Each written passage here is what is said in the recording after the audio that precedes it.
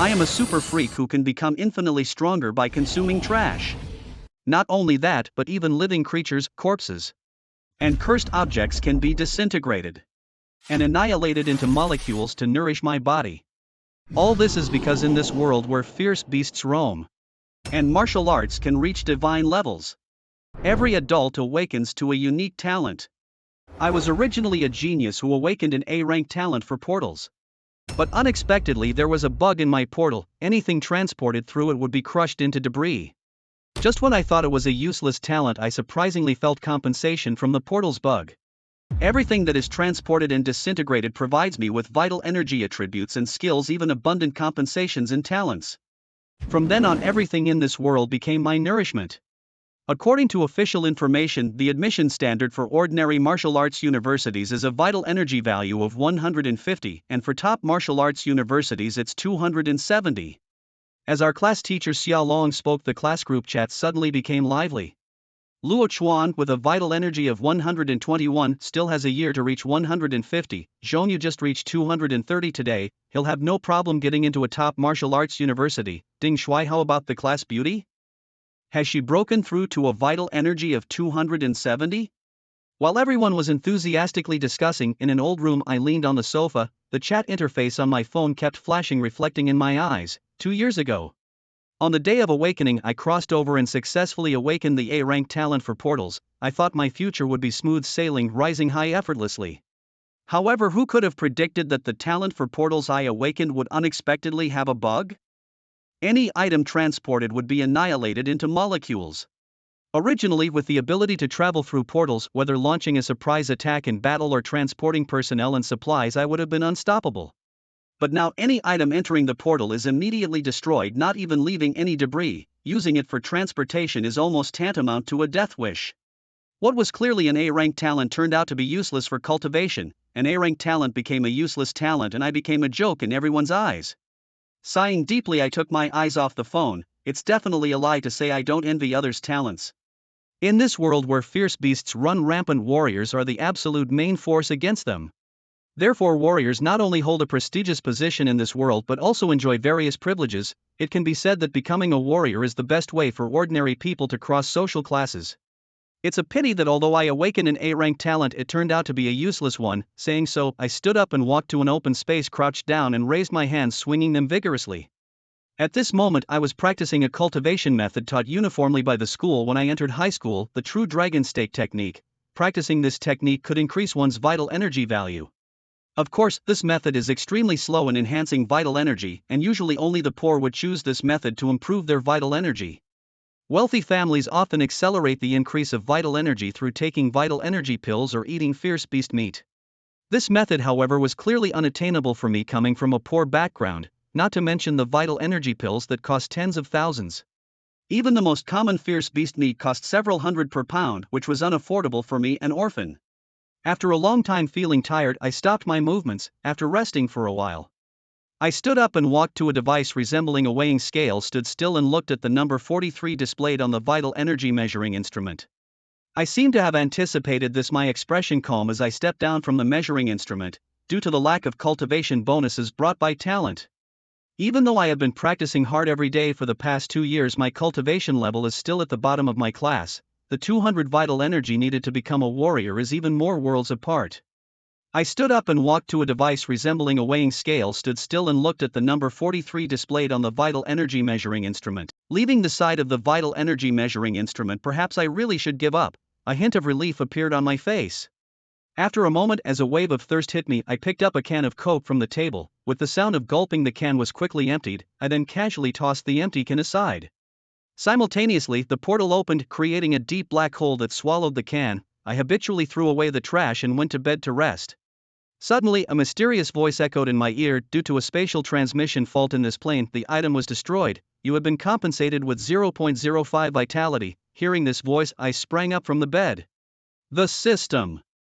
Instantly, a light screen appeared in front of me displaying name, Su Qingquang martial art, true dragon stake technique, 42% proficiency, 18% more until minor accomplishment. Vitality value, 43 inch, needing 157 more to upgrade to a formal warrior. Looking at the mysterious panel that suddenly appeared before my eyes, I showed an expression like Ji Gong returning home. "You finally come." Staring at the mysterious panel, a very strong urge to cry surged in my heart, but I quickly suppressed this thought. It was the can I threw in that triggered a response. Thinking this, I immediately leapt from the bed and rushed to the refrigerator, grabbing an unopened chilled Coke and throwing it directly into the black hole formed by the talent portal. The black hole quickly devoured the Coke. As I watched expectantly, the mysterious voice sounded again in my ear: "Destroying one bottle of Coke compensates 0.05 vitality." Hearing this, I got excited instantly. One can of Coke could compensate 0.05 vitality value. Does that mean 20 cans of Coke could compensate 1 vitality value? Although I had never taken a vitality pill, I had heard that under perfect absorption, a single pill could only increase 1 vitality value. This means that 20 cans of Coke could have the same effect as 1 vitality pill. In an instant, Su Qing was thrilled. The Chi blood pills costing tens of thousands each were beyond his reach, but surely he could afford a few bottles of Fanta, right? System added on, he roared, no longer hesitating. Like a madman, his hands created afterimages swiftly moving in and out of the refrigerator. Soon all the Fanta in the fridge had vanished. Simultaneously, the notification sounds by Su Qing's ears were like dense raindrops, continuously ringing. Damaging a bottle of Fanta. Chi blood plus 0.05 the system repeated with each bottle he destroyed. After his frenzy, Su Qing looked back at the panel and noticed his Chi blood value had reached 44. The Fanta's gone, but I wonder if other things will work too, he muttered, looking at the now empty fridge with a sense of longing. Turning around, he made his way to the kitchen. Thanks to his portal talent, even the kitchen was devoid of trash. Left with no choice, Su Qing's gaze fell on the neatly arranged pots and pans on the stove. Eating utensils were important too, but clearly not as crucial as increasing his cultivation levels. "Sorry about this," he murmured, picking up a bowl and tossing it into the black hole formed by the portal. Soon after, a voice announced, "Damaging a bowl, Chi blood plus 0.03, effective indeed." Hearing this, Su Qing's eyes lit up. Without hesitation, he sprang into action. Just like with the Fanta, Su Qing used both hands, creating afterimages. Similarly, the number of kitchen items rapidly decreased. Damaging a bowl, Chi blood plus 0.03. Damaging a plate, Chi blood plus 0.03. Damaging a basin, Chi blood plus 0.03.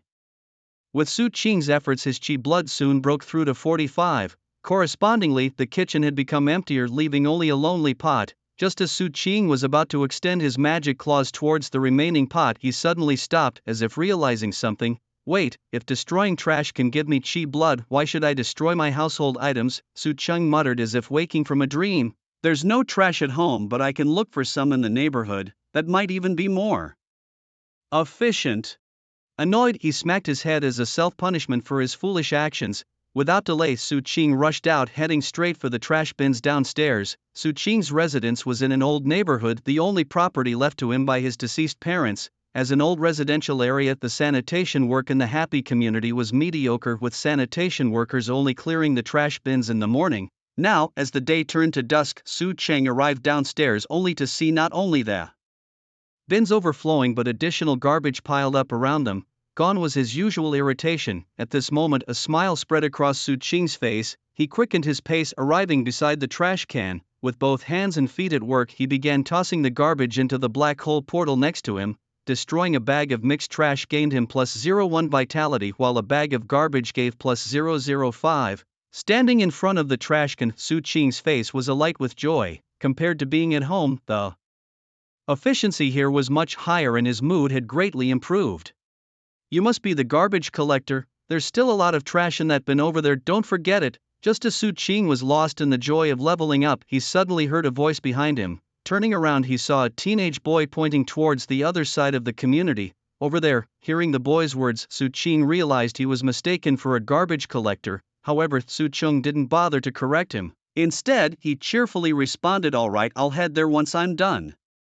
Here, for Su Qing at the moment, the more garbage the happier he was. The boy looked at Su Qing strangely, not understanding what there was to be happy about garbage collection. After the boy left, Su Qing once again immersed himself in his grand enterprise of garbage destruction. Before long, he had emptied the trash bin in front of him. Resisting the urge to clear out the trash bin itself, Su Qing moved on to the next. His quest for leveling up continued. While Su Qing was busy with his trash destruction work, his actions soon caught the attention of other residents in the community. Is he the new garbage collector hired by the property management? He's more dedicated than the last one. Garbage collector? I know this kid, he's from Old Sue's family who passed away some years ago. Old Sue's? Is that Su Chung who awakened the A-level talent? Now that you mention it, Su Ching's A-level talent does indeed resemble a black hole. Ah, he's a good kid, also a pitiful one. His A-level talent turned out to be a waste. While the people were discussing, Su Ching had already cleared all the garbage in the community. After finishing everything, he opened his panel. Su Chung found that his vitality had now increased to 65. Compared to the beginning, his vitality had risen by 22 in a short time, equivalent to the full effect of 20-some vitality pills. This brought Su Ching immense joy. At this rate, I'll soon reach the required 200 vitality to become a martial artist, he muttered to himself as he turned to head towards his apartment. It wasn't that tonight's enhancement had satisfied Su Ching or that he had become complacent. The main reason was that a night of excessive vitality increase made Su Ching want to adjust first. Moreover, as his vitality increased, making his body stronger, Su Ching's consumption had greatly increased. Although he had eaten not long ago, Su Ching was hungry again. He prepared to go back and eat something. Gurgle, listening to the rumbling sound from his stomach, Su Ching quickened his pace towards home. Soon Su Ching returned home and then went to the kitchen only to find it completely empty. Su Ching suddenly remembered that he had destroyed everything in the kitchen, turning it all into qi and blood value. Left with no choice, Su Ching finally resorted to eating instant noodles. Dry, crunch, crunch. After dry eating 3 bags of instant noodles, Su Ching's hunger finally subsided. After eating, he went to the bathroom to wash up, cleaned off the odd smells from his body, and then lay down on the bed. As he lay down, Su Ching opened his panel. Name: Su Ching, martial arts, true. Dragon stance, proficiency, 42%, 18 more proficiency needed to advance to minor achievement. Qi and blood value, 65, needs 135 more to upgrade to official martial artist. He still needed 135 to reach the Qi and blood value required to become a martial artist. His current rate of progress was still too slow. After a period of rapid leveling, Su Ching was no longer satisfied with just cleaning garbage in the neighborhood. Tomorrow he would look for a job in garbage collection and recycling. Compared to the garbage in the neighborhood, there was undoubtedly more at the garbage recycling station in his area. By securing a job at the recycling station, Su Ching's upgrading speed would increase even more. Not only that, he would also get a salary. For Su Ching, it was clearly a win-win situation. He decided to go first thing in the morning, a smile forming on his face. He then set his phone aside and closed his eyes, drifting off to sleep. The next morning, waking up and feeling the strong qi and blood within his body, Su Ching got out of bed, quickly washed up, and ate a few bags of instant noodles to fill his stomach. He then headed straight for the nearby garbage recycling station. After verifying that his talent indeed enabled him to clean up garbage, Su Ching successfully got a job at Nanfeng garbage station, becoming a garbage collector. Led by the staff, Su Ching quickly arrived at his workplace, a space filled with garbage. Around this space, there were many similar areas which were the workplaces of other garbage collectors. Su Ching could see many people busily working in those areas, because during the interview Su Ching had demonstrated his powerful ability to destroy garbage. The staff treated him very kindly. This is where you'll work. Just clean up this garbage and your work for today will be considered done, explained the staff member briefly before quickly leaving. Watching the staff member leave, Su Ching eagerly approached the garbage pile. Opening the portal, he began to work. As a black hole appeared next to Su Ching in the air, his hands once again turned into afterimages. Destroying a bag of garbage, compensation Qi and blood plus 004. Destroying a broken doll, compensation Qi and blood plus 001. As Su Ching started to get busy, the system notification sound also rang in his ears again. At the same time, Su Ching's Qi and blood and physical strength began to rapidly increase. However, as his Qi and blood increased, Su Ching also noticed an anomaly. Damaging the same items might not always lead to the same compensation in terms of vital energy. The replenishment of vital energy seems rather random or perhaps governed by some undetected rule. However, Su Ching didn't dwell on this issue. Instead, he immersed himself back into the trash cleaning job. There was no helping it, the sensation of increasing vital energy was simply too exhilarating.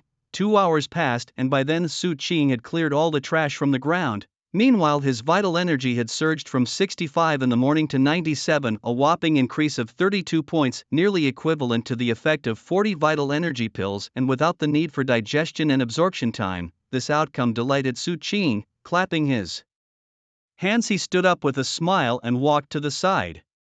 With the surge in vital energy, Suqing felt hungry again. He planned to take a break, have something to eat, and then continue. It was July, and although it was only 10 in the morning, the intense sunlight was already unbearable. When Suqing reached a nearby shady area, he found that many people had already gathered there, chatting in small groups. "Young man, are you new here?" a kindly-faced uncle asked as he saw Suqing approaching. "Yes, uncle." Suqing nodded and sat down not far from there.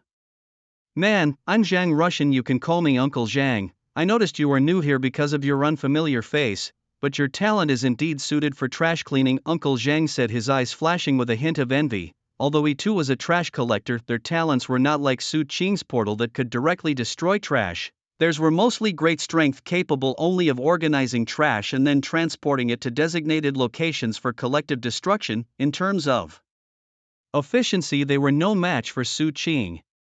"Seeing you are new, you might not know this," Uncle Zhang, as someone experienced, had a few words to say. "With your work efficiency, you can ask for a raise at the garbage station. Also, there are good and bad kinds of trash. When you are destroying it, you need to pay attention to differentiate. Some items, even though they are broken and turned into trash, may still hold substantial value if they are related to martial artists." Uncle Zhang's words were enlightening for Suqing. He hadn't realized there were so many intricacies to a job in trash cleaning. Just then, a wave of hunger hit him. Suqing stood up, greeted Uncle Zhang, and ran towards a nearby supermarket. As he left, he faintly heard some teasing voices behind him. "Old Zhang playing the good guy again. They won't remember your kindness." At the supermarket, Suqing bought some water and bread and also a pack of cigarettes. After paying, he returned to the shady spot. "Uncle Zhang, here's some water and bread for you.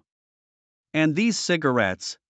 Sitting next to Zhang Russian, Suqing handed him the cigarettes and gestured for him to drink some water and eat the bread. Suqing was a person who knew how to be grateful. Uncle Zhang's advice had been very useful to him and he appreciated it deeply. As for choosing to buy cigarettes, it was because Zhang Russian had smoked during the interval while talking with Suqing. No need, Zhang Russian waved his hand in refusal upon seeing Suqing's gesture. "Uncle Zhang, please keep it. I bought it especially for you." After some persuasion, Zhang Russian finally accepted the item from Suqing.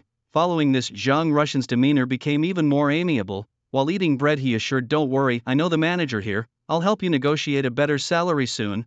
"Thank you, Uncle Zhang," Suqing replied. True to his word, after finishing his meal, Zhang Russian took Suqing to meet the waste station's management to discuss his salary. Thanks to his efforts, Suqing's salary increased by 50 which brightened his mood considerably.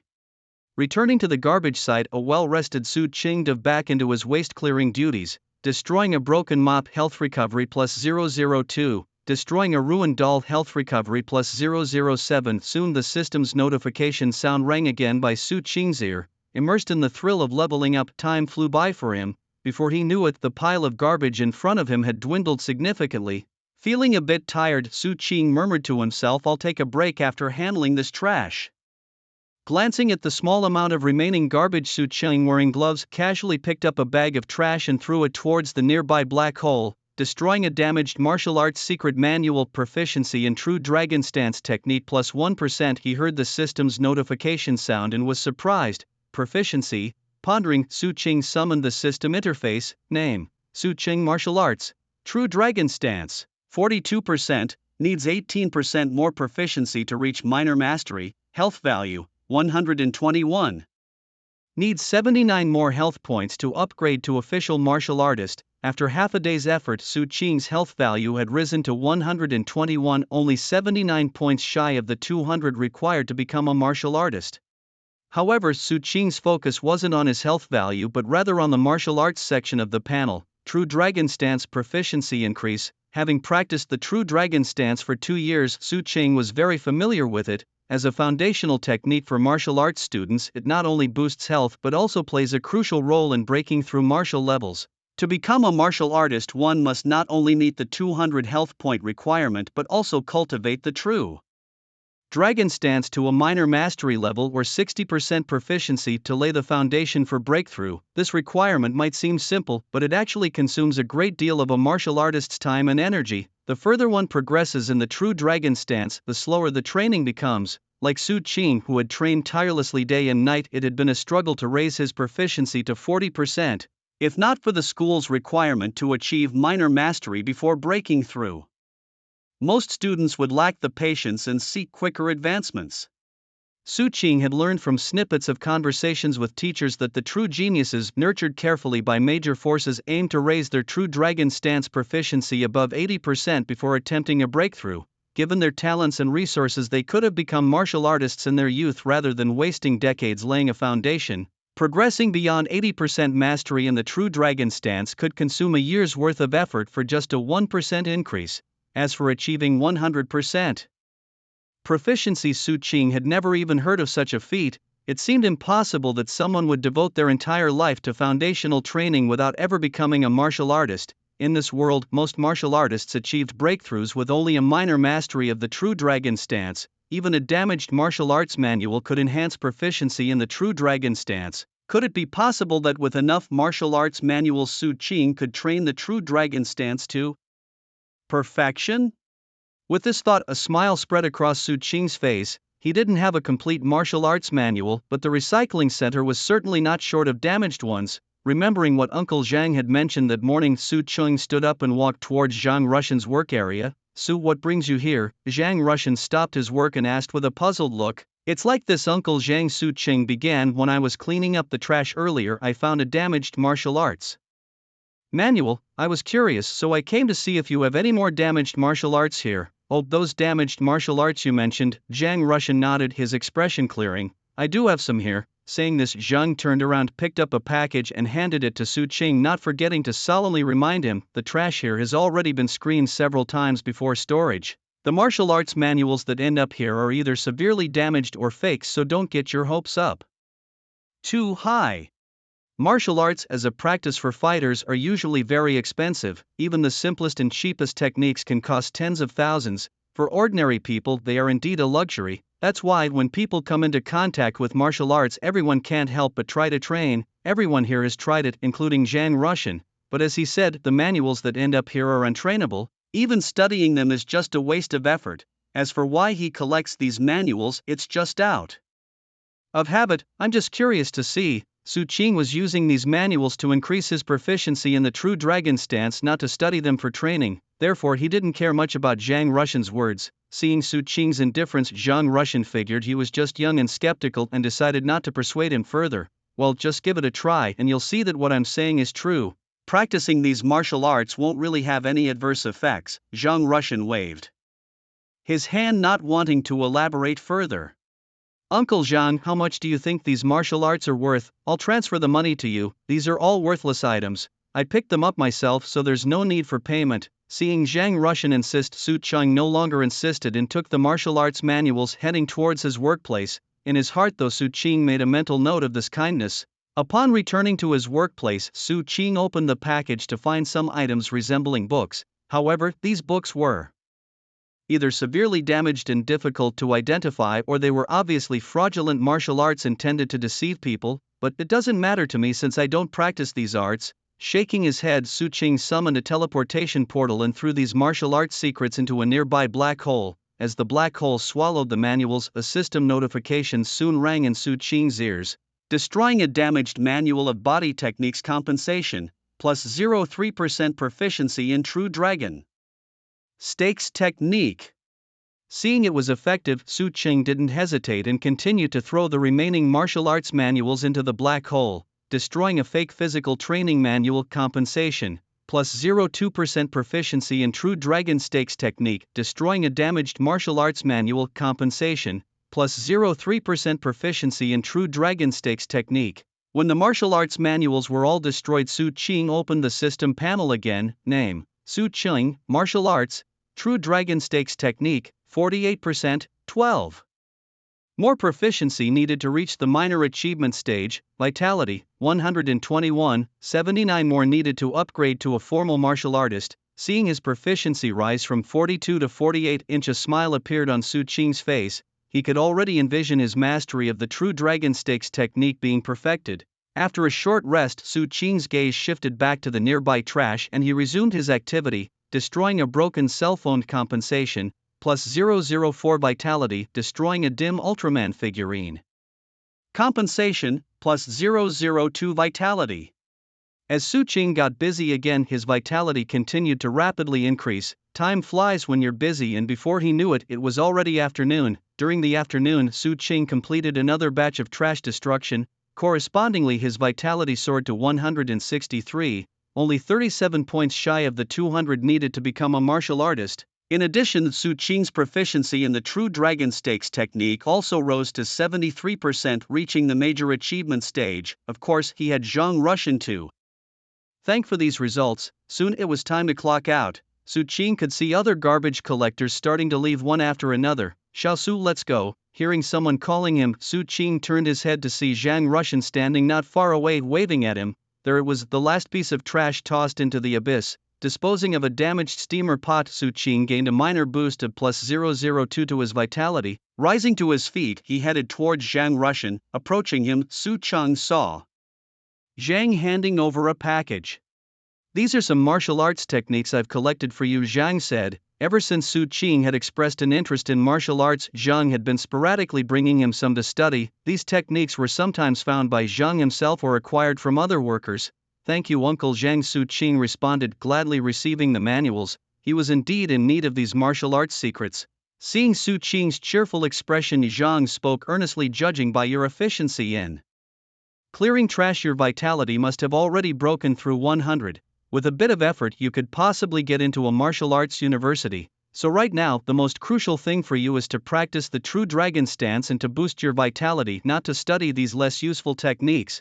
Su Qing opened his mouth to respond. He wanted to say that he was actually destroying the trash to practice the True Dragon stance, but he knew Zhang wouldn't believe it, so he simply nodded and said, "I understand, Uncle Zhang." Seeing Su Qing's somewhat unconvinced expression, Zhang shook his head and sighed. "All right, let's go get our pay." After collecting his day's wage of 400 yuan with Zhang, Su Qing waved goodbye, but before leaving, Zhang caught him to say, "Come early tomorrow morning. I'll help you pick some good trash." "Thanks, Uncle Zhang." After expressing his gratitude, Su Qing and Zhang parted ways. Leaving the Nanfeng waste station, Su Qing didn't head straight home. Instead, he found a secluded spot and opened the package from Zhang. Smiling as he looked at the damaged martial arts manuals inside, a black hole appeared beside him.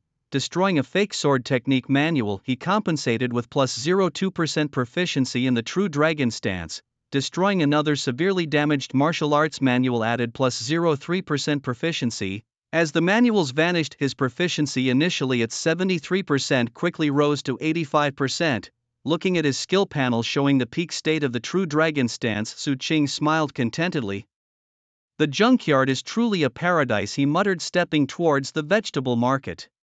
Due to a sudden impulse the day before, Su Qing's kitchen had been cleared out. He planned to restock his kitchen at the market. With his enhanced strength, speed, and endurance, Su Qing quickly reached the market. After purchasing a batch of kitchen utensils, he then turned towards his residential area. Of course, the first thing Su Qing did upon returning was to inspect the community's trash bins, sweeping them clean. Destroying a bag of trash, he gained a vitality boost of plus 0.03. Even with the rich resources of the junkyard, every little bit counts. Not yet a martial artist, it wasn't the time to indulge in pleasures. After clearing out the garbage in the residential area, Su Qing's vital energy successfully rose to 175, only 25 points shy of becoming a martial artist. This filled Su Qing with great joy. "Today is a good day, everything I wish for will come true." Humming a tune, Su Qing, carrying the kitchen supplies he had bought, headed home. What good luck has Su Qing encountered today? Did he win a lottery or something? Curious passers-by asked. Upon seeing his cheerful demeanor, arriving home, Su Qing placed the kitchen supplies in their respective spots and then simply made himself a meal. After filling his stomach, he lay down on the sofa and pulled out his phone. Su Qing didn't have many friends. Other than cultivating his martial skills, his favorite pastime was playing on his phone. He habitually opened a group chat with his classmates and found them discussing something. "Luo Chuan, after using a vitality pill, my vital energy successfully reached 122, bringing me one step closer to Martial University." Scrolling through the chat history, Su Qing quickly understood the situation. Turns out Luo Chuan's vital energy increased by 1 after taking the vitality pill, and below his message was a flurry of praises and envy from classmates. Not to mention, the vitality pill costs tens of thousands and isn't something ordinary families could afford. Just having the Opportunity to get into Martial University was enough to make people envious, as it meant a chance to become a martial artist, a transformation akin to a fish leaping through the Dragon Gate for ordinary people. An increase of just one in vital energy, what's there to brag about? Su Qing thought, dismissing Luo Chuan's boast with disdain. Just yesterday his own vital energy was only 43, and now it had soared to 175, a whopping increase of 132 points, 132 times that of Luo Chuan's. More importantly, Luo Chuan only had a chance at Martial University, whereas Su Qing was certain to get in. The comparison made the superiority clear, and if nothing went wrong by tomorrow, Su Qing could become a true martial artist. Muttering to himself, a spark lit up in Su Qing's eyes. Feeling bored, he turned off his phone and went to an empty space to practice the true dragon stake technique. This time he noticed a significant difference. Unlike before, when he would feel exhausted after practicing for a while, the technique at its peak seemed tailor-made for Su Qing. Not only did it not exhaust him, but it invigorated him instead. Su Qing wondered what the perfected stage of the true dragon stake technique would feel like. After practicing for a while, remembering the advice of Zhang Rushan, Su Qing stopped and went to take a shower. Afterwards he headed to the bedroom, set the alarm and deeply fell asleep. Today is a good day, everything I wish for will come true. At 6 in the morning, accompanied by the cheerful ringing of the alarm clock, Su Qing got out of bed. After a quick wash in the bathroom, he headed out towards the garbage dump. Passing by a breakfast shop on his way to the dump site, Su Qing bought some food. When he arrived at the Nanfeng garbage dump, he noticed only a few recyclers had shown up. Xiao Su over here. After meeting up with Zhang Rushan, Su Qing shared some of the breakfast he had bought. In return, Zhang Rushan handed him a package. After wolfing down breakfast with Uncle Zhang, Su Qing followed Zhang Rushan to the worksite from yesterday. These are all newly arrived trash. I'll pick out a better pile for you, Uncle Zhang said. You might find something related to martial artists in these which could be sold for a good amount of money. Listening to Zhang Rushan's explanation, Su Qing nodded in agreement. Soon Zhang Rushan selected a pile of trash for him. Let's go with this pile. Hearing this, Su Qing didn't ask why and immediately went towards the indicated pile of trash. Upon reaching the pile, Su Qing didn't start sifting through the trash right away. Instead, he opened the package that Zhang Rushan had brought him this morning, which contained neatly arranged martial arts manuals. Looking at these manuals, Su Qing got busy right away. He destroyed a damaged saber technique manual which increased the proficiency of his true dragon stance by 3%, and a fake sword technique manual, also increasing the true dragon stance proficiency by 3%. After destroying all the martial arts manuals brought by Zhang Rushan, Su Qing looked at his panel and found that the proficiency of his true dragon stance had now reached 97%. He was only one step away from perfection, which filled his heart with anticipation. He wondered what the perfected true dragon stance would be like. With these thoughts in mind, Su Qing's gaze turned towards the nearby pile of trash. Destroying a broken doll increased his chi and blood by 002, and destroying a broken mop increased it by 007. As each piece of trash was swallowed by the teleportation formation's black hole, Su Qing's chi and blood levels soared. At 8 a.m., as the sun rose and the temperature began to climb, Su Qing took the opportunity to open his panel. Name: Su Qing, Martial Arts, True Dragon Stance, 100%, Perfected, Chi and Blood, 197, needs 3 more to upgrade to Official Martial Artist. The True Dragon Stance was finally perfected. Seeing the martial arts section of the panel showing that the True Dragon Stance had reached perfection, a smile appeared on Su Qing's lips. Since discovering that damaged martial arts could improve the proficiency of the True Dragon Stance, Su Qing had been zealously collecting various damaged martial arts manuals. Persistence pays off, and now his stance was perfected. Is this what the perfected true dragon stance feels like? He muttered, unconsciously clenching his fists. As the true dragon stance broke through to perfection, Su Qing noticed a significant change in his body. Not only was there a great increase in physical strength and durability compared to before, but concentrating for a moment, Su Qing could even see his body seemingly glowing. This was an internal change that could be described as a transformation. The feeling was exhilarating. Su Qing closed his eyes, savoring the feedback from his body. He felt an unprecedented vitality coursing through his body. It was said that the true dragon stake technique would exhibit special changes after a martial artist broke through their current limits. Now, even without having broken through, he already felt exceptional. He couldn't begin to imagine the incredible transformations that would occur after a breakthrough. With these thoughts, Su Qing couldn't help but feel excited, his eyes fiercely fixed on the pile of trash in front of him, destroying. A broken cactus gave +003 to his vitality, and a shattered lightbulb added +002. Soon as Su Qing was deeply engaged in the task of destroying trash again, driven by his goal to become a martial artist. At this moment his work ethic surpassed all other garbage collectors at the site. Should take a break. Just as Su Qing was immersed in his task, he suddenly heard the voice of Zhang Russian. "Okay, Uncle Zhang, I'm coming." With the true dragon stake technique nearing perfection, Su Qing realized his stamina had significantly improved compared to before, despite having been busy. All morning he didn't feel the fatigue like he did yesterday. However, due to the enhancement of his physical condition, Su Qing noticed that his body's consumption rate had increased. Even though he had eaten earlier that morning, it wasn't long before he felt hungry again. Uncle Zhang. Arriving at the resting area and greeting Zhang Russian, Su Chong leaned against the wall and sat down. Su, you seem different today, Zhang Russian remarked curiously just as Su Qing settled down. Not really, Su Qing replied, shaking his head slightly as he lay down, yet something stirred within him. He realized the changes in him were significant enough for Zhang Russian to notice. There definitely is something. Uncle Zhang is not wrong. Did your true dragon stake technique or your vitality breakthrough? Zhang Russian stared intently at Su Qing, his tone confident. He too had attended high school and practiced the true dragon stake technique, although he hadn't managed to enter a martial arts university due to his vitality levels. Despite neglecting his training over the years, his aspiration and plans for his children's future kept his understanding of the stake technique and vitality sharp. Plus, having been in constant touch these past days, Zhang Russian was quick to notice the changes in Su Qing. I had a minor breakthrough with the true dragon stake technique yesterday, Su Qing admitted, seeing that Zhang Russian was so certain, but he didn't mention that he had reached the perfect realm of the true dragon stake technique. After all, such a revelation would be too astonishing. He was afraid that Zhang Russian might not handle the shock well. I knew it, Zhang Russian exclaimed, his guess confirmed, and he clenched his fists tightly. The change in your demeanor and aura clearly shows that your true dragon stake technique has reached a major achievement level. Moreover, your vital energy has already broken through 100. Zhang Russian muttered to himself, believing that Su Qing's stance skill had reached a major breakthrough which accounted for such changes. He didn't dare to think about higher realms. Seeing that Su Qing did not refute his words, Zhang Russian became more convinced of his thoughts. He lifted his head to look at Su Qing, his tone becoming fervent. Su, with your current condition, as long as you are willing to work hard, you have a complete hope of getting into a martial arts university. Once you become a martial artist, you can completely leave your current life behind. So now is the time for you to give it your all, Uncle Zhang tells you. This is not the time to be frugal, Zhang Russian said earnestly, the first time Su Qing had seen such an expression on his face.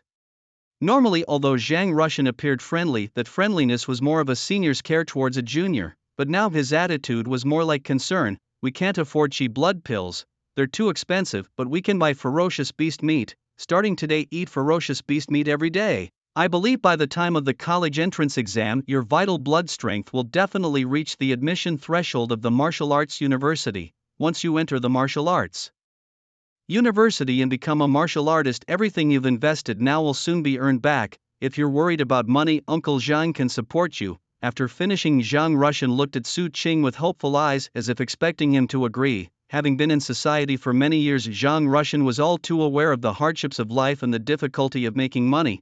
Being at the bottom of society, he knew how hard it was to come across an opportunity to change one's fate, and now Su Qing had appeared before him.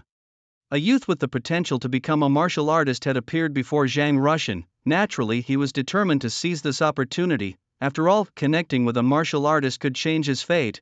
For this, he wouldn't hesitate to spend not just some money but everything he owned. Hearing Zhang Russian's words and seeing his eager expression, Su Qing was stunned momentarily. However, Su Qing soon realized why. Uncle Zhang saw him as a hopeful future martial artist and wanted to invest in him early to foster a closer relationship. After a moment of thought, Su Qing nodded slightly. Okay, I'll listen to you, Uncle Zhang. Having interacted with Zhang Russian over the past few days, Su Qing had a good impression of him. So although he knew Zhang Russian had ulterior motives, he didn't mind getting closer to him. Good. Seeing Su Qing agree, a smile unconsciously appeared on Zhang Russian's face. He whispered, then I'll transfer you 20,000 to buy ferocious beast meat. Thank you, Uncle Zhang. Su Cheng accepted the transfer from Zhang Rushan. Having heard Zhang Rushan's words, Su Cheng indeed prepared to buy ferocious beast meat. However, it wasn't to enhance his vital energy but to stave off the onset of hunger. As vital energy increased, the human body's consumption would also grow. After becoming a martial artist, one would need to consume a large amount of food to maintain a normal life. In such circumstances, ferocious beast meat, a food containing immense energy, had entered the martial artist's radar. After breaking through to become a martial artist, all martial artists choose to make the meat of ferocious beasts a part of their daily diet. Although Su Cheng hasn't yet made the breakthrough, he is not far from achieving the necessary vitality required for it. In such circumstances, he naturally needs to consume the meat of ferocious beasts to maintain his daily life. After chatting with Zhang Rushan for a while and rejecting his suggestion to quit his job as a garbage collector, Su Cheng returned to his workstation. "How can I break through if I quit my job?" he muttered under his breath, then quickly refocused his mind. Glancing at the system interface, Su Cheng turned his attention back to the pile of trash in front of him. With his hands swinging, he began the garbage clearing work. Destroying a mosquito coil, vitality plus 003. Destroying a damaged piece of clothing, vitality plus 002. A series of system notifications sounded as Su Cheng resumed his trash destroying job.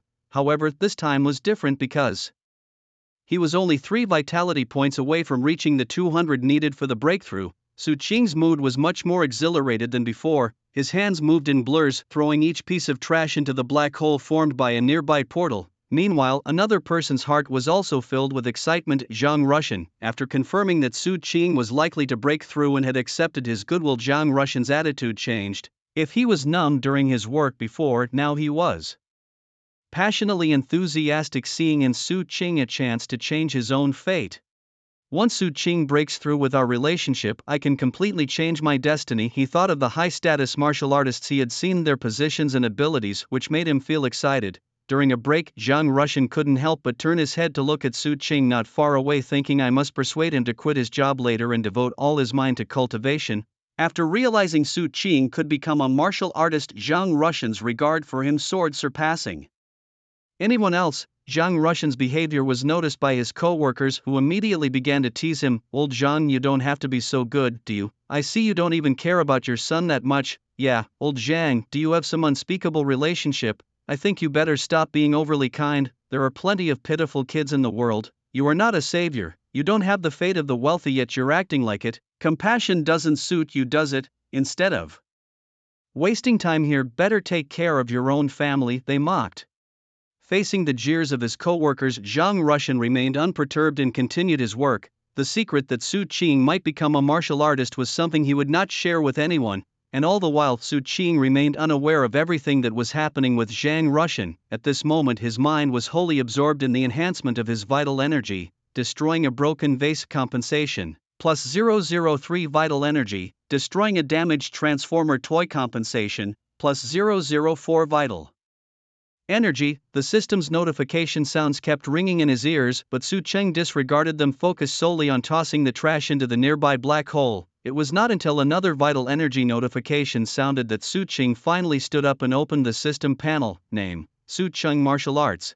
True Dragon Stance Skill: 100%. Achieved Perfection. Vital Energy: 200. Ready to break through and become a formal martial artist. Seeing that his vital energy value had reached 200 and the prompt to break through to become a formal martial artist appeared, a smile spread across Su Cheng's lips. "It's time to break through," he murmured softly, his eyes involuntarily shimmering with excitement.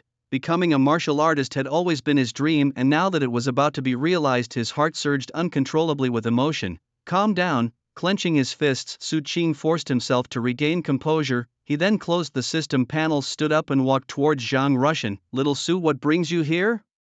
"Need something from your uncle." Ever since their last conversation, Zhang Rushan had kept a close watch on Su Cheng. Thus, when he saw Su Cheng approaching, he hurried forward to greet him. Su Cheng nodded slightly and said, "Uncle Zhang, I need a small favor from you." "A favor? No trouble at all. Tell me, what do you need? I'll make sure it's taken care of." "It's nothing much. I've just had an insight and plan to practice the true dragon stance. I'm worried about being disturbed, so I'd like you to keep watch for me." "Of course, no problem. You go ahead and focus on your practice." Hearing that it was about cultivation, Zhang Rushan nodded repeatedly. Seeing that Zhang Rushan had agreed, Su Qing quickly led him to an open area. After giving a brief explanation, Su Qing positioned himself on the empty ground. He bent his legs slightly, crouched down, and then extended his arms forward, beginning his practice of the true dragon stance. Becoming a martial artist mainly involved the accumulation of vital energy in the practice of stance. The breakthrough process itself was not difficult, as long as one had sufficient vital energy and could operate the true dragon stance to stimulate the circulation of vital energy within the body, the breakthrough would naturally occur. This was also why, after reaching the necessary vital energy value, Su Qing was eager to make the breakthrough. As he moved his arms, Su Qing operated the true dragon stance and began to feel the vital energy within his body. Under the influence of the perfected true dragon stance, his vital energy soon began to flow naturally.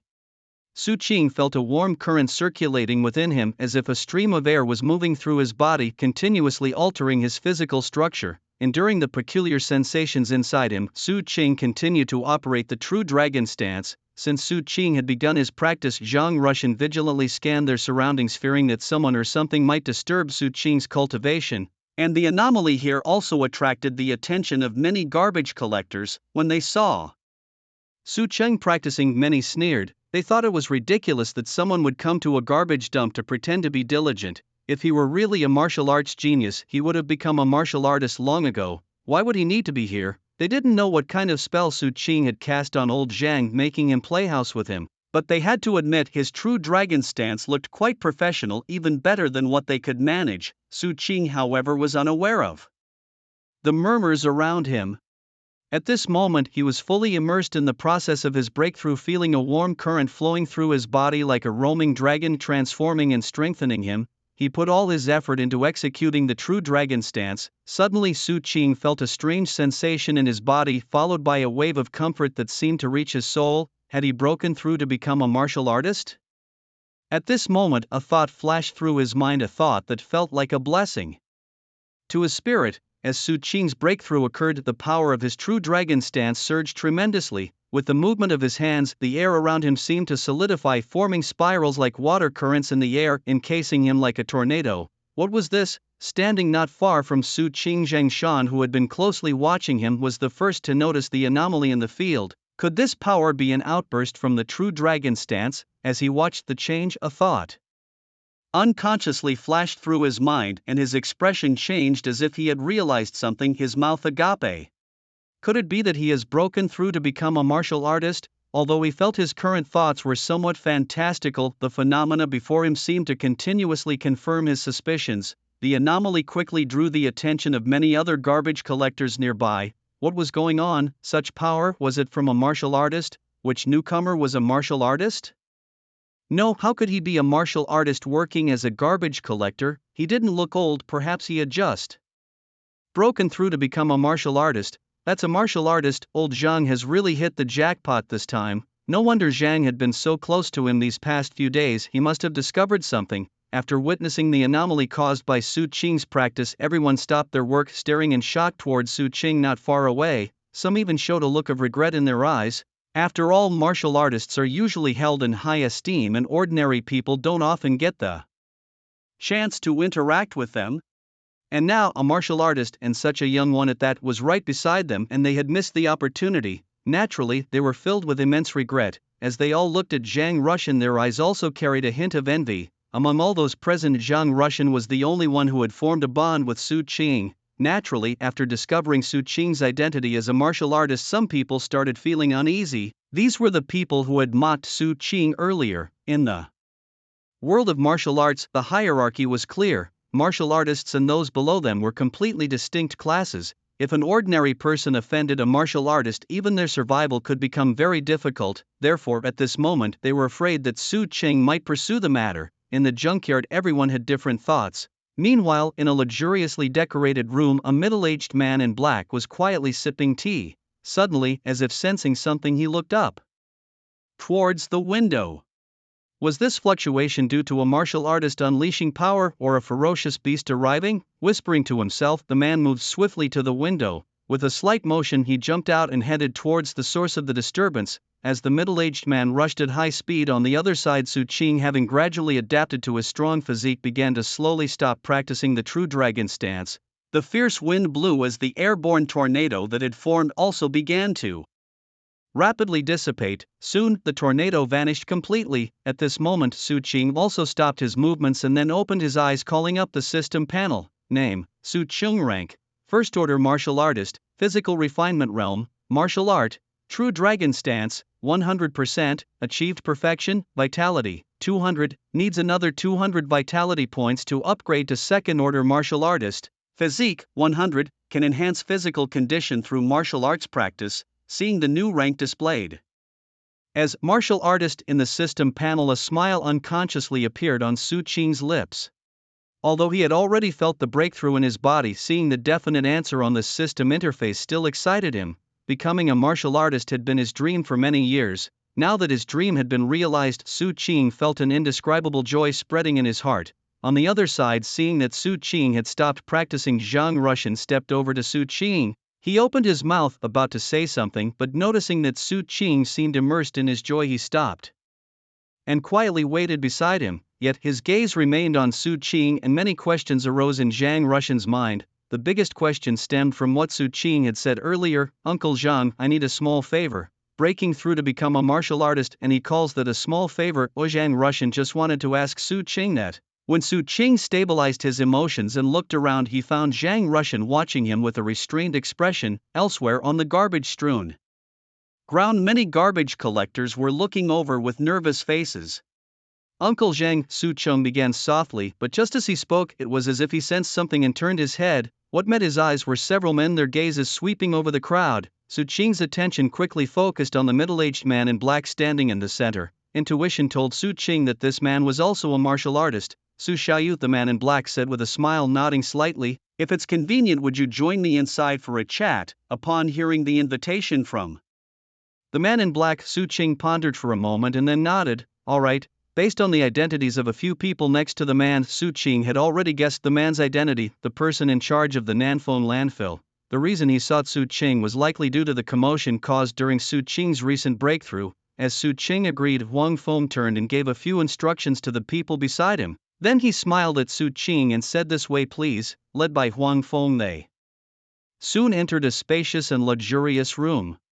After settling down, Huang Feng immediately introduced himself. My name is Huang Feng and I am the person in charge of this Nanfeng landfill. Pausing briefly, he continued, I am also a martial artist. Hearing Huang Feng's introduction, Su Qing nodded slightly, then he seriously added, my name is Su Qing, a student at Lincheng Martial Arts High School. I have just made a breakthrough to become a martial artist. Hearing Su Qing's words, Huang Feng spoke with admiration. Truly a promising young man. In fact, through the management of the landfill, Huang Feng had already grasped the basic information about Su Qing. Although Huang Feng was curious why a student capable of breaking through as a martial artist, potentially attending a top-tier martial arts university, would work as a garbage collector at the landfill, he did not inquire as it involved Su Qing's privacy. Besides, Huang Feng had another matter in mind when he approached Su Qing. After chatting for a while, once they became slightly more acquainted, Huang Feng finally spoke. You have just broken through to become a martial artist. You probably don't know much about the situation of martial artists. As someone who has been through this, let me explain it to you briefly. As he spoke, Huang Feng's tone became more serious. After breaking through as a martial artist, the most important thing for us is the choice of martial arts techniques. Firstly, you should know that there are two types of martial arts techniques.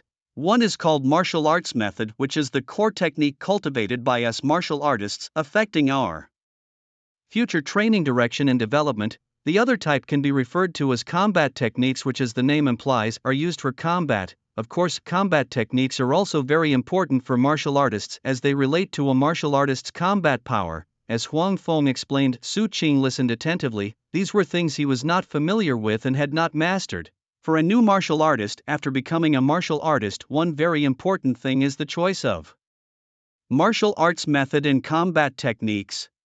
Of course, you can easily find this information in martial arts forums, and you will understand it quickly once you pass the martial artist certification. What I am about to tell you now is the most important thing for a new martial artist. At this point, Huang Feng's expression became solemn. He looked at Su Qing seriously and began to speak slowly. You must have heard that after becoming a martial artist, one can choose to go to a martial arts hall for certification or to the official martial artist department for certification. What I'm about to explain to you are the differences between these two types of martial artist certifications. Listening to Huang Feng's explanation, Su Qing unconsciously nodded. Although the teachers at school would occasionally mention something about martial artists, most students were not martial artists, so the teacher's explanations were rather vague. As a result, Su Qing didn't know much about martial artists. He only knew that after becoming a martial artist, one could choose to go to a martial arts hall or an official institution for certification. However, he was unclear about the differences between the two, so when Huang Feng mentioned this, Su Qing's attention was naturally focused. Martial artist certification for a newcomer is actually a choice about one's future direction, Huang Feng continued. If you choose to go to a martial arts hall for certification, it means you join that martial arts hall by default and will enjoy the benefits provided by the hall thereafter. The same goes for choosing an official institution here.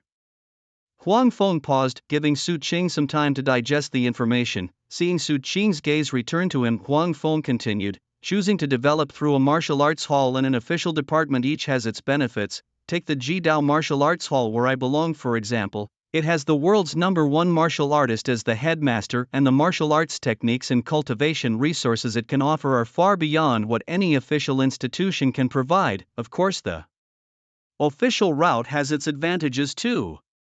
If you choose the official department for martial artist certification, you will become an official martial artist and enjoy many privileges that are not available to martial artists from the halls. However, enjoying these privileges also means bearing responsibilities. After becoming an official martial artist, you will need to complete tasks assigned by the officials every year, which not only takes away your freedom but also delays your cultivation. Huang Feng spoke succinctly, explaining the differences between martial artists from official institutions and those from martial arts halls in just a few sentences. So, before you undergo martial artist certification, you need to think clearly about what you want and decide where you want to go based on your thoughts, he said, raising his head to look at Su Qing. To be honest, Huang Feng had a great fondness for Su Qing. Firstly, Su Qing had become a martial artist at a young age, indicating his extraordinary talent. If he could introduce such a talented martial artist to the Jidao Martial Arts Hall, the hall would surely reward him handsomely. Moreover, the fact that Su Qing broke through to become a martial artist at a garbage dump reminded Huang Feng of his own past. His family's financial situation had also been poor when he was young. In Su Qing, Huang Feng saw a reflection of his own past, so he couldn't help but show more kindness towards him. Su Qing lowered his head, carefully pondering Huang Feng's words. He pondered whether to become an official martial artist or a martial hall artist in the future. Huang Feng made it clear. Choosing the path of an official martial artist is to choose a path of power and influence, while becoming a martial hall artist is to choose the path of the strong. Each path has its pros and cons. After a moment of thought, Su Qing quickly made up his mind to become a martial hall artist. For someone like Su Qing, who had external enhancements, becoming a strong figure was undoubtedly the path he should choose. So have you made up your mind? Huang Feng asked with a smile when he saw Su Qing lift his head to look at him. Are you planning to go to the martial hall for the martial artist certification or to an official institution for it? To the martial hall, Su Qing answered decisively. Now that he had made his decision, he would not change it. Hearing Su Qing's response, Huang Feng nodded with a smile. In that case, I have something to tell you. The Extreme Path Martial Hall and the Thunder God Martial Hall, being the only two martial halls in the world, and their heads are the first and second strongest people in the world. Both martial halls have their merits and unique characteristics. Whichever one you choose to join doesn't make much of a difference. However, as a member of the Extreme Path Martial Hall, I still hope you would consider joining us. Of course, business is business, and I wouldn't ask you to join for nothing. If you choose to join the Extreme Path Martial Hall, I can personally give you a gift of 100,000. Huang Feng spoke candidly, causing Su Qing to hesitate. He didn't want Huang Feng's gift because his heart was already leaning towards joining the Extreme Path Martial Hall. After all, despite the constant rivalry over the years, the Extreme Path Martial Hall, with the world's strongest person at its helm, had always had a slight edge over the Thunder God Martial Hall. Seeing the hesitation in Su Qing's heart, Huang Feng continued before Su Qing could speak. The Martial Hall gives rewards for recommending martial artists to join, so you don't need to worry. Hearing this, Su Qing no longer hesitated. He nodded. All right, then I choose to join the Extreme Path Martial Hall. After receiving Su Qing's affirmative answer, the atmosphere became even more harmonious. Huang Feng quickly fulfilled his promise and transferred the 100,000 federal dollars he had promised to Su Qing. After chatting for a bit longer, Huang Feng spoke earnestly. If you have any questions in the future, feel free to contact me. I guess you're eager to head to the martial hall for the martial artist certification now, so I won't keep you. Waving his hand at Huang Feng, Su Qing said, then I'll go for the martial artist certification first. With that, Su Qing turned and walked outside. As Huang Feng had said, at this moment his heart was eager to go through the martial artist certification. After all, only after passing the martial artist certification could he officially begin practicing martial arts and martial techniques. Moreover, Su Qing was also very curious about the world after becoming a martial artist. After leaving Huang Feng, Su Qing headed straight for the Lincheng branch of the Extreme Path Martial Hall. After becoming a warrior, Su Qing underwent tremendous changes in his body. Both his physical strength and power saw qualitative improvements. Even his running speed far exceeded that of before. As he ran, Su Qing could hear the whistling wind by his ears. The roadside scenery seemed to move backwards, swiftly passing by him. In no time, Su Qing arrived in front of a grand building. Hanging at the center of this building was an ancient-looking plaque. Inscribed on the plaque in vigorous flowing strokes were the 4 characters, Extreme Path Martial Hall. Shifting his gaze from the plaque, Su Qing stepped towards the interior of the Extreme Path Martial Hall. He was there to undergo the warrior certification. While Su Qing was heading to the Extreme Path Martial Hall for his certification in the house where Huang Feng resided, a young man dressed in a blue short-sleeved shirt, who appeared to be about Su Qing's age, stepped out. Uncle Huang, what's so special about him that you treat him this way? The young man in blue voiced his inner doubts. To become a warrior at the high school stage, Su Qing indeed shows impressive talent, Huang Feng admitted, but such geniuses I have encountered before. Yet he didn't feel that this alone warranted the special treatment from his uncle. His physique is unusual, that feeling at the very least is of a warrior who has broken through using the true dragon stance at the peak realm. Huang Feng revealed his speculation. His response sparked a flash of shock in the young man's eyes. The peak realm of the true dragon stance? That's a level even I haven't reached. He finally understood why his uncle was so polite to Su Qing. Shaking off his shock, the young man unconsciously looked towards the door, as though he could see Su Qing, who had left through it. Meanwhile, Huang Feng had already picked up his phone and began dialing. Hello, Manager Zhuge, I am planning to recommend a warrior to join the martial hall. His name is Su Qing and he will soon head to the martial hall for his warrior certification. He has become a warrior by breaking through the true dragon stance at the peak realm. After the call connected, Huang Feng quickly explained the purpose of his call. On the other side, after entering the Extreme Path Martial Hall, Su Qing made straight for the warrior certification area. Though it was his first time at the Extreme Path Martial Hall, clear introductions and markings made it easy for him to locate the certification area. It was a large counter with several staff members sitting inside, communicating earnestly with the visitors.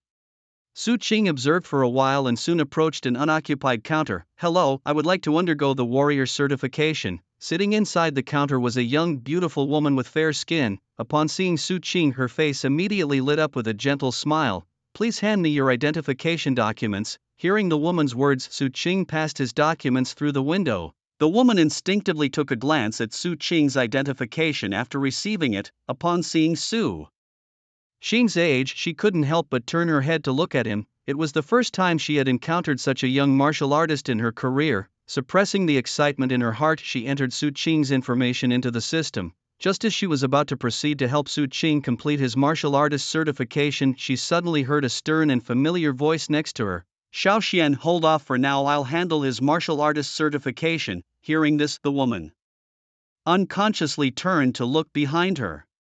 Then she exclaimed in shock, Manager Zhuge. However, at this moment Zhuge's mind was entirely focused on Su Qing and he did not pay attention to the woman. You must be Su Xiaoyu. Dressed in a gray robe, looking like a strategist from ancient times, Zhuge looked at Su Qing and smiled lightly as he spoke. I just received a call from Huang Feng. He has already told me about your situation. As he spoke, Zhuge looked at Su Qing and invited, if it's convenient, would you follow me inside for a talk? Being inside the Jidao martial arts gym and hearing the other party mention Huang Feng, Su Qing did not hesitate and immediately agreed. Thank you, sir. During the conversation, Su Qing followed the man in gray towards a door nearby. Since the appearance of the man in gray, the woman known as Xiao Xian had been silent, quietly sitting at her workstation. Only after the figures of Zhuge Ku and Su Qing had disappeared did she finally exhale deeply. Phew, that scared me. Frightened, she patted her chest as her mood finally calmed down. But why did Manager Zhuge suddenly appear, and what's the background of that young man that warrants such personal attention from the manager? As she calmed down, curiosity inevitably arose in the woman's heart. Zhuge Ku, as the head of the martial artist certification department at the Jidao Martial Arts Gym's Lincheng branch, was considered a high-ranking official. Not only that, but he was also a powerful martial artist himself. In this context, there were not many people in Lincheng worthy of Zhuge Ku's personal reception, so seeing Su Qing being personally received by Zhuge Ku, the woman couldn't help but become curious about Su Qing's identity. At the same time, she deeply engraved Su Qing's appearance and name in her mind, knowing he was someone she could not afford to offend, if there's a chance to get to know him. Meanwhile, as Zhuge Ku entered the door, Su Qing came into a large, simply furnished room. Leading Su Qing, Zhuge Ku quickly arrived at a spacious area. This is a place where I occasionally practice. After reaching the spot, Zhuge Ku turned to look at Su Qing and said in a deep voice on the phone, "Huang Feng told me some basic information about you. However, I always believe that seeing is believing rather than just hearing, so lend me a hand." As he spoke, Zhuge Ku steadied himself and then reached out a hand towards Su Qing. Seeing Zhuge Ku's gesture, Su Qing did not hesitate and immediately assumed the posture of the true dragon stance, a martial art he had mastered. He swung his hands towards Zhuge Ku in attack. The core purpose of the true dragon stance, although primarily for enhancing vitality, also possessed a certain offensive capability. As Su Qing swung his hands, the air around him began to circulate rapidly, attacking towards Zhuge Ku along with him. However, faced with Su Qing's attack, Zhuge Ku merely raised a hand and easily blocked it. Snap! His palm gently closed, showing no sign of exertion from Zhuge Ku, yet Su Qing felt as though he was clamped by a massive vice, unable to move. With a single move, Zhuge Ku easily defeated Su Qing, yet there was no sign of joy of victory on his face. Instead, his brows were deeply furrowed. Zhuge Ku looked at Su Qing with a serious expression, his voice careful yet mixed with a slight caution. "Is your true dragon stance not at its peak state?" he asked, his eyes unconsciously showing a hint of anticipation. As a supervisor at the Extreme Path Martial Academy, Zhuge Ku was among the higher echelons within the academy. He had sought out Su Qing eagerly right after receiving a call from Huang Feng, not because of Huang Feng's influence, but because of a phrase mentioned over the phone. Su Qing's true dragon stance had reached its peak state. It was this phrase that prompted Zhuge Ku to personally seek out Su Qing. The reason being, although the true dragon stance was only a basic martial art, its mastery directly affected a martial artist's future development. During the breakthrough process of a martial artist, the body undergoes a reshaping, and depending on the mastery level of the true dragon stance during this reshaping, the physique of each martial artist formed will be different. Different physiques allow for different martial paths, and the martial achievements one can attain in the future could be vastly different. In essence, for a martial artist, the true dragon stance forms the foundation. The deeper the mastery of the true dragon stance, the higher the martial realm one can achieve in the future. This is also why many offspring of major families choose to suppress and delay their breakthrough as martial artists, aiming to perfect their true dragon stance before advancing. It was also for this reason that upon hearing from Huang Feng about Su Qing's cultivation of the true dragon stance to its peak, Zhuge Ku hurried over. With a foundation built on a peak state true dragon stance, there was a chance to cultivate into a 9th-tier martial artist in the future. Such a foundation was rare in Lin City, producing only a few each year, each worth Zhuge Ku's serious attention. Seeing the cautious expression on Zhuge Ku's face, a hint of confusion flashed through Su Qing's heart. Nevertheless, he nodded and said, "Yes, I broke through to become a martial artist with the complete state of the true dragon stance. Due to the existence of ferocious beasts as the external enemies of the human race, the human clans are highly united. The higher-ups of the human race also provide great care for the younger generation with outstanding talents." Therefore, when Zhuge Ku asked Su Qing about his level in the true dragon stake technique, Su Qing did not hide it. A complete realm, it was indeed the complete realm of the true dragon stake technique. Although Zhuge Ku had already guessed it, he couldn't believe it when he heard Su Qing's definite answer. After all, the practitioner of the true dragon stake technique at the complete realm had not appeared in Lin City for over a decade. That individual had since become a famous martial god among the human race. This was also why Zhugaku was so astonished upon hearing Su Qing's confirmation. The martial foundation built by the complete realm of the true dragon state technique meant that Su Qing had the potential to break through to the martial god realm. And a martial god not only in Lin City's extreme path martial gym but in the entire human race was considered a top-tier power. Come with me for a test, Zhugaku said, trying to regain his composure. He still took Su Qing to conduct further tests despite believing everything after their previous exchange and Su Qing's confirmations. To make absolutely sure, Zhugaku prepared to conduct thorough tests.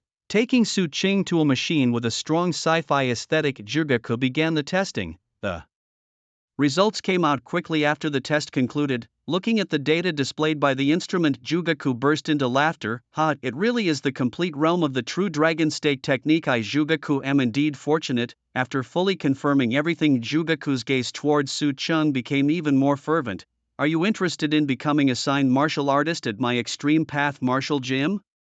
He asked, his eyes burning with excitement. Seeing Su Qing's puzzled look, Zhugaku hurriedly explained, being a signed martial artist is different from a regular martial artist. Joining Extreme Path Martial Gym as a signed martial artist not only gets you the gym's resource rewards every year but also secures a management position at the gym after you graduate from Martial Arts University. Besides, you'll get discounts when purchasing martial arts secrets and cultivation resources. In short, there are plenty of benefits. Zhugaku's offer did not fluster Su Qing. Calmly looking at him, Su Qing was contemplating internally. The change in Zhugaku's attitude stemmed from his complete realm in the true dragon state technique. It seemed that Su Qing had underestimated the impact of mastering the true dragon state technique to the complete realm. Although he had heard of the importance of cultivating the true dragon state technique in the past and his body had indeed undergone many changes after reaching the complete realm, Su Qing still had no clear understanding of the complete realm's true impact until this moment, witnessing Zhugaku's change of attitude. Perhaps he had still underestimated the influence of the true dragon state technique's complete realm. Don't worry, becoming a signed martial artist has no downsides for you personally, and you won't need to take on too much responsibility. Even if you don't want to join the management of the martial gym later, you can still decline, Zhugaku reassured. Seeing that Su Qing had been silent for a long time, Zhugaku hurriedly began to explain. He was afraid that Su Qing would refuse, and even more afraid that the people from the Thunder God Martial Arts School and the official departments would learn about Su Qing's mastery of the true dragon stance. If that happened, Su Qing might be taken away by these two parties and the achievements he had in hand would fly away. He feared he might die of frustration. Could Supervisor Zhuge elaborate on the matter of signing with the martial arts school? Zhugaku's words brought Su Qing back to his senses, and he looked at him and spoke directly. Seeing that Su Qing seemed interested, Zhugaku quickly began to explain the advantages of signing as a martial artist. After listening to Zhugaku's explanation, Su Qing gained a clear understanding of what it meant to be a signed martial artist. To use a shop analogy, ordinary martial artists are like regular customers, while signed martial artists are like VIP members enjoying many privileges.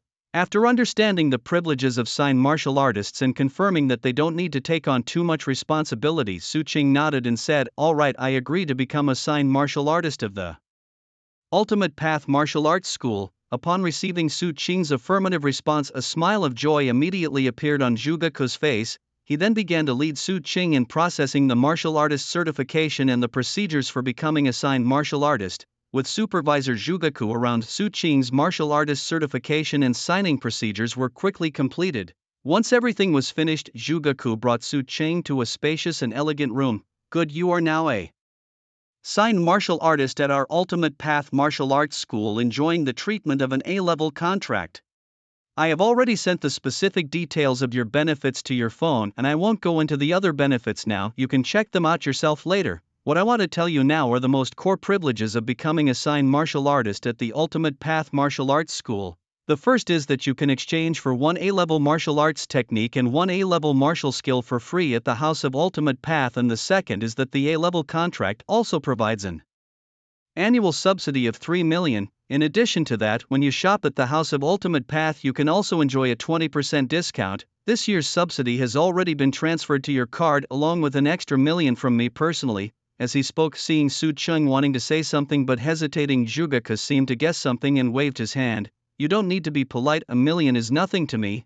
After saying this, Zhugaku looked at Su Qing again. "You've just become a martial artist and haven't decided on your main martial arts technique and skills yet, so I won't disturb you further. If there's anything you don't understand or need help with, you can contact me anytime." After saying these, Jugaku hurriedly left the room as he still needed to report this matter to the head of the school. After Jugaku's figure disappeared, Su Chung withdrew his gaze. He then took out his phone and opened an app called House of Ultimate Path. The House of Extreme Path, a software independently developed by the Extreme Path Martial Arts School, is an all-encompassing application integrating social networking, trading, a shopping mall, entertainment, and more. It's an indispensable tool for every martial artist of the Extreme Path Martial Arts School. After registering as a martial artist, Jugaku instructed Su Ching to download this app. Now, Su Ching opens the app with the intent to select the martial arts techniques and skills he plans to cultivate. During his martial artist certification, Jugaku had already introduced Su Ching to the functionalities of the House of Extreme Path. Thus, upon opening the app, Su Ching expertly navigates to a feature called Martial Artists Forum. He clicks to enter and begins to search and review the different martial arts techniques and skills available. These martial arts techniques and skills are categorized into 4 levels: A, B, C, and D. Speaking from experience, I advise everyone to choose higher level martial arts techniques for cultivation. Under the same vitality condition, a martial artist who cultivates a level B technique could defeat 3 of me cultivating a level C technique, so, if possible, aim to cultivate higher level techniques. The discussion above is nonsense to someone who wrote if one could cultivate higher level techniques who wouldn't want to. It's just not feasible. Indeed, in my rush to break through and become a martial artist, I only managed to achieve a significant level in the true dragon stance. After the breakthrough, my physical constitution was only around 60, allowing me to cultivate at most a level C martial arts technique. What can one do? Who would have thought that the progress of the basic true dragon stance would affect the choice of martial arts technique? Major achievement, pinnacle, and perfection. Each level indeed represents a different heaven. With a weaker constitution and unstable martial foundation, one can only cultivate to a certain level until the physical constitution improves and then switch to a higher level of martial arts technique. Observing the various posts by martial artists on the forum, Su Ching's gaze involuntarily shifts to the system panel. Name: Su Ching. Rank: First Order Martial Artist. Body Refining Stage: Martial Art. True Dragon Stance: 100%. Achieved Perfection. Vitality: 200. Needs an additional 200 vitality points to upgrade to a Second Order Martial Artist. Physical Constitution: 100. Can be enhanced by cultivating martial arts techniques. Physical constitution indeed affects the choice of martial arts technique.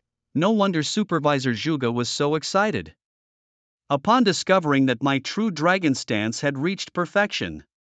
When handling the martial artist certification procedures, Su Ching inquired Zhuge about the reasons. Now, Su Ching understands the preciousness of the perfection level of true dragon stance. The progress in cultivating the true dragon stance affects a martial artist's physical constitution, which in turn influences the choice of martial arts technique. Just like the martial artist in the forum who, with a significant achievement level in true dragon stance, broke through to become a martial artist but could only reach a physical constitution of about 60, limiting him to choose only level C martial arts techniques. Meanwhile, Su Ching, having achieved perfection in the true dragon stance, broke through with a physical constitution of 100, allowing him to directly cultivate level A martial arts techniques. Practicing grade A martial arts not only grants one formidable combat power at the same realm but also facilitates breakthroughs in cultivation. Consequently, it becomes easier to become a martial arts master. From top to bottom, the importance of mastering the true dragon stance technique is thus underscored. However, due to the difficulty of the training, some, despite understanding the benefits of perfecting the true dragon stance, find themselves incapable of achieving mastery. After browsing a martial arts forum to understand more about martial arts techniques and skills, Su Ching opened another feature on the Extreme Path home interface, the Marketplace. Upon entering the Marketplace, an array of items caught Su Ching's eye. Martial arts techniques, skills, medicinal pills, weapons, and various cultivation treasures were all available. With a clear goal in mind, Su Ching quickly selected the option for martial arts techniques. Suddenly, the dazzling array of items vanished from the Marketplace interface, leaving only a display of numerous martial arts techniques. As assigned warrior of the Extreme Path Martial Gym, Su Ching had obtained the right to exchange for grade A martial arts techniques, and his constitution allowed him to practice such high-level techniques. Thus, Su Qing's gaze began to shift among the various grade of martial arts techniques available. After comparing the descriptions with information found on martial arts forums, Su Qing quickly decided on the martial arts technique he would cultivate in the future, the Azure Dragon martial technique. Looking at the introduction page for the Azure Dragon martial technique, Su Qing filled in his address and immediately clicked the exchange button. The Azure Dragon martial technique chosen by Su Qing after thorough comparison enables one to cultivate the Azure Dragon martial body. Once achieved, the Azure Dragon martial body greatly enhances one's strength, speed, defense and other attributes. In combat against peers of the same realm, one would have a significant advantage. Cultivating the Azure Dragon martial body to its peak realm could even allow one to transform into the legendary Azure Dragon, unleashing power capable of obscuring the heavens and devastating the earth. Shortly after Su Qing chose to exchange for the technique, there was a knock at his door. "Mr. Su, here are the items you just purchased." Opening the door, Su Qing saw a staff member from the Extreme Path Martial Gym. "Thank you," he said, taking a metal-textured box from the staff member, who then turned and left. Su Qing carried the box into his room. Upon opening it, he found a booklet inside emitting a faint azure glow titled Azure Dragon Martial Technique Volume 1. The Azure Dragon martial technique consisted of 3 volumes, each corresponding to beginner, intermediate, and advanced martial artists. The volume Su Qing exchanged was for first, second and third tier martial artists. Taking out the Azure Dragon martial technique from the box, Su Qing began to flip through it. He noted that the tome, besides text, contained numerous illustrations. Only by fully understanding and integrating the text and illustrations can one truly master the Azure Dragon martial arts technique. As Su Qing's gaze fell upon the illustrations in the album, he immediately noticed their peculiarities.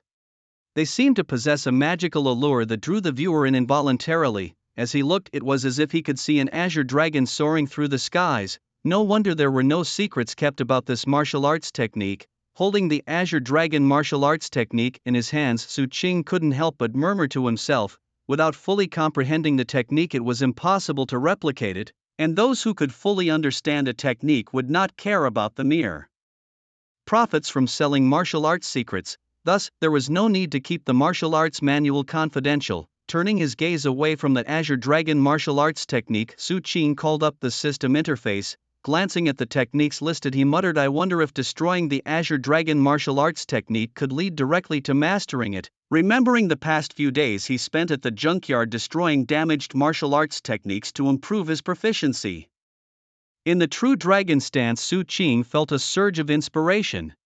However, after summoning the teleportation portal, he hesitated. Should he test it with another technique first? No sooner had he thought it than he ordered a D-rank martial arts technique. Soon, the delivery staff brought it to his door. Taking the technique to his room, Su Qing immediately summoned the teleportation portal and casually tossed the manual into the black hole. Then he heard the system's notification sound in his ear. Destroying a complete copy of the Pan-Rock martial arts technique. Compensate with plus 20% proficiency in the Pan-Rock martial arts technique. Accompanied by the sound of the system's notification, Su Qing suddenly gained a burst of inexplicable memories. Inside the room, Su Qing sometimes sat cross-legged, and at other times he moved his body. As time passed, his body underwent continuous changes. It became stronger, and his skin tone also noticeably changed to a grayish-brown, resembling an unremarked stone on a riverbank. Realizing the transformation of his body, Su Qing discovered that his body now resembled a rock, thick and indestructible. Not only that, but his skin had also changed from its original fair tone to its current grayish-brown. Feeling the powerful sensation coming from his body, Su Qing couldn't help but exclaim in realization, just practicing a D-rank martial arts technique can make one this strong. No wonder martial artists are revered and enjoy various privileges. Su Qing felt that the current him could defeat 10 of his former self. Snapping out of his daze, Su Qing opened the system interface. Name: Su Qing. Rank: First stage martial artist. Physical conditioning stage: martial arts. True dragon stance: 100%. Achieved perfection. Pan-Rock martial arts technique: 20%. Needs another 20% proficiency to reach minor accomplishment. Vitality value: 200. Needs 200 more to upgrade to second stage martial artist. Physical constitution: 100. Can be enhanced by practicing martial arts techniques. Seeing that Pan-Rock martial arts technique appear in the martial arts section of the system interface, Su Qing showed a look of realization. Indeed it works, Su Qing nodded slightly. Now he could practice the Azure Dragon martial arts technique with peace of mind. As he spoke, Su Qing's gaze shifted towards the glowing Azure Dragon martial arts technique. His eyes sparkled with anticipation. D-grade martial arts techniques were already this powerful. He wondered just how strong an A-grade technique could be. With this hope, Su Qing tossed the Azure glowing martial arts manual into a nearby black hole, destroying a complete volume of the upper Azure Dragon martial arts technique. Compensated him with plus 20 proficiency, accompanied by the system's notification sound. Su Qing's mind suddenly filled with many inexplicable memories. In the vast room, a lean figure sometimes sat cross-legged, closing his eyes to envision the shadow of the Azure Dragon. At other times he stood up, moving his body as if an Azure Dragon soared through the skies. As time passed, the lean figure persisted day after day, until one day a burst of azure light suddenly appeared on the young man. Then a robust voice echoed in the room. "Ao!" Like the roar of a true dragon, reverberated long and persistently. At that moment the young man also stopped his movements and sat down cross-legged. Coming to his senses, Su Qing found that his mind now held many insights into the Azure Dragon martial arts technique. It felt as though he had indeed been in deep secluded cultivation here, gathering all his thoughts and diligently practicing the true dragon martial arts technique. It felt different. Su Qing lowered his head to look at his hands. His previously dusky skin had vanished, returning to a pale and even more lustrous appearance than before. Through his skin, Su Qing felt that his body had undergone a drastic transformation. If practicing the rock martial arts technique had given Su Qing the most noticeable feeling of an increased defensive capability able to withstand many times his own striking force, then now after practicing the Azure Dragon martial arts technique, Su Qing felt an all-around enhancement in his body. Strength, speed, defense. It was as if his body had been modified, optimizing all functional indicators of his body, truly worthy of an A-grade martial arts technique. Feeling his body now several times stronger than when he practiced the rock martial arts technique, Su Qing couldn't help but be moved. At this moment he finally understood the thoughts of the martial artists on the forums. He also understood why Zhugaku was so excited when he learned that his own true dragon stance had reached the realm of perfection. Indeed, the gap between A-grade martial arts techniques and ordinary ones was immense. After a while, gathering his thoughts, Su Qing opened the system interface. Name: Su Qing. Level: First Stage Martial Artist. Physical Refinement Stage: Martial Arts. True Dragon Stance Skill: 100%, Perfected. Pan Stone Martial Path: 20%, 20% more proficiency needed to reach the Minor Achievement Stage. Azure Dragon Martial Path: 20%, 20% more proficiency needed to reach the Minor Achievement Stage. Vitality: 200, 200 more needed to upgrade to Second Stage Martial Artist. Physique: 100, can be enhanced by practicing martial paths. As the system interface appeared in front of Su Qing, a system prompt was heard by his side. Noticing that the host had practiced both the Pan Stone and Azure Dragon martial paths, he could choose to refine and discard one. The prompt made Su Qing pause momentarily. Discard a martial path. He mused aloud, his gaze shifting to the Pan Stone martial path. After a moment's hesitation he tried to speak. Discard the Pan Stone martial path. As Su Qing's words fell, the insights he had about the Pan Stone martial path began to dissipate slowly like flowing water. At the same time, a dusty book appeared in Su Qing's hands titled Pan Stone Martial Path. Observing the martial path book that appeared in his hands, a look of fascination emerged in his eyes. So it can be done this way. Looking at the Pan Stone martial path in his hands, numerous thoughts flashed through Su Qing's mind. Better choose a martial technique first. Shaking his head, Su Qing reopened the Extreme Path home and started selecting martial techniques. For a martial artist, it is not enough to only practice martial paths. Practicing martial techniques is essential to unleash one's full potential. Practicing only martial paths is like guarding a mountain of treasures without knowing how to use them. Foolish. Against non-martial artists or those whose levels are far below one's own, one might still have an advantage. However, against martial artists of equal strength, it would not be a match. After becoming a contracted martial artist at the Extreme Path Martial Pavilion, Su Qing not only received the right to exchange for an A-grade martial path but also a book on an A-grade martial technique. Now, what Su Qing needed to do was choose the martial technique suitable for himself. Opening the martial technique page in the Extreme Path Homes Marketplace, a dazzling array of martial techniques caught Su Qing's eye. Attack techniques, movement techniques, burst techniques, various effects and different levels of martial techniques presented themselves. Meanwhile, in a room decorated in an ancient and solemn style, Jugaku came to report to a robust man, "Director, this is the information regarding Su Qing." Jugaku, dressed in a gray long shirt, respectfully said to the robust man in front of him, a martial artist who has perfected the true dragon stance. Upon hearing Jugaku's report, the robust man slowly spoke, his voice thunderous, resonating within the room for a long time. "So his martial foundation is strong enough to directly train in an A-grade martial path. Lin City has not seen a martial arts prodigy like this for many years. Indeed, it still depends on me, Lei Zhan. Only under my wise and valiant leadership can the Ji Dao martial arts gym grow stronger and surpass the Thunder God martial arts gym in one fell swoop." Listening to Lei Zhan's self-praise, Jugaku's lips twitched involuntarily. At this moment, he just wanted to ask, how does the prodigious talent of Su Qing have anything to do with you, Lei Zhan, your wise and valiant leadership? However, thinking of Lei Zhan's position as the head of the gym, Jugaku ultimately held back his words. After a while, Lei Zhan finally calmed down and returned to his usual demeanor. "Has everything been arranged properly for Su Qing?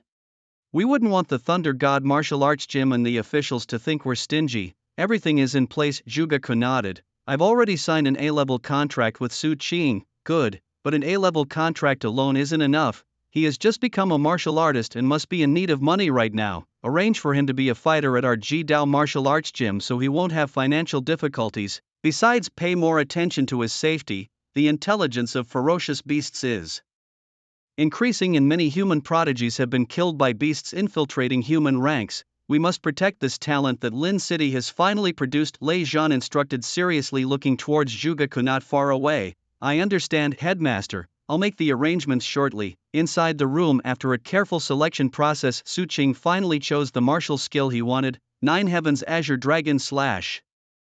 This was a matching offensive martial skill for the Azure Dragon martial arts technique. After a thorough selection, Su Qing chose this blade technique. Once mastered, this martial skill could not only unleash formidable power but also produce blade shadows during the burst, allowing the martial artist to unleash multiple times the attack power. At its peak, it could even produce 81 blade shadows in one strike, unleashing 81 times the attack power. Such attack power could almost be unmatched by any pure martial artist or ferocious beast. The Nine Heavens Azure Dragon Slash and the Azure Dragon martial arts technique could be said to be a perfect match. After placing the order, an employee from the Ji Dao martial arts gym soon delivered the martial skill. Without hesitation, Su Qing immediately threw the azure-colored booklet of Nine Heavens Azure Dragon Slash into a nearby black hole. At the same time, a system notification sounded, destroying a complete copy of the Nine Heavens Azure Dragon Slash Volume 1, compensating with plus 20 proficiency in Nine Heavens Azure Dragon Slash, accompanied by a mysterious memory. Still in the same room, a lean figure held a long blade, his expression devout, swinging it day and night. As time passed, at a certain moment, accompanied by a flash of azure light from the blade tip, a loud roar echoed within the room. Instantly, two faint azure blade lights appeared, flashing past, and the room was destroyed in an instant, leaving a huge crack in the space. Watching all this, a smile spread across the face of the lean figure in the scene.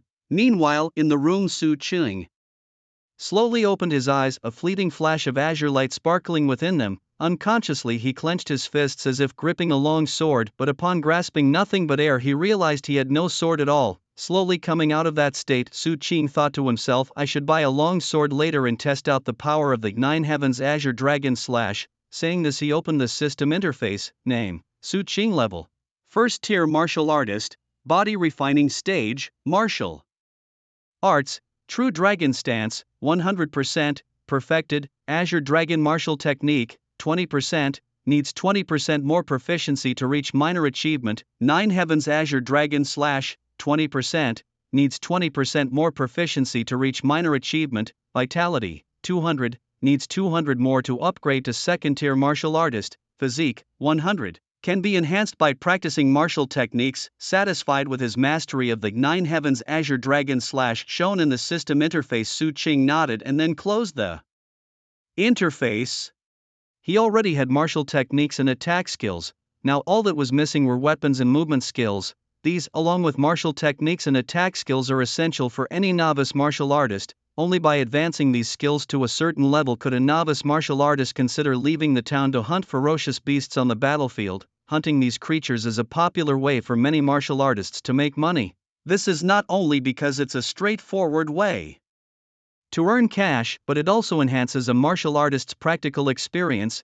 Furthermore, official encouragement and support are significant reasons why martial artists venture into the beast battlefields. Ever since the change in the heavens when animals mutated into ferocious beasts, these creatures have become humanity's greatest enemies, constantly threatening human survival.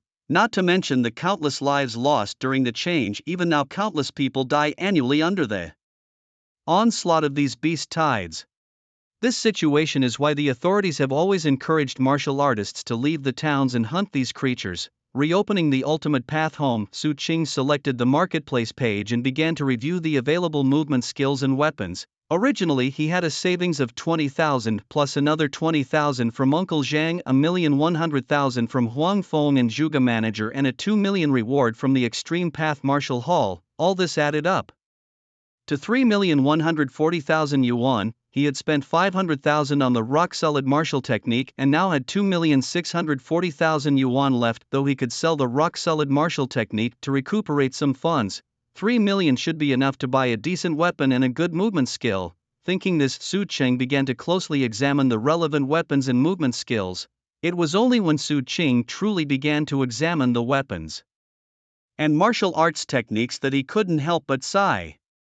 So expensive. Seeing the weapons and techniques in the stores, some costing hundreds of thousands or even millions, Su Qing suddenly felt his earlier thoughts were somewhat presumptuous. A D-level martial arts technique alone costs hundreds of thousands, C-level ones break $1 million. The prices of weapons vary greatly too. This was just two.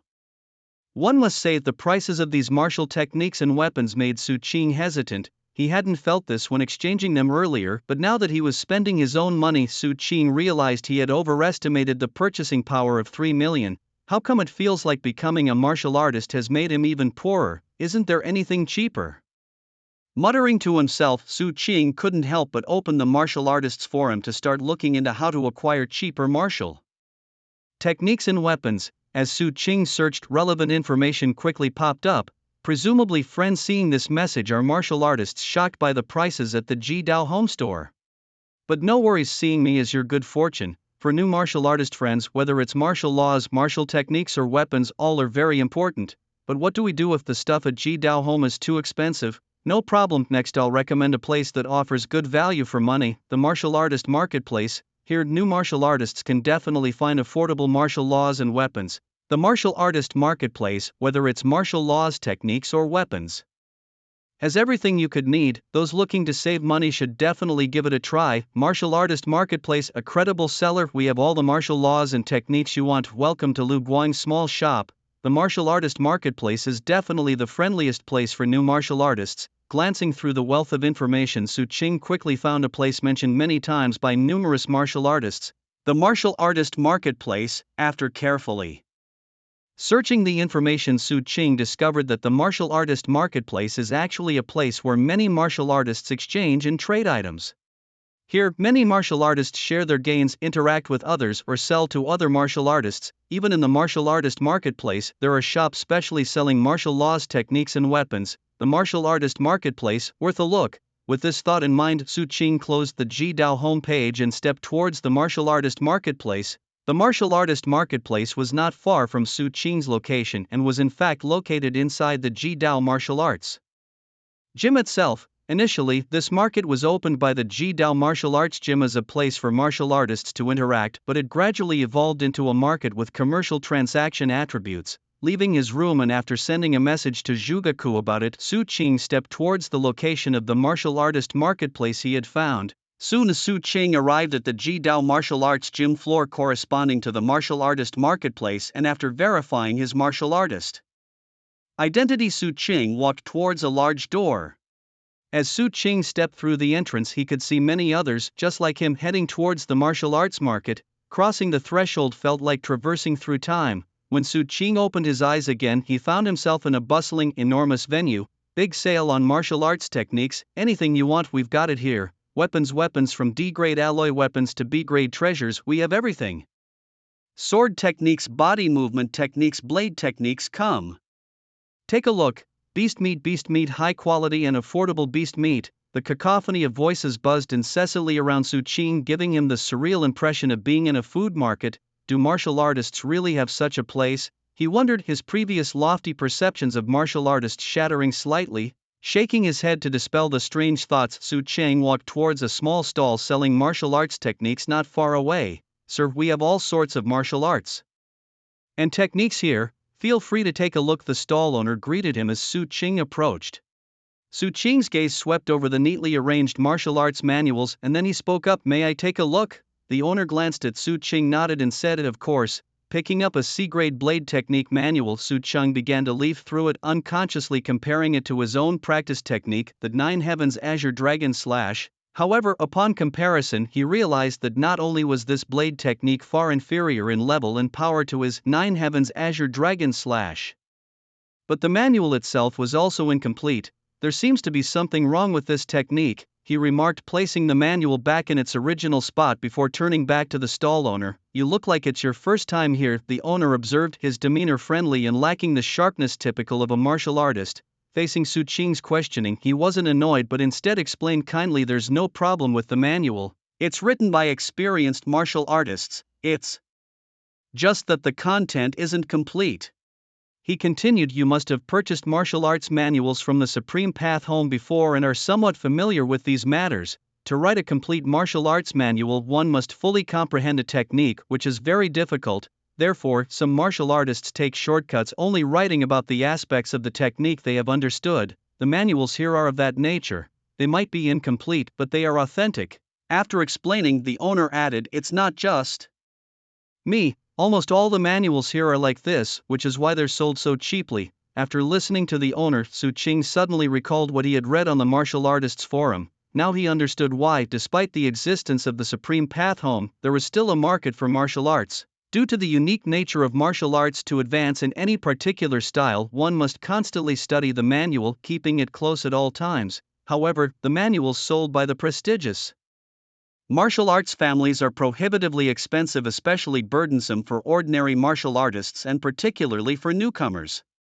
As a result, a marketplace for martial artists has naturally emerged where incomplete manuals are sold. Though these manuals are incomplete, they are often sufficient for most martial artists. Incomplete manuals, Su Cheng murmured softly as he gazed at the neatly arranged array of manuals, a thought unconsciously forming in his mind. I wonder if I can master these imperfect manuals directly through my innate talent. If he could master them directly, then.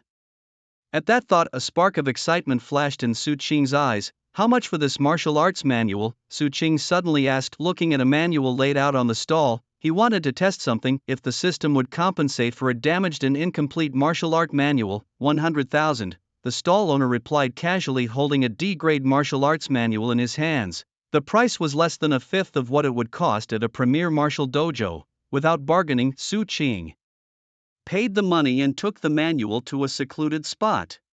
He then summoned a portal and threw the purchased manual into it. Immediately after, Su Cheng heard a system notification in his ear. Destruction of an incomplete Qingfeng martial arts manual, compensation, plus 10% proficiency in Qingfeng martial arts. Along with the notification, a surge of unfamiliar memories flooded into Su Cheng's mind. Not dwelling on the content of these memories, Su Cheng promptly opened the system interface. Name, Su Cheng. Level, First Tier Martial Artist, Physical Refinement.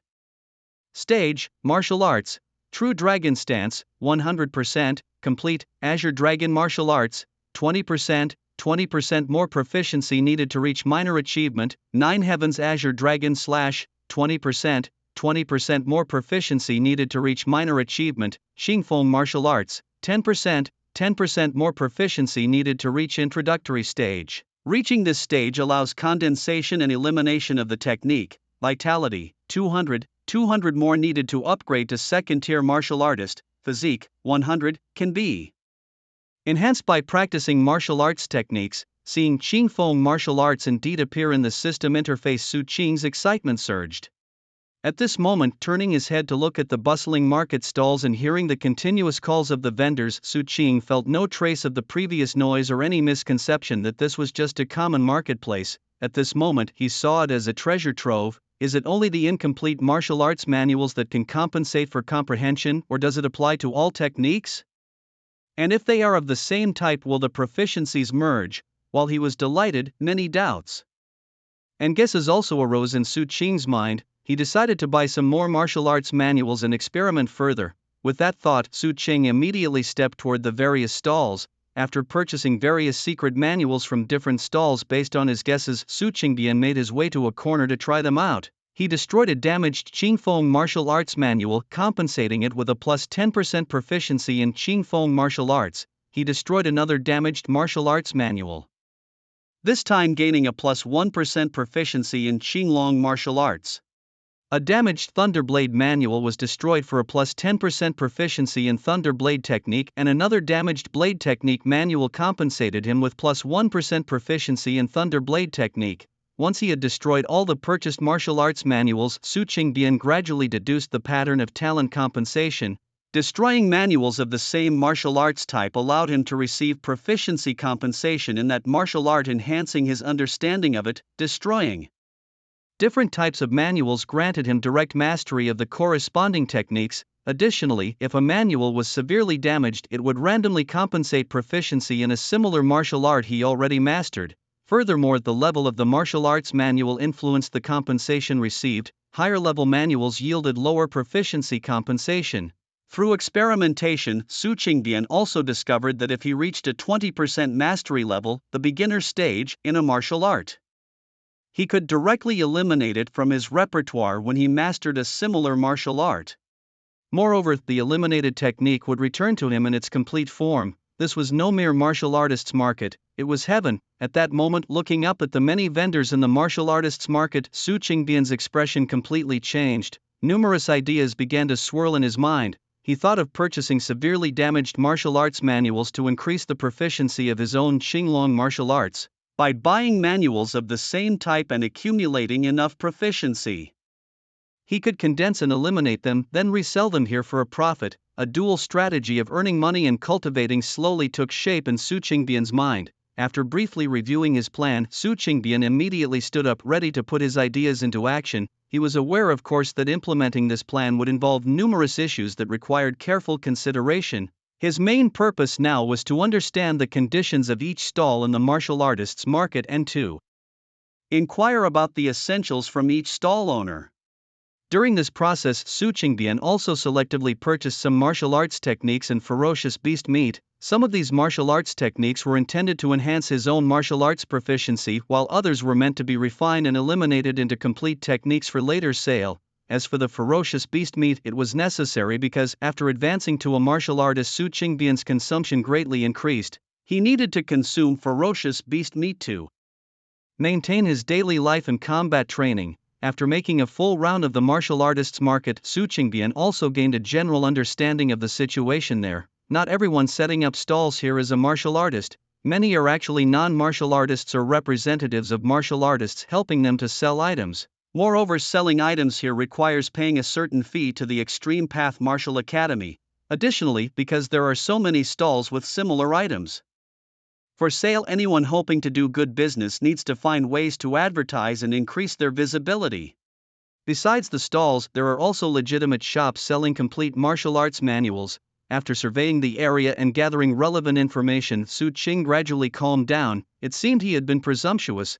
After recording the information in his memo, Su Qing couldn't help but think that even with the advantage of having synthesized martial arts manuals, breaking into the market would not be easy. Moreover, managing everything alone would be overwhelming. He would need help. After pondering for a while, Su Qing slightly furrowed his brows. This matter would need thorough planning. Holding the purchased beast meat in his left hand and various martial arts techniques in his right, Su Qing walked toward the exit of the martial artists' market. He had been at the Extreme Path Martial Academy for quite some time and it was getting late. Thus, Su Qing planned to head home to address his hunger first. As for setting up a stall at the martial artists' market, he would carefully strategize once he was home. Passing through the door and experiencing that sensation of traversing through time again, Su Qing returned inside the Extreme Path Martial Academy. Coming out from the academy, he glanced back at the majestic building and its ancient-style plaque. Su Qing withdrew his gaze. Though only a day had passed, it felt like months to him, mainly because of the numerous events of the day. First, he had achieved a breakthrough to the perfect realm in true dragon stake technique, then broke through to become a martial artist at the landfill. He also met the martial artist Huang Feng and, under his guidance, chose to go to the Extreme Path Martial Academy for martial artist certification. Of course, the encounter with Jugaku during the certification was also memorable. It was thanks to Jugaku that he became a contracted martial artist at the academy, earning the rights to exchange for A-level martial arts laws and techniques and subsequently cultivating the Azure Dragon martial law and the Nine Heavens Azure Dragon / Besides the martial arts laws and techniques, the 2 million bonus from the academy and the additional 1 million from Jugaku were also a significant help. Without this money, Su Qing's plan to set up a stall would have been unfeasible. After shifting his gaze, Su Qing turned around and walked toward his residential area. Becoming a martial artist transcending social classes had once been Su Qing's greatest goal. It seemed that once he became a martial artist, all his struggles would be resolved. However, when Su Qing truly became a martial artist, his initial thoughts began to fade, for upon becoming a martial artist, Su Qing encountered new difficulties. It seemed as if nothing had changed, yet Su Qing knew in his heart that everything had indeed changed. He was acutely aware that if he hadn't become a martial artist, Huang Feng wouldn't have shown him such respect and Jugaku wouldn't have treated him so courteously. Moreover, had he not become a martial artist, he wouldn't even have had the opportunity to practice martial arts techniques and skills, let alone enter the martial artists market. Becoming a martial artist had indeed changed a lot for him. These changes were precisely the ones the former Su Qing had longed for. To the current Su Qing, however, they no longer seemed so significant. When Su Qing returned to his neighborhood, it was already past 6 in the evening, the intense heat was subsiding and more people were appearing around the neighborhood. Walking through the area, children occasionally ran past Su Qing, which brought even more joy to his already happy mood.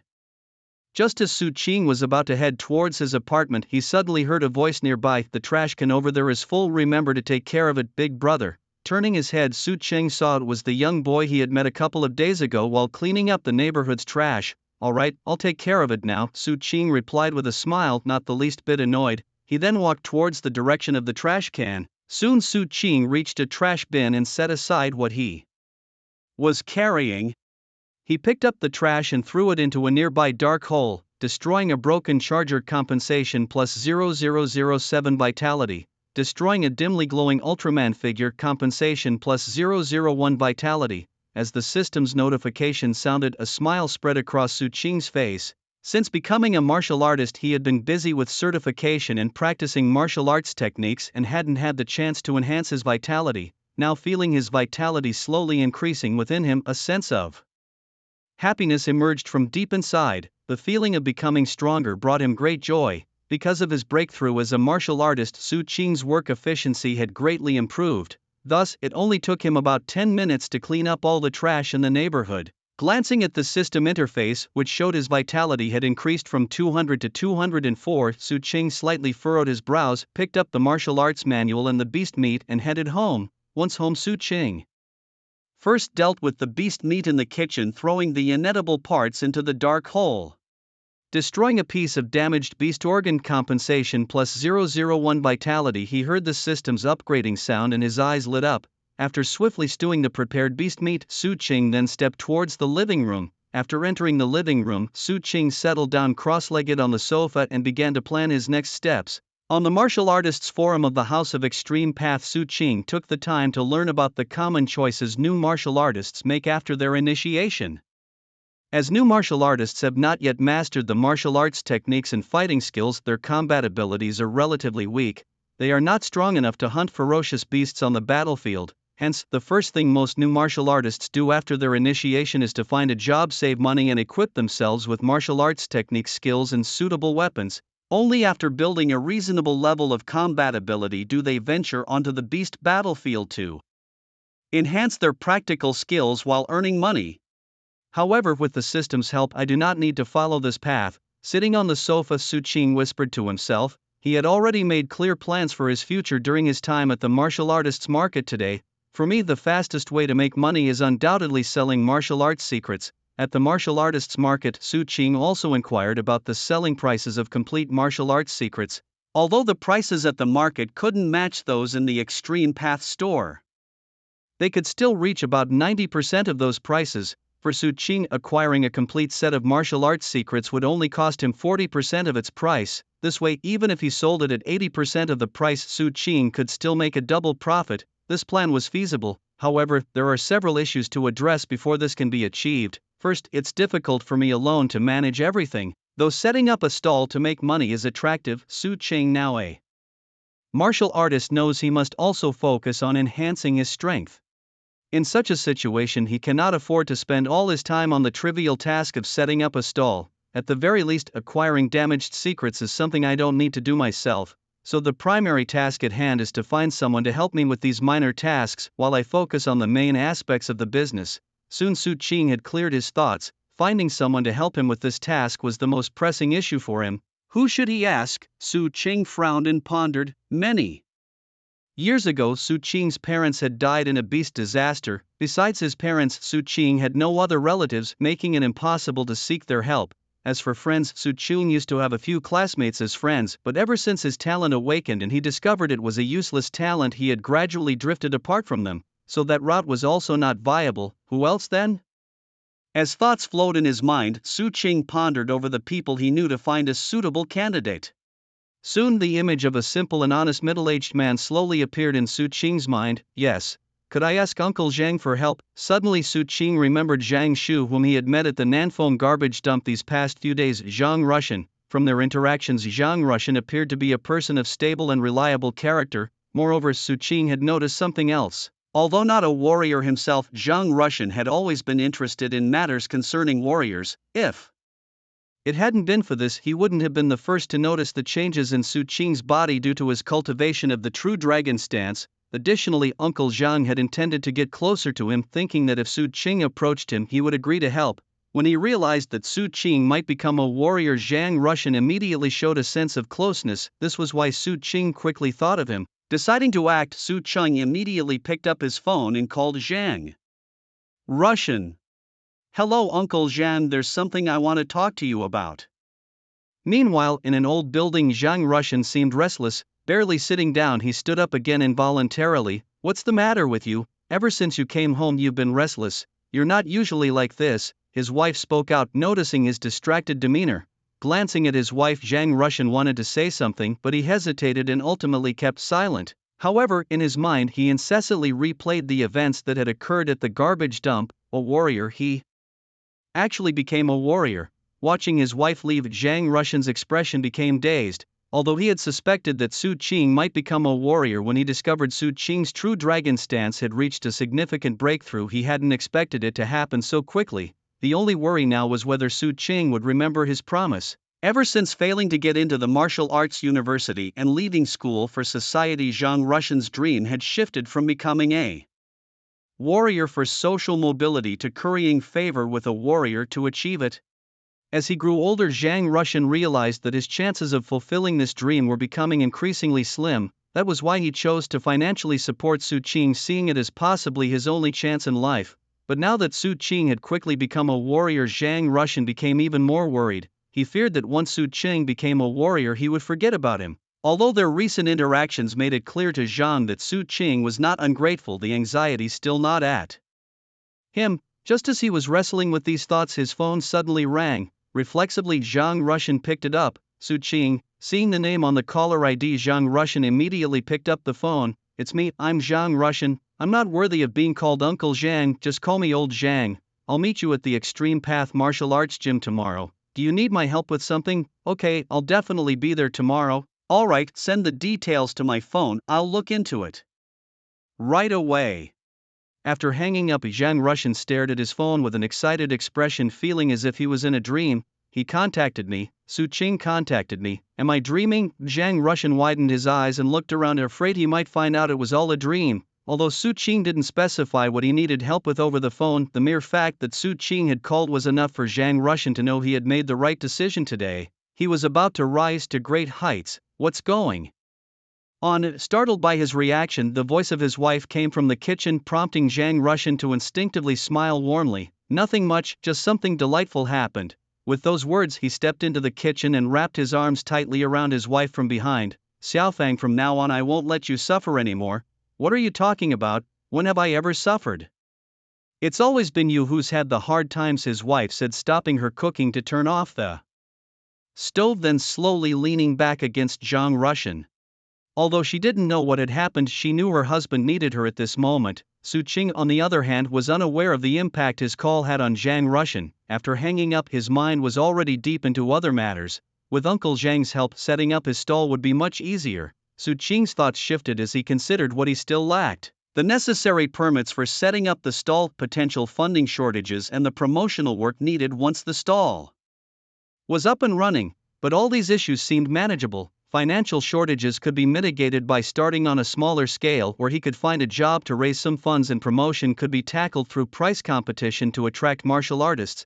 After sorting his thoughts, Su Qing felt much more relaxed. He walked over to a pile of martial arts techniques and murmured to himself, "Everything's ready now, I just need to synthesize the martial arts techniques I need, and then I can sell them tomorrow." Thinking this, Su Qing picked up a martial arts technique and threw it into the black hole beside him. Simultaneously, the system's notification sound began to ring in his ear. Destroying one damaged Qingfeng martial arts technique, compensating with plus 10% proficiency in Qingfeng martial arts.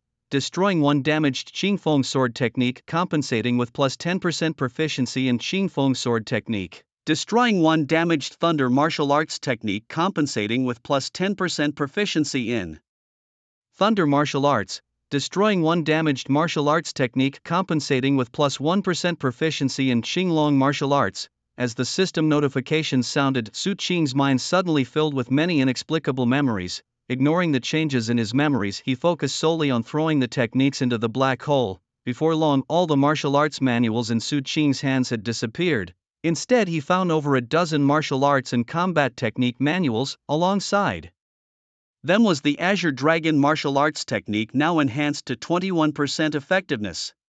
Su Qing nodded in satisfaction as he looked over the manuals in his hand. At that moment, he caught a faint scent wafting from the kitchen. Was the meat cooked? With a murmur, Su Qing stepped towards the kitchen. Upon arriving, he lifted the lid off the pot and a rich aroma hit him squarely in the face. He scooped the beast meat onto a plate and carried it to the living room to dine. Beast meat, aside from containing immense energy that aids martial artists in maintaining their usual vigor, also boasted superior quality. Even with only simple seasonings, Su Qing found it delicious. As he savored the beast meat, he didn't forget to take out his smartphone to check the Extreme Path Home app for martial artist-related information. Just as he opened the app, he saw a message from Zhuge, a combatant. Su Qing muttered to himself as he looked at the term mentioned in the message. What was this? Curious, Su Qing clicked on the link sent by Zhuge. A combatant was a position specifically set up by the Extreme Path Martial Gym to nurture talented martial artists. To be a combatant at the gym required participating in fixed beast fighting and combatant contests monthly. The position offered very generous terms with a high base salary and substantial bonuses for every victory in the contests. From the link sent by Zhuge, Su Qing learned that a combatant was a role focused on fighting beasts and other combatants. The requirements for this position were very stringent, as every combatant was a martial arts prodigy. The existence of this role was essentially to cultivate such talents, hence the very generous employment conditions. Zhuge's message was an invitation for Su Qing to become a combatant at the Extreme Path Martial Gym. A combatant, it sounded appealing, and he could accept the offer. After learning more about the role, Su Qing grew curious and sent an affirmative reply to Zhuge. However, in his heart, Su Qing didn't place much importance on this matter. After all, no matter how generous the terms, could it really be quicker than earning money through selling martial arts techniques at his stall?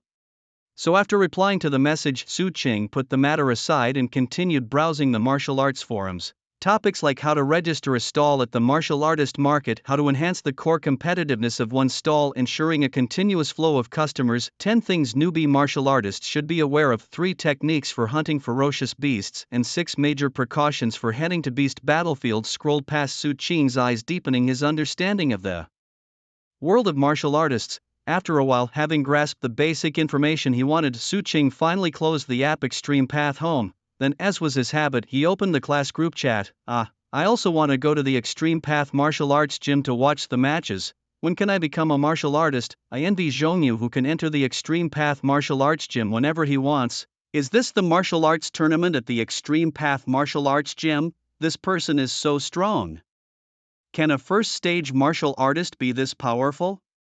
Don't talk nonsense. Although the strength of a first-stage martial artist is slightly stronger than that of a first-stage fierce beast, the gap can't be that big. The reason he is so strong is that he is a fighter from the Extreme Path Martial Arts Gym, a true martial arts genius. Opening the group chat, Su Qing found the class group was bustling as usual. After browsing through the chat history, Su Qing realized that the reason for everyone's excitement was that Zhongyu, a classmate, had gone to the Extreme Path Martial Arts Gym today and had shared a video of what he saw in the group.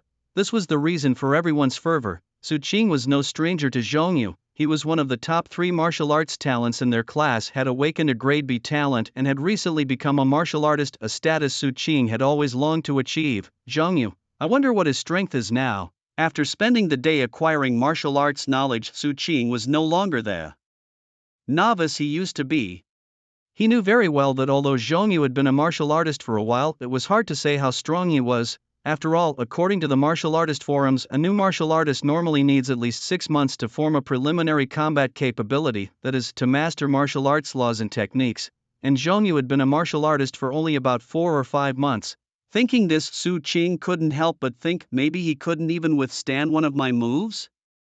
Shaking his head, he dismissed the thought and looked back at the group chat, just in time to see Zhongyu vividly describing his experiences at the Extreme Path Martial Arts Gym today. What caught Su Qing's attention the most was the martial arts tournament match he had watched, where a fighter in white faced a fierce beast. Despite being of the same rank, the fighter in white had merely swung his sword lightly to end the life of the beast effortlessly. Perhaps it was the impressive strength displayed by the fighter in white that led Zhongyu to record this part and share it in the class group, praising the young fighter almost as if he were an idol. Martial arts tournament fighter. This video indeed piqued Su Qing's interest, however not because of the fighter's strength, as Su Qing felt his current strength was no less than the fighter's. What really caught Su Qing's interest was the clothing the fighter was wearing. So it turns out that tournament fights can also be used for advertising. Looking at the commercial logo emblazoned on the fighter's clothing, Su Qing belatedly realized something. In the martial arts forum there had indeed been discussions about using fighters to advertise by setting up stalls. Considering this, Su Qing thought he might give the arena competition a try tomorrow. With this in mind, he briefly skimmed through the chat history before turning off his phone and walking towards an open space. For Su Qing these days, checking the class group chat was more out of habit than interest, as the posts from his classmates no longer stirred any emotion in him. Once he reached the open space, Su Qing sat down cross-legged to practice the Azure Dragon martial arts technique.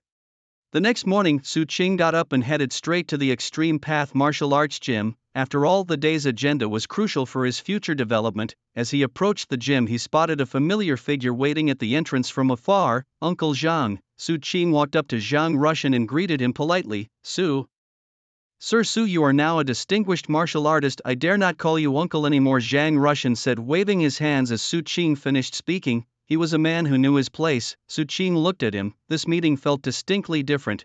Zhang Russian seemed much more nervous and restrained compared to how he had been a few days ago at the South Wind Junkyard, almost like a different person. Uncle Zhang, you know my character. There's no need for such formality, Su Qing said, waving his hand gently. Just call me Xiao Su. I'm not used to being called sir. Zhang Russian hesitated for a moment at those words, then spoke. Then I'll call you Boss Su. Calling you Xiao Su doesn't seem right. Well, that works too. Seeing this, Su Qing simply nodded in agreement without insisting further. Then his expression became serious. Uncle Zhang, you saw the message I sent you yesterday, right? As he spoke, Su Qing looked up at Zhang Russian. After confirming the stall setup over the phone with Zhang Russian the day before, Su Qing had compiled a document detailing his upcoming plans and the tasks that Zhang Russian needed to undertake. I've seen it, boss. Don't worry, I will make sure to accomplish the tasks you've assigned, Zhang Russian replied, his expression turning serious as well. For him, having a connection with Su Qing was a stroke of great fortune. Therefore he took the tasks assigned by Su Qing very seriously, spending all of last night studying the details. By now he wasn't entirely confident, but Zhang Russian felt sure he wouldn't mess up. That's good. Let's go inside the gym and handle the paperwork, Su Qing said as he led Zhang Russian towards the Extreme Path Martial Arts Gym. Having been through the experience yesterday, Su Qing navigated the route smoothly, quickly bringing Zhang Russian to the martial artists' marketplace. This is the martial artists' marketplace. Just like Su Qing on his first visit the day before, Zhang Russian entered the marketplace with a look of utter astonishment. After Zhang Russian's expression eased, Su Qing nodded and said, yes, this is the martial arts market. From now on, this will be where we strive for success, Su Qing's words ignited excitement in Zhang Rushan. Hearing the prices of martial arts secrets occasionally shouted from the various stalls made him even more thrilled. For him, even working hard for a lifetime might not save up 2 million, and yet here a single martial arts technique could cost hundreds of thousands, with the priciest reaching into the millions. Zhang Rushan had never seen such a scene before, and the thought of Su Qing leading him to develop here excited him immensely. It was like the past life when Su Qing was first introduced to the finance industry by a friend. "Let's go, I'll take you to handle the necessary procedures first," Su Qing said, calming Zhang Rushan down. Remembering what Su Qing had instructed the day before, he immediately followed Su Qing to the procedure handling area. Thanks to a well-established system and policies and the fact that most of the people coming here were martial artists, the staff handling the procedures were very polite. Soon as Su Qing had completed the necessary paperwork, once everything was ready, Su Qing followed the staff members lead to the stall that had been assigned to him. Zhang Rushan followed closely behind. Naturally, he didn't forget to think about the instructions given by the staff during the registration process about what he needed to pay attention to when setting up the stall. After all, Su Qing had already briefed him yesterday. Zhang Rushan did not want to disappoint Su Qing, nor did he want to miss this sole opportunity for a turnaround. In such circumstances, he was naturally determined to do his best. Soon, under the guidance of the staff, Su Qing arrived at his stall. "Master Su, this is your stall. From now on, this piece of land is yours to manage as you see fit," said the young staff member respectfully. Working in the martial arts market, especially in such a profitable sector, required acumen. They knew who they could not afford to offend and who deserved their utmost respect. Someone like Su Qing, who was a martial artist at such a young age, definitely fell into that category. Thus, throughout the whole process, whether it was handling business or making conversation, the staff were very respectful, even deferential. "Thank you," Su Qing said with a light smile, nodding his head. "Not at all, not at all," the woman replied, waving her hands, and then added perceptively, "I'll leave you now, Master Su. If you need my assistance, feel free to contact me anytime." "All right," Su Qing nodded. After receiving the woman's reply, she finally turned and walked away slowly. "From now on, this place belongs to us." Once the woman had left, Su Qing turned to Zhang Rushan, who was standing beside him, and spoke softly. "Uncle Zhang, as I mentioned yesterday, I am still busy with my cultivation, so I will have to entrust you with most of the stall's affairs." "Don't worry, boss, I will do my best." Su Qing nodded and continued, "Let me reiterate, going forward, there are only two things you need to do. First, acquire damaged or incomplete martial arts manuals at the lowest possible price, prioritizing martial arts techniques and swordsmanship. Besides that, your job is to sell the martial arts techniques I hand over to you." Su Qing paused briefly, then added, "Apart from these tasks, also keep an eye out for any channels that sell beast meat at low prices. I need it. If you find such a channel, inform me immediately." "Understood, boss." Acquiring and selling martial arts techniques would be the core business of the stall, so Su Qing emphasized this heavily. As for keeping an eye out for channels with beast meat, Su Qing planned to rely on consuming the meat of damaged beasts to gain vital blood supplements to increase his own vital blood levels. The reason for this was that Su Qing had found that after breaking through as a martial artist, the compensation from destroying ordinary trash slowed significantly in terms of vital blood enhancement. In comparison, the compensation from beast meat was much greater. After giving these instructions, Su Qing's gaze returned to the empty stall. While called a stall, the place looked more like a small house, similar to the snack houses Su Qing had often seen in his previous life, standing squarely there. "Should we come up with a name?" As he looked at the empty stall, Su Qing suddenly spoke. After a brief pause, he continued, "Let's call it the Azure Dragon Stall." This name was derived from the martial arts technique Su Qing practiced, the Azure Dragon martial arts. Azure Dragon Stall. Behind Su Qing, Zhang Rushan murmured with a smile, his face filled with joy. Looking at the stall, he felt a deep sense of belonging. For him, this stall represented the future for his family and the starting point for realizing his dreams. "Uncle Zhang, I'll leave these martial arts techniques for you to sell first," Su Qing said as he handed over the martial arts techniques he was holding in his right hand to Zhang Rushan. During the paperwork process earlier, Su Qing had already arranged the agency business for Zhang Rushan. Thus, in the martial artists market, Zhang Rushan could represent Su Qing in trading the martial arts techniques. "Okay, boss, leave it to me." Hearing Zhang Rushan's response, Su Qing nodded and then walked towards the exit of the martial artists market. Although the stall had opened, not many people knew about it yet. Su Qing's departure was to help promote the stall's popularity. watching Su Qing's receding figure. Zhang Russian's gaze became resolute as he clenched his fists, silently vowing to excel in the task at hand and not to disappoint Su Qing's expectations and trust. After all, having passed by various vendors earlier, Zhang Russian had realized the preciousness of martial arts techniques. The techniques he held were worth potentially millions. Given that Su Qing had entrusted him with such valuable items, it was his duty not to let Su Qing down. Unaware of Zhang Russian's thoughts at that moment, Su Qing would have been even more pleased had he known them. The reason Su Qing was comfortable entrusting the martial arts techniques to Zhang Russian was precisely because he understood this point. From their interactions over the past few days, Su Qing recognized that Zhang Russian was not a treacherous person who would betray others for personal gain. Of course, there was another reason: the difference in their status. In a world where martial arts reigned supreme, a non-martial artist would never dare to play tricks on or betray a martial artist. After all, although martial artists did not possess the right to life and death over ordinary people, they certainly had the authority to act first and report later. If an ordinary person dared to offend a martial artist, it could be said that this person was courting death.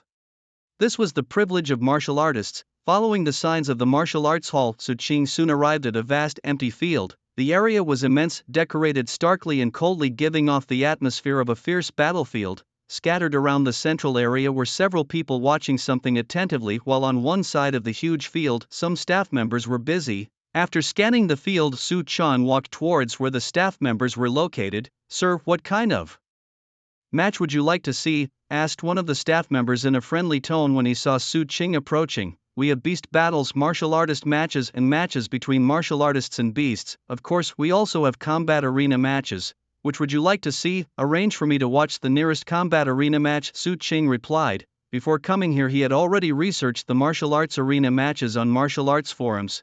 The Ji-Dao Martial Arts Hall arranged a significant area specifically for these matches, which were divided into sections with seats for the spectators.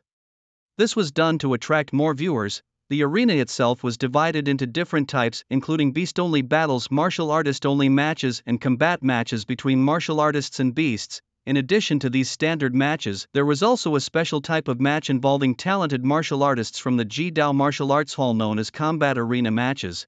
It could be said that those who participated in these matches were all exceptional martial arts prodigies with talents awakened on their awakening day being at least B-level. In the entire Lincheng branch of the Extreme Path Martial Arts Gym, it is hard to say whether the number of combat fighters even totals 30. For this reason, whenever there is a competition involving combat fighters, it attracts the attention of many martial artists. After all, being a combat fighter is in itself a testament to one's genius in martial arts, possessing unique insights into martial arts techniques and skills.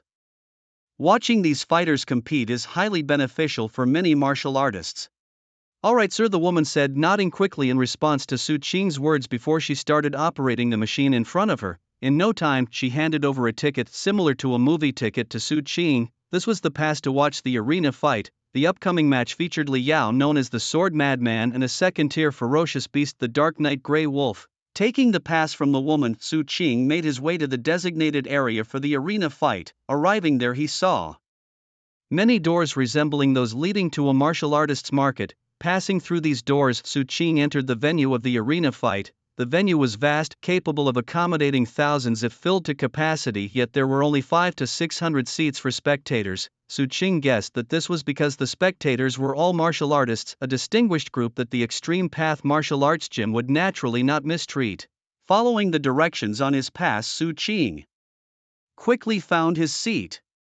No sooner had he sat down than a mechanical voice next to the arena asked if he wanted to block out the noise from other people. After some thought, Su Qing chose to refuse. After all, listening to other spectators was part of the atmosphere of watching the fight. Moreover, Su Qing wanted to use this opportunity to gauge the thoughts of other martial artists. True enough, as soon as he sat down, he could hear a discussion from nearby martial artists. "Who do you think will win this arena fight? The Sword Madman or the Dark Knight Grey Wolf?" "It's hard to say. Combat fighters generally have far superior fighting abilities compared to their peers. Although the Sword Madman is still a first-tier martial artist, his strength has already reached that of a second-tier martial artist. But the Dark Knight Grey Wolf is no ordinary fierce beast. Among second-tier fierce beasts, few are stronger than it, so this match is unpredictable." "Alright then, I thought you might have some insight, but Since that's not the case, I'll just bet randomly.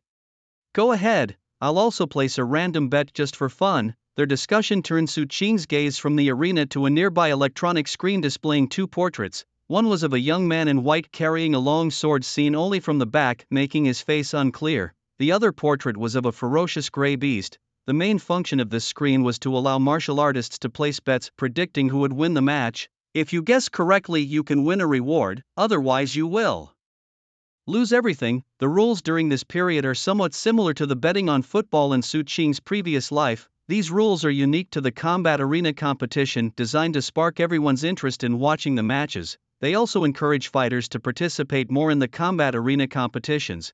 After all, if a fighter wins in the arena, they can take a certain share of the prize pool. Should I also place a bet?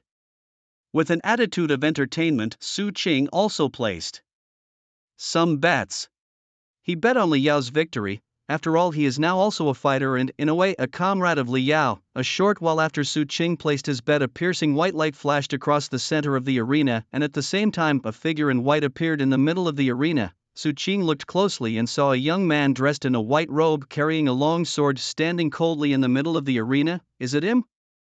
Seeing the young man, Su Qing's eyes flickered slightly. He had seen him before. Strictly speaking, he had watched his combat videos. Yesterday Zhongyu had highly praised this white-robed fighter in the class group chat. I wonder if Zhongyu is here today. Minister, all preparations for Su Qing's combat arena competition have been completed. As soon as he arrives, we can start immediately, reported a man dressed in Extreme Path martial arts gym staff attire, bowing slightly in the office. Good, then you arrange the promotional activities first. When Su Qing arrives, let him start the arena competition immediately, said a burly, expressionless man seated behind the office desk, nodding at the report from the staff.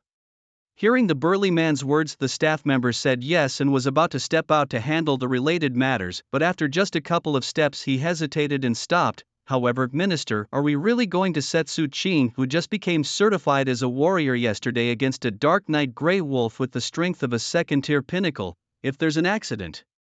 The staff member looked up at his boss Shui Yi, who was sitting behind the desk, his face showing concern. When he received the task to arrange Su Qing's fight in the combat arena, he had specifically looked up Su Qing's information. Finding out that Su Qing had only been certified as a warrior yesterday had filled him with worry. Being newly certified meant that although Su Qing was a fighter, his strength might not even match that of some warriors who had been immersed in the first tier for a long time, let alone a Dark Knight Grey Wolf whose strength far surpassed that of an ordinary second-tier warrior. Facing the Dark Knight Grey Wolf, Su Qing would hardly be a match. After all, a warrior's strength is composed of martial laws, martial techniques, and combat experience. Since Su Qing had only been certified as a warrior yesterday, it meant he had never practiced martial laws or techniques before. In such a situation, facing the Dark Knight Grey Wolf was akin to sending him to his death. If this matter involved an ordinary martial artist, the staff might have turned a blind eye out of respect for their superiors. However, when it concerns a combatant, they dare not take such liberties. After all, every combatant possesses exceptional martial talents and is destined to become a pillar of humanity. Therefore, within the Ultimate Path Martial Academy, each combatant is closely watched. Sometimes even the headmaster himself would intervene. If an accident were to occur due to his negligence, he couldn't bear the responsibility. What are you afraid of with me here? Zhuo Yi lifted his head, glancing coldly at his subordinate, and commanded in a chilly voice, just do as I instructed. I will personally oversee the event to ensure nothing goes wrong. Yes. Hearing Zhuo Yi's words, the staff member could only nod in agreement and slowly backed out of the room. Once the staff member's figure had disappeared, Zhuo Yi couldn't help but speak in a cold voice, rushing to join the arena battle as soon as he became a warrior. Does he think this is child's play? Relying on his talent, does he really think he is invincible? This time, I'll teach him a lesson he won't forget to prevent him from causing trouble for others on the battlefield against ferocious beasts in the future. Zhuo Yi was well aware of Su Qing's situation. Discovering that Su Qing was a novice yet arranging a second-tier ferocious beast as his opponent in the arena was actually Zhuo Yi's deliberate doing. As the person in charge of the arena battle, Zhuo Yi had always had reservations about the existence of the combatant arena. He wanted to abolish this special group of combatants or apply the gambling rules of the combatant arena to other arenas. This would bring substantial benefits to the Ultimate Path Martial Academy and, as the person in charge, would naturally benefit him, significantly boosting his status and influence within the academy. However, the existence and rules of the combatant arena were set by headquarters, and a group within the academy led by Jugaku was also opposing his suggestions. Under such circumstances, as the headmaster of the academy, Lei Zhan naturally would not heed Zhuyi's advice to break these rules. This was the reason for Zhuyi's discontent with Jugaku and the group of combatants. Thus, when Su Cheng, who had just become a combatant, came to him wanting to participate in the combatant arena, it was as if he had walked into the line of fire. Zhuyi intended to make Su Cheng regret it profoundly and arranged a second-tier ferocious beast as his opponent to vent his frustration and teach Su Cheng a harsh lesson. Unbeknownst to Su Cheng, all of this was happening as he watched the entrance of the young man known as the Sword Madman Li Yao, dressed in white. Su Cheng's gaze shifted to the arena. Ever since becoming a martial artist, Su Cheng's strength had improved tremendously, having mastered the basics of both the Azure Dragon martial arts and the Nine Heavens Azure Dragon. Su Cheng felt that he could easily defeat his former self. However, he had no clear understanding of his own strength. His purpose in coming to watch the fight was to find a reference point to gauge his current power. As Su Cheng's eyes fixed on the martial arts arena, a loud roar soon erupted. Accompanied by the roar, a massive gray figure about 1 meter tall appeared on the stage, a second-order beast, the Dark Knight Grey Wolf. The wolf that appeared on the stage had eyes red with bloodlust, as if it was about to pounce and tear its opponent Li Yao, who stood at the other side of the arena, into pieces. The moment the Dark Knight Grey Wolf appeared, Li Yao, who always maintained a stern expression, took on a serious demeanor. Although confident in his ability to defeat the wolf, he was aware of the difference in their realms. He had the confidence to fight beyond his level, but he also knew that the gap in strength between him and the Dark Knight Grey Wolf was not large. As Su Cheng watched the standoff between the man and the beast, at one moment he saw the Dark Knight Grey Wolf blur into a shadow-like figure, charging towards Li Yao. The air seemed to tear apart and a huge howling sound reached Su Cheng's ears. The Dark Knight Grey Wolf had attacked. "Be careful," a martial artist in the audience seats unconsciously whispered. On the stage, when Li Yao saw the Dark Knight Grey Wolf attack, he too transformed into a streak of sword light, drawing his long sword and striking at the wolf. Watching the two figures charging towards each other from opposite directions, Su Cheng finally understood why Li Yao was nicknamed Sword Madman. With a crackling sound, the fierce clash of silver-white sword light sliced through the air, intertwining with the Dark Knight Grey Wolf emitting a harsh and intense noise. In a flash, the man and the wolf separated, both evidently wounded. Droplets of fresh blood fell on the arena, further fueling the ferocity of the two combatants as they quickly entangled once more. Sword Madman, kill it, kill the beast. Below the arena, some martial artists, as if caught up in the fight themselves, couldn't help but shout out. Compared to the monstrous beast, the human adversary, the people in the arena clearly hoped for Li Yao's victory. The sound of their fierce clashes continuously echoed throughout the arena. Su Cheng, sitting in the audience, watched the stage intently. After several rounds of fighting, Su Cheng could see that Li Yao and the Dark Knight Grey Wolf were evenly matched in strength. However, each had their strengths. The Dark Knight Grey Wolf, being of a higher realm, displayed superior strength, speed, and defense compared to Li Yao. Even though Li Yao seemed to be engaging the Dark Knight Grey Wolf head-on, Su Cheng could tell. In the heat of the clash, Li Yao often opted to leverage his sword technique, steering clear of direct confrontations with the Dark Knight Grey Wolf.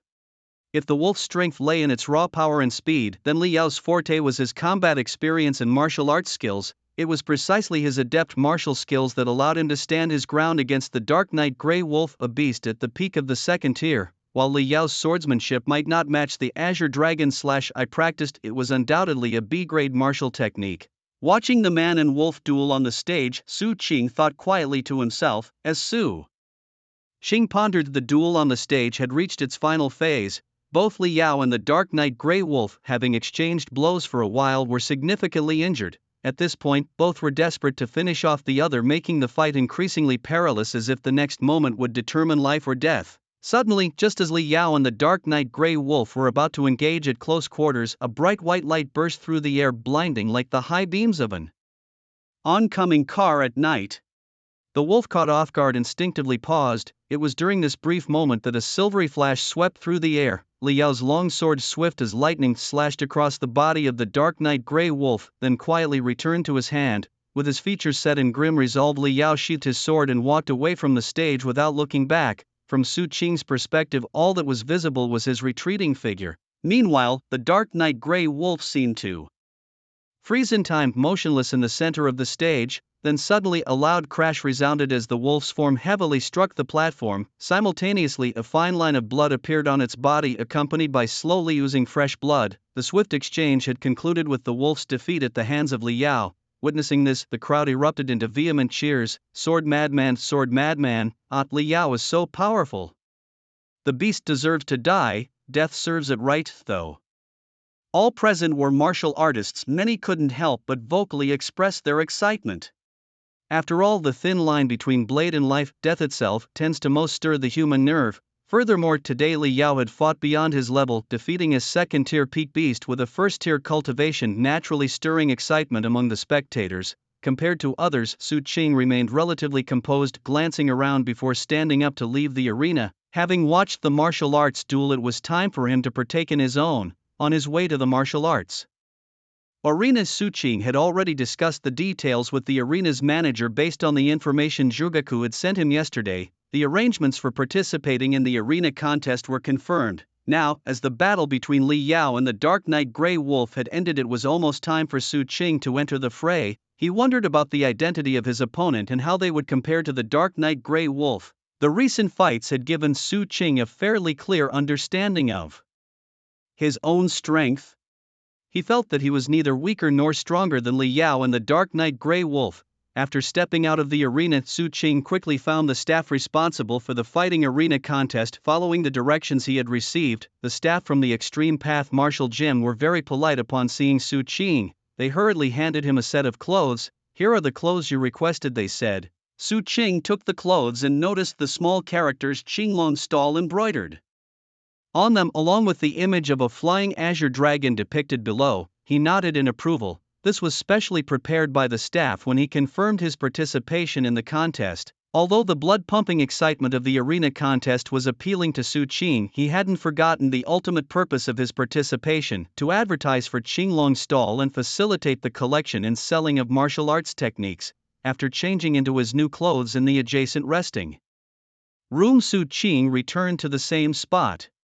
Upon his return, the staff hurriedly handed him a long saber. "Here is the weapon you requested, Mr. Su. Also, here is the information about the fierce beast you will be battling shortly. You might want to review this before stepping through that door to join the arena contest." Following the staff's directions, Su Qing saw a large silver-white door. Withdrawing his gaze, he looked at the information in his hand about his opponent, Dark Knight Grey Wolf. He frowned slightly as he read, but soon a smile appeared on his face. Putting away the information, Su Qing walked towards the arena, confident in his ability to face the Dark Knight Grey Wolf. Upon reaching the silver-white door, Su Qing stepped through and immediately felt a sensation of traveling through time and space. When he opened his eyes again, he found himself in a familiar scene, the martial arts arena. However, this time he was standing on the arena. Unknown to him, on the other side, Zhugaku had just arrived at the resting hall he had left moments ago. "Where is Su Qing?" Zhugaku asked immediately upon entering the resting hall, his expression extremely serious. It was no wonder he was so grave. Upon hearing that Su Qing was arranged to fight a second-tier fierce beast, Zhugaku was nearly scared to death. Others might not understand Su Qing's capabilities, but he knew them all too well. Su Qing, who had just been certified as a martial artist yesterday, is now among the weakest of his peers. Even facing an ordinary first-level fierce beast would likely be too much for him, let alone a second-level peak strength creature like the Dark Knight Grey Wolf. Approaching such a challenge is akin to a suicide mission. It's placing a martial arts prodigy who has perfected the true dragon stake technique and broken through with a physical constitution over 100, allowing him to practice grade A martial arts, into grave danger. "Joy, it seems you really are tired of living," Zhugaku said, his face as cold as frost, driven by both anger and fear. He dared not contemplate what would happen if anything untoward befell Su Qing. That would be a disaster involving a prodigy seen as a martial god. "He has already stepped onto the martial arts platform," said a staff member cautiously, having never seen Supervisor Zhuga so furious in all his years at the Extreme Path Martial Gym. "You'd better pray nothing happens to Su Qing. Otherwise, everyone in the martial arts platform department will suffer the consequences." With that, Zhugaku strode towards the silver doors. At this moment his heart was praying that the match wouldn't start. Inside the resting room, the staff watched Jugaku's disappearing back, standing helplessly in place. "Let Chui come see me," he ordered. Just then Jugaku's voice was heard again near the door. On the martial arts platform, Su Cheng looked around and noticed that the spectator seats were quite filled. The crowd was buzzing with discussion, looking over at him. "Lucky day to have 2 matches to watch," one commented. "Indeed, but this Su Cheng, I haven't heard of him before. Is he a new fighter?" Another spectator wondered. "Unlikely for a newbie to face a second-level fierce beast like the Dark Knight Grey Wolf right off the bat. Let's just watch and see. I wonder what martial arts techniques he's good at, maybe there's something to learn." Meanwhile, a sturdy young man in one of the seats was recording a video, talking to himself excitedly about his luck in catching not only his idol's battle but another fighter's match as well. His gaze then shifted to Su Cheng on the platform, but the moment he saw him he was visibly shocked, his eyes widening in disbelief. "Su Cheng? How could it be him?" he exclaimed, stunned into silence. Su Cheng, noticing the crowd's reaction, merely glanced briefly before shifting his focus to the other side of the platform where the fierce beast would soon appear. At this moment a flicker of anticipation also arose in Su Cheng's heart. After all, since becoming a martial artist and practicing the martial arts and skills, he had not yet truly fought. This arena match marked his first real battle in life. As Su Cheng pondered in his heart, on the other side a loud roar erupted. A massive grey figure appeared in the arena, facing the Dark Knight Grey Wolf that emerged on the martial arts platform. Su Cheng gripped his long sword tightly, focusing and beginning to channel his martial arts technique. With the appearance of the Dark Knight Grey Wolf, a wave of uproarious noise broke out from the audience. "Kill it, slay the beast, the fighter must win." Compared to the ferocious beast, a great enemy of humanity, the martial artists present clearly supported Su Cheng more. Of course, there were also some rational spectators discussing whether Su Cheng or the Dark Knight Grey Wolf had a greater chance of winning. "The Dark Knight Grey Wolf probably has a better chance. After all, it's a peak second-tier beast." The fighter Li Yao also took nearly a year after becoming a fighter to have the strength to slay the Dark Knight Grey Wolf. Even though this fighter Su Cheng is more talented, he has just become a fighter and probably just mastered the basics of martial arts and skills, hardly a match for the Dark Knight Grey Wolf.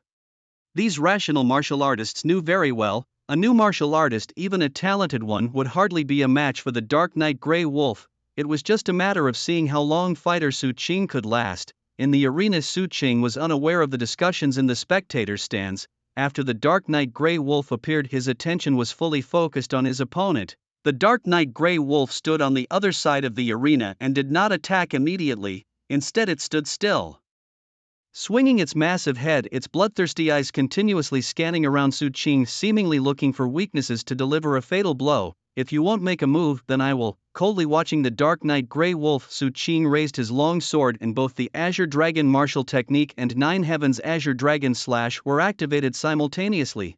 In that instant, Su Cheng felt his body surge with power, and his long sword became the conduit of that power, accompanied by his sword swing. A blue light accompanied by a loud dragon roar echoed across the arena. Moo! A blue shadow instantly clung to the long sword, and Su Cheng's figure like lightning appeared instantly in front of the Dark Knight Grey Wolf. He then swung his sword, slashing towards the Dark Knight Grey Wolf. On the other side, noticing Su Cheng's movement, a flash of excitement appeared in the Dark Knight Grey Wolf's eyes. Its bloodthirsty eyes were instantly filled with blood red. The grey figure drew a phantom image, charging towards Su Cheng. In its view, Su Cheng was full of weaknesses at this moment. Seizing this opportunity, it could kill him. Sizzle! The next instant, accompanied by a piercing sound, a man and a wolf were instantly intertwined in the arena. At that moment, a dazzling blue light appeared in the arena, illuminating half of the arena. What's happening? Who won such an intense battle? Under the dazzling light, the spectators could hardly see what was happening on the stage. At this moment, the crowd began to chatter among themselves, of course, while discussing. Their hearts were also filled with passion and excitement.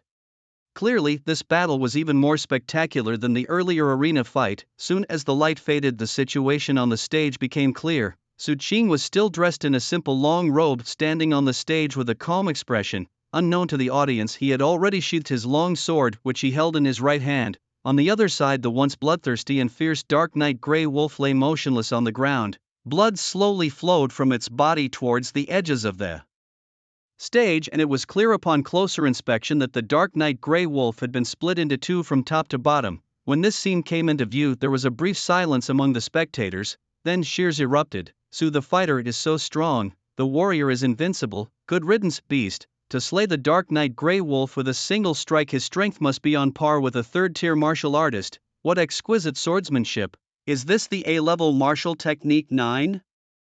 Heaven's Dragon Slash? When will I ever possess such formidable strength?" The cheers thundered throughout the arena, yet Su Qing's face remained calm. Even in his heart he felt somewhat indifferent. This beast, its strength is mediocre. Glancing disdainfully at the corpse of the Dark Knight Grey Wolf, Su Qing withdrew his gaze and stepped towards the side of the stage. He was ready to leave the stage and return to the resting room. Yet before Su Qing could step off, suddenly a figure in a grey robe appeared on the stage. "The battle hasn't started yet, has it?" The figure Jugaku looked at the unharmed Su Qing and took a deep breath. Just as he was about to speak, his gaze inadvertently caught sight of the Dark Knight Grey Wolf's body, now split in two and its blood seeping into the arena's floor. "It's dead." At this moment Jugaku couldn't help but speak. Shock was unmistakable in his eyes. The Dark Knight Grey Wolf was a second-tier peak beast, and Su Qing, a newly certified martial artist, had actually killed it? Quickly Jugaku seemed to think of something urgent and said, "Let's go leave here first." With that he stepped back and left the martial arts stage. Seeing this, Su Qing also followed him. Passing through the void gate, Su Qing and Jugaku returned to the resting room where Su Qing had been before going to the arena. No sooner had they appeared in the room than Jugaku's anxious voice rang out beside Su Qing's ear. "Have you mastered the martial arts technique and martial skills, Jugaku's eyes were fixed intently on Su Qing. Just moments ago he had realized that there was indeed a scenario in which Su Qing could kill the Midnight Grey Wolf. That would be if Su Qing had both entered the gateways of Grade A martial arts and Grade A martial techniques. However, Su Qing had only been certified as a martial artist yesterday, and he had been practicing martial arts and techniques for merely a day. How could this be possible? Su Qing looked at Jugaku, whose expression he was very familiar with, as it was not long ago when Jugaku had asked him whether his true dragon stake skill was perfected. He had entered the gateway. Su Qing nodded slightly, and after a pause he softly added, "Both the Azure Dragon Martial Path and the Nine Heavens Azure Dragon Slash have entered the gateway." Although he had already guessed, Jugaku was still utterly shocked upon hearing Su Qing's definitive answer. Is this what a true martial genius looks like? At that moment a complex emotion that was hard to describe surged in Jugaku's heart. There was the excitement and relief of discovering a martial arts prodigy mixed with a sense of melancholy as the old wave faced the rising new wave. As Su Qing and Jugaku returned to the resting room elsewhere, the martial arts arena's spectator seats were already buzzing with intense discussions. Was that Supervisor Zhuge? With such strength and talent, it's normal for him to be stirred. It seems like Su the fighter has practiced Grade A martial arts and Grade A martial techniques. You all know what this means. The true dragon stake skill reached a perfect state? Someone actually managed that. It looks like Lin City is about to witness the birth of another martial arts powerhouse. I noticed earlier that this Su the fighter had a logo called Azure Dragon Stall on his chest. I might as well visit this little shop later to establish a good connection at least. Let's go together. I wonder if there's a chance to meet Su the fighter. Because the Beast Clan constantly threatens the survival of the human race, seeing Su Qing's talent instead of envy.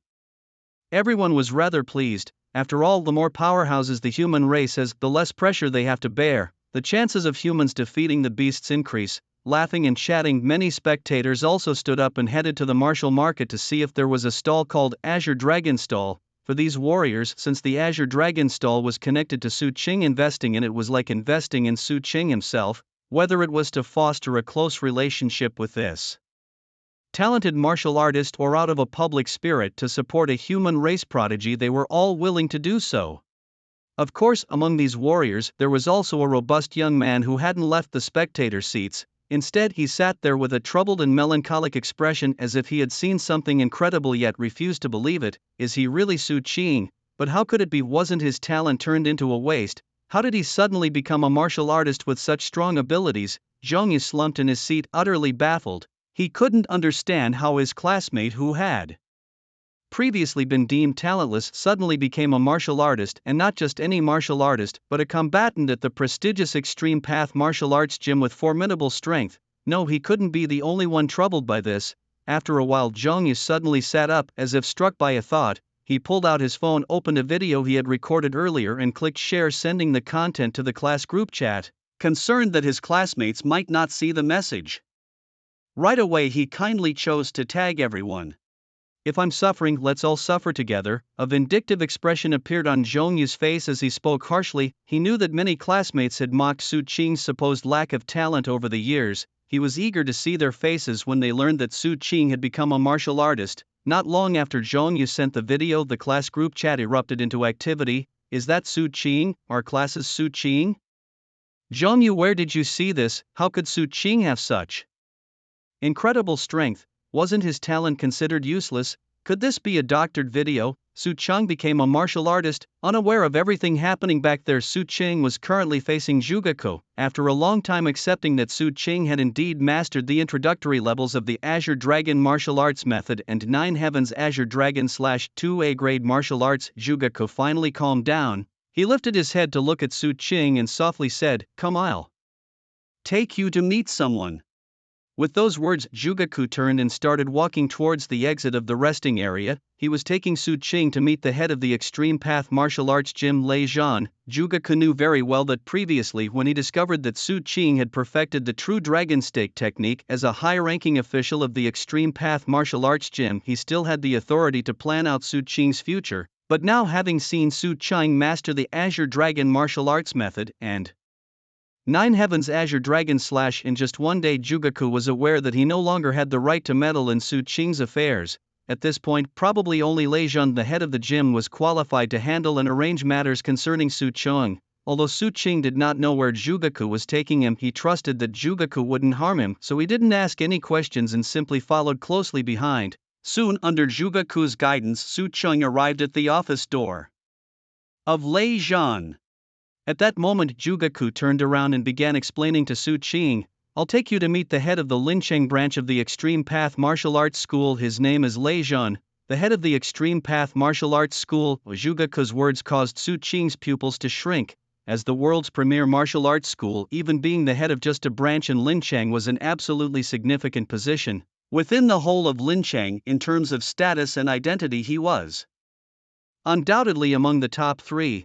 Only the city lord of Lincheng could possibly surpass him by a slight margin. Hearing that he was about to meet such a significant figure, even the much-changed Su Qing couldn't help but feel a momentary ripple in his emotions. However, he quickly regained his composure, his expression serene once again. Su Qing was confident that one day he could be as powerful as the other party, or even more so. Taking a deep breath to calm himself, Su Qing followed Zhugeku into Lei Zhan's office and soon met a robust man. Unlike Zhugeku's scholarly demeanor, Lei Zhan appeared much more fierce. If Zhugeku gave off the vibe of an ancient strategist, Lei Zhan exuded the aura of a fierce general from the battlefield, a demeanor forged through countless experiences of life and death and battles of blades and blood. "The head, I brought Su Qing here," said Zhugeku, bowing slightly before speaking. On the way to meet Lei Zhan, Zhugeku had already briefed him on the relevant details. Thus, upon hearing Zhugeku's introduction, Lei Zhan nodded slightly. "Good, I'm aware," Lei Zhan said, his expression pausing for a moment as a hint of contemplation flashed through his eyes. Then he continued, "Since he's here, you can go handle the other matters. It's time some people learned the rules of the Extreme Path Martial Arts School." Hearing Lei Zhan's words, Zhugeku's expression tightened and he nodded. "I understand, head." With those words, Zhugeku stepped out of Lei Zhan's office. At that moment, Lei Zhan's gaze turned to Su Qing. "You must be Su Qing." Upon seeing Su Qing, a smile appeared on Lei Zhan's face, his expression softening slightly. "Come sit here." Lei Zhan gestured to a seat next to him and then walked towards a nearby seating area. Following Lei Zhan's direction, Su Qing sat down next to him. "Zhuge, the manager, has already told me about your situation. First of all, welcome to the Extreme Path Martial Arts School, you talented martial artist." Lei Zhan expressed his positive attitude towards Su Qing. A martial arts prodigy with the potential to become a martial god was, even for him, a matter to be treated with great care. Furthermore, according to Zhugeku, Su Qing possessed extraordinary comprehension in martial arts, mastering 2A-level martial arts techniques in just one day, all thanks to his perfect martial foundation crafted from the complete realm of the true dragon stance. Such progress was incredibly rare. Even with Lei Zhan's experience, he had never heard of anyone achieving so much so quickly.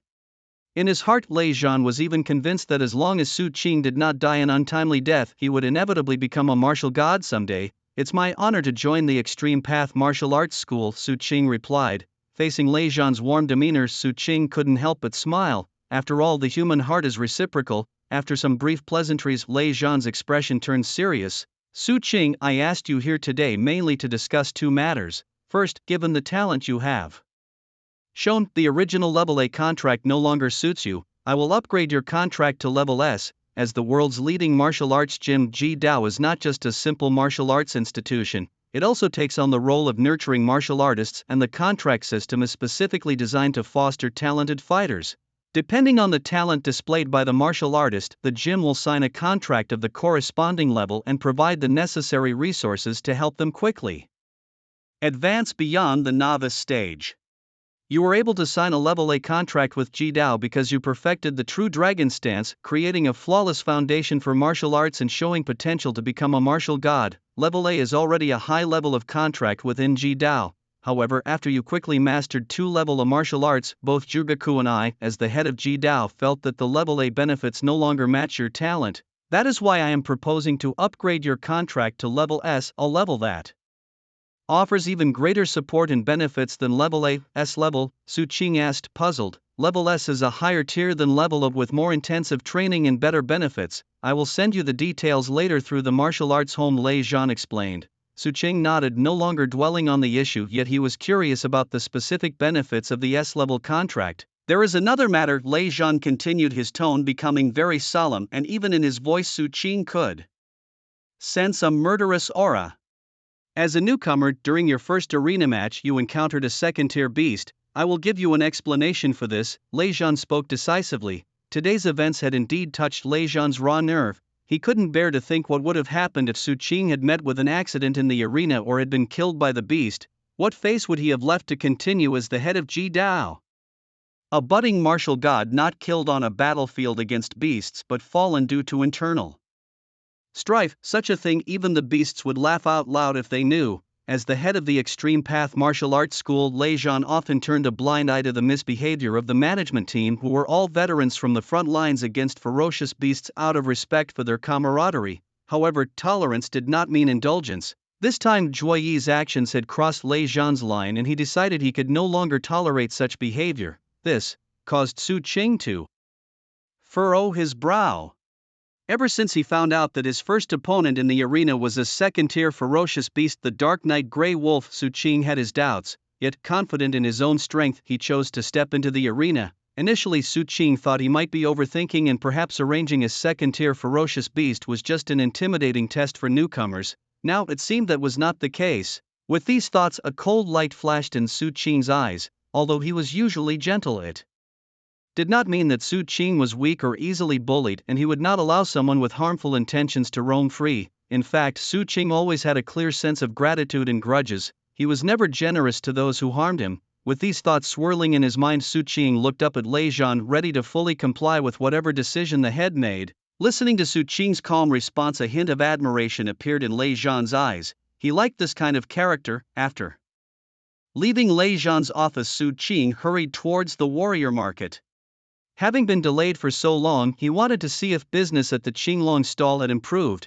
Besides, Su Qing also wanted to purchase some beast meat from the warrior market to enhance his vitality. Although he had easily slain the Dark Knight Grey Wolf using the power of the Azure Dragon martial arts technique and the Nine Heavens Azure Dragon Slash, Su Qing was well aware that in terms of real skill level he was no match for the Dark Knight Grey Wolf.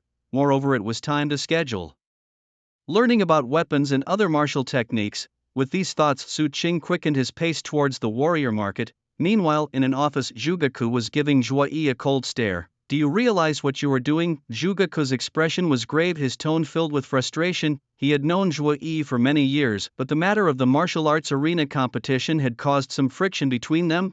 Zhugeku hadn't taken it to heart initially, seeing it merely as a difference in work methods and opinions. However, he had not expected that it would lead Zhuo Yi to make such a reckless decision, to let a rookie fighter face a second-tier ferocious beast. Such an act was undoubtedly placing the fighter in grave danger. For the Extreme Path Martial Arts School, which regarded fighters as the future of humanity, this was unforgivable. You don't understand what it means to be a combatant, Zhuo Yi. How dare you deliberately put a combatant in danger? Are you out of your mind? Zhugeku scolded without mincing words. Yet Zhuoyi's expression remained unchanged. Zhugaku, I think the mad one is you. You're actually scolding me over a mere combatant. Zhuoyi looked at Zhugaku incredulously. He couldn't believe that Zhugaku would scold him over a mere combatant. It's not like the arena competition has started and the combatant hasn't even been scratched. Even if something had happened, what's a single combatant worth? In martial arts, only those talents who grow and survive are true geniuses. Those who die are nothing but a pile of dry bones. Over the years, I've seen too many so-called talents who have died by the hands of beasts due to their arrogance. And what do you mean by me deliberately putting him in danger? I was simply making him face reality to recognize his own limits. Just becoming a combatant and participating in the arena competition as if it were child's play.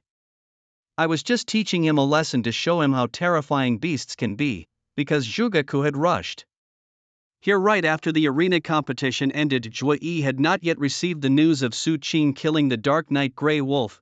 This was the reason for his bold confidence. In his view, the result of the arena competition was merely Su Qing succumbing to the fear of the Dark Knight Grey Wolf's strength and choosing to forfeit. He couldn't and didn't dare to imagine that the competition had actually started normally and ended with Su Qing killing the Dark Knight Grey Wolf. Forget it. Seeing Zhuoyi still unrepentant, Zhugaku sighed deeply. Zhuoyi, I see that you are no longer fit to be in charge of the martial arts arena. From today you are relieved of your position as head of the martial arts arena. Go home and reflect on your actions. Zhuoyi looked as if he had heard something unbelievable, his face a mix of disbelief and defiance as he stared at Zhugaku. You're relieving me of my duties? Zhugaku, who do you think you are? You really think you're the head of the ultimate martial pavilion? Just as Zhugaku was about to speak, suddenly a resounding voice boomed through the air, because this is my decision. At the doorway a robust figure Lei Zhan stepped in, his gaze icy as he spoke coldly to Zhuoyi, and it's not just a dismissal, I am also expelling you from the ultimate martial pavilion. Seeing Lei Zhan appear suddenly, fear finally crept into Zhuoyi's heart. The pavilion head? This can't be. Meanwhile, when Su Qing rushed back to the martial artists' market and arrived at the Azure Dragon stall, he found it surrounded by a group of martial artists. Is there no complete copy of Qingfeng Martial Arts Manual left? I'd like one. All gone, all gone. The Qingfeng Martial Arts Manual has sold out. What about the Thunderblade technique? That's gone too. Now only the last copy of Pancher Martial Arts Manual is left. Then give me a copy of the Pancher Martial Arts Manual. I apologize, my lord, but you have arrived too late. The last copy of the Pan Stone Martial Arts Technique has just been purchased by another esteemed guest, alas. It's a pity, just one step too late and you missed out on such a fine martial arts technique. Indeed, apart from the Supreme Martial Hall, it's rare to see such a complete martial arts technique elsewhere. Shopkeeper, when will there be more martial arts techniques for sale here? I'm not sure, I need to ask my boss. I had intended to cater to the needs of the Sudo warriors, but it turned out that we benefited in the end. As Su Qing approached, he could hear the discussions among the crowd. There were the voices of many martial artists gathered around the Qinglong stall, including the voice of Zhang Rushan. The content of their conversation brought a smile to Su Qing's lips, for from their words Su Qing knew that his martial arts techniques had sold out. After discovering that the Qinglong stall's martial arts techniques had sold out, the crowd of martial artists began to disperse slowly. Of course, some who were keen on the martial arts techniques had specifically asked for Zhang Rushan's contact information, hoping he would notify them when new techniques became available. As the crowd thinned, some noticed Su Qing's presence. They greeted Su Qing with a smile. Greetings, warrior Su. As fellow martial artists, although they admired Su Qing and were optimistic about his future, they would not demean themselves by seeking too close a relationship. Moreover, since Su Qing had come to the martial artists' market, he presumably had his own matters to attend to. It wouldn't be proper to disturb him too much.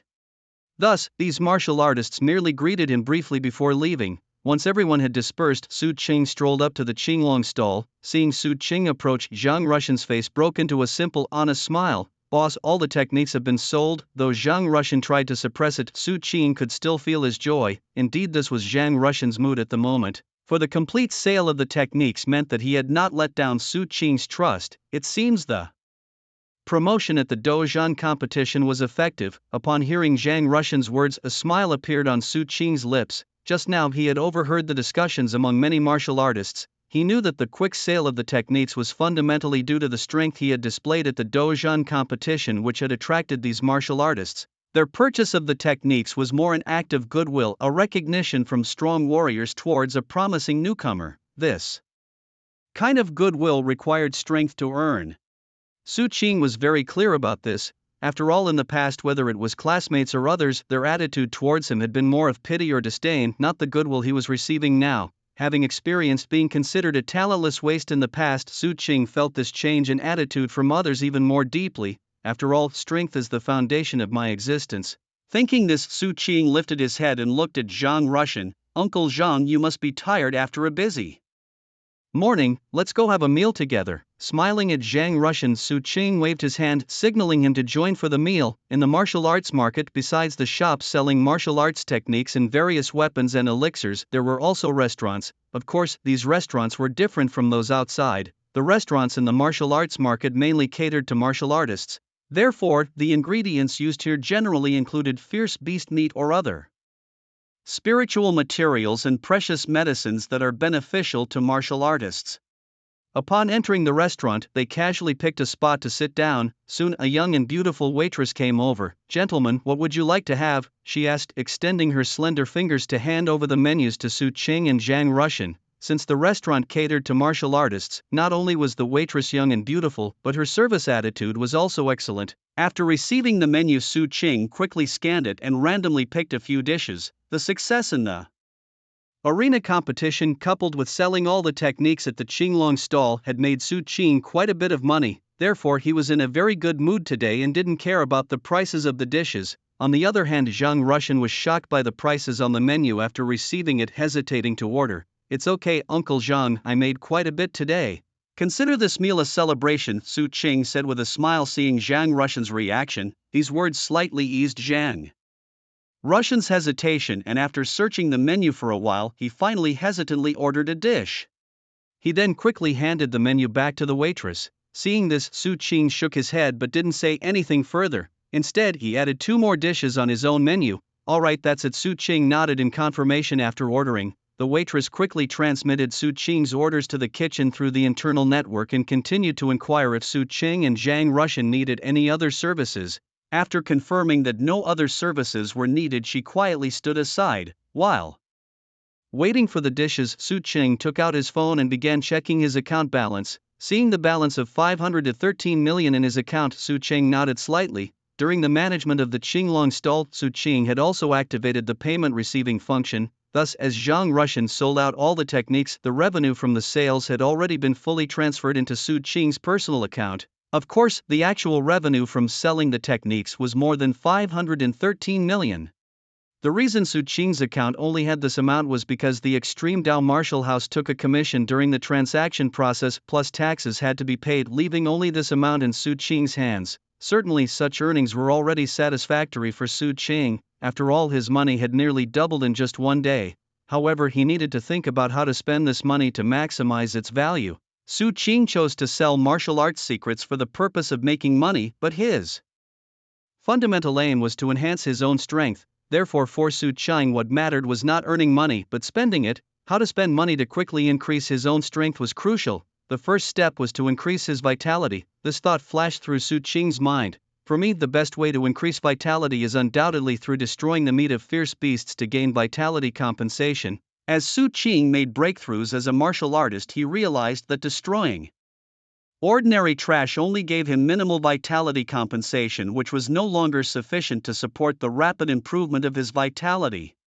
For the current Su Qing, destroying the meat of fierce beasts to obtain vitality compensation was a better method. Although it was more costly for me, money was not an issue. The complete sellout of the Azure Dragon's martial arts secrets at the stall today had shown Su Qing that his money-making strategy was sound. With this stable income stream established, Su Qing no longer felt such a psychological burden when spending money.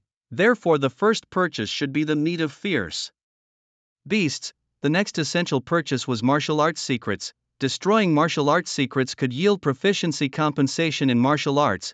This was not only crucial for enhancing Su Qing's martial arts techniques and skills but also related to his business of selling martial arts and making money. Hence, expenditure in this area naturally could not be neglected. Besides, purchasing weapons was necessary. Although the proficiency of martial arts could be improved by destroying martial Arts techniques to gain system proficiency compensation weapons were indispensable in actual combat.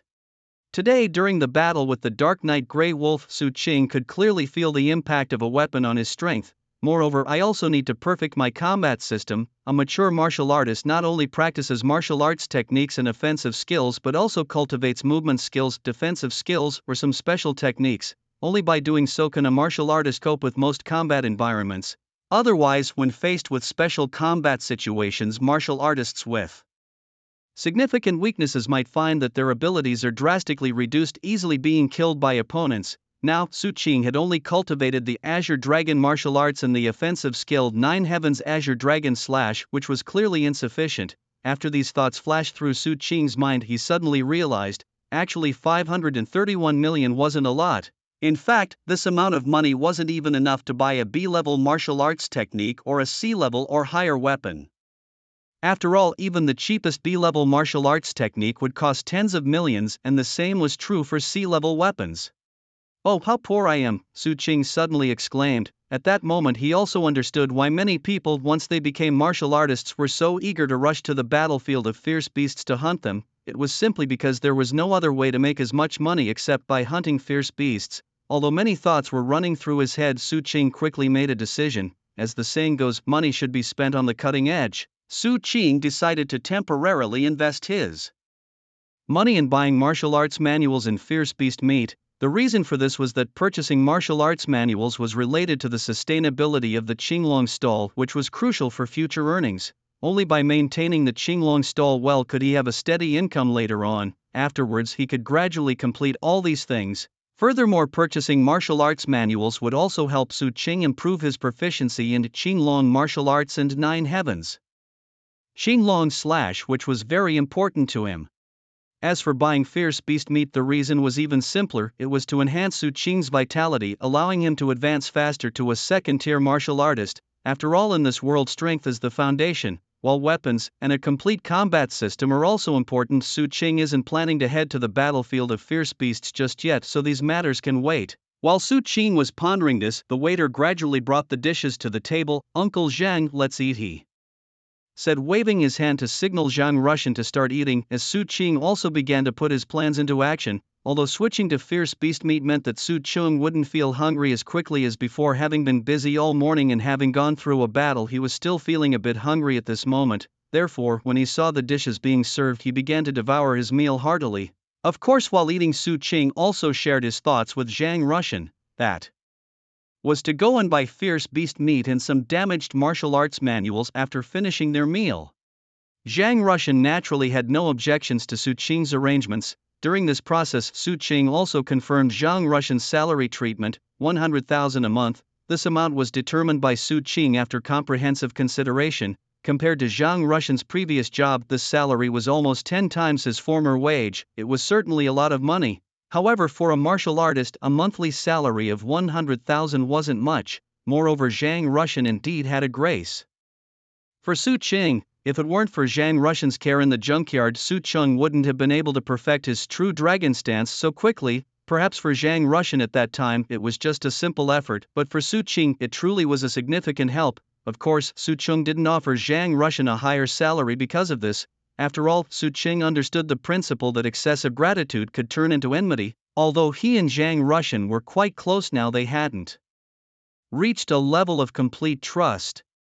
After several refusals, Zhang Russian finally accepted the salary Su Qing offered him. After their meal, Su Qing and Zhang Russian quickly sprang into action. They began darting from one stall to another, purchasing damaged martial arts techniques and ferocious beast meat. The warrior market was teeming with stalls selling these items, so in no time at all, Su Qing and Zhang Russian had spent over 5 million in funds and acquired a hefty bundle of martial arts manuals, along with several hundred pounds of ferocious beast meat. "Thank you and please come again," said the meat vendor with a broad smile after receiving the payment. "Also, you might consider buying a storage device, it would make carrying items much more convenient." This suggestion caught Su Qing's attention.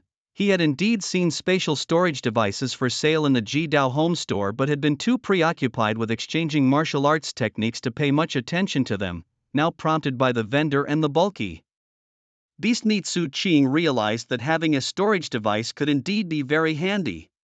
"Thank you, I'll keep that in mind for next time," he he said with a smile, greeting the vendor before leaving with Zhang Russian. They headed out of the warrior market because the martial arts manuals still needed to be destroyed and learned before they could be sold. Although it was only noon, Su Qing was ready to head back home. As for combining techniques at the martial arts market, Su Qing might have considered it before. After all, since the awakening of talents, various powerful abilities had emerged in the world, making it entirely feasible to attribute the creation of martial arts techniques to these talents. However, after the incident at the fighting arena, Su Qing had become much more cautious. He felt it was better to keep a low profile and be more prudent in his actions. Not all warriors harbored good intentions, and encountering a malevolent one could lead to consequences Su Qing was not prepared to face. For Su Qing, who had become a warrior, several 100 pounds of beast meat was not a significant burden. Even laden with such weight, he moved swiftly and was soon back in the happy community. After habitually clearing the community of trash, he made his way home. During all this, his actions did not go unnoticed by the other residents. "Xiao Su, what are you doing with such a big package? Such a good kid. How much is Xiao Su's vitality now? Carrying such heavy stuff, yet he looks perfectly normal. He seems to be in a good mood recently. Has his talent recovered?" whispered the neighbors. Intrigued by Su Qing's recent peculiar activities, certainly Su Qing paid no mind to the murmurs around him. Years of hardship had enlightened him to a simple truth, that focusing on oneself and living well were paramount. Upon returning home, Su Qing eagerly opened his package and began to work tirelessly. Destroying a piece of savage beast meat from a damaged organ granted him a +001 boost to his qi and blood levels. Similarly, destroying meat from a nightshade wolf and a flame leopard increased his levels by +001 and +002 inch respectively. As he continued, the system's notification sound echoed by his ear again. At the same time, Su Qing accessed the system panel. Name: Su Qing. Rank: First Order Martial Artist. Physical Refinement Stage: Martial Arts.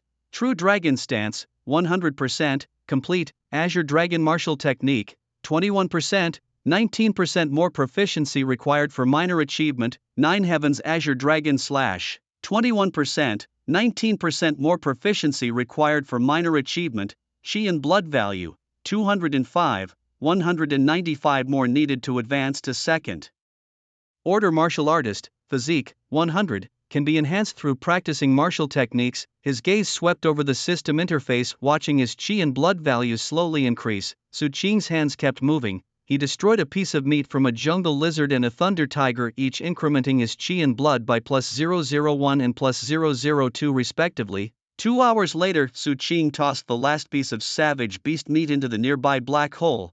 After hearing another system notification, he stopped his activities and called up the system interface again, noting his increased qi and blood value now at 228. Name: Su Qing. Rank: First Order Martial Artist. Physical Refinement Stage: Martial Arts. True Dragon Stance: 100%. Complete. Azure Dragon Martial Technique: 21%. 19% more proficiency required for minor achievement. 9 Heavens Azure Dragon Slash: 21%. 19% more proficiency required for minor achievement. Qi and blood value: 228. 172 more needed to advance to second order martial artist. Physique: 100. Can be enhanced through practicing martial techniques. Seeing his qi and blood value at 228 inch. Su Qing nodded in satisfaction. The compensation from destroying savage beast meat truly added up. At this rate, he would only need a few more days to break through and become a second-order martial artist. Though the cost was steep, frowning slightly, Su Qing felt a twinge of pain considering the amount he had spent, over $1 million. Yet, compared to others who relied on qi and blood pills, his method was still cheaper and more efficient. Perhaps it was time to ask Uncle Zhang to keep an eye out for cheaper sources of savage beast meat. With these thoughts, Su Qing reined in his mind and turned his gaze to the parcel that lay on the other side. Inside the parcel were the incomplete martial arts manuscripts Su Qing had purchased at the martial arts market, which he used to enhance his proficiency in martial arts and to synthesize new techniques. After resting briefly, Su Qing opened the parcel and resumed his busy work. He destroyed an incomplete Pan Stone martial arts manuscript, which increased his proficiency in Pan Stone martial arts by 10%. He destroyed another damaged martial arts manuscript, which slightly enhanced his Azure Dragon martial arts proficiency by 1%. destroying an incomplete flame blade manuscript increased his flame blade proficiency by 10%, and a damaged blade technique manuscript increased his thunder blade proficiency by 1%. As Su Qing busied himself, the system's notifications sounded in his ears. Simultaneously, his mind slowly began to fill with insights into martial arts. Inside the room, Su Qing sat cross-legged, a blue light swirling around him like a fish swimming around his body.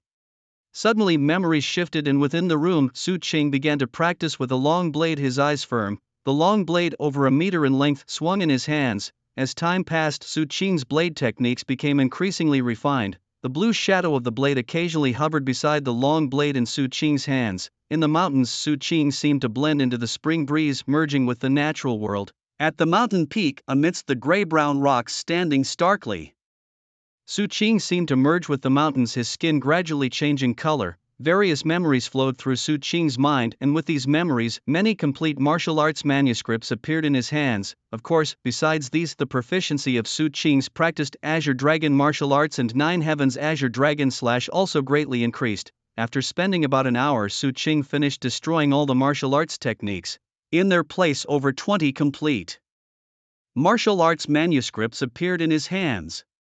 Of course, in addition to this, Su Qing's training in Azure Dragon martial arts and Nine Heavens Azure Dragon / also saw significant improvements. After adjusting to his increasingly powerful body, Su Qing suddenly spoke to himself as if remembering something. Right, I wonder what changes have occurred since my contract level was upgraded from A to S level.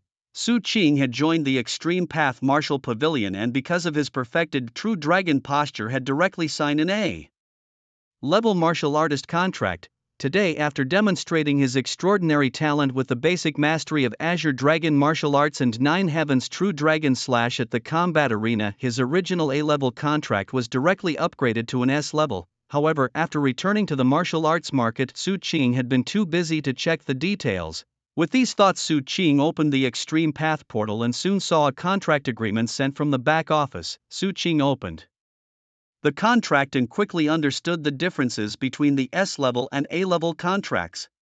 Compared to the A-level contract, the S-level contract added the privileges of exchanging 2 A-level martial techniques and 1 B-level weapon. In addition to this, the original annual reward fund of 3 million was raised to 10 million. Seeing the treatment and rewards of the S-level contract, Su Qing's mood improved considerably, a smile appearing at the corners of his mouth. With this, he thought in the short term all he needed to do was to calmly enhance his vitality and martial arts proficiency. The rewards of the S-level contract gave Su Qing some peace of mind. Although his earning ability had improved significantly compared to before, with his talents Su Qing could even make millions in a day. However, as his earning power increased, so did his expenses, not to mention anything else. Just gathering the various martial arts techniques needed to form a combat system required billions in funds. Additionally, there were weapons and the ferocious beast meat needed to enhance his vitality. However, the improved contract terms did help Su Qing solve the pressing issues at hand. At least for the short term, he no longer needed to worry about acquiring martial arts techniques. After scanning the contract and ensuring there were no issues, Su Qing quickly completed all the signing procedures. Once the contract was signed, he looked at the additional A-level martial arts exchange rights and B-level weapon exchange permissions he had in the Extreme Path home. Su Qing immediately couldn't wait to open the Extreme Path home store and start looking for the martial arts secret manuals he wanted. Of course, having just become a martial artist and still not fully understanding the martial arts combat system, he also checked relevant information in the martial arts forums while purchasing the secret manuals. Guided by the recommendation of a powerful martial artist, Su Qing finally chose suitable martial techniques and weapons for himself. First was a movement technique called Zixia Thunder Escape, a speed-focused movement technique that could double a martial artist's speed just by mastering the basics. Once cultivated to perfection, a martial artist could transform into a being as fast as lightning, nearly reaching the speed of light. Besides this movement technique, Su Qing also purchased a physical technique called Tiangong Mysterious Technique. This technique focused on tapping into the body's physical strength, significantly enhancing one's strength and defense upon initial mastery. Once cultivated to its peak, it could unlock the ultimate power of the body, manifesting the Tiangong divine demon body, transforming into a giant that could blot out the sun and unleash devastating world-ending power. Apart from the techniques, Su Qing also exchanged for a B-level weapon called a Guan Dao. The Guandao was 24 meters long, silver-white in appearance, and resembled the legendary figure Guan Yu from whom it got its name. This blade was made from a special mineral called silver tempering stone, crafted and polished by a weapon forging master. Because of the unique material, the Guandao was exceptionally sharp, capable of easily breaking through the defenses of ninth-tier ferocious beasts. It can be said that this is a weapon that can be used all the way up to the 9th level of martial mastery. In the marketplace of the extreme path, this blade is priced at 120 million. If it weren't for the weapon exchange privileges, even if Su Qing's Qinglong stall was doing extremely well, it would take him at least several days to earn enough money to buy this blade. The reason Su Qing chose to purchase the Guandao was all because of a recommendation from a warrior named Guan Yun on the Extreme Path's Martial Forum. From their conversation, Su Qing learned that Guan Yun was also a practitioner of the Nine Heavens Azure Dragon Slash. It was for this reason that Su Qing decided to exchange for the Guandao. Once he made the decision, Su Qing quickly operated within the marketplace interface of the Extreme Path. In no time, Su Qing had finished all the arrangements. Now he was just waiting for the delivery of the martial technique and the weapon. As he muttered to himself, a look of anticipation couldn't help but emerge in his eyes. After all, once he mastered the Purple Sky Thunder Escape and the Celestial Firmament technique, Su Qing's combat system would start to take shape. By then, whether facing any warrior or ferocious beast, Su Qing would have the strength to fight. Moreover, with the addition of the Guandao, Su Qing's combat power would surely rise to a higher level compared to now. While waiting for the martial technique and weapon to be delivered, Su Qing noticed another message from Zhuge. It was a notice of punishment. The head of the Extreme Path Martial Pavilion's arena, Zhuo Yi, had been stripped of his managerial duties and expelled. Looking at the content of the punishment, Su Qing's eyes narrowed slightly. From the fact that Zhuge had sent him the message, Su Qing could easily guess that his first time on the martial arena facing the Dark Knight Grey Wolf, a nocturnal beast, probably had something to do with Zhuo Yi. So all this was Zhuo Yi's doing behind the scenes. Su Qing frowned slightly and looked at the photo in the notification, memorizing the face. He then greeted Zhuge and closed their chat interface. Actually, regarding Zhuo Yi, Su Qing didn't have too many thoughts. Although Zhuo Yi's actions had endangered Su Qing's safety, relying on his own strength, Zhuo Yi hadn't caused any real harm to Su Qing, thus he didn't dwell much on this matter. Perhaps the only feeling was that there are bad people within the human race and not all warriors can be trusted. Of course, in Su Qing's heart, there was still curiosity about why Zhuo Yi would do such a thing. But this might involve internal affairs of the Extreme Path Martial Pavilion, and since Zhuge hadn't mentioned it, Su Qing naturally wouldn't ask. For Su Qing, rather than exploring why others plot against you, it's better to use the time to enhance your own strength. In the face of absolute power, all schemes and conspiracies will become irrelevant. With these thoughts, Su Qing opened the Martial Forum of the Extreme Path Martial Pavilion. In the Martial Arts Forum, discussions were rampant about Zhuo Yi being dismissed and expelled from the Extreme Path Martial Arts Gym. Zhuo Yi was the person in charge of the martial arts competition at the Lincheng branch of the gym, and it was shocking news to hear of his sudden dismissal. People were wondering what had happened. I have a friend in the Lincheng gym who mentioned that this involved internal power struggles within the branch. Zhuo Yi had always wanted to abolish the special training system for combatants and wanted to fully promote the betting battle system instead, but many within the gym disagreed. This time, Zhuo Yi must have lost his mind. He suddenly assigned a second-level fierce beast to a rookie combatant. This action infuriated the head of the Lincheng branch, leading to his dismissal. He deserved it. Challenging the policies set by the headmaster is no small offense.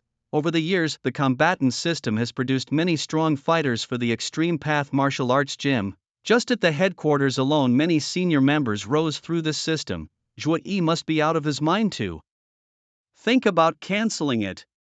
If it were really abolished, the folks at Thunder God Martial Arts Gym would probably be overjoyed. Zhuo Yi is really out of his mind and his dismissal was well deserved. However, I think his idea to promote the betting battle system has potential. It could revive the somewhat desolate current state of martial arts competitions. Am I the only one curious about how that combatant facing the second-level fierce beast turned out?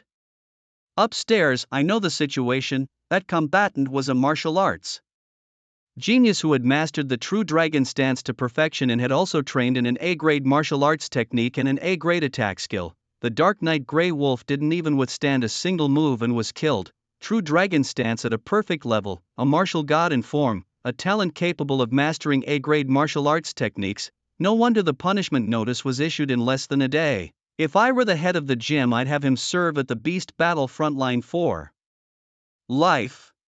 Such a talent, it takes many years for one to emerge in Lincheng. Any mishap with him and the entire Lincheng branch would be in trouble. I wonder what realm this genius will be able to reach in the future. Seeing the discussions on the martial arts forums, Su Qing suddenly realized the targeting by Zhua Yi was because of the internal strife within the Extreme Path martial arts gym. After briefly browsing the messages and understanding the situation, Su Qing closed the forum. Out of habit, he opened his messaging app. He intended to see if his classmates were discussing anything. For years, this had become a habit for Su Qing. It was only after opening the chat app that Su Qing noticed there were many unread messages on his main chat screen. A quick glance revealed that most of these unread messages were sent by classmates. Why would they send me messages? Puzzled, he furrowed his brows and randomly opened the chat interfaces of two classmates only to find that their messages were essentially the same. Su Qing, have you become a martial artist? Has your talent been restored? Is that you in the video Joan you posted in the class group? After reading messages from these two classmates, Su Qing didn't bother checking the others, guessing that their contents were likely similar. Without further ado, Su Qing opened the class group chat. Upon entering, he saw that the top right corner of the chat interface displayed over 999 plus unread messages. Moreover, the messages within the group chat were still being refreshed continuously. What's going on? How did Su Qing suddenly become a martial artist, and why is he so strong? He killed a second-tier fierce beast with a single strike. I doubt anyone in our class apart from Ran Qingshuat could match his strength. Could it be a mix-up? This can't be Su Qing. How could there be such a coincidence, someone looking exactly like him and also named Su Qing? Don't be skeptical, that's definitely our classmate Su Qing. Why doesn't he say something in the class group chat? Now that Su Qing is a martial artist and even a fighter at the Extreme Path Martial Academy, do you think he's like you, idling around all day just chatting? It's unbelievable that Su Qing has become a martial artist. With his strength, not just any top martial arts university but even the elite ones would probably hope for him. Su Qing was originally an A-level talent, so becoming a martial artist is normal.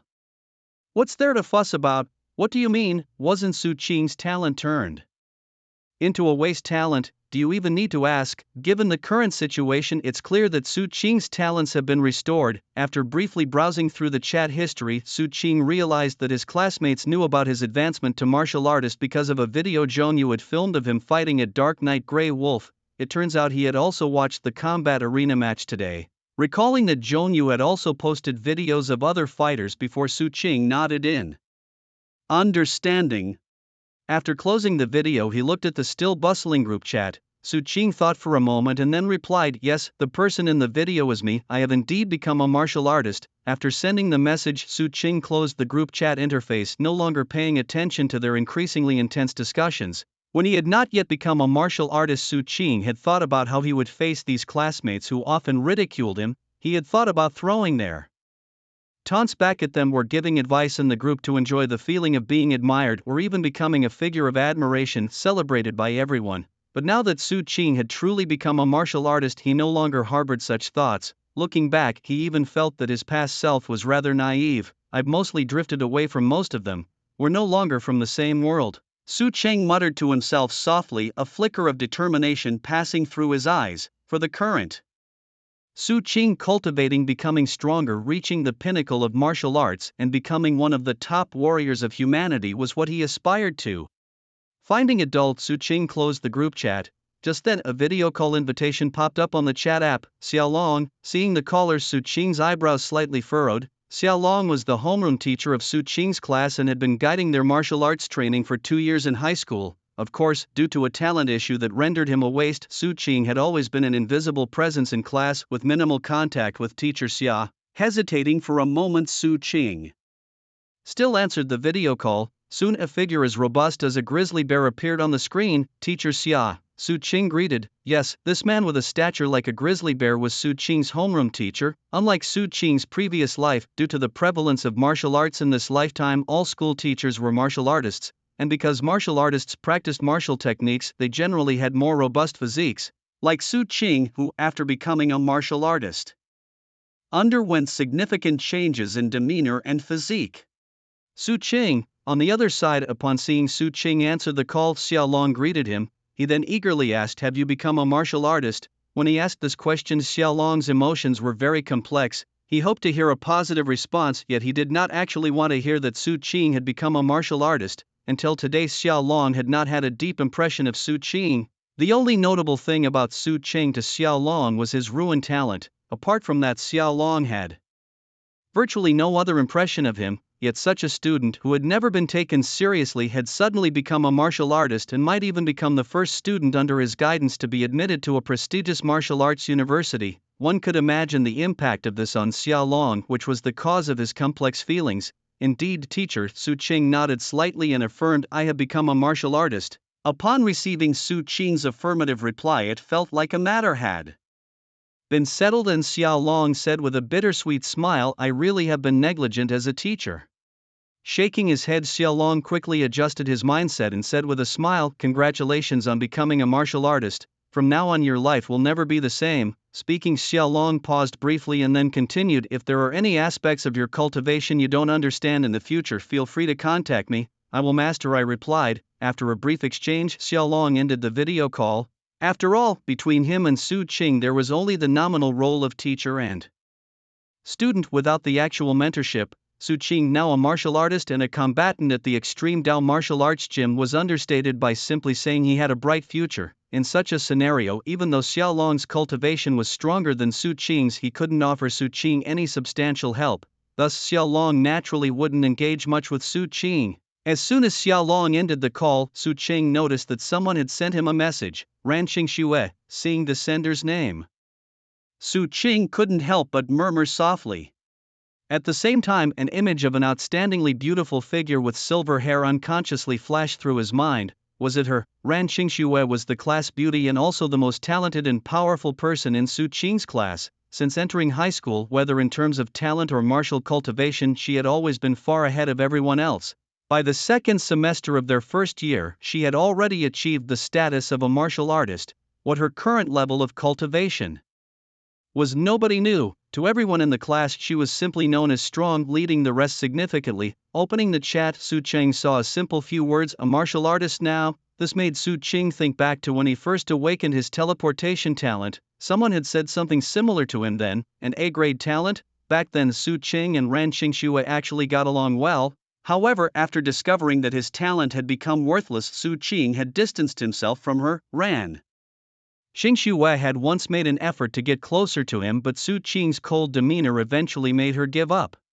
"Yes, a martial artist now," Su Qing typed back, returning from his memories. "We should have a spar sometime." No sooner had the message been sent than a reply came, "Sure." But after this message, it was as if the stone had sunk into the deep sea with no more responses. No reply. Su Qing's eyes flickered as he stared at the silent chat, and then he put away his phone. Women should not interfere with his martial cultivation. Not long after putting away his phone, Su Qing heard a knock at the door. Walking over to open it, he saw a man dressed in the Extreme Dao Martial Arts Gym uniform. "Sir, here is the item you purchased." As he spoke, the man handed over a box to Su Qing. Taking the box, Su Qing softly thanked him. "Thank you. It's my duty," the man in the uniform replied before stepping away. Watching the man's retreating figure, Su Qing carried the box to the living room and sat down. After verifying the contents, he opened the box to find 2 martial arts manuals quietly lying inside and a small knife only about 10 centimeters long. "What is this?" Frowning, Su Qing reached into the box and pulled out the small knife. As the knife left the box, it instantly transformed into a 2-meter-long greatsword. Holding the silver-white long blade in his hands, Su Qing couldn't help but smile. Was this the famed Guan Dao? The transformation from a small knife to a long blade did not surprise Su Qing in the slightest. At this moment, he was completely focused on observing the long blade. Since becoming a martial artist and practicing the Azure Dragon martial arts method, Su Qing's physical strength had greatly increased, incomparable to his past self. Now even lifting several hundred pounds of ferocious beast meat single-handedly felt weightless to him. However, holding the Guan Dao now, Su Qing could feel its significant heft. His gaze shifted to the blade's edge. The light streaming through the window glinted off it, allowing Su Qing to perceive the sharpness of the blade. At this moment he felt an impulse to swing the Guan Dao. Yet he suppressed this urge, knowing well that the room he currently resided in could not withstand the force of his swing. Worse, it might even cause the entire building to collapse. Su Qing could not take on such responsibility. It seemed he needed to find a new place to live. Glancing around the room, Su Qing regretfully put away the long blade, which then returned to its original length of 10 centimeters. The Guandao had a built-in function to change size, a feature embedded during its forging through spatial runes, allowing the weapon to alter its size. This was a common feature in Grade B weapons designed to facilitate transport for martial artists, a technology specifically developed by weaponsmiths. However, due to the high cost of this technology, it was not widely available. After putting away the Guandao, Su Qing's gaze turned to the purple and silver martial arts techniques stored in the box. He took out the Purple Thunder Escape Method and Celestial Mystery Technique. My combat system is beginning to take shape, he chuckled softly and without hesitation tossed one of the martial arts techniques to the side. At that moment, a giant black hole appeared in the air, swallowing the technique he had thrown. Simultaneously, the system's notification sounded: destruction of a body movement martial arts technique, Purple Thunder Escape Method compensation, Purple Thunder Shield Technique proficiency plus 20. Along with the sound, many unfamiliar memories suddenly filled Su Qing's mind. On a vast empty plain stretching endlessly where the sky was blue and the grass green, suddenly the weather changed dramatically and a loud thunderous noise boomed across the sky. Boom! The sound of thunder exploding filled the air, and at that moment the slender figure sitting on the ground suddenly closed his eyes. Then as thunder streaked across the sky, lighting up the entire land, the figure on the ground dashed forward as fast as lightning under the thunder. A fierce howling sound whizzed past, yet the boy seemed oblivious as thunder exploded across the sky, now merely serving as a backdrop. Beneath the overcast stormy sky, the boy, accompanied by thunder, moved as swiftly as lightning. At one moment it appeared as though the boy had merged with the universe, transforming into a bolt of purple lightning. Boom! Su Qing opened his eyes, and in an instant a streak of purple lightning burst forth from his gaze, shattering the air. At the same time, a sensation of lightness swiftly filled his entire body. At this moment, Su Qing had only one thought in his mind: I can fly, of course. Su Qing knew it was just an illusion. However, he was well aware that if he wished he could manage to hover briefly in the air. His figure moved akin to a shadow, and in a blink Su Qing appeared on the other side of the room. After briefly adjusting to the changes in his body, Su Qing then picked up another martial arts manual. He tossed it into the black hole, destroying a complete Celestial Firmament manual, compensated with plus 20 proficiency in Celestial Firmament skills. Along with inexplicable memories surfacing in his mind, Su Qing felt his body had become much stronger than before. Snapping back from his memories, Su Qing briefly felt the changes in his body. He then looked at the system interface. Name: Su Qing. Level: First Tier Martial Artist. Body Refinement Stage: Martial Arts. True Dragon Stance: 100%. Perfected. Azure Dragon Martial Arts: 23%, 17% more proficiency needed for minor achievement. 9 Heavens Azure Dragon / 22%, 18% more proficiency needed for minor achievement. Purple Dawn Thunder Escape Technique: 20%, 20% more proficiency needed for minor achievement. Celestial Firmament Manual: 20%, 20% more proficiency needed for minor achievement. Vitality: 228, 172 more needed to upgrade to second-tier martial artist. Physique: 101, can be enhanced by practicing martial arts. Weapon: Guandao. Seeing the Purple Dawn Thunder Escape Technique and the Celestial Firmament Manual in the martial arts section of the system interface, Su Qing nodded slightly, then shifted his gaze. I wonder how strong I am now, he murmured softly, then suddenly remembered the martial arts tournament he had attended today. Perhaps I could give it a try tomorrow. The next morning, as soon as he got up, Su Qing headed straight for the Extreme Path Martial Gym, as he had already made an appointment with Zhang Rushan. When Su Qing arrived at the gym, he could see Zhang Rushan from afar. Boss. Seeing Su Qing approach, Zhang Rushan hurriedly greeted him. Uncle Zhang. With a light call, Su Qing handed a package to Zhang Rushan. This was the complete martial arts manual Su Qing had busied himself with synthesizing yesterday to be sold at today's Azure Dragon stall. After receiving the package, Zhang Rushan eagerly walked towards the interior of the Extreme Path Martial Gym. Seeing this, Su Qing followed. Soon Su Qing and Zhang Rushan reached the martial market and arrived at the Azure Dragon stall. Once there was no need for Su Qing to say anything. Zhang Rushan busied himself with his own affairs. Once everything was ready, the Qinglong stall gradually began to attract warriors. Seeing this, Su Qing greeted Zhang Russian and walked towards other stalls.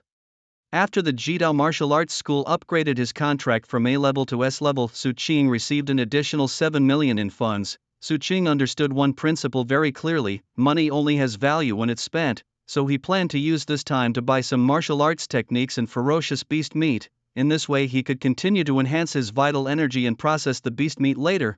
After several days, Su Qing had become familiar with the warrior market. He first visited the stall where he had bought beast meat the day before. "Boss, give me 1,000 pounds of the cheap beast meat," he requested. "Alrighty," the stall owner shouted, then cheerfully began to prepare the order. During this busy time, the stall owner also started chatting with Su Qing. "Which stall do you run?" he asked, pointing towards the location of the Qinglong stall. "Yes," Su Qing replied with a smile, nodding in acknowledgement. He had never thought to hide the fact that he was the owner of the Qinglong stall. In fact, Su Qing would rather everyone knew about it, as it would likely improve his business. "You really are the owner. What a pity, what a pity," the meat stall owner sighed regretfully upon hearing Su Qing's affirmation. "Why do you say that?" Su Qing asked curiously, not understanding why he would say such a thing. If the owner had been selling martial arts techniques, Su Qing might have understood, but for someone who sold beast meat, whether or not he was the owner of the Qinglong stall seemed irrelevant. "It's a pity because I can't ask you to advertise for me," the owner explained, looking up at Su Qing. "I saw the video of your fight with the Dark Knight Grey Wolf on the Jidao Homes Warrior Forum yesterday. With the talent and strength you displayed, you are bound to grow into a powerful warrior. I had thought about collaborating with you to promote my stall, but since you're the owner of the Qinglong stall, that's naturally impossible." With the owner's explanation, Su Qing finally understood the reason for his sigh. Indeed, since the battle with the Dark Knight Grey Wolf yesterday, many warriors had taken notice of Su Qing. Although they did not have access to all of Su Qing's details like Zhugaku, the sheer display of prowess in yesterday's battle was enough to convince them. As long as nothing unforeseen cut his journey short, Su Qing was destined to grow into a top-tier warrior and perhaps even reach the exalted ranks of a martial god. As ordinary warriors marveled at Su Qing's talent and strength, many of the warrior stall owners naturally saw the commercial value inherent in Su Qing himself. As such, the Qinglong stall naturally came into their sights. Last night, countless people were envious of the owner of Qinglong stall for securing such a strong supporter, just as many were secretly praying that Su Qing was not the owner of Qinglong stall. If Qinglong's relationship with Su Qing was merely a collaboration, they still had a chance to sway him. However, if Su Qing himself was the owner, given the profit-making ability that Qinglong stall had shown, even if they wanted to sway him, they lacked the capability. While they couldn't work together on the advertising, they could still collaborate on buying meat. This thought made Su Qing laugh. He joked, "I will need a lot of ferocious beast meat every day. I wonder if you can handle this order." "How much do you need?" the stall owner asked, realizing Su Qing was serious, and his expression turned solemn. "Currently 2,000 jin a day." "Alright, for that amount I can give you a 20% discount." "It's a deal then, just deliver the ferocious beast meat to Qinglong stall daily." Amidst laughter, a deal was struck. In fact, Su Qing had been contemplating a long-term agreement with a ferocious beast meat stall well before this, but back then he didn't have sufficient funds. Today, with money in hand, and upon hearing the stall owner mention a partnership, Su Qing seized the opportunity to express his idea. Of course, Su Qing himself was pleased with the outcome. After the partnership was agreed upon, the stall owner's spirits lifted, and even the way he chopped meat seemed much more efficient. "Mr. Su, please wait a moment, I'll prepare the meat for you." "Of course, if you're busy you can go ahead with your work and I'll have it delivered to Qinglong stall once it's ready." Hearing this, Su Qing did not decline. After settling the account on the spot, where the stall owner applied the 20% discount stating the contract starts now, Su Qing proceeded to other stalls selling martial arts secrets. It is worth mentioning that when settling the account, the stall owner gave Su Qing a discount, affirming that the contract was effective immediately. Su Qing left the stall with a smile on his lips and began wandering around other stalls selling martial arts secrets, looking for suitable martial arts techniques. During this process, many recognized Su Qing and, like the ferocious beast meat stall owner, mentioned possible collaborations. A recent fighting arena match had given Su Qing a feeling of being known everywhere he went. However, in his conversations with other warriors, Su Qing learned one more thing. The reason why so many warriors recognized him was not only due to the eye-catching nature of the arena fight and Su Qing's evident talent but also because of someone named Zhuo Yi. After all, it was because of Su Qing that Zhuo Yi, a well-known 6th-level martial artist at the entire Extreme Path Martial Pavilion, was expelled. This turned out to be a blessing in disguise for me. I just wonder what Zhuo Yi will think when he finds out about this. Shaking his head, Su Qing continued to wander around the small stalls selling martial arts secrets, looking for suitable martial arts techniques. At the same time, due to his collaboration with the Fierce Beast Meat stall owner while selecting the right martial arts techniques, Su Qing also paid attention to the specific conditions of each stall. He wanted to establish a partnership with a fixed martial arts technique stall just like he did with the Fierce Beast Meat stall. Of course, since martial arts techniques and Fierce Beast Meat are different, even though he had this idea, Su Qing couldn't find a suitable partner in a short time. It seemed that he wouldn't find the right partner today. When all his funds were exhausted and he still couldn't find a suitable partner, Su Qing couldn't help but shake his head and sigh. Well, since the affairs at the martial arts market were finished, it was time to participate in the combat ring tournament. Stepping out of the martial arts market, sparks of fire shot from Su Qing's eyes. Since obtaining the Guan Dao yesterday, Su Qing had been eager to test its edge. However, considering the power of the Guan Dao, he had been suppressing this desire. Now heading to the combat ring, Su Qing no longer hid his inner thoughts. As Su Qing walked out of the martial arts market, a sharp edge emanated from him, making everyone who passed by him feel as if they were pricked by thorns. Arriving at the restroom before the combatants entered the arena, staff members were already waiting there. After changing into the clothes handed by the staff, Su Qing picked up the Guan Dao and walked towards the direction of the martial arts ring. A day passed and it was unknown if Su Qing's strength had changed. In the office, Zhuge looked up at the huge virtual screen in front of him, his eyes filled with anticipation. Since the incident with Zhuo Yi, Zhuge had taken over the management of the Extreme Path Martial Pavilion's combat ring. After taking over this task, what concerned Zhuge the most was Su Qing, who was expected to become a martial god, the most talented combatant currently in the Extreme Path Martial Pavilion. Of course, apart from these, there was another reason why Zhuge was filled with anticipation. That was because the 2 times he had met Su Qing, the latter had brought him great shocks. The first time they met, he discovered that Su Qing had actually cultivated the true dragon stake skill to perfection, possessing the most perfect martial arts foundation. Zhuge thought that was already a huge surprise. But the second meeting showed him that an even bigger surprise was yet to come. Su Qing, to everyone's astonishment, mastered the basics of the Azure Dragon martial arts technique and the 9 Heavens True Dragon / both A-grade martial arts in just one day.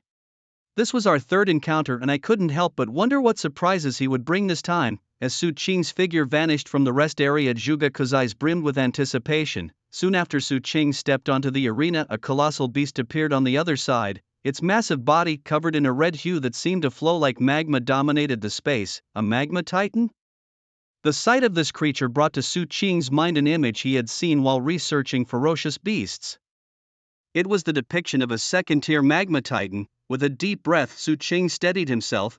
Then, with a swift motion of his right hand, a long sword gleaming with silver light materialized in his grasp. This was his weapon, the Guan Dao. As Su Qing faced off against the magma titan, the spectators who had eagerly gathered after hearing of Su Qing's participation in the combat arena began to buzz with excitement and speculation. A magma titan, one of the top second-tier beasts, someone exclaimed, surprised. Everyone had thought this would be an easy victory for Su Qing given his prowess, but with the magma titan as his opponent, the outcome seemed uncertain. Despite being a second-tier beast, the magma titan's strength was comparable to some third-tier beasts. Now doubts surfaced about who might prevail. Feeling the shift in the crowd's confidence, a silver-haired, frost-faced woman in the audience watched Su Qing intently. "Can you win?"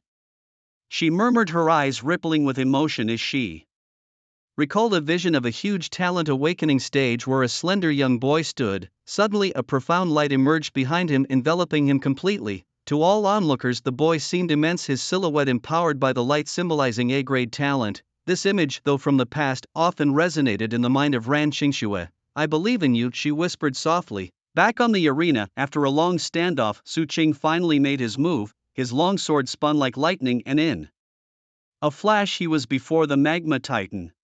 Simultaneously, the Azure Dragon martial arts technique and the Nine Heavens True Dragon Slash were executed to their limits, while the Heavenly Gang Mystique was held in reserve, ready to unleash even more formidable power.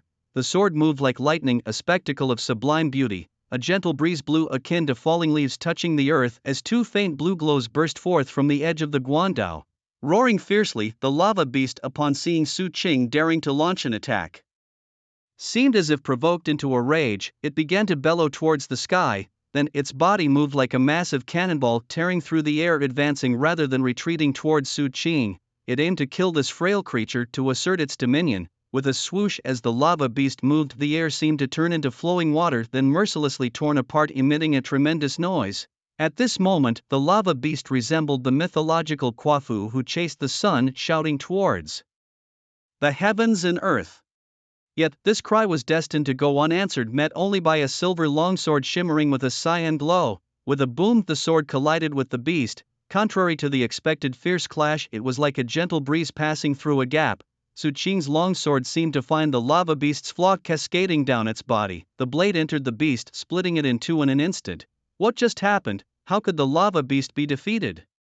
Did Su Qing win? What kind of sword technique was that? Impossible. In the spectator stands, where the audience had been eagerly anticipating a fierce battle, they were now stirred into a frenzy by the brief encounter that seemed rehearsed countless times, abruptly ending. How could this be? It's impossible. The body of the lava beast was tougher than steel. How could it be so easily breached? Am I dreaming? Is this something a first-level warrior could achieve?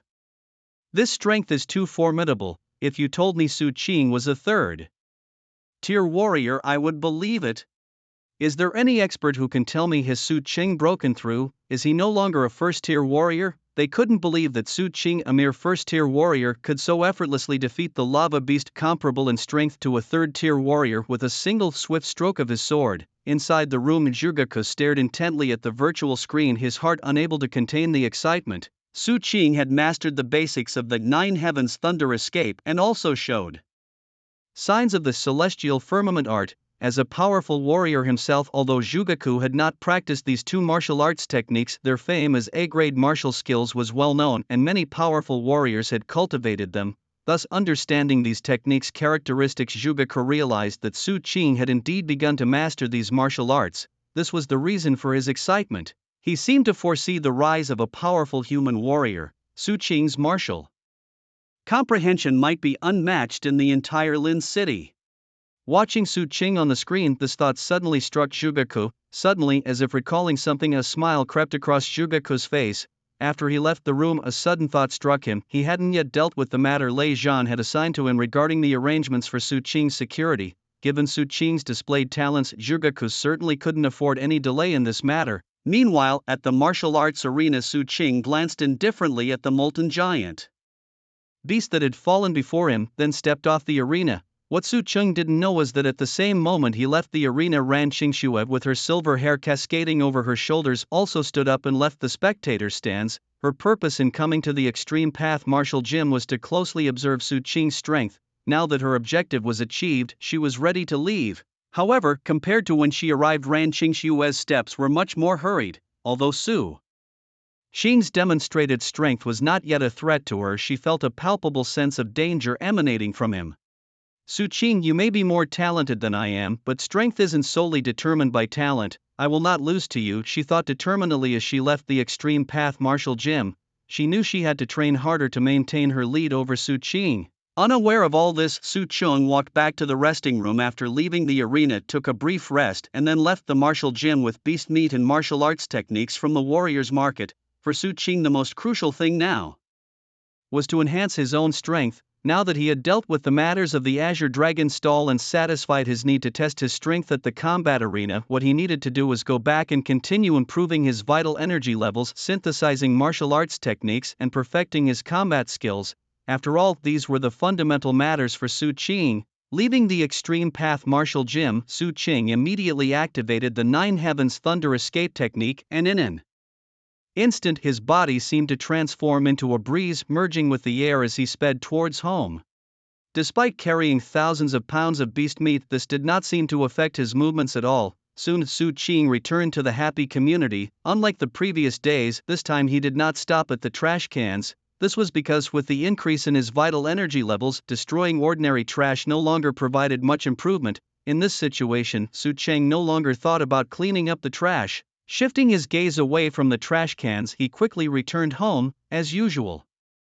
The first thing Su Cheng did upon returning home was to take out the beast meat from the package. Then a black hole appeared beside him and he sat down cross-legged on the ground. Just like his previous days working at the junkyard, Su Cheng's hands moved like lightning, swiftly tossing the beast meat into the black hole beside him. Soon the system's notification rang in Su Cheng's ears.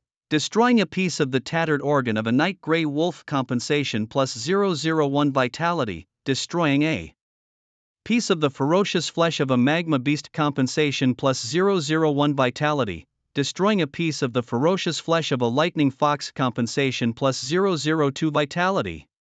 Simultaneously, Su Cheng felt a warm flow coursing through his body. This sensation was familiar to him. It was the feeling that occurred when his vitality value increased. As time passed, several hours later, looking at the now empty room devoid of ferocious beast meat, Su Cheng summoned the system interface. Name: Su Cheng. Level: First Order Martial Artist.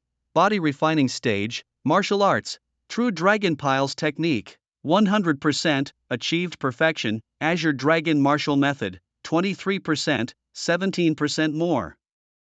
Proficiency needed to reach minor accomplishment, 9 Heavens Azure Dragon / 22%, 18% more proficiency needed to reach minor accomplishment, Purple Dawn Thunder Escape Method, 20%, 20% more proficiency needed to reach minor accomplishment, Heavenly Firmament Profound Technique, 20%, 20% more proficiency needed to reach minor accomplishment, Vitality, 247, 153 more vitality needed to upgrade to a second order martial artist, Physique, 101, can be enhanced through martial technique training.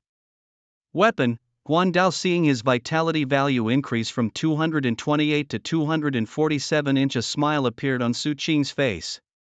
At this rate, it wouldn't be long before he could break through to become a second-order martial artist. By then, probably no one in his class would be his match. Thinking this, an image of a person with silver hair flashed through Su Cheng's mind. The only person in his class Su Cheng was not yet confident he could defeat. However, Su Cheng was confident that once he made the breakthrough to a second-order martial artist, he would definitely be able to best his opponent. He continued to focus on improving his proficiency in martial techniques and integrating martial arts methods. Soon Su Cheng gathered his thoughts and turned his attention to the martial arts methods placed beside him. These were specially picked by Su Cheng at the martial artist market this morning, partly to enhance his own proficiency and partly to synthesize martial arts methods for Zhang Rushan to sell for profit. With this in mind, Su Cheng quickly got to work. His hands moved so fast they left after images, and beams of purple light flickered between his hands. At the same time, one martial arts method after another cascaded into the black hole beside Su Cheng like a continuous stream of the Milky Way. Destroying one incomplete Thunder Martial Method, compensation plus 10% proficiency in Thunder Martial Method. Destroying one damaged Martial Method, compensation plus 1% proficiency in Azure Dragon Martial Method. Destroying one incomplete Flame Blade Technique, compensation plus 10% proficiency in Flame Blade Technique. Destroying one damaged Blade Technique. Manual, compensation plus 1% proficiency in Rock Blade Technique. Soon the system notification rang in Su Cheng's ears again. In the following days, Su Cheng's life became very regular. Every morning after getting up, Su Cheng would first head to the Extreme Path Martial Pavilion's martial artist market and make a simple handover with Zhang Rushan, passing on the synthesized martial arts methods to him. Su Cheng also made purchases within the warrior market, acquiring incomplete martial arts techniques and fierce beast meat to enhance his proficiency in martial arts and his vital energy levels. Besides his usual haunt at the Qinglong stall to clearly gauge his own strength in martial realm, Su Cheng also participated in several combat arena matches daily to promote the reputation of the Qinglong stall. With each fight, Su Cheng gained a deeper understanding of fierce beasts. Initially, he thought that with his current strength, he could easily defeat second-tier and even third-tier fierce beasts. However, his perspective changed after encountering a special beast during one of the arena matches. This beast, a silvery white creature resembling the foxes from his previous life, was called the Silverlight Fox and was a second-tier fierce beast. In terms of direct combat strength, the Silverlight Fox was not as powerful as the other fierce beasts Su Cheng had faced, even less so than the Dark Night Grey Wolf he encountered in his first arena match. Yet this beast, surprisingly weak in head-on combat, almost caused Su Qing a significant defeat. This was because, although the Silverlight Fox had weak combat abilities, it possessed a special innate talent known as Heart Bewilder.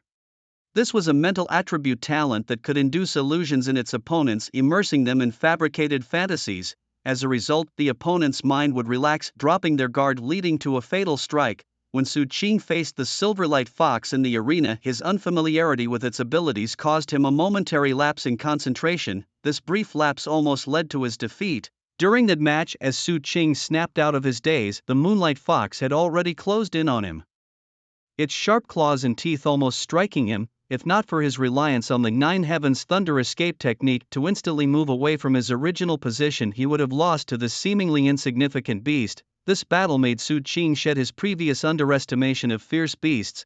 As Su Qing participated in more combat arena matches, his reputation within the Extreme Path Martial Academy grew louder. Now there was hardly a martial artist in the academy who did not know of Su Qing.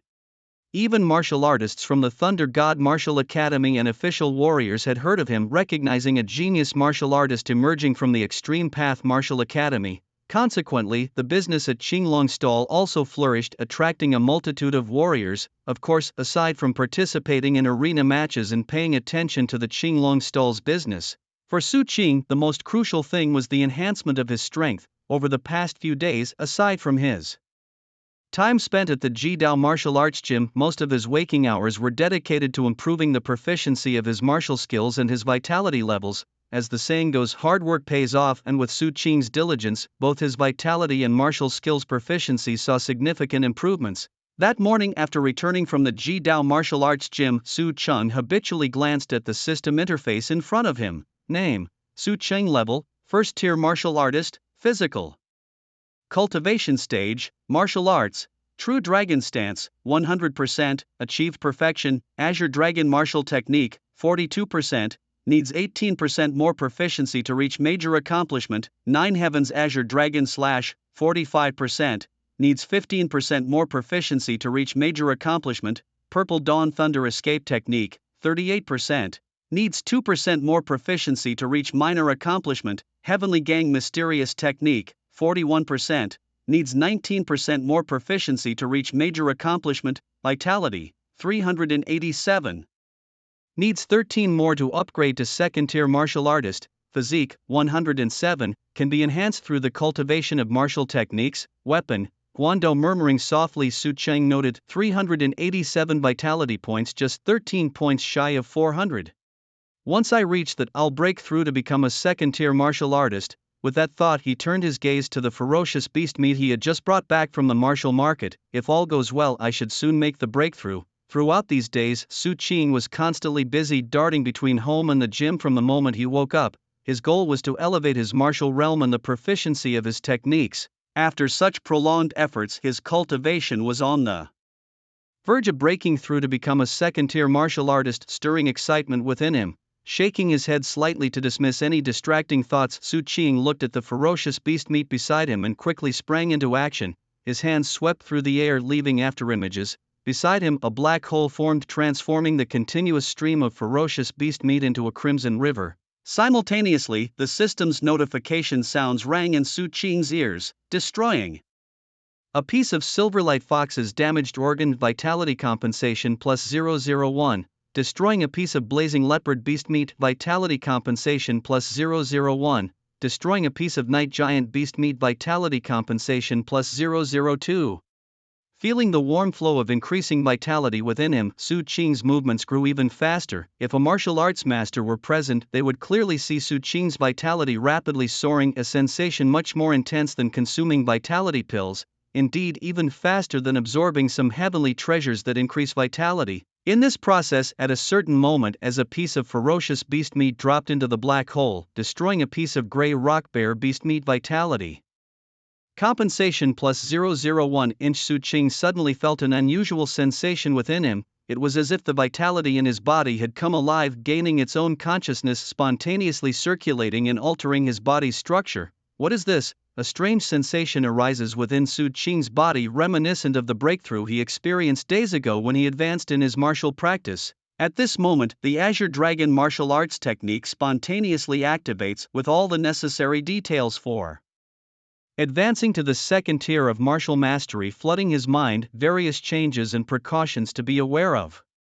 Unlike the initial breakthrough, each subsequent tier as a martial artist brings significant and distinct transformations. For instance, advancing from a first tier to a second tier martial artist causes the vital energy and blood, which originally flowed only through the limbs and skeleton, to spread into the 5 viscera and 6 bowels. If the martial artist's energy and blood were likened to a river, then at the first tier, this river flows only within the limbs and skeleton. However, upon breaking through to the second tier, this river extends its reach to the viscera and bowels. Accompanying this spread of vital blood and energy, both the martial artist's strength and defense undergo a qualitative improvement. Compared to ordinary people, a first-tier martial artist is like being naturally clad in an armor or perhaps a suit of mechanical armor, having limbs and skeleton tempered far beyond an ordinary person's strength and defense capabilities. Becoming a second-tier martial artist is akin to a complete bodily remolding and internal to external comprehensive tempering from the viscera and bowels to the limbs and skeleton, elevating one's life essence significantly. After the apocalypse and the rise of the martial path, martial arts are also referred to as the path of evolution, because practicing martial arts is essentially a process of constant evolutionary growth in a human being. As one grows into a true pinnacle powerhouse, the exhibited strength and characteristics become akin to those of legendary immortals and deities. Immortal life, chasing the wind and moon, shrinking distances at will, controlling thunder and lightning. As time passes, the changes in Su Qing's body become more pronounced until, at a certain moment, a faint azure light begins to circulate around his body and a soft sound seems to echo through the air. Mu Wu. At this moment, anyone practicing the Azure Dragon martial arts technique would recognize this. It is a phenomenon that only appears following significant progress in the practice. The chant of the Azure Dragon. As the chant resounds, Su Qing slowly opens his eyes, exhales deeply, and the faint azure glow in his eyes gradually fades. Sitting cross-legged, feeling the river-like flow of vital energy within him, a smile involuntarily forms at the corners of his mouth. Is this what it feels like to become a second-tier martial artist? Su Qing clenches his fists tightly, feeling the clear transformations in his body. As the vital blood flows through him, it's as if he gains a profound understanding of every change in his body. At this moment, Su Qing has an unprecedented understanding of his own physique. No wonder discussions on the martial arts forum say 9 stages of martial artists, each stage a heavenly transformation. My current strength, compared to before my breakthrough, is simply beyond comparison. Originally, Su Qing looked forward to breaking through to the second stage of martial arts, although he didn't expect his power to increase significantly after the breakthrough. After all, when he had just broken through to the first stage, he was able to defeat beasts at the peak of the second stage. Not to mention there were further breakthroughs in his martial arts skills and techniques later on. Even when facing most third-stage fierce beasts, Su Qing could easily triumph. Therefore, deep inside, Su Qing didn't hold much anticipation for the breakthrough to the second stage, thinking it wouldn't greatly enhance his power. Now he realizes it's not that advancing to the second stage offers little improvement in strength, but rather that his own power is too formidable. Even second or third stage fierce beasts hardly pose a challenge to him. With this thought, a smile couldn't help but appear on Su Qing's lips. He wondered just how strong he actually was now. Muttering softly to himself, Su Qing seemed to recall something, shook his head, and then directed his gaze forward. At the same time, a virtual interface appeared before his eyes. Name: Su Qing. Age: 17 out of 241. Stage: second stage martial artist, refining dirty realm, martial arts, true dragon stake technique, 100%, perfected. Azure Dragon martial method, 42%, 18% more proficiency needed for major achievement, 9 heavens.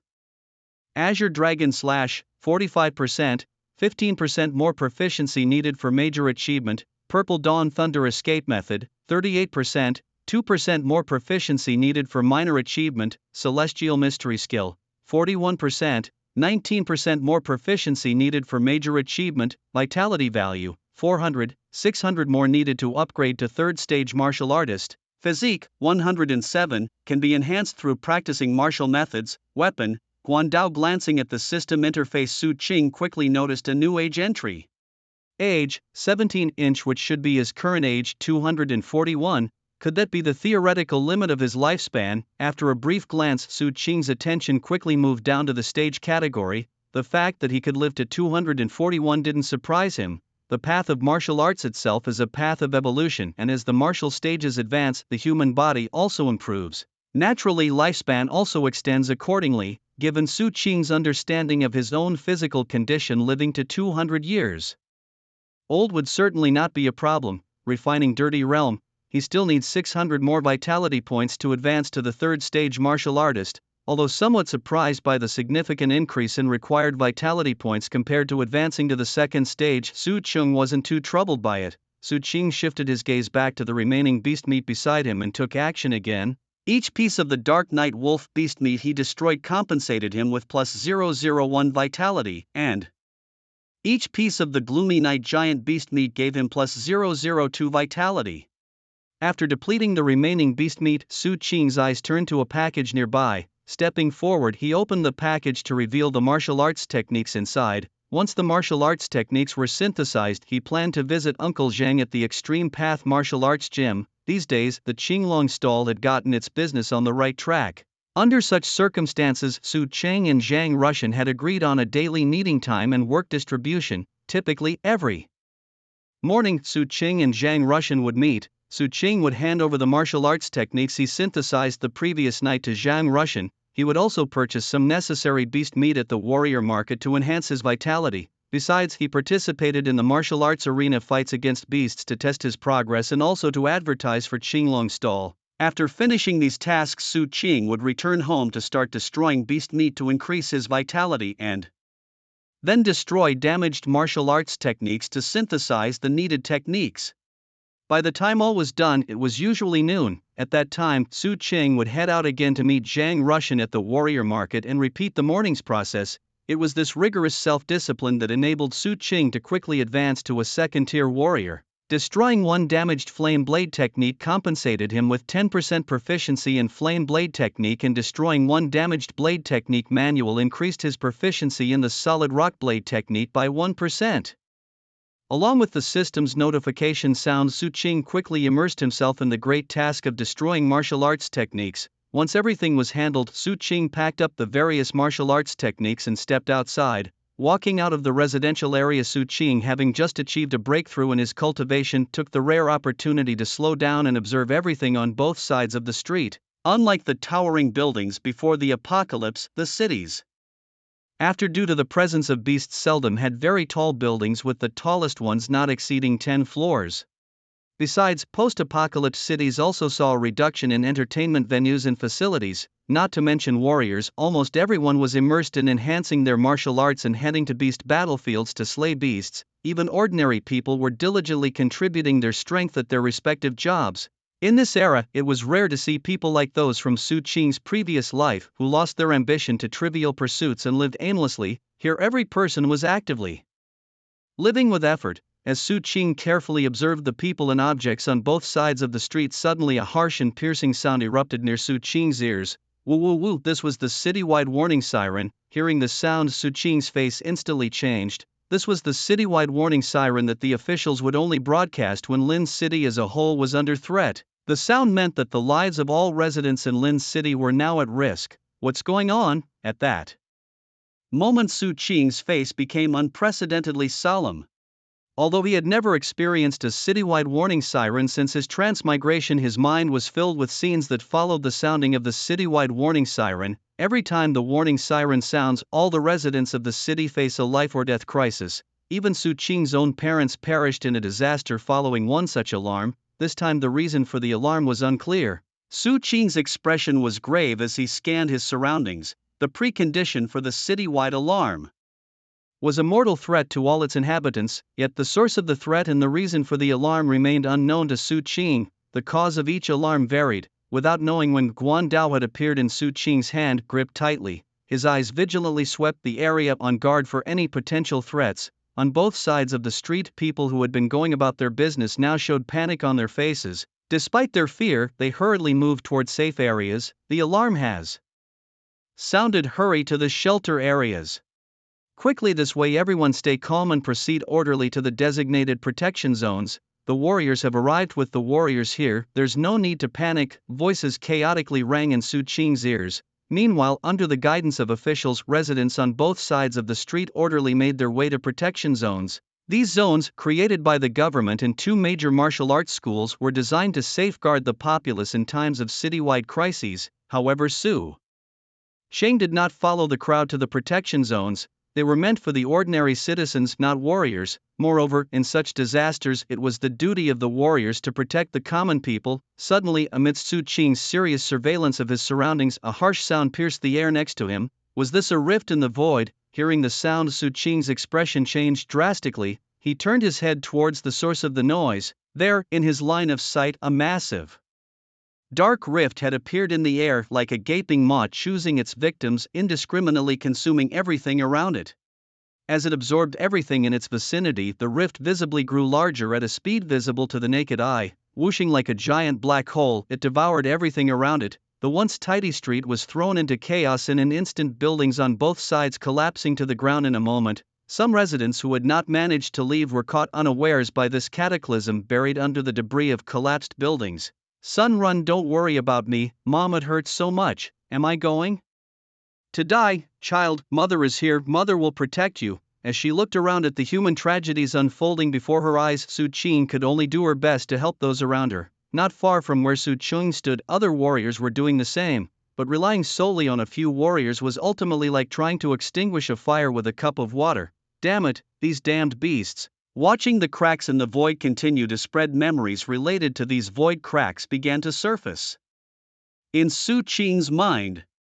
These void cracks did not appear out of nowhere. The reason they appeared in the city was because powerful beasts were using their divine powers to create void passages that led here. Once these void passages were successfully established, the beastly powerhouses would deploy beasts into the city, initiating a plan to exterminate all life within. This extermination tactic was a favored method among the beasts. Compared to humans, there was no harmony among the beasts. They were still under a natural law of survival of the fittest. In such situations, the death of some beasts was even welcomed by the stronger among them. If the death of these beasts could also take humans with them, it was all the better for them. It was for this reason that the powerful beasts often enjoyed creating void cracks to deploy their kind into human cities, allowing the beasts to besiege the cities and carry out their extermination plans.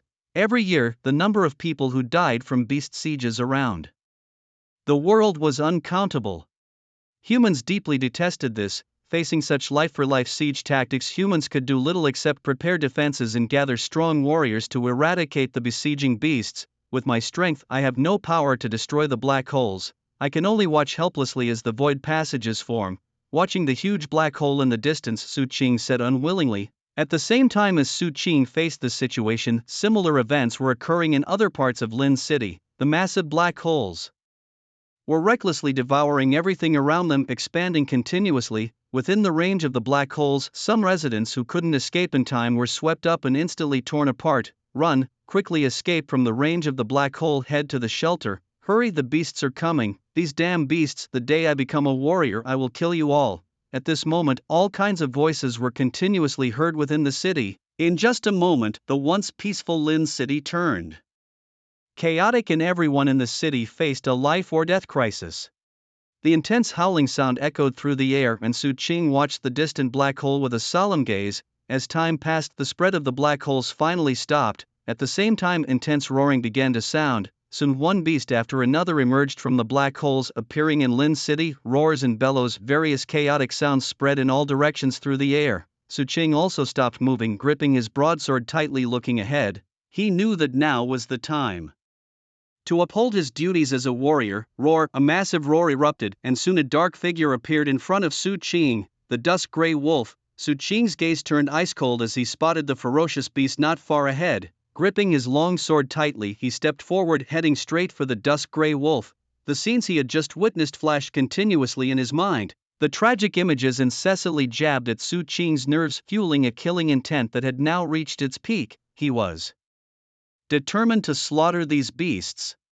With a swift motion, his sword sliced through the air, seemingly splitting it in two. The silver blade, baptized in blood red, became even sharper. As the blade flashed, the originally fierce beast was decapitated in an instant. Die! Su Cheng roared as he brought down his sword. On the other side, another beast that had charged at Su Cheng was also beheaded in a flash and fell thunderously to the ground. In the distance, a huge black hole seemed to transform into a portal continuously, disgorging ferocious beasts that landed here and wreaked havoc on everything around, while also pursuing the traces of humanity intent on annihilating all humans. Damn beasts! Watching the ferocious beasts wreaking havoc in the distance, Su Qing's murderous intent grew even more intense. He activated the Azure Dragon martial arts, allowing his qi and blood to circulate wildly within his body. At the same time, his Guandao produced a series of blade shadows, relentlessly slashing at the beasts. Since becoming a martial artist, Su Qing had never gone all out. Although he frequented the Extreme Path Martial Pavilion for martial arts competitions and fought against beasts, their limited strength never forced Su Qing to exert his full power. This time, however, due to the beast siege and their heinous crimes, Su Qing was truly enraged, unleashing his full strength. The Azure Dragon martial arts was now pushed to its limit, his qi and blood flowing like a raging river within him, providing him with an endless supply of strength, turning Su Qing into a tireless war deity. At the same time, the Nine Heavens Azure Dragon / now perfected to a minor degree, also displayed its true power. The pale azure blade light, along with the Guandao, struck the beasts. No beast could withstand its sharp edge. Usually, as soon as contact was made, the beast would be decapitated, die. At this moment, Su Qing, his eyes bloodshot with fury, continuously swung his Guandao, charging through the beasts. As Su Qing passed, countless beast corpses fell by his side. "Run, help, come over here, Mom, I'm so scared." Some people who had not managed to evacuate were now facing such a scenario, unable to help but cry out for help. There were also martial artists like Su Qing who, while slaughtering the beasts, did not forget to try and rescue the people left behind. "Quick, hide over here. I've slain all the beasts in this area, there are still some people over there, go and save them." Roars, bellows and thunderous noises echoed as the warriors tried to rescue the people, while some monstrous beasts recklessly destroyed everything around them. Some of the humans who couldn't find shelter in time were mercilessly killed by the pursuing beasts. With a ferocious roar celebrating as if in triumph, the beasts' actions incited the nerves of many warriors. Su Qing watched everything unfold before his eyes and immediately activated the Nine Heavens Thunder escape technique. His figure flickered, moving swiftly towards the beast that howled triumphantly. It resembled a cheetah, its entire body a flaming red. With the Nine Heavens Thunder escape technique pushed to its limits, Su Qing could move at 4 times his normal speed. Although there was a significant distance between them, it seemed non-existent as Su Qing closed the gap in an instant, arriving right in front of the beast. "Die!" he shouted, raising his broadsword high. Accompanied by a streak of pale blue light, the red beast collapsed to the ground thunderously. Unchanged in expression, Su Qing's eyes quickly scanned for his next target. Meanwhile, Su Qing was cutting a swath through the beast horde, hunting them indiscriminately. Not far from him, a warrior dressed in black Lunyan suddenly paled. "Yuan, Yuan," he cried out, looking at his wrist. On his wrist, a black watch was flashing intensely with a red light. Lunyan knew all too well what this meant. His wife Yuan Yuan was facing a life-threatening danger. "I must save her," he declared. As he stepped towards where his wife was, he paused, remembering something, and turned to look at Su Qing, who was still battling nearby.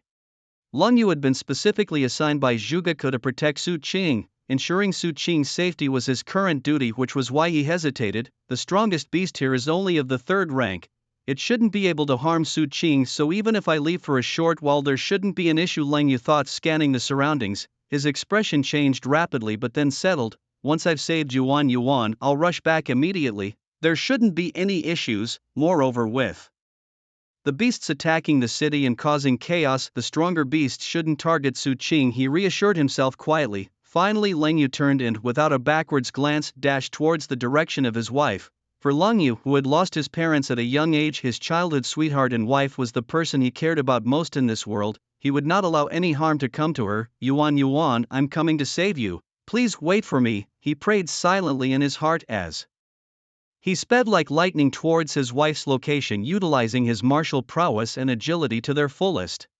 Su Qing's attention was momentarily drawn by Leng Yu's movements. Lifting his head, he glanced in the direction where Leng Yu was. Who was that? Such incredible speed! A flicker of doubt crossed his mind, but Su Qing quickly refocused. Turning back to the ferocious beast that had emerged before him, his long sword fell like a meteor from the sky. Accompanied by a flash of silver light, the beast thudded heavily to the ground. "Die, you beasts!" he shouted as he slew the creature with a single stroke. Su Qing then fluidly moved on, swiftly heading towards the next ferocious beast. unbeknownst to Su Qing, he had already caught the eye of another ferocious beast. Is that Su Qing from the bounty list? Not far from Su Qing, about a dozen meters away, stood a silver beast the size of a gray wolf. Its eyes gleamed with a cunning light. Killing you will grant me a reward from the monarch, aiding in the enhancement of my bloodline. Soon I might break through and become a lord-level beast. Hope sparkled in the eyes of the silver beast.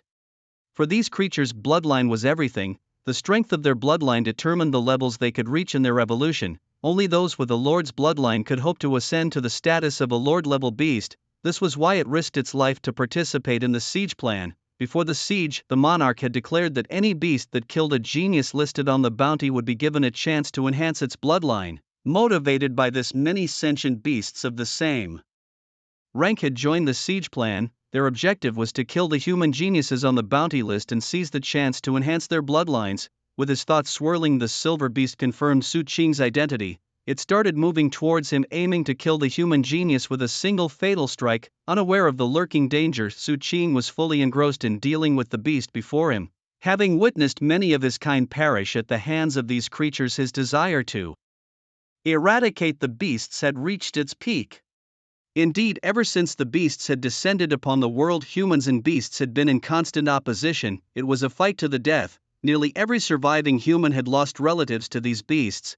To humans, these creatures were not just enemies, they represented a hated rivalry, a matter of life and death. Every human harbored a deep-seated hatred for the beasts, wishing they could tear them apart limb from limb. This sentiment was evident every time Su Qing participated in martial arts tournaments, where each of his victories over a beast would draw cheers from the crowd.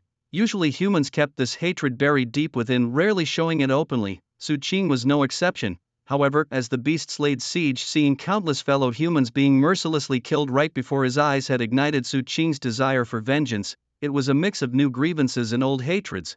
At this moment, Su Qing's heart was set on slaying all the beasts before him. Die, he bellowed, as he swung his broadsword, creating a swath of silver blade shadows that swept the beasts in front of him into oblivion. He then stepped forward, moving towards the location of the next beast. Die, boom, accompanied by the descending chop of his long sword, another beast fell under Su Qing's blade. After slaying this beast, Su Qing's gaze moved forward and he spotted a beast with a coat of shimmering silver-white fur, a silver-light fox. He wondered, a trace of confusion flickering in his eyes, for he had never before seen such a gigantic silver-light fox. Perhaps it had mutated. The appearances of beastly species were not always constant. They could undergo mutations for various reasons, such as absorbing heavenly treasures or interbreeding between different beast species. Therefore, Su Qing didn't ponder too much. He simply carried his broadsword and walked towards the direction of the silver beast. Mutant or not, it was to be slain. As Su Qing approached the silver beast, a spark of excitement flickered in the beast's eyes too. It doesn't run, this must be divine aid, the silver beast thought excitedly. It had been worried that upon discovering its presence, Su Qing might flee out of fear. That's why it had hidden its form and moved closer to Su Qing, waiting until it felt capable of killing him before revealing itself. To its surprise, upon seeing it, Su Qing did not run but instead approached it proactively. Lord's bloodline, here I come. The excitement in its eyes intensified, and it could no longer restrain its eagerness. It moved its limbs off the ground and, like an arrow released from above, flew towards Su Qing. It aimed to kill Su Qing to seize the chance to elevate its own bloodline. Su Qing frowned slightly as he watched the silver beast fly towards him. He also sensed something unusual. This beast seemed different from the others. Does it have spiritual intelligence? Is this a spirit-level beast? Beasts ranged from ordinary to spirit level and then to lord level. Ordinary beasts referred to first to third rank beasts corresponding to first to third rank warriors. Spirit-level beasts were 4th to 6th rank beasts corresponding to 4th to 6th rank warriors. And lord-level beasts corresponded to 7th to 9th rank warriors. Above lord-level beasts, there were also king-level beasts, which corresponded to the martial god-level warriors among humans. Realizing the anomaly with the silver beast, Su Qing became more cautious. A beast with spiritual intelligence was at least a 4th rank. It seemed he needed to give his all. With this thought, Su Qing instantly began to channel the Azure Dragon martial arts technique, and simultaneously the Heavenly Gang mystical technique also started to operate. After days of effort, whether it was the Azure Dragon martial arts technique or the other 3 martial arts techniques, Su Qing had cultivated them to a minor stage of completion.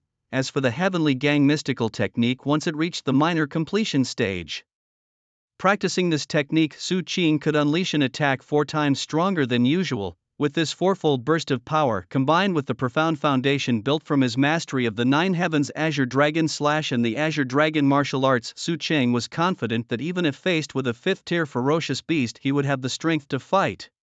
With a roar, the silver beast leaped into the air, charging towards Su Qing. As it drew closer, its heart began to scream internally, "Die, human, become the stepping stone on my path to becoming a lordly beast." Excitement filled the eyes of the silver beast as it seemed to already envision itself killing Su Qing, returning to its tribe and being summoned by the king who had granted a lordly lineage. As the silver beast approached, Su Qing's expression turned cautious. He then channeled all his power into the Azure Dragon martial arts, Nine Heavens Azure Dragon Slash and Heavenly Gang Mystique, delivering a direct slash towards the silver beast. Boom! As the long sword fell, a thunderous noise filled the air, resonating like a thunderclap, the immense sound echoing in all directions, deterring even the nearby beasts from approaching. On the other side, the silver beast, which had been so confident in killing Su Qing, instantly showed panic in its eyes at the sight of the slash. "What is this?" Watching the slash coming towards it, the silver beast was utterly bewildered. Was this the strength of a 2nd-tier martial artist? The silver beast had observed Su Qing closely from the moment it saw him, confirming he was indeed a 2nd-tier martial artist. Even if his strength was superior to other martial artists, it was only comparable to a 3rd-tier ferocious beast. Such strength might be formidable against other 2nd-tier beasts, but against a 4th-tier like itself, it should be inconsequential. In the beast's eyes, it would just need to expend a bit more effort to kill Su Qing. That was why it chose a frontal attack. But now, what was it seeing? A slash with the power of a 5th-tier ferocious beast. The silver beast roared in frustration, its cries almost saying, "You're not fighting fair." However, Su Qing didn't understand the language of beasts, so he was unaware of what it was saying. At that moment, he had only one thought: to cleave this beast in two. With the sword falling, a breeze blew and a trail of blood scattered through the air. A large head soared away. It was the head of the silver beast, still filled with confusion and panic. How could a 2nd-tier martial artist be so strong? This can't be real. "Don't kill me." Su Qing couldn't understand the beast's words or read its thoughts. Seeing the body of what seemed to be a spirit-level silver giant beast fall dead, he immediately turned his gaze to the other beasts. Perhaps I was mistaken, it was just an exceptionally ordinary beast. With this thought flashing through his mind, Su Qing, holding his long sword, continued to advance towards the remaining beasts. "Die, all of you!" With a cold shout, Su Qing's long blade slashed down, moving like flowing light, rampaging freely among the ferocious beasts. As Su Qing slaughtered these creatures, the commotion drew the attention of other martial artists nearby. A combat warrior? Such strong prowess, he could probably rival a level 5 martial artist. Indeed, all who become combat warriors are monsters. Some recalled seeing him in the combat arena days before, not displaying such strength back then. Is that Su Qing from the Extreme Path Martial Academy? Truly a terrifying talent. This was due to his recent participation in numerous combat arena matches. Su Qing had gained a considerable reputation in the Lincheng martial circle, which led some warriors to recognize him as he slew the beasts. Among them, a middle-aged man in black watched Su Qing's figure moving freely among the beasts, unable to hide the shock in his eyes. "How long has it been, and Su Qing has grown this strong? It seems I underestimated his talent back then." The man Huang Feng, dressed in black, thought back to the first time he met Su Qing at the South Wind Junkyard. At that time, Su Qing had just broken through to become a martial artist, appearing quite naive. Sharing a similar past, Huang Feng had even sponsored Su Qing with 100,000 yuan. Although he had heard of Su Qing's name more than once since then and seen his battle videos on the Extreme Paths Martial Arts Forum, he had been too busy to watch Su Qing's matches at the academy in person. This meeting was their first since the junkyard. Now, seeing him again, everything was completely different. A hint of admiration flashed in his eyes, but Huang Feng quickly refocused, turning his attention back to the beasts. Although he was tempted to go over and catch up, now was not the right time with the beasts at hand. Huang Feng withdrew his gaze and faced the beast charging at him, raising his long spear and sweeping it across. "Die!" A cold light flashed in his eyes, and in that moment, a fierce killing intent burst forth from Huang Feng. Having returned from the battlefield against the beasts, he had ample experience. Although his strength was somewhat less than Su Qing's, his efficiency in killing beasts was not much lower. Boom! With Huang Feng unleashing a powerful offensive, beasts fell to the ground one after another. At this very moment, similar scenes unfolded throughout Lincheng. Despite the sudden siege by the beasts, not a single warrior chose to retreat, all were fully engaged in the battle against the beasts. In every warrior's heart there was a common goal: to eliminate the beasts and protect humanity. In the heart of Lincheng, a towering building stood firm. This was the location of the Lincheng City Lord's mansion. At this moment, a middle-aged man dressed in white with a handsome face stands solemnly inside the City Lord's mansion. His name is Bai Shu Yuan, the Lord of Lincheng and the primary authority of the city. Presently, Bai Shu Yuan turns to his side and speaks in a deep voice. What is the current situation in various parts of Lincheng? In front of him, a huge virtual screen projects images displaying the current state of Lincheng. The beast attack on the city came so suddenly that we were unable to respond immediately. Consequently, apart from the eastern and western parts of the city where the Extreme Path Martial Hall and Thunder God Martial Hall are located, and the city center where the City Lord's mansion is situated, both the north and south of the city are in difficult circumstances. Tens of thousands of civilians have already perished at the claws of the beasts, and dozens of warriors have died heroically. Beside the man in white, a man dressed in a gray robe with an ancient demeanor speaks with a heavy expression. He is responsible for coordinating between the City Lord and various departments within the City Lord's mansion. Since the beast attack began, he has been in immediate communication with the relevant departments to gather information, allowing him to understand the situation in Lincheng at all times, the south and north of the city. Upon hearing the report from the man in gray, a look of pain flashes across Bai Shu Yuan's face. As the Lord of Lincheng, the pain of any citizen is enough to grieve him deeply, let alone the attack of the beasts, which has resulted in countless casualties. Such losses, if occurring in normal times, would be enough to leave him utterly devastated. However, under the current circumstances, Bai Shu Yuan is clear that now is not the time for grief. What he needs to do most urgently is to find a way to quell this beast calamity. Rescue personnel from other cities will arrive soon. Take them to the south and north of the city as soon as they get here, he orders resolutely. At the very moment when the spatial rift anomaly occurred in Lincheng, Bai Shu Yuan had already sent out a distress signal. According to the timeline and feedback, the rescue personnel should be arriving soon. Therefore, Bai Shu Yuan also instructs his deputy in a firm voice. Very well, City Lord. The man in gray nods. Seeing this, Bai Shu Yuan says no more but instead steps forward, heading north. Previously, when the spatial rift first appeared, he was uncertain whether peak Lord-level beasts might come through from the other side, hence he had been waiting within the City Lord's mansion to prevent any Lord-level beasts from appearing in the city core and causing destruction. But now, as time passes, it seems increasingly unlikely that any more Lord-level beasts will come through. Under these circumstances, there is no need for him to linger here any longer. 4 peak Lord-level beasts. With a step forward, Bai Shu Yuan's eyes suddenly sparkle with an endless cold light. Earlier in the City Lord's mansion, mindful of his status, Bai Shu Yuan had been suppressing his boundless murderous intent. Now, as he leaves the City Lord's mansion, he no longer conceals it. A frenzy of murderous intent erupted as his emotions overflowed. As Bai Shu Yuan moved forward, the fierce beasts around him exploded into pieces as if they had been slashed thousands of times, scattering the ground with fresh red blood. Beasts deserve the fate of beasts, he said lightly, his expression unchanged as he headed towards the north of the city. Quickly he approached a giant beast towering dozens of meters tall like a savage bull. Savage Great Lord, your opponent is me, Bai Shu Yuan declared coldly as he faced the bull-like creature. The powerful warriors who were initially engaged with it took the chance to retreat from the battle zone.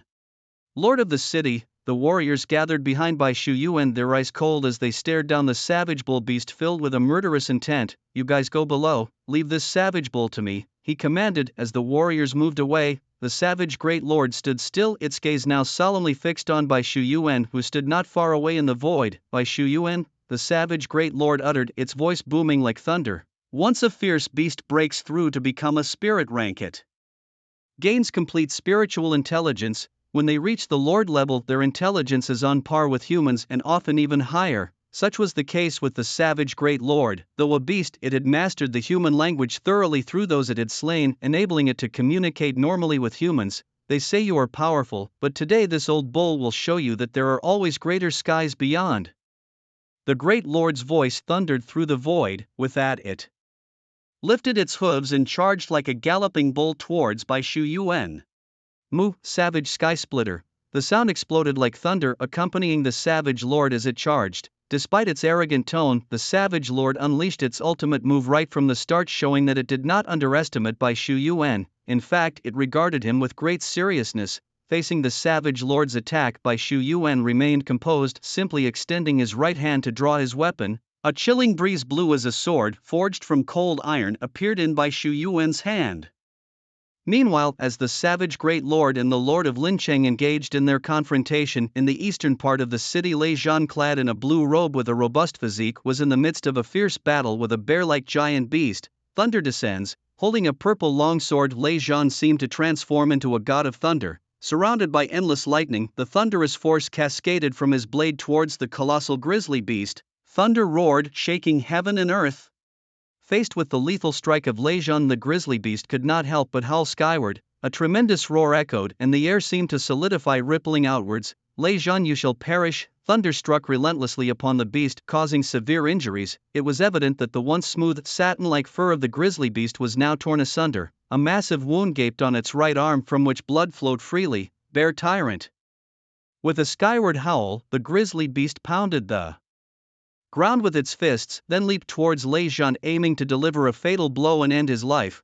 Fool, did you think I would let you get close? Lei Zhan sneered, looking disdainfully at the approaching bear overlord. You're too slow, he said coolly. As he spoke, his figure flickered and reappeared hundreds of meters away from the bear overlord. Despite Lei Zhan's burly figure and brash words and his preference for close combat weapons like long knives, only those familiar with him knew that his true strength lay in long-range attacks.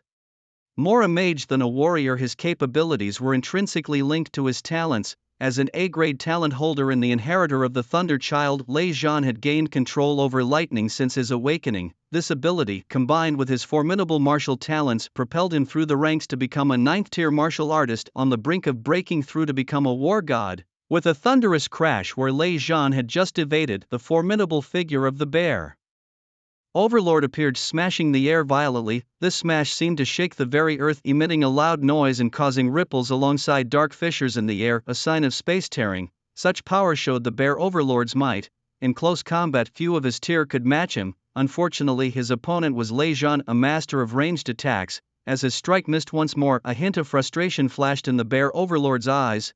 Looking towards the distant Lei Zhan, the beast ultimately chose to retreat.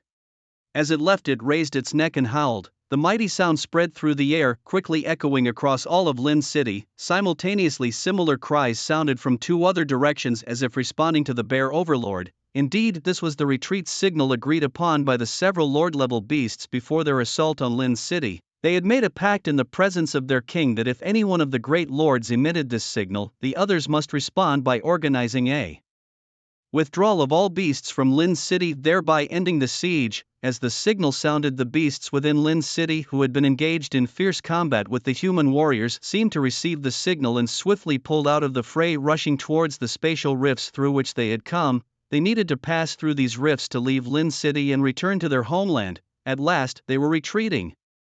In the sky, watching the departing giant bear-like beast, Lei Zhan couldn't help but breathe a sigh of relief. However, why were there only 3 lord-level beast roars? A flicker of doubt crossed his eyes.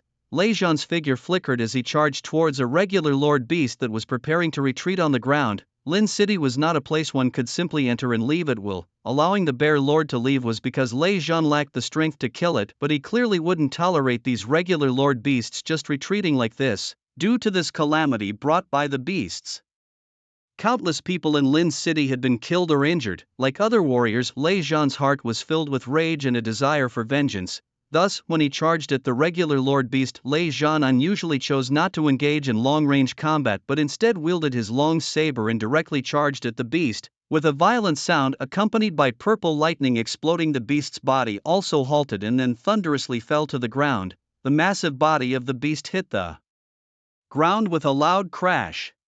Seizing the moment, Lei Zhan, still wielding his long saber, charged towards another beast. A cold voice like thunder exploded beside the ear of the beast, and simultaneously the beast's body exploded. While Lei Zhan was indulging in his slaughter at various spatial rifts around Lin City, beasts that received the signal began to withdraw from the battlefield. Gradually, they moved towards the spatial passages to leave Lin City. At one of the massive spatial rifts, the bear lord, as large as a grizzly bear, looked back at Lin City reluctantly before finally stepping into the rift. Like the giant bear beast, other beasts at different locations in Lin City also looked back unwillingly as they passed through the spatial rifts to leave. Inside the central fortress of Lin City, within a formation glowing with a crimson light, as the light flickered, several strong warriors appeared one after another. "Lord Lin, you have arrived," said Suan, the deputy of the fortress, clad in gray, as he approached the emerging warriors from the teleportation formation.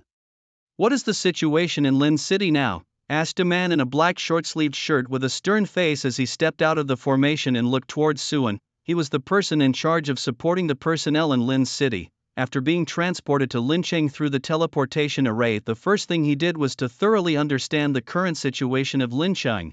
Then he arranged the support personnel to go out to rescue Lincheng, ensuring the safety of the people there to the greatest extent. The eastern and western parts of the city were relatively stable, while the southern and northern parts suffered severe casualties. The city lord had already instructed before he left that as soon as the reinforcements arrived, they should support the south and north of the city first. Seeing the man in the black short-sleeved shirt asking, Suan, the deputy to the city lord, immediately spoke up. "All right, I will arrange for the personnel to provide support. Please send me the details." After a brief verbal communication, the man in the black short-sleeved shirt quickly began arranging for people within the teleportation array. They were sent to the south and north of the city to ensure the safety of the people of Lincheng. Shortly after the man in black and others left, a figure in white robes stepped into the city lord's mansion of Lincheng. "Disable the citywide alert and organize the rescue by Xu Yuan," dressed in white, descended from the air and spoke to Suan. "The major lords leading the attack have left, and the other beasts won't last much longer. Lincheng has narrowly survived this crisis." As he spoke, a shade of gloom unwittingly flashed across Bai Shu Yuan's eyes. The retreat of the beasts was not something he could rejoice over. After all, countless people within Lincheng had been killed or injured in this battle, making it difficult for Bai Shu Yuan, the city lord, to feel any joy. "All right, city lord, I'll make the arrangements." Unlike Bai Shu Yuan, Suan, upon hearing the news of the beasts' retreat, displayed a look of immense relief. For him, the retreat of the beasts was exceptionally good news.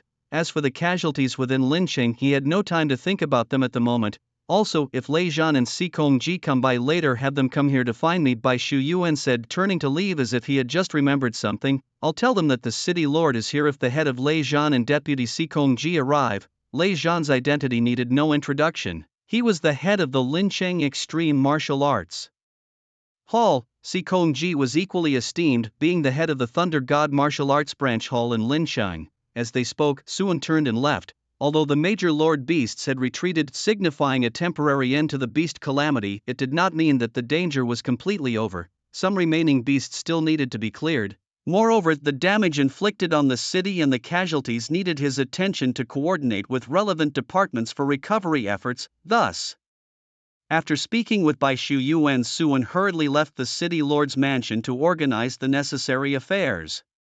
Meanwhile, as the major lord beasts had retreated, Lei Zhan, after venting his frustrations, also stopped his actions. Observing the few remaining beasts around him, Lei Zhan sheathed his long sword. At that moment, Zhuge Ke, dressed in a grey long robe, stepped up to him. "Head, the major lord beasts have retreated, and the calamity of the beasts has ended." Standing firmly before Lei Zhan, Zhuge Ke spoke in a deep voice. "Although there are still many ferocious beasts lingering within Lin City, with the retreat of the Lord Beast, these remaining creatures struggle to cause any further chaos against the numerous warriors of Lin City. Thus, at this moment for them, the disaster of the beasts has finally ended." Ending his silence, Lei Zhan let out a long sigh. Even though the siege by the beasts wasn't long, the short duration had put immense pressure on him psychologically. He dared not contemplate what would have happened if Lin City had failed to withstand this calamity. Inside Lin City resided 3 million human beings. Had these warriors not held off the invasion, then all these 3 million would have perished. Such an outcome, even in death, Lei Zhan could not have borne. Fortunately, that did not happen. Thanks to the efforts of thousands of warriors in Lin City, they had ultimately repelled the invasion. "How are the casualties for our Ji-Dao Martial Academy?" Lei Zhan asked Zhuge Ke in a low voice, his tone much more subdued than his usual brash style. "As of now, our Ji-Dao Martial Academy has lost 103 warriors in this disaster," Zhuge Ke replied after a moment's hesitation, his voice tinged with uncontrollable grief. the total number of warriors in the Lin City branch of Jidao Martial Academy had just surpassed 1,000, and the loss of 103 meant that about 1/10 of their number had perished in this battle. Even for someone as experienced as Jugaku, such a toll inevitably stirred a profound sorrow within him. Hearing this, Lei Zhan remained silent for a long time. After a lengthy pause, he finally spoke.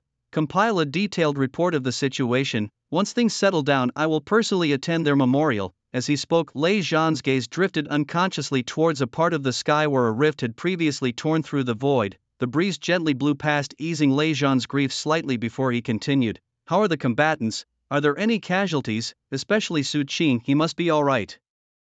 As the head of Jidao Martial Academy, Lei Zhan was responsible for its future. Thus, after calming his emotions, his first thoughts were for the combatants representing the future of Jidao Martial Academy. Particularly Su Qing, who was seen as a potential martial god, was of utmost concern to him. I immediately contacted the fighters to understand their situation. As I spoke, Jugaku began to take action. Despite the urgency, his expression did not betray any panic.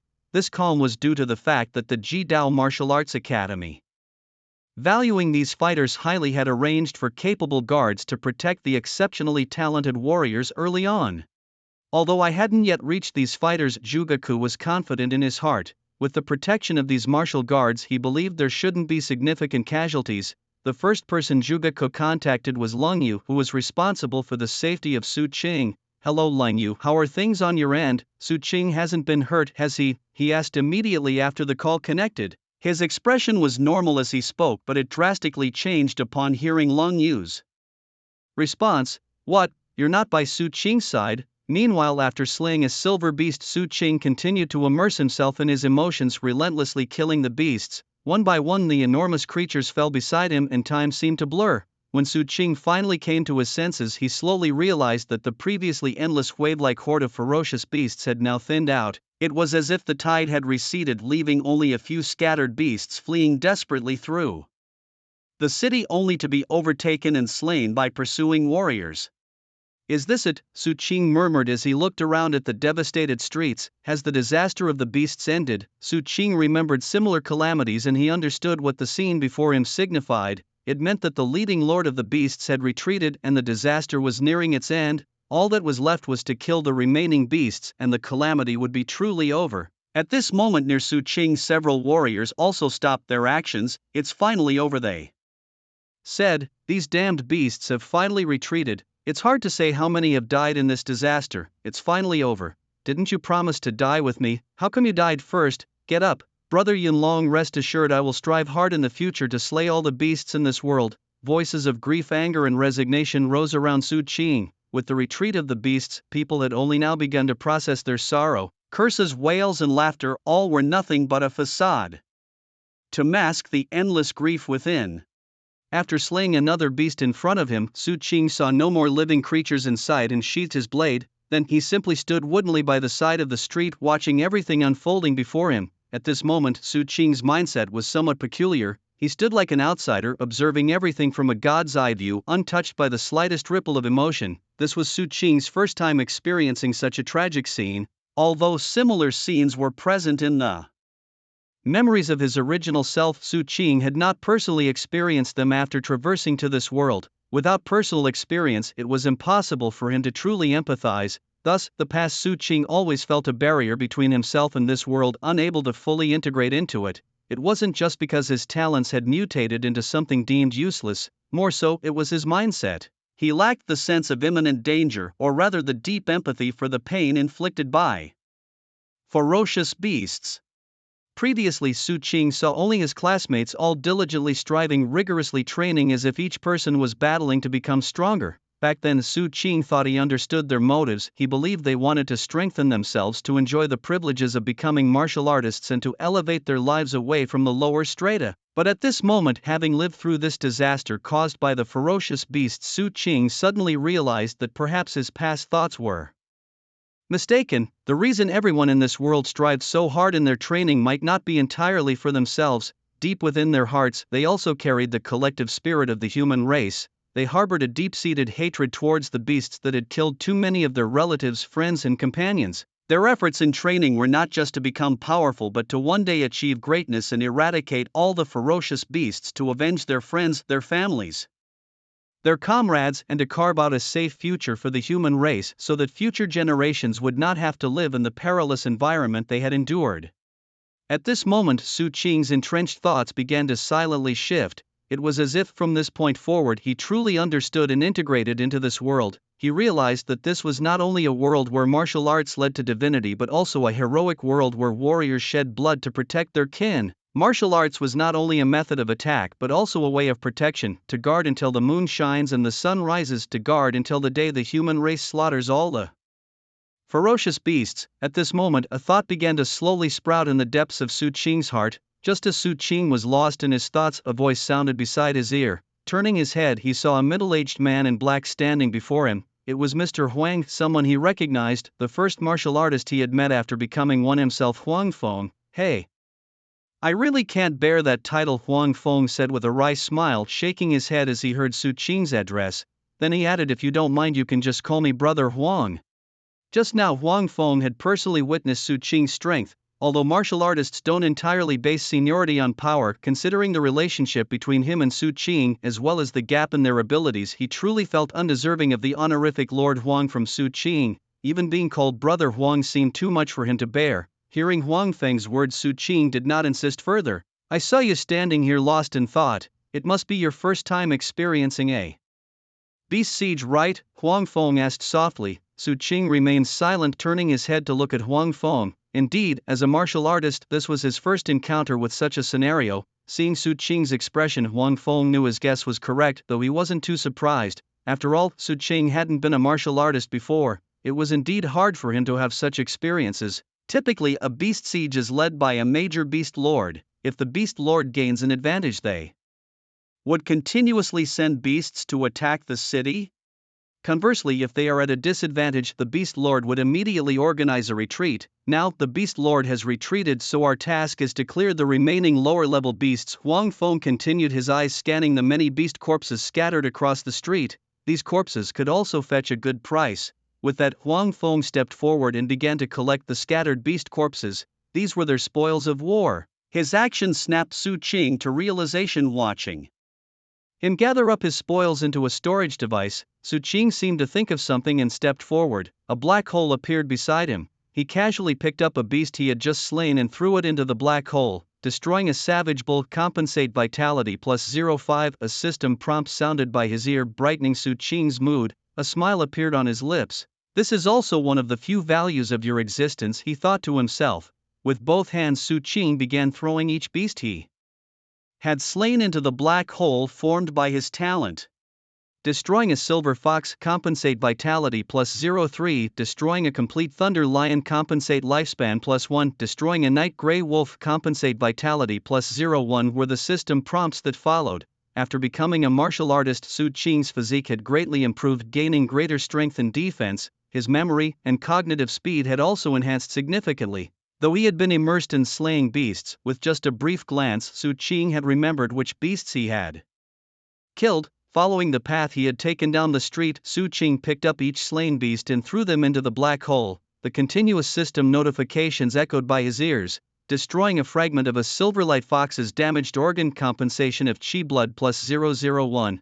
Destroying the corpse of a blazing leopard, compensation of chi blood plus 0.12. Destroying the corpse of a night giant beast, compensation of chi blood plus 0.21. Throughout this process, Su Qing could clearly feel his chi blood values slowly increasing.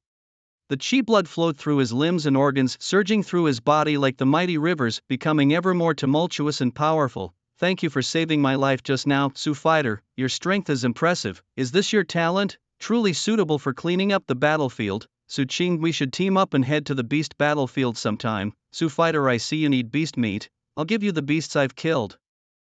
I have no use for them. As Su Qing moved along the street, cleaning up the corpses of the beasts he had slain to enhance his chi blood, some people who recognized him waved and greeted him. Su Qing responded politely to everyone's courtesy. While Su Qing was busy cleaning up the battlefield and collecting beast corpses, in another part of Lin City a figure with silver hair stood amidst a pile of beast corpses. Her expression was cold as she surveyed her surroundings, her slender figure stark against the blood-soaked ground. Ran Xingshue's gaze swept around, noting that all the surrounding beasts had been slain by her.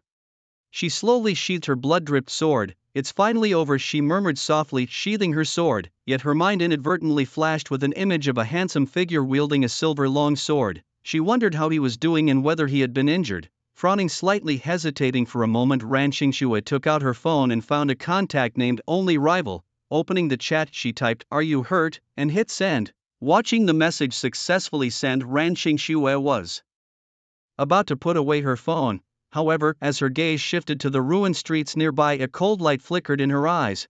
After a thought, she typed into the chat again, "Have time to team up for the beast battlefield." Although the beasts had been driven back, the anger and killing intent in many warriors' hearts had not subsided. On the contrary, with the retreat of the beasts, many warriors felt their killing intent had nowhere to be vented. At this moment, who knows how many warriors harbored the thought of heading to the beast battlefield to continue their slaughter, intending to make the beasts understand the concept of blood debt, blood repayment.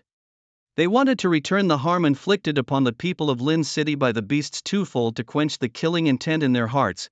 Back on the street where Su Qing was, he was still busy cleaning up the battlefield, collecting beast corpses. As the corpses of the beasts disappeared into black holes, Su Qing's qi blood value continued to rise. When all the beast corpses on the street had been slain and transformed into his qi blood, Su Qing reluctantly ceased his actions, withdrawing his gaze. Su Qing summoned the system interface. Name: Su Qing. Age: 17 out of 253. Realm: second tier martial artist. Refining organ stage: martial arts. True dragon stance: 100%. Complete mastery: Azure Dragon martial technique. 42%, 18% more proficiency needed to reach major achievement. 9 Heavens Azure Dragon Slash, 45%, 15% more proficiency needed to reach major achievement. Purple Dawn Thunder Escape Technique, 38%, 2% more proficiency needed to reach minor achievement. Celestial Mystery Technique, 41%, 19% more proficiency needed to reach major achievement. Vitality points,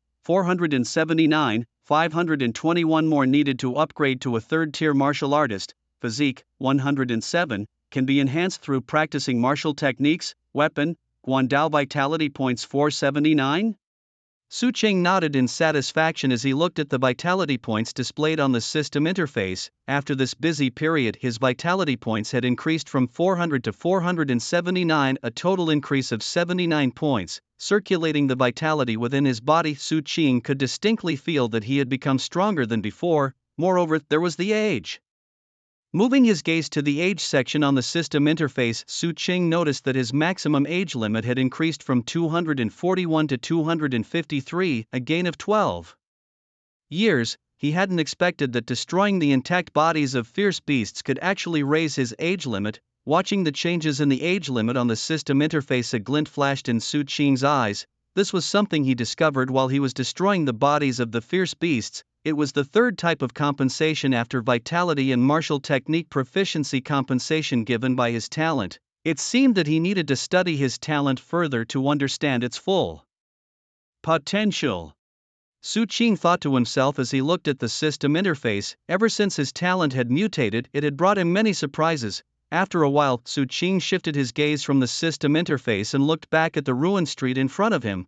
Thanks to everyone's efforts, the bodies of the fierce beasts on the street were mostly cleared up. What remained now was just the collapsed and broken city and the battered streets. Since there were still some scattered fierce beasts in the city, Lin City was still in a dangerous state.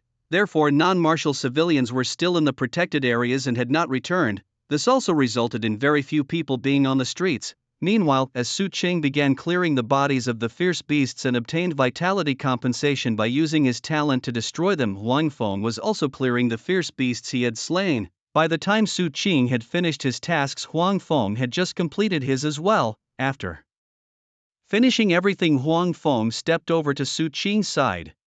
However, once he stood still, Huang Feng couldn't help but look at Su Qing with a puzzled expression. He felt that Su Qing's strength seemed even greater than before. Perhaps this is what defines a genius martial artist, constantly striving to become stronger. The thought crossed Huang Feng's mind as he considered how Su Qing had become so powerful in such a short amount of time. Shaking his head slightly, he dismissed these distracting thoughts and then spoke. The city lord's mansion will soon dispatch people to uniformly restore and repair the city. We don't need to worry about these matters. His gaze followed Su Qing's, which had fallen on the collapsed buildings lining the streets. Assuming Su Qing was concerned about the city's residents, Huang Feng explained. Hearing Huang Feng's voice, Su Qing turned his attention back to him and nodded slightly. Then he sighed. Repairs are easy, but recovery is hard. The dead, they can't be brought back to life. Su Qing's words were tinged with an undeniable sadness. Witnessing so many of his compatriots die right before his eyes had deeply affected him, making it difficult for him to find peace. It was all because of those cursed beasts, Huang Feng thought angrily, his voice hardened by emotion. Compared to Su Qing, Huang Feng was older and had been a martial artist for a longer time. As a result, he had experienced much more, and his hatred toward the beasts was even more intense. Upon hearing Su Qing's words, the intent to kill was uncontrollably spreading in his eyes. This matter will not end here, Huang Feng finally said coldly after a long pause. Once everything in the city has settled down, I believe the city lord's mansion will quickly organize a plan to eradicate these beasts.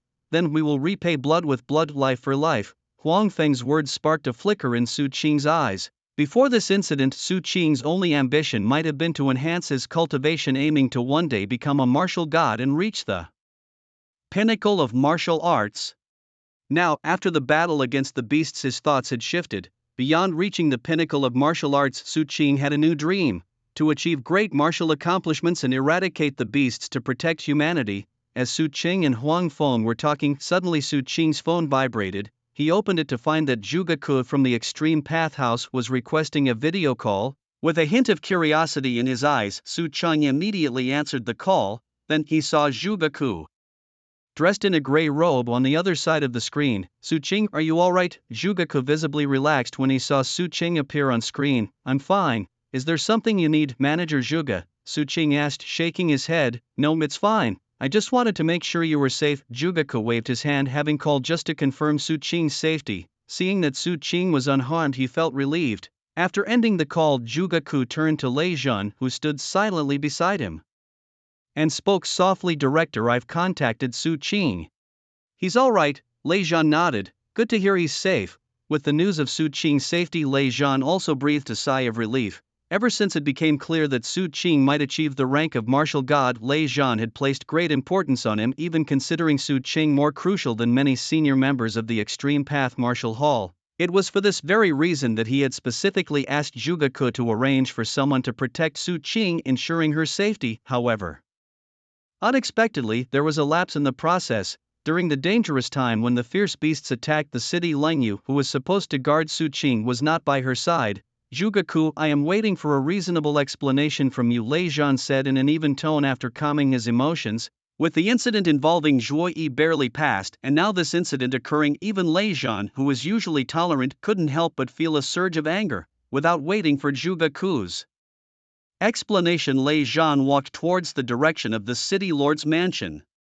The battle against the fierce beasts had ended, and he needed to meet with Bai Shu Yuan at the city lord's mansion to discuss the aftermath and plans against the fierce beasts. The attack by the fierce beasts had caused significant damage to Lin City, and it was clear that this matter could not just be easily dismissed. Bai Shu Yuan, the city lord of Lin City, was already filled with a desire for revenge. Even if he could tolerate everything, the tens of thousands of civilians and hundreds of warriors who died in this war and their surviving relatives would not agree. Watching Lei Zhan leave, Zhuge Ke's face remained expressionless. After a moment, he spoke coldly. Langyu, there was undeniable anger in Zhuge Ke's tone. Originally entrusting Langyu with the task of protecting Su Qing was a sign of his importance and trust, but who would have thought that Langyu would abandon Su Qing during such a dangerous time, disregarding her safety? Fortunately, Su Qing did not encounter any powerful fierce beasts, which was a stroke of luck amidst the misfortune. Zhuge Ke couldn't help but feel relieved, thinking that Su Qing had not been injured. Of course, in his heart, the reason Su Qing had not been injured was that during the attack she hadn't encountered any particularly dangerous fierce beasts, thus she had escaped this disaster. However, he wondered if the other warriors had been so lucky. Just as Zhuge Ke was talking to himself, a man dressed in the uniform of the Extreme Martial Arts Academy approached him. Manager Zhuge, the situation is not good, the man said in a low voice as he came up to Zhuge Ke. Seeing the man's expression, an uneasy thought rose in Jugaku's mind. What exactly happened? What is the situation? As the man spoke, he paused, looking up at Jugaku. The losses are severe. What specifically caused them? Hearing his subordinate's words, Jugaku immediately looked up. Because Su Qing had safely survived the disaster, Jugaku hadn't thought much about it. He had assumed that this fierce beast attack was like the usual ones where the beasts were repelled.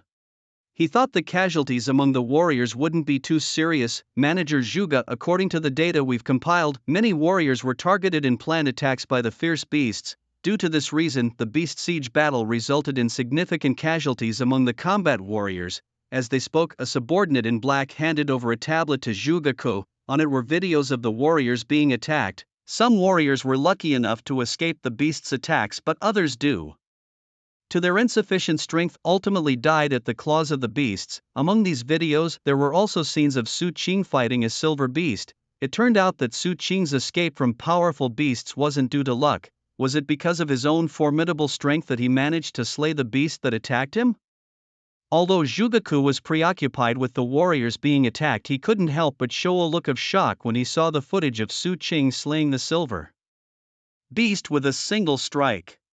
Su Qing was someone he had watched grow up step by step. In fact, it was he who had overseen Su Qing's certification as a martial artist.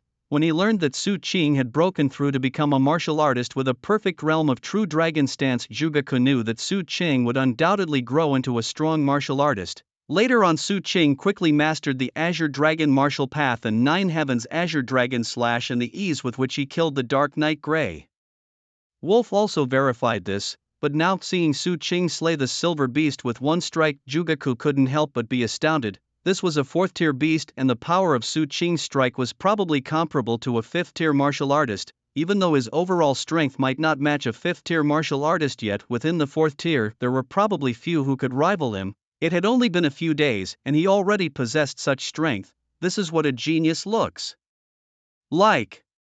Thinking that Su Qing had achieved such strength in just a few short days since becoming a martial artist made Zhuge bitterly smile and shake his head. He remembered that he too was once called a martial arts genius, but compared to Su Qing, what kind of genius was he? He was clearly nothing. Seeing this, Su Qing must have reached the 2nd tier of martial artists, and his martial skills had greatly improved compared to before. Watching Su Qing in the footage, something seemed to dawn on Zhuge, a glint appearing in his eyes. Remembering that Su Qing had just joined the senior year of high school this year, with his strength, he wondered if Su could contend for this year's Tianqin martial arts top scholar. Lincheng hasn't produced a martial arts top scholar in many years. As he spoke, Zhuge shook his head again. I really am daydreaming. Thinking of the past martial arts top scholars whose talents were monstrous, Zhuge's fervor gradually died down. After calming down, Zhuge's gaze moved away from the tablet in front of him. He then said solemnly, so many combat warriors encountering attacks at the same time, this is clearly a long-planned scheme by the beasts. This matter needs thorough investigation. Also, the matter of Su Qing's progress and strength must be reported to the director for his decision. With a flicker in his eyes, Zhuge waved his hand for the black-clothed subordinate to leave. He paced himself towards the direction of the Ultimate Path Martial Arts Dojo. Lei Zhan had just gone to the city lord's mansion and wouldn't be returning soon, so the report would have to wait. Meanwhile, Zhuge was busy overseeing the aftermath of the beast siege. On the other side, after clearing the battlefield, Su Qing and Huang Feng waved goodbye. Su Qing then hurried towards the Ultimate Path Martial Arts Dojo. Originally he had set out for the dojo, but the beast attack had delayed his journey. Now that the beasts had retreated, Su Qing naturally continued with his original plan. After all, Zhang Russian was still waiting for him at the dojo. With such a major incident, Su Qing needed to check on Zhang Russian's situation. However, before heading to the dojo, Su Qing called Zhang Russian first to make sure he was unharmed. Boss, I've been at the dojo all along and I'm not injured. After confirming Zhang Russian was safe, Su Qing hung up the phone. It was then he noticed a message from Ran Qingsnow. Seeing her carrying message, Su Qing thought for a moment and replied, I'm fine, and you? After sending the message, Su Qing pocketed his phone and then strode swiftly towards the Ultimate Path Martial Arts Dojo. With the improvement of his martial realm and vitality, Su Qing's strength had been comprehensively enhanced. With each light step, his body seemed to transform into a breeze. In a blink, he had covered a great distance. On his way, Su Qing could distinctly feel the different atmosphere in the city from usual. the previously easy and harmonious mood was gone. Sadness was etched on everyone's faces, the roadsides and even the middle of the roads were strewn with destruction. Perhaps the only consolation was that, thanks to the warriors, there were no people trapped needing rescue apart from those who perished in the beast calamity. Passing by, Su Qing saw that the officials responsible for maintenance and repairs had already started their busy work. They were systematically restoring Lin City to its original state. Buildings could be restored, but the dead could not be brought back to life. This thought flashed through his mind as Su Qing quickly arrived inside the Ultimate Path Martial Arts Dojo. Like the city, the atmosphere inside the dojo was noticeably different from usual, with everyone's expression grave. However, unlike in the city, apart from the emotion of grief, there was also a cold killing intent emanating from everyone. Passing by the crowd, Su Qing soon reached the martial market. Unlike ordinary days, today's market was noticeably less crowded. The usual hustle and bustle were absent this time. Boss, from afar, Su Qing could already spot Zhang Russian standing at his usual spot near the Qinglong stall. Uncle Zhang, approaching Su Qing, waved and greeted him warmly. Boss, are you alright? Seeing Su Qing safe and sound brought relief to Zhang Russian, who had been worried since the citywide alert sounded. He feared something might have happened to Su Qing, who as a martial artist was expected to be at the forefront during such emergencies. Thankfully, Su Qing was unharmed. I'm fine, Su Qing reassured, waving his hand dismissively. Noticing the anxiety hidden in Zhang Russian's expression, he continued, the beasts have retreated now and everyone should be able to move about normally soon. Uncle Zhang, you might want to contact your family for now. You'll be able to go back home shortly. Knowing Zhang Russian's family situation well, Su Qing understood his concerns. Zhang Russian shook his head, a small smile squeezing through his lips. It's okay, I've already contacted them and they're safe. After a pause, as if remembering something urgent, he quickly added, by the way, boss, due to the beast attack, the price of beast meat in the market has plummeted. You might want to stock up while it's cheap. He had always remembered Su Qing's advice to keep an eye on the prices of beast meat. Even after experiencing a beast attack, he hadn't forgotten this detail. Beast meat prices have dropped. Su Qing was momentarily taken aback, then quickly realized the reason. The city was now flooded with an abundance of beast meat due to the attack, likely causing the prices to fall. Normally, although the city's warriors did hunt beasts, it was challenging and not all the hunted beasts were brought back to the city. This kept the supply and prices of beast meat within a certain range. But this time, due to the attack, a large number of beasts had died within the city limits. The warriors who killed these beasts had little use for the meat, which would eventually end up in the market, affecting the prices. This could actually be a good thing for me, Su Qing murmured to himself before addressing Zhang Russian again. In that case, I'll go buy some beast meat first. Uncle Zhang, if you want to go back, feel free to head home. Alright boss, you go ahead, Zhang Russian replied after a brief exchange of goodbyes. Su Qing then made his way toward the beast meat stall. Unlike the deserted martial arts stall, the beast meat stall, though not bustling, was faring much better. Boss, what would you like? It's a big sale at low prices.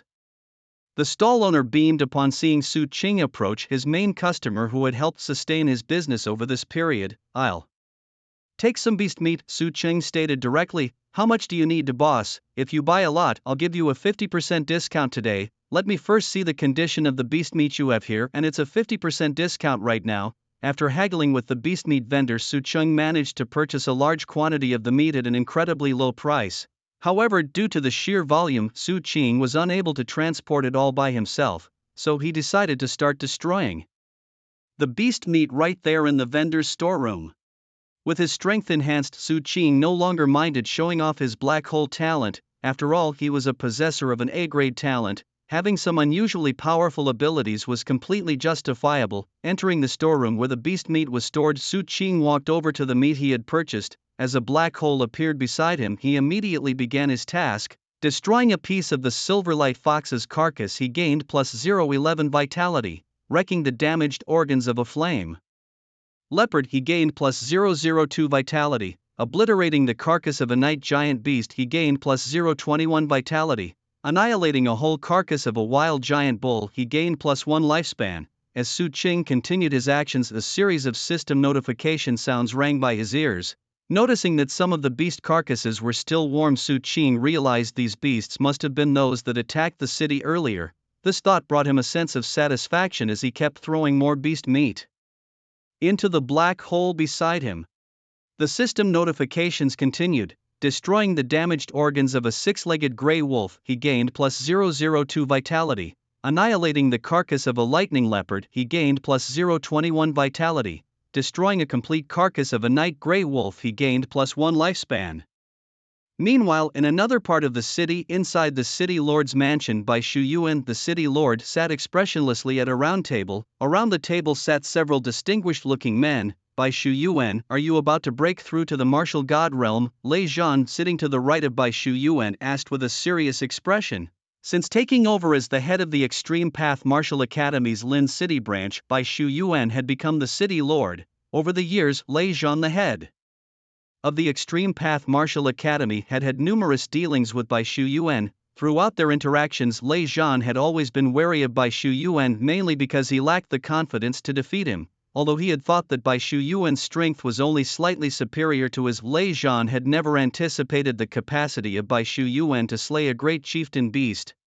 On another side, a man in a light blue robe, Sikongji, also stared solemnly at Bai Shu Yuan. He was the head of the Lin City branch of the Thunder God Martial Academy. The reason for their grave expressions was simple. In the recent beast siege, Bai Shu Yuan, the city lord, had killed the beast he fought against, demonstrating the ability to slay a great chieftain beast, a beast nearly on par with a human martial god. Lei Zhan and Sikongji naturally came to the conclusion that Bai Shu Yuan was on the verge of breaking through to become a martial god. I am still a long way from breaking through to martial god, Bai Shu Yuan said, shaking his head slightly, his tone dismissive of Lei Zhan's earlier statement. As he spoke, Bai Shu Yuan continued, let's talk about this recent beast siege instead. Seeing Bai Shu Yuan's reluctance to elaborate further, Lei Zhan did not pursue the topic. With a grave expression, Lei Zhan spoke, this beast siege has inflicted heavy casualties on my Extreme Path Martial Academy. Over 100 warriors have died, and more than 300 have been injured. As soon as Lei Zhan finished, Sikongji from the Thunder God Martial Academy added, the situation in my academy is similar, with over 100 warriors dead and more than 300 injured. As the conversation ended, Lei Zhan and Sikongji both turned to look at Bai Shu Yuan. Even though the Extreme Path and Thunder God Martial Academies were powerful, Bai Shu Yuan, as the city lord, was the primary authority in Lin City. Moreover, the city lord's mansion's strength surpassed that of either academy. The number of warriors from the city lord's mansion who have died or been injured is similar to yours, Bai Shu Yuan said solemnly, his gaze steady. Moreover, we have also compiled the casualties among the civilian population. He paused briefly before continuing, over 50,000 have died, and more than 500,000 have been injured. Silence briefly filled the room after Bai Shu Yuan's statement. The air seemed to grow heavy and oppressive. These damned beasts, we cannot let them go unpunished. Lei Zhan finally spoke, his voice thick with suppressed anger, fully unleashing the murderous intent that had been building within him. This cannot be left as it is, added Sikongji, head of the Thunder God Martial Academy. His voice was calm, yet everyone present could sense the intense murderous intent it carried. This war against the beasts has caused over 1,000 warrior casualties and tens of thousands of civilian casualties in Lin City, Sikongji stated. As the management of Lin City, we cannot turn a blind eye to this outcome, nor can we simply accept it. We must retaliate tooth for tooth, blood for blood, no matter what. Sitting in the principal's seat, Bai Shu Yuan also spoke coldly, since these beasts dared to invade Lin City, I dare to strike into their lair. His chilling intent permeated the room through his words, seemingly lowering the temperature. Now, Inspector Luo, may I ask, what is the stance of Tianjin Prefecture? After stating his position, Lei Zhan turned his gaze to the last person in the room, Luo Yang, who was dressed in a black jacket and was the leader of the warriors who came to Lin City's aid. Watching the gazes of Lei Zhan and others turn towards him, Luo Yang, dressed in a black shirt, surveyed the group before speaking. Before coming here, the master of the mansion had already instructed me that I could act according to the situation, since you all intend to retaliate against the Beast Clan. Naturally, I will not dampen your spirits. Luo Yang's voice was steady and forceful, giving a sense of unwavering resolve. The Beast Clan has indeed gone too far this time. It's about time to exterminate a few of their clans to teach them a lesson. His words caught the attention of Bai Shu Yuan and others, who turned to look at him. They had thought this inspector was quiet and composed, not knowing he was a man of fierce words and even fiercer actions, truly a god of slaughter in disguise. This thought crossed the minds of Bai Shu Yuan and the others. Although they were keen on revenge, they had only considered organizing warriors to kill some of the beasts, unlike Inspector Luo, who proposed exterminating entire clans. collecting his thoughts. Bai Shu Yuan swept his gaze over those present and then said in a deep voice, "Since we are all in agreement, let's discuss the specific plan against the Beast Clan. As for everything happening in the Lord's mansion, Su Qing was unaware. At that moment he was wholeheartedly engaged in the destruction of beast flesh. This was his first time so freely and wantonly destroying beast flesh, destroying the damaged organs of a flame leopard. Compensation, Chi blood plus 002, destroying the body of a night giant beast. Compensation, Chi blood plus 021, destroying a damaged body of a thunder leopard. Compensation, Chi blood plus 006. Listening to the continuous system notifications by his ear and feeling his chi blood growing stronger like tributaries into a river, Su Qing's mood became much more pleasant. At that moment, Su Qing felt as if he was back at the South Wind junkyard, indiscriminately destroying junk to enhance his chi blood. Grateful for the selfless contribution of the beasts, he tossed the beast flesh into the void, thinking to himself. After 2 hours, accompanied by a long breath from Su Qing, the beast flesh in front of him was finally all destroyed, finally done. He threw the last piece of beast flesh into the void, feeling his internal chi blood grow increasingly stronger, destroying the body of a silver light fox. Compensation, Chi blood plus 011. Su Qing brought up the system interface. Name, Su Qing. Age, 17/271. Level, Second Order Martial Artist, Refining Organs. Realm, Martial Arts. True Dragon Stance, 100%, completed. Azure Dragon Martial Art, 42%, 18% more to reach major achievement. 9 Heavens Azure Dragon Slash, 45%, 15% more to reach major achievement. Purple Dawn Thunder Escape Technique, 38%, 2% more to reach minor achievement. Heavenly Gang Mystery Technique, 41%, 19% more to reach major achievement. Chi blood value, 564, need 436 more to upgrade to Second Order Martial Artist. Physique, 110. Can improve through practicing martial arts. Weapon, Guan Dao. Examining the Chi blood value displayed on the system interface, Su Qing spoke in a low voice. I now have 564 vitality points, only 436 more and I'll break through to become a third-tier martial artist. As he finished speaking, a smile unconsciously appeared at the corners of his mouth. Initially, Su Qing thought that after advancing to a second-tier martial artist his progress would slow down. After all, the vitality points required to break through from a second-tier to a third-tier martial artist were significantly higher than those needed for a non-martial artist to reach the second tier. Unexpectedly, after becoming a second-tier martial artist, Su Qing's cultivation speed had become even faster than before. He owed this improvement to the ferocious beasts. Muttering to himself, an idea began to form in Su Qing's mind. Perhaps he could also venture into the beast battlefield to hunt these creatures, which might accelerate his strength enhancement. Most people, after achieving combat capabilities as martial artists, would head to the beast battlefield. This was done partly to hone their practical fighting skills and partly because the battlefield offered a faster accumulation of cultivation resources needed for breaking through to higher martial realms. Originally, Su Qing had not considered this since, with his black hole talent, he could rely on his innate abilities to enhance his combat skills in martial realm without going to the beast battlefield. However, his perspective changed after experiencing the beast siege battle. Cultivating as a martial artist was not just about becoming stronger. It also involved shouldering the responsibilities that came with being a warrior, eliminating ferocious beasts, protecting humanity. Speaking softly, Su Qing's gaze grew firmer. Moreover, compared to staying in the city, venturing into the beast battlefield might allow him to utilize his talents more effectively and enhance his strength even quicker. Inside the storage room for beast meat, Su Qing's slender figure seemed suddenly to grow taller. His hands clenched tightly, he stood still, his heart surging with boundless killing intent towards the beasts. However, if he was to go to the beast battlefield, he needed to prepare many things. After a while, Su Qing calmed down. He took out his phone, opened the app Extreme Path Home and entered the Martial Artists Forum. Su Qing started searching for guides related to the beast battlefield. Before heading there, he needed to be thoroughly prepared. The recent beast siege had cost Lin City the lives of several hundreds of thousands, with over 1,000 martial artists killed or wounded. He wondered if the city lord's mansion and the 2 major martial academies would take any action. It was obvious they would seek revenge. Such a heavy casualty toll inflicted on Lin City by the beast siege meant that even if the city lord's mansion and the martial academies wanted to overlook the incident, others likely wouldn't agree. That's right, my brother died in that beast battle. If The city lord's mansion does nothing. I will never accept it.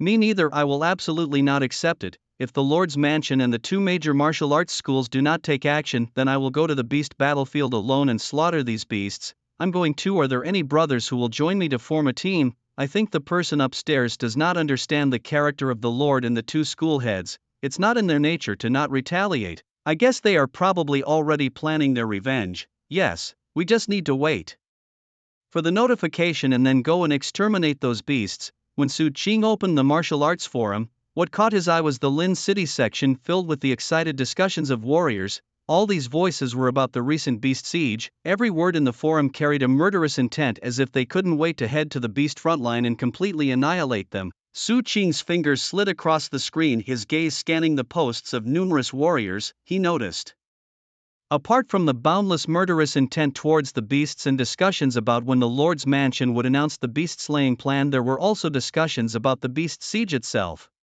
This beast siege had caused massive casualties among the people and warriors of Lin City. Moreover, it was said that this time the beasts had specifically targeted talented warriors, causing huge losses. The reason behind this was unknown. Speaking of which, because of this reason, this battle against the beasts indeed allowed many talented warriors to demonstrate their true strength. Do you know Su Qing, who participated in the fighting arena competition a few days ago? His strength displayed against the beasts this time might not be less than that of a fourth-tier warrior. There's also Xiang Bu from Lin City Martial Arts High School. His strength is not to be underestimated either. And that girl with silver hair, her strength is also terrifying. It really is a case of the new waves pushing forward the old ones. Scanning through the martial arts forum, Su Qing gathered a lot of useful information. Firstly, due to the beast siege, it might not be long before the Lord's mansion and the two major martial arts schools would jointly launch a plan against the beasts. This coincided with his own idea of heading to the beast battlefield. Naturally, Su Qing was pleased to see this plan taking shape, as he had already intended to go to the beast battlefield. Besides, Su Qing also learned that this beast siege involved many powerful beasts. Some had targeted specific talented warriors. This made Su Qing think of the silver beast he had slain. That must have been the beast targeting him, just that it was too weak. Shaking his head, Su Qing murmured to himself. However, Su Qing also knew that if he only had the strength of a second-tier warrior facing that silver beast, his chances of survival would be slim, especially since that beast was a fourth-tier beast. Of course, because of this plan by the beasts, many talented warriors like Su Qing had shown their powerful strength. Among them, warriors like Xiang Bu and Ran Qingsno had even demonstrated the strength of mid-realm warriors. Some martial artists even recorded their combat videos and posted them on the forum. Notably, there were videos of Su Qing fighting ferocious beasts, including one where Su Qing slays a silver beast. I remember Su Qing has only recently become a combatant, right? Has his strength already become so formidable? It's disheartening to compare oneself with such prodigies. It feels like all my training has been in vain. The lethality of Su Qing's strike might even be capable of injuring a level 5 beast. With just that one strike, he dominates among the fourth-tier martial artists. Even I, a 50-year-old martial artist, probably couldn't withstand such a strike. Under Su Qing's combat video, a group of martial artists were buzzing with discussion, marveling at Su Qing's talent and strength. Of course, Su Qing didn't pay much attention to these comments. After a brief look, he closed the thread. His primary concern was to check for any precautions needed for heading to the beast battlefield. Su Qing did not forget the purpose of opening the martial artists forum. After entering the keywords for precautions on heading to the beast battlefield, relevant posts quickly appeared before him. Topics included the top 10 precautions for the beast battlefield, preparations needed before heading there, and the level of strength a new martial artist needs to reach before venturing there. Su Qing, selecting based on his needs, clicked on those relevant and began to read. First was a complete martial arts system. Whether it was attack, defense or movement, one must train the corresponding martial skills to handle beasts effectively. In addition, the right equipment was essential, including weapons, food, combat suits, and special medication for nighttime beast attacks. It was best to master a powerful burst martial skill so in the face of unbeatable beasts one could escape in time. For new martial artists, it was advisable to join a team, as hunting beasts together would be more efficient and safer. While Su Qing was browsing the precautions for heading to the beast battlefield, most martial artists in Lin City were also on the martial artists forums. Due to the damage inflicted by the beast attack on Lin City, every martial artist there harbored intense killing intent towards the beasts.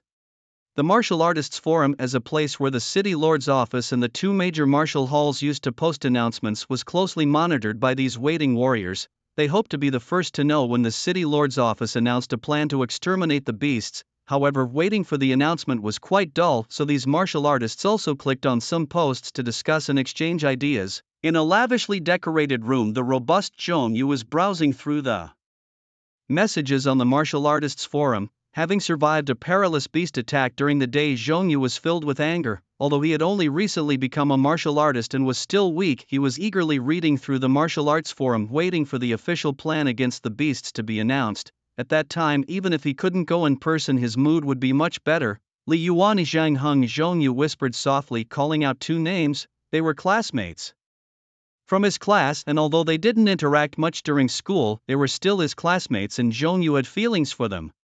I will definitely avenge you. Thinking of the message shared by their class teacher Xiao Long in the afternoon about Li Yuan and Zhang Heng's death and the beast disaster, Zhong Yu couldn't help but clench his fists. At this moment, his heart was filled with uncontrollable murderous intent. He also wanted to go to the beast battlefield to avenge his fallen classmates. But I am not Su Qing. I don't have his strength. With my current abilities, going to the beast battlefield would only mean sending myself to death. Zhong Yu's clenched fist soon relaxed. His gaze unconsciously shifted to the virtual screen in front of him, which was currently displaying a battle video. A slender figure held a silver longsword. As the longsword swung, a pale blue light revolved, and a silver beast on his other side instantly fell to the ground. Watching Su Qing in the video, a look of envy unconsciously appeared in Zhong Yu's eyes. When will I ever possess such strength? He murmured, watching Su Qing on the screen. The video was something Zhong Yu found on the Wudao forum of the Extreme Path House. When he first saw the video, Zhong Yu almost thought his eyes were deceiving him. He couldn't believe Su Qing's strength was so formidable. The beast that had chased him to a dead end and nearly killed him seemed like it was made of paper in front of Su Qing, unable to withstand even a single strike. Although Zhong Yu, who had seen Su Qing fight in the arena, knew of Su Qing's great strength, he still hadn't expected it to be this immense. According to the martial artists on the forum, Su Qing's current strength was even stronger than most fourth-tier martial artists. He murmured softly, the color of envy in his eyes growing richer. He couldn't understand. They were classmates, so why was Su Qing so much stronger than him? When we were on vacation, my strength was far superior to his. At this moment, a sense of grievance suddenly surged in Zhong Yu's heart. But this emotion came quickly and went quickly.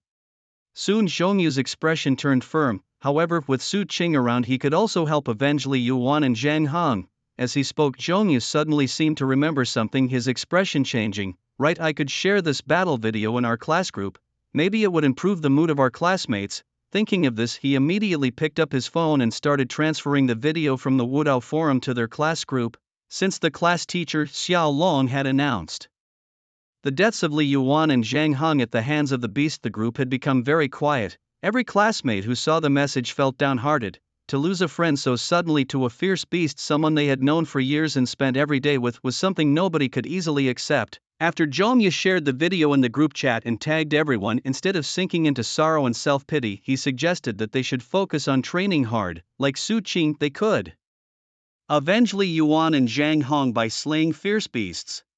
Once Zhong Yu sent out the message, the previously silent class chat came back to life. Has Su Qing really become that strong? What incredible strength, slashing through fierce beasts as if they were mere vegetables. When can I become that strong? Wondered some classmates, impressed by Su Qing's rapid progress. Yes, Zhong Yu was right. Instead of being heartbroken, we should dedicate ourselves to training hard, aiming to become martial artists one day. Then we can go to the battlefield against fierce beasts and seek vengeance for Li Yuan and Zhang Heng, they resolved. It's true, rather than feeling sad and upset, we should focus on our training. Su Qing faced issues with his talent before, and back then he was no stronger than any of us. It was his perseverance that brought him to where he is today. If Su Qing can do it, why can't we? We should learn from him, become strong like him, and slay fierce beasts. The classmates encouraged one another. As Zhong Yu shared Su Qing's battle video in the class group, the atmosphere instantly changed. The sorrowful mood was replaced by one of passion and fiery motivation. Everyone was filled with zeal and high spirits, eager to learn from Su Qing and one day become powerful martial artists themselves, ready to face the fierce beasts and avenge their fallen classmates. In a lavishly decorated room, Xiaolong looked up from his phone screen. Zhongyu, well done this time, he thought, a slight smile playing on his lips as he watched how Zhongyu had transformed the group's mood from sadness to enthusiasm. Unlike the student, Xiaolong, as the class teacher and a martial artist himself, was more accustomed to death, having seen many comrades fall over the years, so his reaction to the news of a student's death was much more composed. Still, he couldn't help but be impressed by Su Qing's skill as he recalled that lightning-fast strike. Has Su Qing really become that strong? He wondered, acknowledging that even he might have struggled to evade such a swift attack. Is this what a true martial arts genius looks like? He mused, thinking back to just a few days ago when Su Qing had only just become a martial artist. Xiaolong was astonished by the speed of his progress, perhaps even surpassing that of Xiangbu, known as the top genius in the school. At that moment, Xiaolong couldn't help but compare Su Qing and Xiangbu, and it was clear who had the edge in talent and training speed. Could this be my midlife turning point? Xiaolong pondered, a new thought crossing his mind. No, I must inform the principal about this, determined that given Su Qing's talent and his rapid cultivation progress, he surely deserves some sponsorship and cultivation resources. Acting on the decisions, Xiaolong immediately picked up his phone to call the principal. It wasn't just Zhongyu and Xiaolong who noticed. As people browsed the martial arts forum, countless martial artists in Linchang had started paying attention to Su Qing, the rising martial arts prodigy. Unaware of all this attention, Su Qing's mind was still focused on preparing for his journey to the beast battlefield. Equipment and martial techniques included. He had already purchased a spatial ring, protective gear, special medicine to ward off beasts, and martial techniques for explosive power. Now he was just waiting for the supplies to be delivered. After a busy morning, Su Qing had prepared all the equipment needed for the beast battlefield. Having placed the order, he walked towards the Jidao Martial Arts Pavilion where the goods were sold. Since the pavilion was nearby, Su Qing opted to pick up the goods himself instead of having them delivered. Soon he arrived at the sales area of the Jidao Martial Arts Pavilion. A young woman approached him shortly after his arrival. Mr. Su, your items are over here. I'll take you to them. Led by the young woman, Su Qing quickly reached the storage area for his goods. After checking the items, he stored them in his newly purchased storage space ring and left the sales area. Back at the Qinglong stall, Su Qing took out the items he had just purchased. He didn't pay much attention to the other items. His gaze was immediately drawn to a book emitting a gray light. Whispering softly, Su Qing said, Ran Ming Jie. Ran Ming Jie was a special martial technique Su Qing had chosen to purchase. This technique was powerful and somewhat sinister. Its power lay in the fact that once mastered, it could enhance the effects of other martial techniques the practitioner had cultivated. For instance, Su Qing's Nine Heavens Dragon Slash was only at an initial stage of mastery, but if he were to use it while activating Ran Mingjie, the Nine Heavens Dragon Slash could unleash the power of a more advanced stage. This was the remarkable strength of Ran Mingjie. Moreover, should Su Qing manage to cultivate Ran Mingjie to perfection, even a rudimentary Nine Heavens Dragon Slash could exhibit the full might of a perfected Nine Heavens Dragon Slash, leaping 3 levels in prowess. The peculiar aspect of Ran Mingjie was that, unlike typical martial techniques that consume physical energy or blood, it required one's lifespan to activate. Yes, Ran Mingjie used the practitioner's lifespan.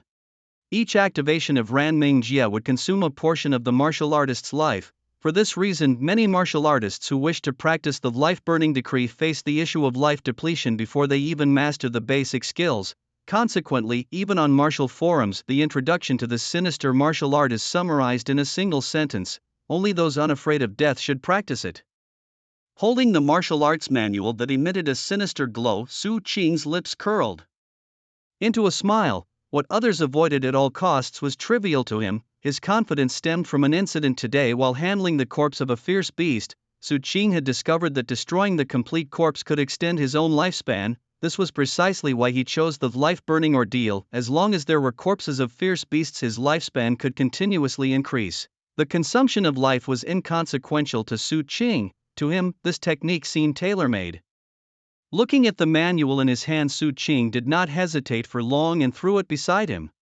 Simultaneously, a black hole appeared next to him, accompanied by a breeze-like sound. The life-burning ordeal was swallowed by the black hole, destroying a complete life-burning ordeal. Manual proficiency plus 20. A system prompt sounded. Suddenly, Su Qing's mind was filled with inexplicable memories. In a dark room, a thin young man sat cross-legged on the ground, seemingly meditating. The darkness was so profound that opening or closing his eyes made no difference to the boy. He continued, sitting there as if meditating or perhaps praying to some unknown powerful entity. Signs of withering and decay began to manifest on his body, visibly aging him, yet the boy seemed oblivious to all of this, continuing to sit quietly deep in thought. After a long while, the boy seemed tired and tried to open his eyes, only to slap himself immediately. Persist, I will surely become an immortal, he muttered to himself before slapping his face again and closing his eyes. Thus in the pitch black room, the boy sat alone, contemplating and meditating for a long time.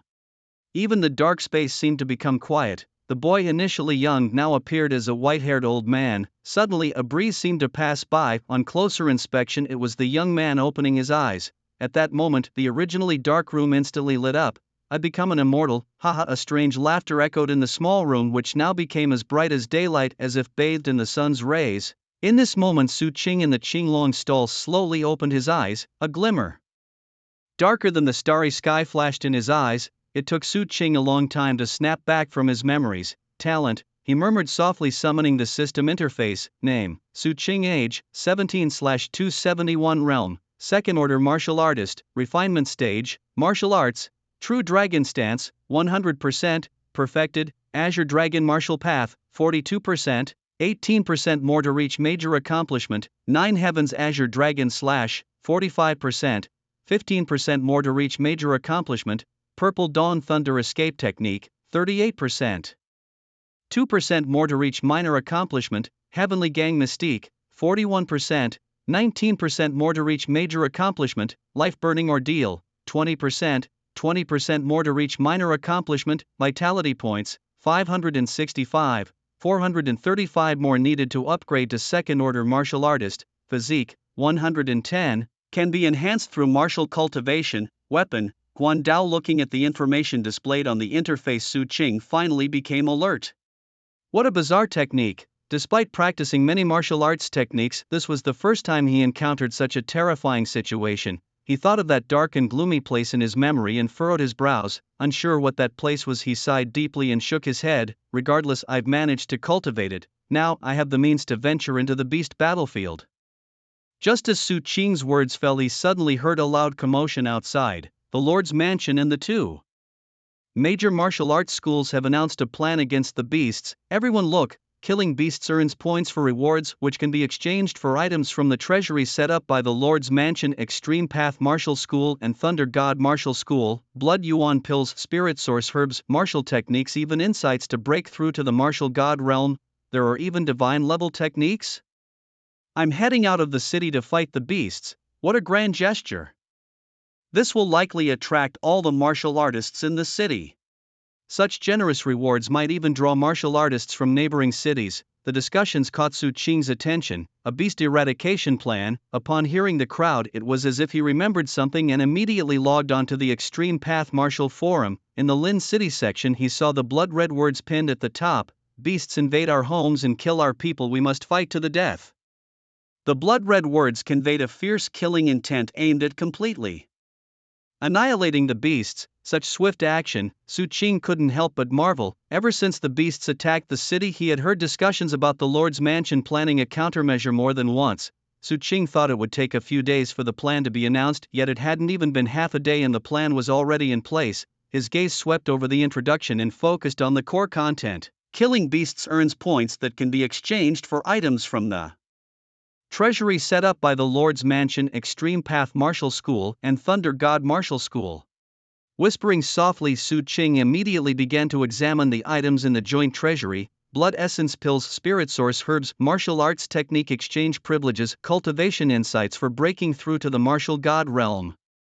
However, as he looked at the items in the treasury, an uncontrollable expression of amazement appeared on Su Qing's face. Many of the items he had never seen before. For instance, the blood essence pills were a higher grade of Qi blood pills used to enhance one's vitality. Due to their powerful effects, these pills were highly sought after even among martial artists, typically being extremely difficult to obtain. The spirit source herb was even more precious than the blood essence pills, as it could enhance one's physical constitution, which was crucial for a martial artist's future development. The rarity of spirit source herb goes without saying. In addition to the blood essence pills and spirit source herbs and other cultivation resources, the value of items like the martial arts technique exchange privileges and insights for breaking through the martial god realm was also extremely high.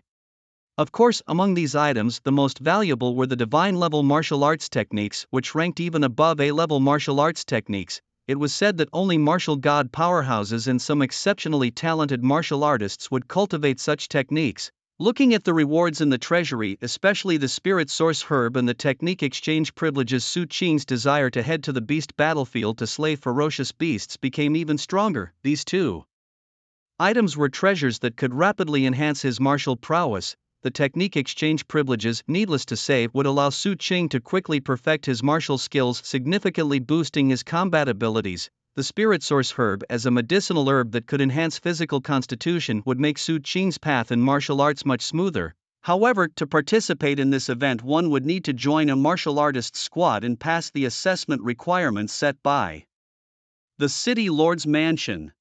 Perhaps out of concern that martial artists might rush to the beast battlefield after the plan was announced, potentially leading to unnecessary casualties, the City Lord's Mansion also stipulated specific requirements for participation in the plan.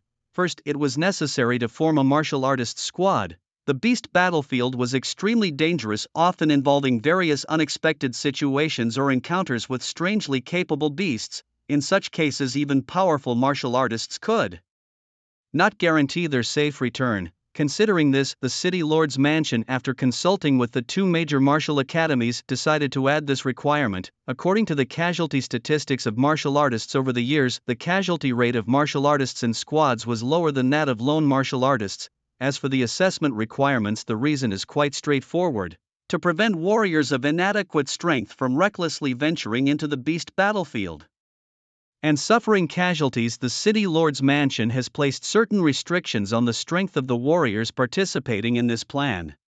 Only those who have reached a certain level of strength can take part. Third-tier warrior strength. Su Qing glanced at the minimum strength requirements set by the City Lord's Mansion and then withdrew his gaze. Although his realm was still that of a second-tier warrior, in terms of strength, even an ordinary fourth-tier warrior would not be his match. Su Qing was confident that he could pass the assessment. Of course, not every warrior possessed Su Qing's strength and confidence. Upon seeing the City Lord's Mansion's regulations, some first-tier and second-tier warriors who had been eager to try instantly became dejected. Are second-tier warriors not warriors? Why not set the threshold at second tier? Old man upstairs, have you considered the feelings of first-tier warriors? First-tier warriors, do they have rights? Even you, a mighty second-tier warrior, can't go right? This is blatant discrimination based on strength. I'm going to make a fuss. You are welcome to make a big scene at the City Lord's Mansion.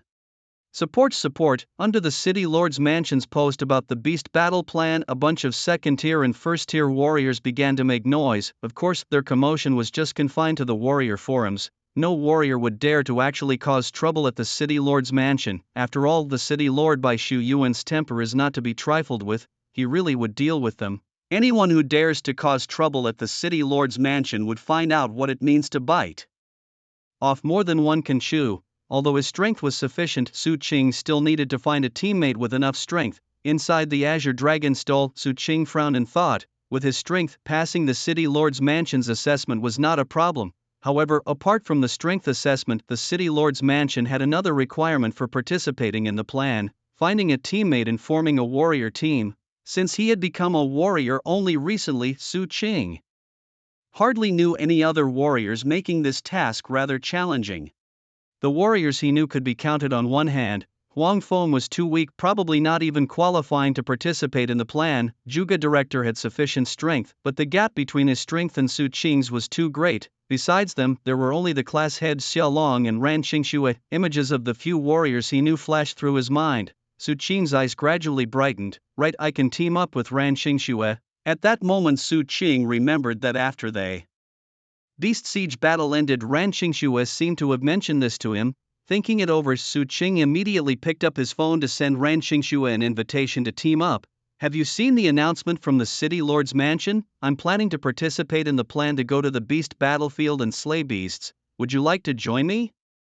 On the other side, Ran Qingxue with her silver hair was also browsing the messages on the warrior forum. After the battle against the Monstrous beasts besieging the city. Ran Snow, who had already intended to go to the battlefield to slay these creatures, felt her spirit surge upon seeing the city lord's plans.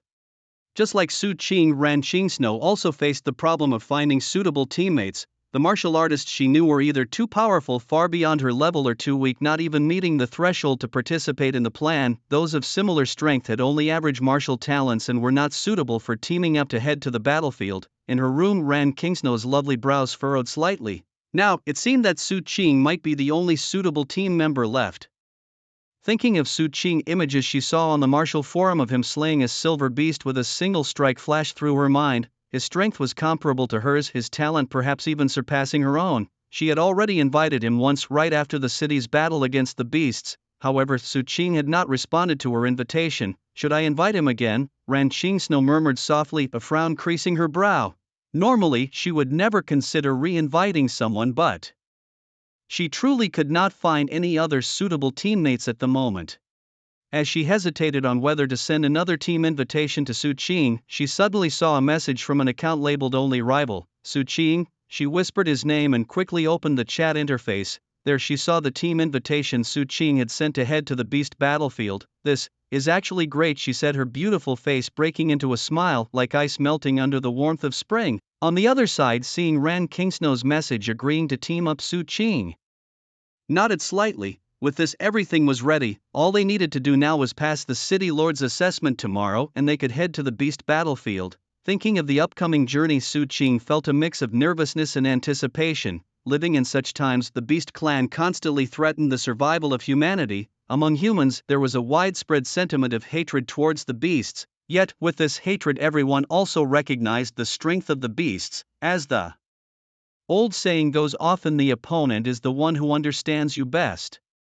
As humanity's adversaries, humans had a deep understanding of the beast clan. Su Qing knew the power of the beasts and understood that heading to the battlefield would be fraught with danger, which was the source of his apprehension. As for his anticipation, it stemmed from his accumulated hatred towards the beast clan after their previous encounter and the desire to avenge his fellow humans by slaying the enemy. Naturally, Su Qing was also looking forward to facing the numerous beasts on the battlefield, which he hoped would help him quickly advance to become a third-tier martial artist. Having survived a fierce battle where beasts besieged the city and having felt the rapid enhancement of his power using the corpses of these fierce beasts, Su Qing greatly looked forward to the countless fierce beasts on the battlefield. Yet after his initial excitement subsided, Su Qing's emotions gradually stabilized. However, before heading to the battlefield of fierce beasts, he needed to arrange the affairs of his Qinglong stall.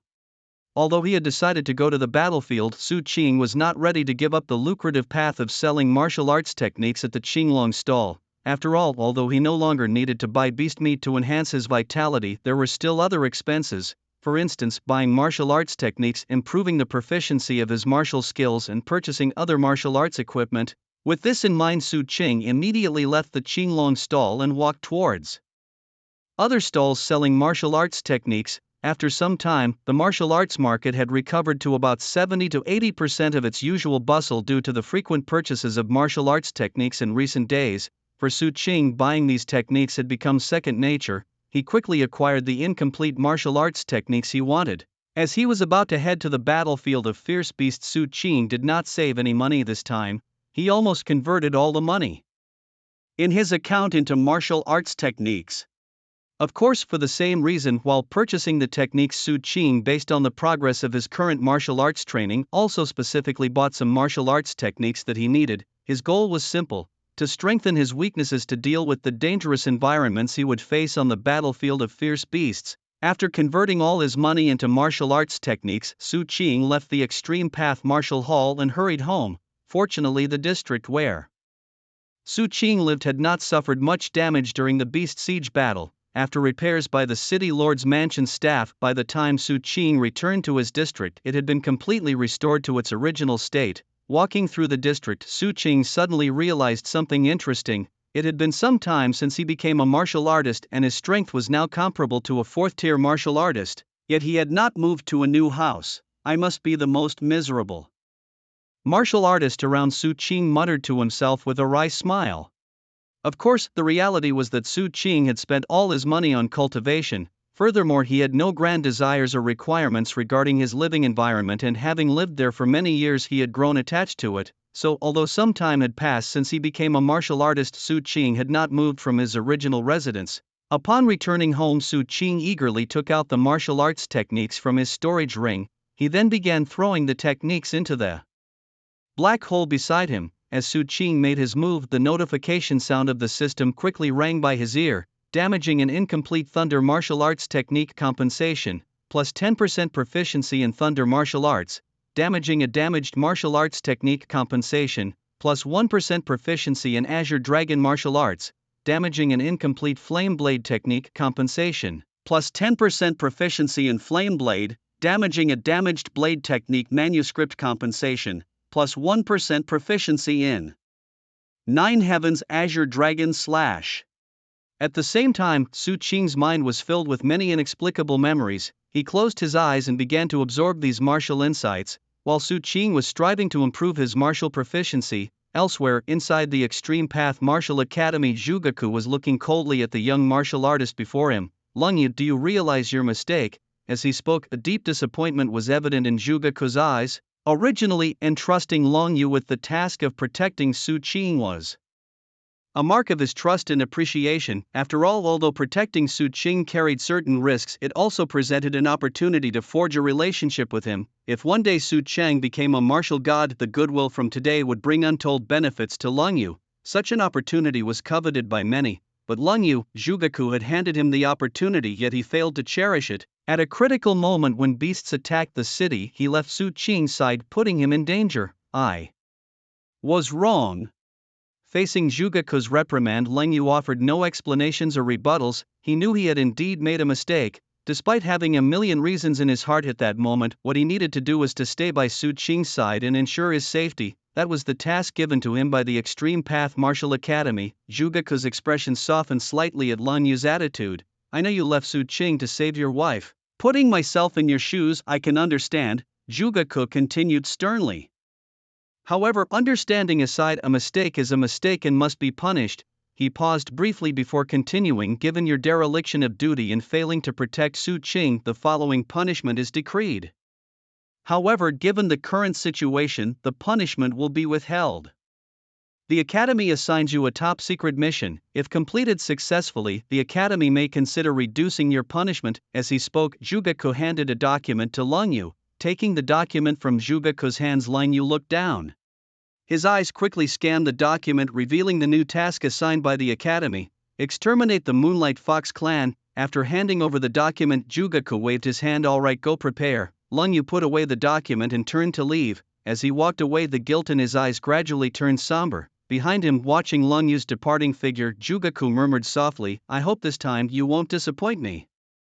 As Longyu's figure completely vanished, Zhugaku's brows furrowed slightly. Who should I assign to protect Su Qing now? With Longyu's mistake, he was sent to perform another task. However, the matter of protecting Su Qing could not be simply set aside. At this moment, Zhugaku began to ponder who should be dispatched to guard him.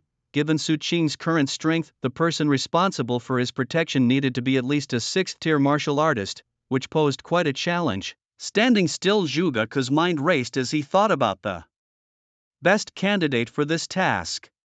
Perhaps it really was time to consider him. Suddenly an image flashed through Zhugaku's mind. Not long ago, this person had volunteered to protect Su Qing, but at the time Zhugaku had rejected his request. However, Zhugaku's expression was hesitant, and it took him a long time to make up his mind. He decided to talk to him first. Su Qing, on the other hand, was completely unaware of the events unfolding at the Extreme Path Martial Academy. He did not know that because of him, Longyu was punished and sent on a secret mission. At this moment, Su Qing was at home diligently destroying martial arts techniques to synthesize new ones and improve his proficiency. Destroying a damaged manual of body techniques increased his proficiency in the Purple Sky Thunder Escape technique by 1%. As Su Qing tossed the last martial arts technique into the black hole formed by his talent, the system's notification sound rang in his ears once again. Taking a deep breath, Su Qing looked at the pile of complete martial arts techniques in front of him.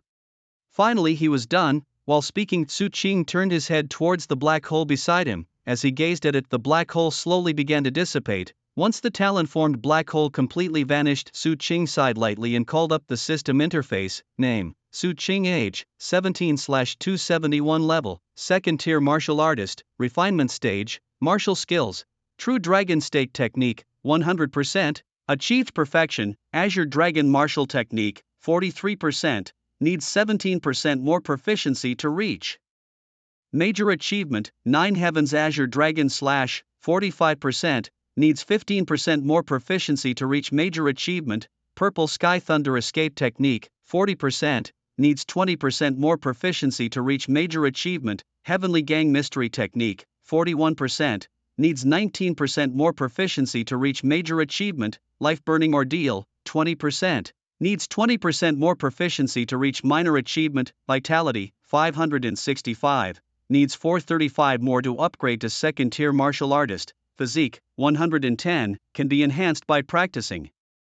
Martial Techniques, Weapon, Quan Dao. Scanning the system interface, a gleam appeared in Su Ching's eyes.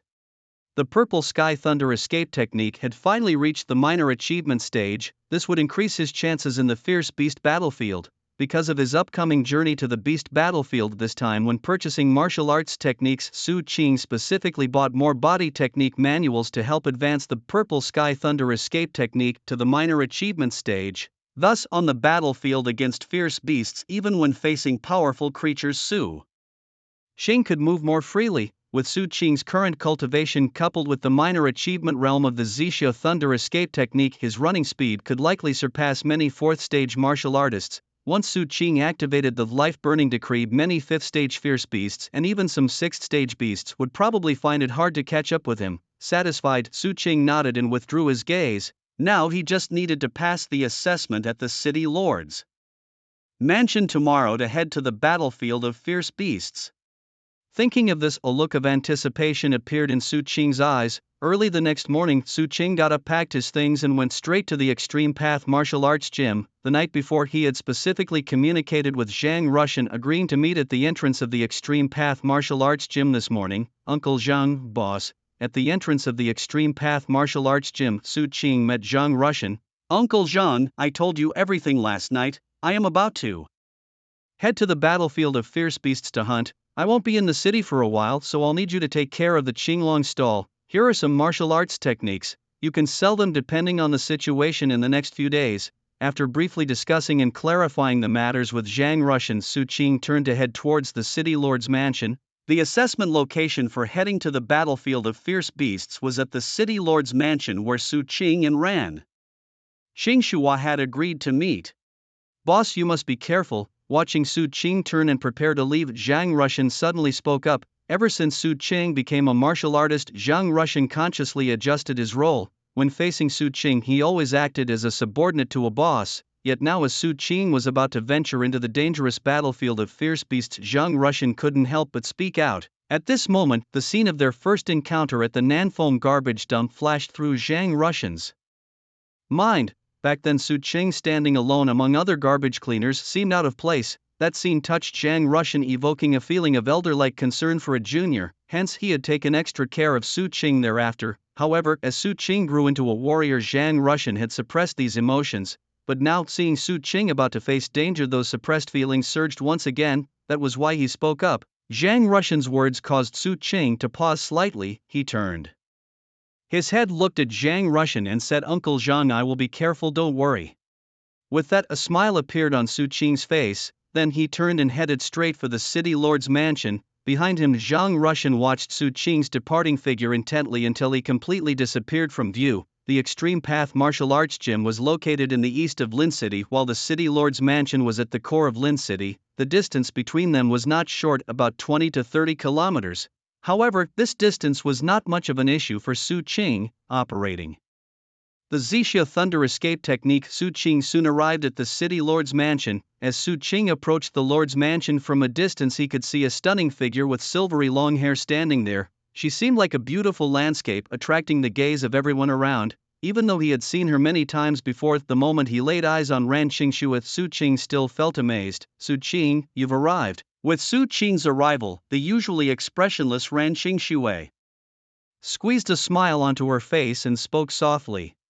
Su Qing calmed his emotions and nodded to Ran Xingxue. I'm here. I've already inquired about the requirements for the assessment. Follow me. Ran Xingxue might have been a woman, but she had a decisiveness in her character. After greeting Su Qing, she spoke directly. All right. Facing this, Su Qing did not say much more. He immediately followed Ran Xingxue towards the direction of the Lord's mansion. Soon, the two arrived at a massive area resembling an ancient colosseum, standing on the periphery.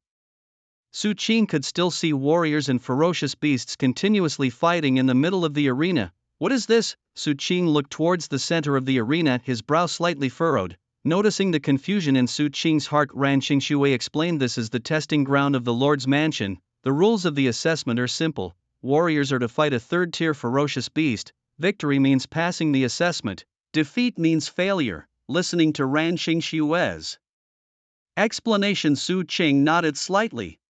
The entrance for the assessment is over there, let's head over. Seeing that Su Qing had understood the rules, Ran Xingxue immediately said. Having seen Su Qing's combat videos on the martial forum, Ran Xingxue was not worried about his ability to pass the assessment. However, Su Qing, while following Ran Xingxue to the assessment ground, looked at her with a hint of curiosity in his eyes.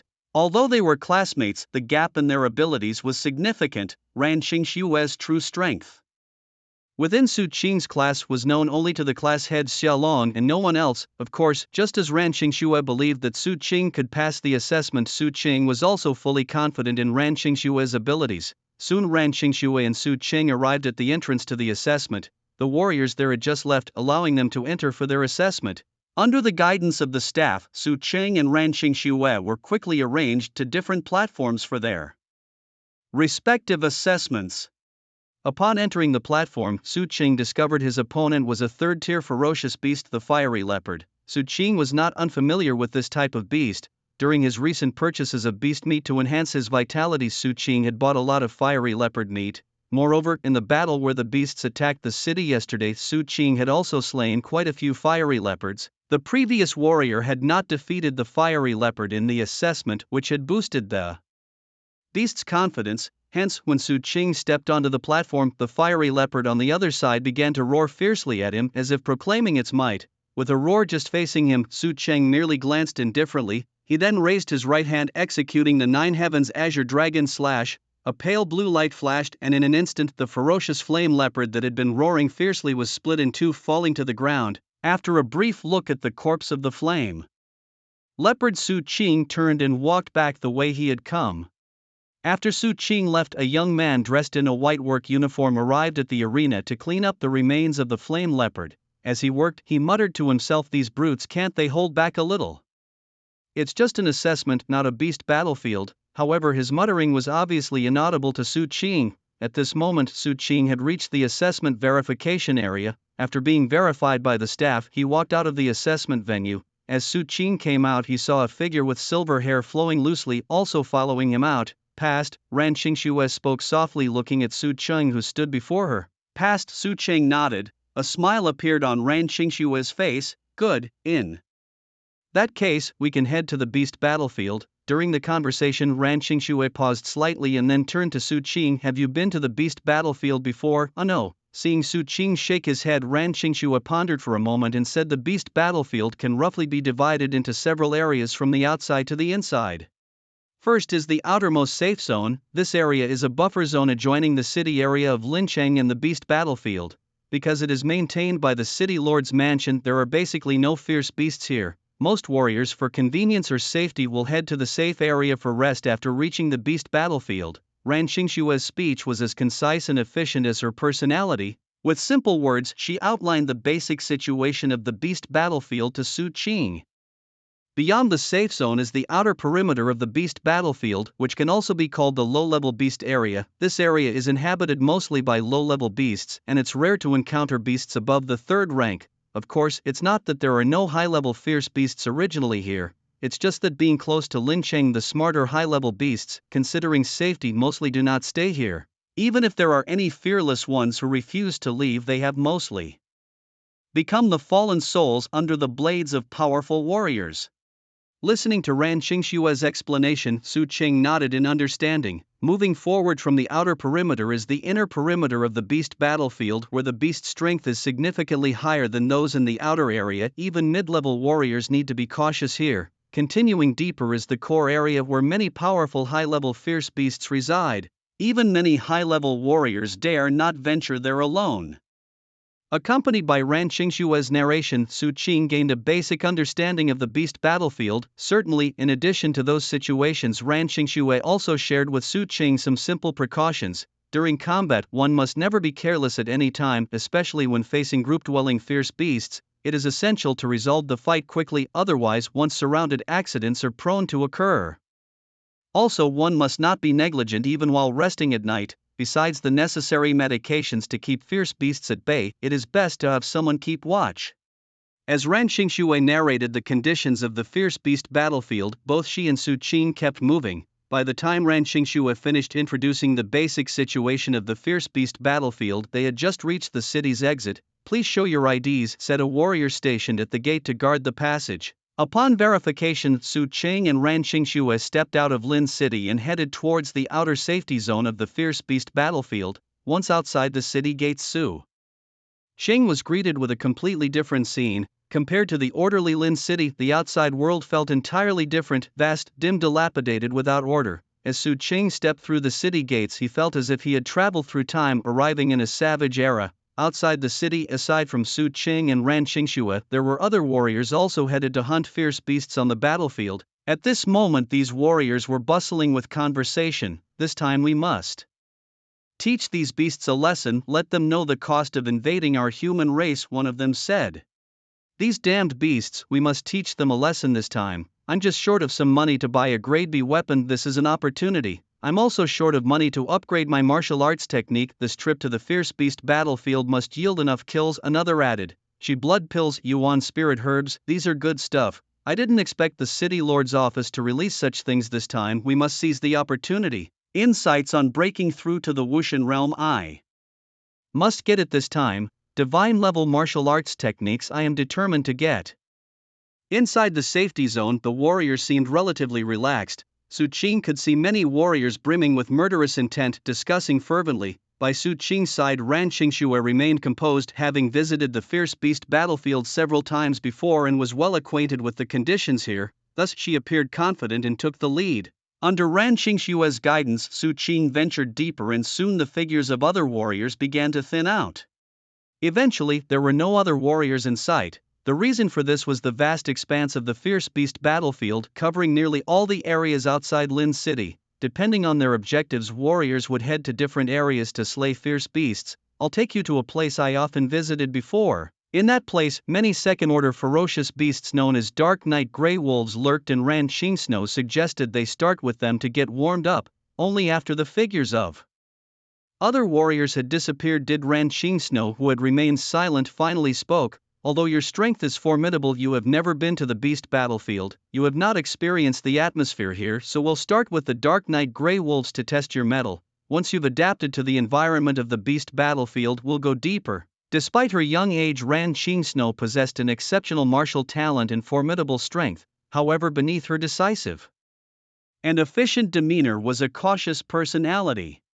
Knowing that Su Qing was new to the beast battlefield, she opted not to rush into action. Instead, she chose to start with the weaker Dark Night Grey Wolves, also allowing Su Qing to acclimate to the battlefield conditions. "Okay," Su Qing responded upon hearing Ran Qingshuo's plan, not trying to act tough but simply nodding in agreement. Although he was confident in his capabilities to handle the situations on the beast battlefield, as Ran Qingshuo had pointed out, it was his first time here. He needed to familiarize himself with the environment first. Under the guidance of Ran Qingshuo, Su Qing soon arrived at a dilapidated city. Wherever Su Qing looked, he saw collapsed walls and ruins all around, a desolate and dead scene. From Ran Qingshuo, Su Qing learned that before the apocalypse, this had been a small city known as Shang City. However, as the apocalypse struck, the people in the city either died or fled, and the city eventually became a paradise for ferocious beasts. Meow. As they approached, Su Qing could occasionally hear strange noises echoing from within the ruins of the city. "Be alert, ferocious beasts could appear at any moment," Ran Qingshuo cautioned. As Su Qing stepped on the old worn road of the ruined city, Ran Kingsnow's voice could be heard beside him. Just after she finished speaking, Su Qing saw two huge beasts, their bodies emitting a dark glow, appear before him. Dark night gray wolves. Seeing the ferocious beasts emerge not far in front of him, Su Qing's expression grew solemn. He extended his right hand forward and pulled out a guandao from his spatial ring. As a breeze blew, the guandao instantly enlarged into a huge silver long blade. On the other side, the dark night gray wolves seemed to sense the hostility emanating from Su Qing. With a roar, the two giant beasts charged at Su Qing from both sides. Seeing this, Su Qing neither retreated nor dodged. Holding the long blade, he charged toward the two ferocious beasts. Boom! As Su Qing swung his long blade, even the air seemed to thicken before being violently cleaved apart by his tremendous force. The blade continued unabated, slashing towards the dark night gray wolf on Su Qing's right. With a loud crash, the dark night gray wolf was severed into two. Seeing its companion fall, the other dark night gray wolf turned to flee, but Su Qing clearly wasn't going to give it that chance. Swinging his blade, he immediately slashed his guandao towards it. With a soft p't as the sound echoed, another dark night gray wolf met the same fate as the previous one. Waving his wrist, he sheathed the long sword in his hand. Su Qing stepped over to the bodies of the two dark night gray wolves, grasped them with both hands and tossed them aside. As a black hole emerged, the bodies were immediately swallowed by it. At the same time, a system notification sounded in Su Qing's ear. Destroying one dark night gray wolf corpse, health regeneration +02. Destroying a complete dark night gray wolf, lifespan +1. Feeling a slight increase in his vitality, a smile appeared on Su Qing's lips. Thanks for your generous contribution, my friend. Just as Su Qing's gaze wandered, ready to search for the next lucky old iron, a surprised voice suddenly rang out beside him. What is this? Hearing the voice, Su Qing turned his head and saw Ran Qingsnow, her eyes filled with curiosity as she looked at the black hole beside him. Seeing the confusion in her eyes, Su Qing hesitated for a moment before explaining, "This is my innate talent, a portal, as you've seen before." When Su Qing first awakened his A-grade talent of the portal, it caused a huge sensation throughout Lincheng Martial Arts School. After all, there were fewer than 3 people in the entire school who had awakened an A-grade talent. Ran Qingsnow remembered this even more clearly. Being a genius herself, with only a B-grade talent awakened, Su Qing was the only one in the class whose talent surpassed hers, making it deeply memorable to her. Has your talent recovered? Ran Qingsnow shifted her gaze from the black hole to Su Qing, her eyes shimmering with a hint of anticipation. Ever since Su Qing became a martial artist, the restoration of his talent had been a hot topic among his classmates. They believed that without the recovery of his talent, there was no way to explain how Su Qing could have become a martial artist. However, since Su Qing had never responded to this matter, although the classmates were curious, they couldn't get a definitive answer. Ran Qingsnow felt the same as the other students, which was why she asked the moment she saw Su Qing using his talent. However, facing the hopeful look in Ran Qingsnow's eyes, Su Qing shook his head. No, it hasn't recovered. His response left a trace of surprise in Ran Qingsnow's eyes. Like the others, she had thought that Su Qing's ability to become a martial artist was due to the normalization of his talent. If not recovered, then your strength. She paused halfway through her sentence, realizing the implication of her words, and then added, ultimately a martial artist is judged by strength and talent is just a supplement. Hearing the encouragement in Ran Qingsnow's words, Su Qing smiled and shook his head. It's okay, although my portal talent hasn't recovered, it has mutated. It now devours and absorbs the energy of ferocious beasts, accelerating my training speed. Before deciding to team up with Ran Qingsnow to head to the beast battlefield, Su Qing had considered the issue of his talent. Being together day and night, he knew he couldn't hide the truth about his talent from Ran Qingsnow. In this situation, Su Qing simply decided to be upfront and tell Ran Qingsnow about the mutation in his talent. Of course, Su Qing's confession wasn't about revealing the true effects of his talent to Ran Qingsnow. Instead of revealing his true extraordinary talent, he disguised it as a more plausible one and shared this seemingly reasonable talent effect with Ran Qingshui. The talent he claimed was the ability to enhance cultivation speed by destroying the flesh of ferocious beasts. This was what Su Qing felt was logical, or rather it was the talent effect he decided to disguise. Talent mutation. Su Qing's words sparked a flash of astonishment in Ran Qingshui's eyes. Talent mutation refers to a situation where a person's innate ability undergoes a transformation under special circumstances. Such mutations can be good or bad. Some talents become stronger after mutation, known as positive mutations, while others weaken, known as negative mutations. Strictly speaking, the anomaly that previously occurred in Su Qing's talent was also a type of talent mutation, a negative mutation from good to bad. However, whether positive or negative, such mutations are rare. Most people's talents stabilize after their initial awakening, and aside from further development enhancing their abilities, the talent itself does not usually change. This is why Ran Xingxue was so surprised upon hearing Su Qing's explanation. Talent mutations are incredibly rare, yet Su Qing had experienced them twice in quick succession. No wonder his strength had increased so dramatically in such a short time. Meanwhile, Ran Xingxue also realized why Su Qing had so hastily thrown the beast into his talent void after killing it. With such a talent, she would likely have made the same choice in his position. Your talent is truly like a fish in water on the battlefield of ferocious beasts, Ran Xingxue remarked, a rare jest from her usually cool demeanor. Seriously though, since your talent has such an effect, you'll be in charge of cleaning up the battlefield from now on. Seeing Ran Xingxue return to her serious tone, Su Qing nodded in agreement. All right, I'll take care of it. Destroying the corpses of ferocious beasts was after all Su Qing's favorite activity, hence a smile lingered on his lips as he spoke. After a brief rest, Su Qing and Ran Xingxue continued forward, soon encountering several dark night gray wolves. Ran Xingxue had brought Su Qing here for him to adapt to the environment and conditions of the ferocious beast battlefield, so this time Ran Xingxue still did not take action. Su Qing swung his long saber, creating arcs of light that flashed through the air like shooting stars. Soon the ferocious beasts blocking their path were all slain. Seeing the dark night wolves lying dead, Su Qing promptly picked up their bodies and threw them into the talent black hole. Destroying a dark night wolf's body granted +0 vitality, and destroying a complete dark night wolf increased one's lifespan by +1. As each dark night wolf's body was destroyed, their essence was converted into vitality. Now fully engaged, Su Qing stood up and stepped forward, continuing his search for the next beast. Before long, at the entrance of a dilapidated street, Su Qing spotted several more ferocious beasts. However, his expression was much more solemn than before. The reason was that the beasts he encountered this time were no longer Tier 2 Dark Night Wolves, Dark Night Giant Wolves? Su Qing muttered softly to himself as he eyed the creatures at the crossroads, significantly larger than the Dark Night Wolves he had fought earlier.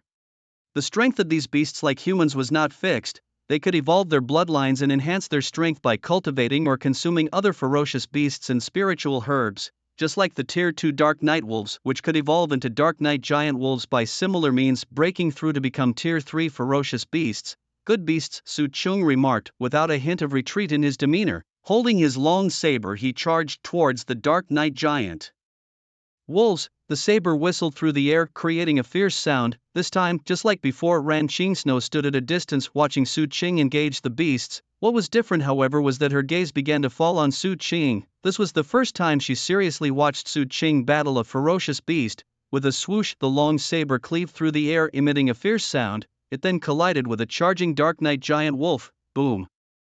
Accompanied by a loud explosion. The Dark Night Giant Wolf that had collided head-on with Su Qing was sent flying backward, clearly overpowered and forced back by Su Qing's strike.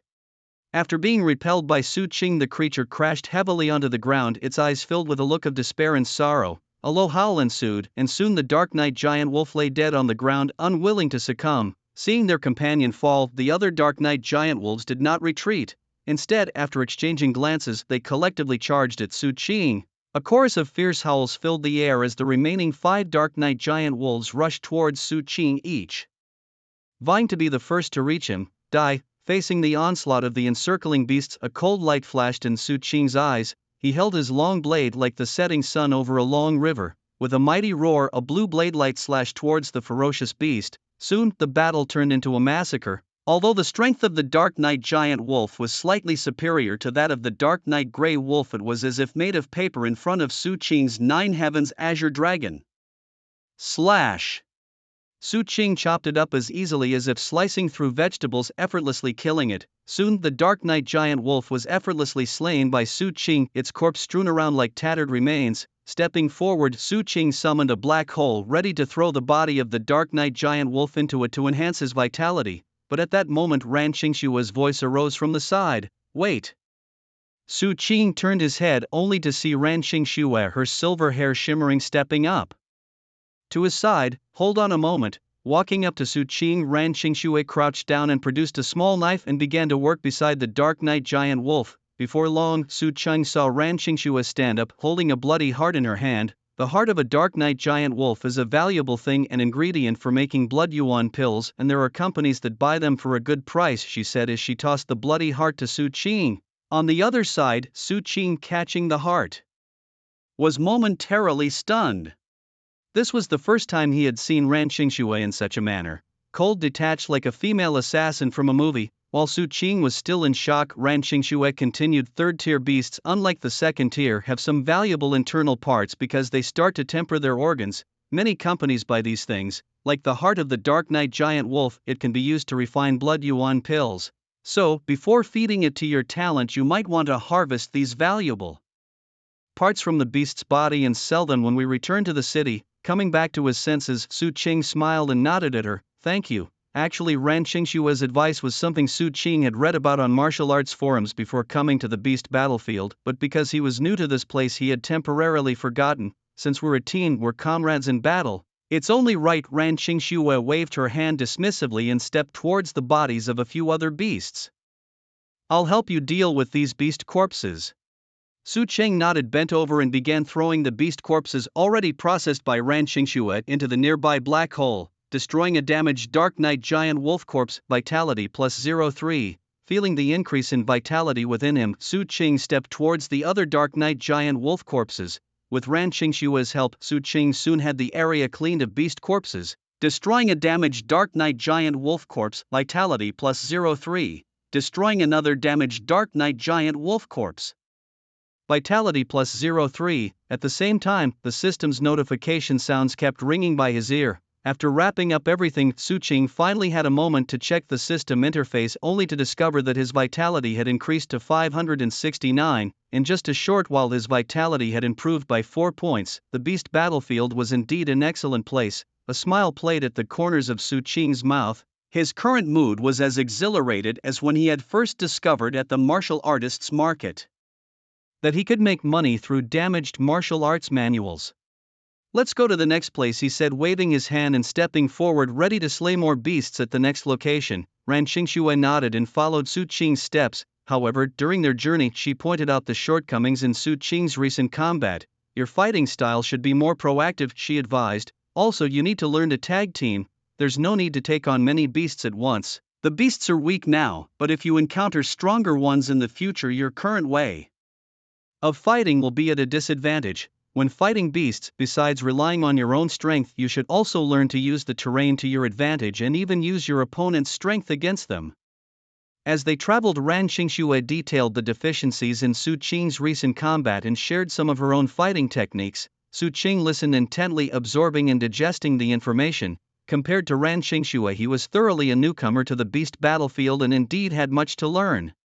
Over the next period, Su Qing and Ran Qingxue continued their cycle of finding beasts, slaying them, processing the carcasses, and destroying the remains. During this process, Su Qing's combat techniques and practical experience against the beasts kept improving, and his vitality kept increasing. 569, 571, 574, 577, 581, 593. In just a few hours, Su Qing's vitality had increased by a whopping 24 points. After destroying the remains of a damaged Dark Knight wolf carcass, gaining plus 0.3 vitality and tossing 2 more damaged Dark Knight wolf carcasses into a black hole next to a ruined house, Ran Qingxue spoke. "Your combat experience is now quite proficient. After a bit more polishing, we'll go hunt a 4th-tier beast." Su Qing did not refuse her suggestion. "Okay," he agreed, his eyes sparkling with eagerness. After fighting beasts for so long, he was itching to battle with stronger beasts. On one hand, Su Qing knew his practical abilities were still lacking.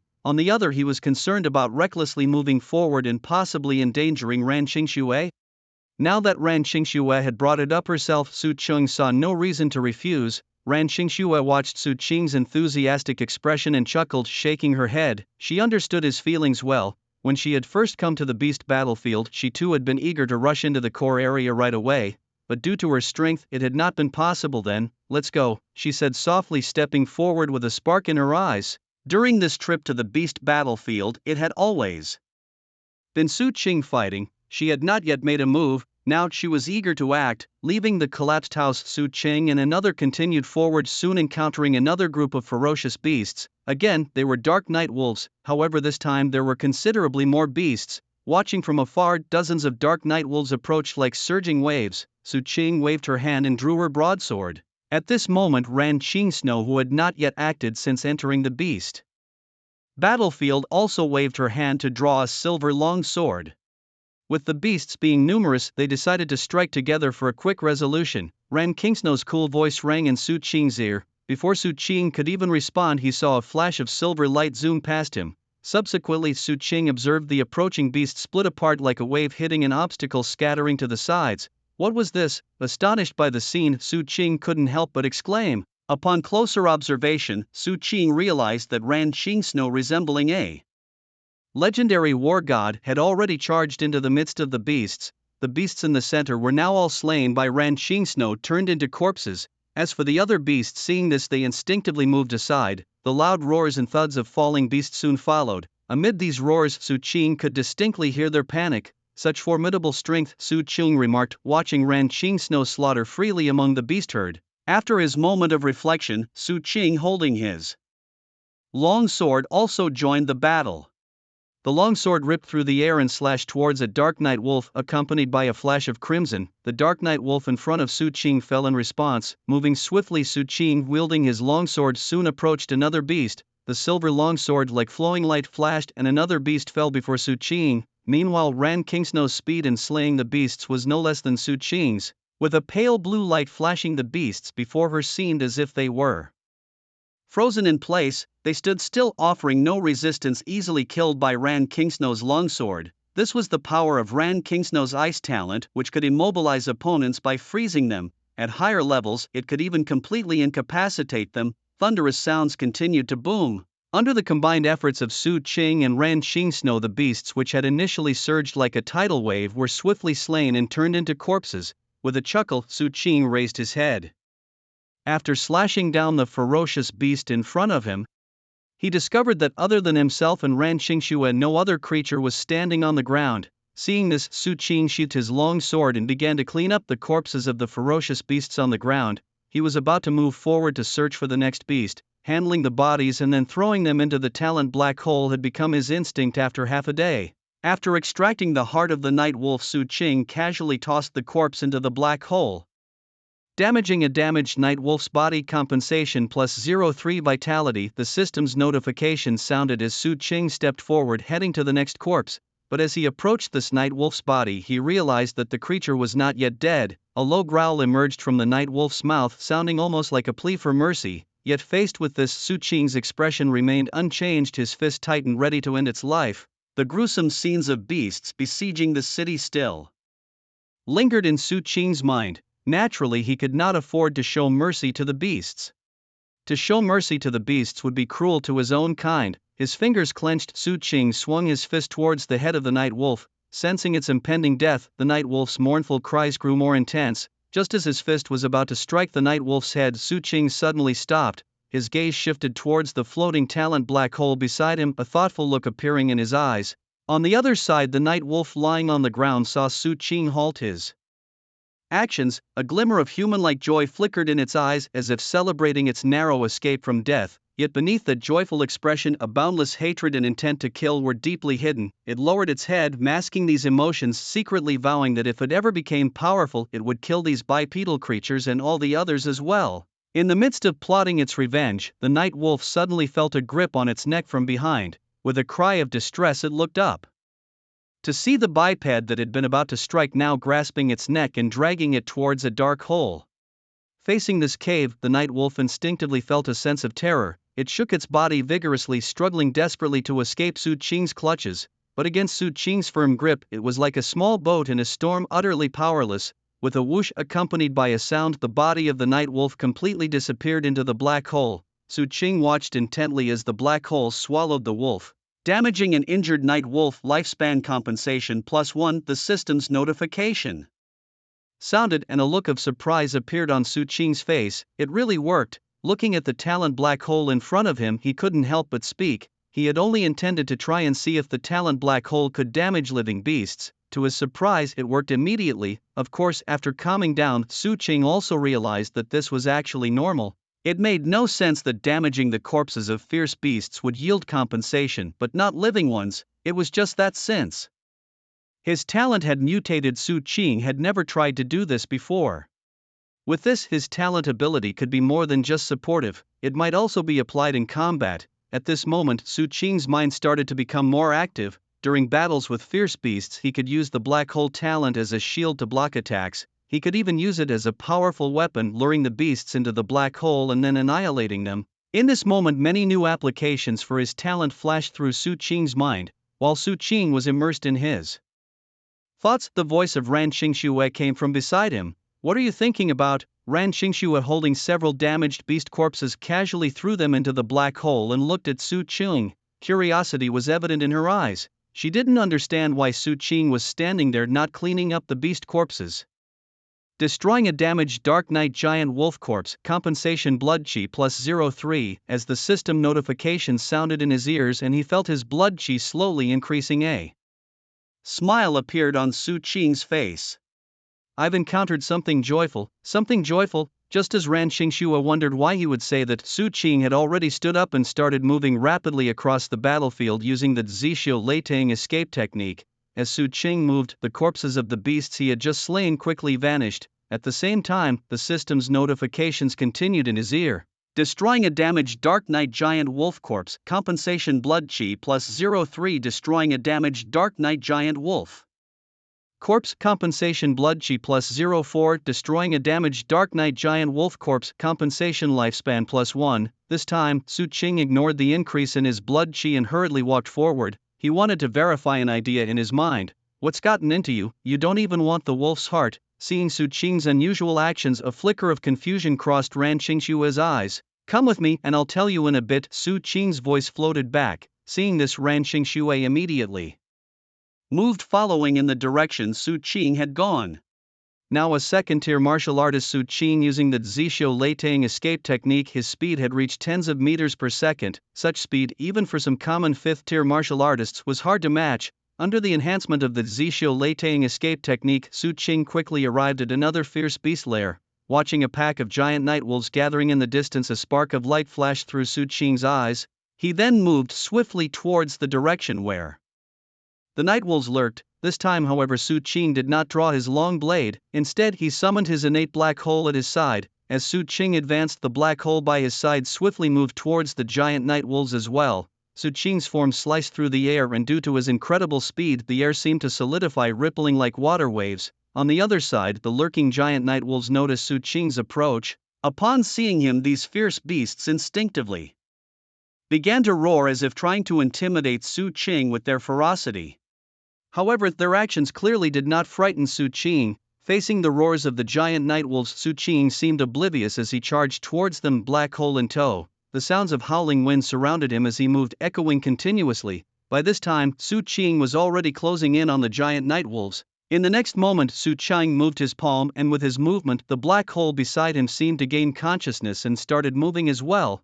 Then, on the other side, upon seeing Su Qing's deadly approach, the giant nightwolves could no longer hold back and began to counterattack. Pushing off with their hind legs, they leaped towards Su Qing like lions taking flight, but just as they were about to reach him, a pitch-black void appeared in front of them. At the sight of this massive hole, the giant nightwolves instinctively tried to retreat. Sensing a profound threat from it, they howled in terror. Meanwhile, a hint of a smile appeared in Su Qing's eyes.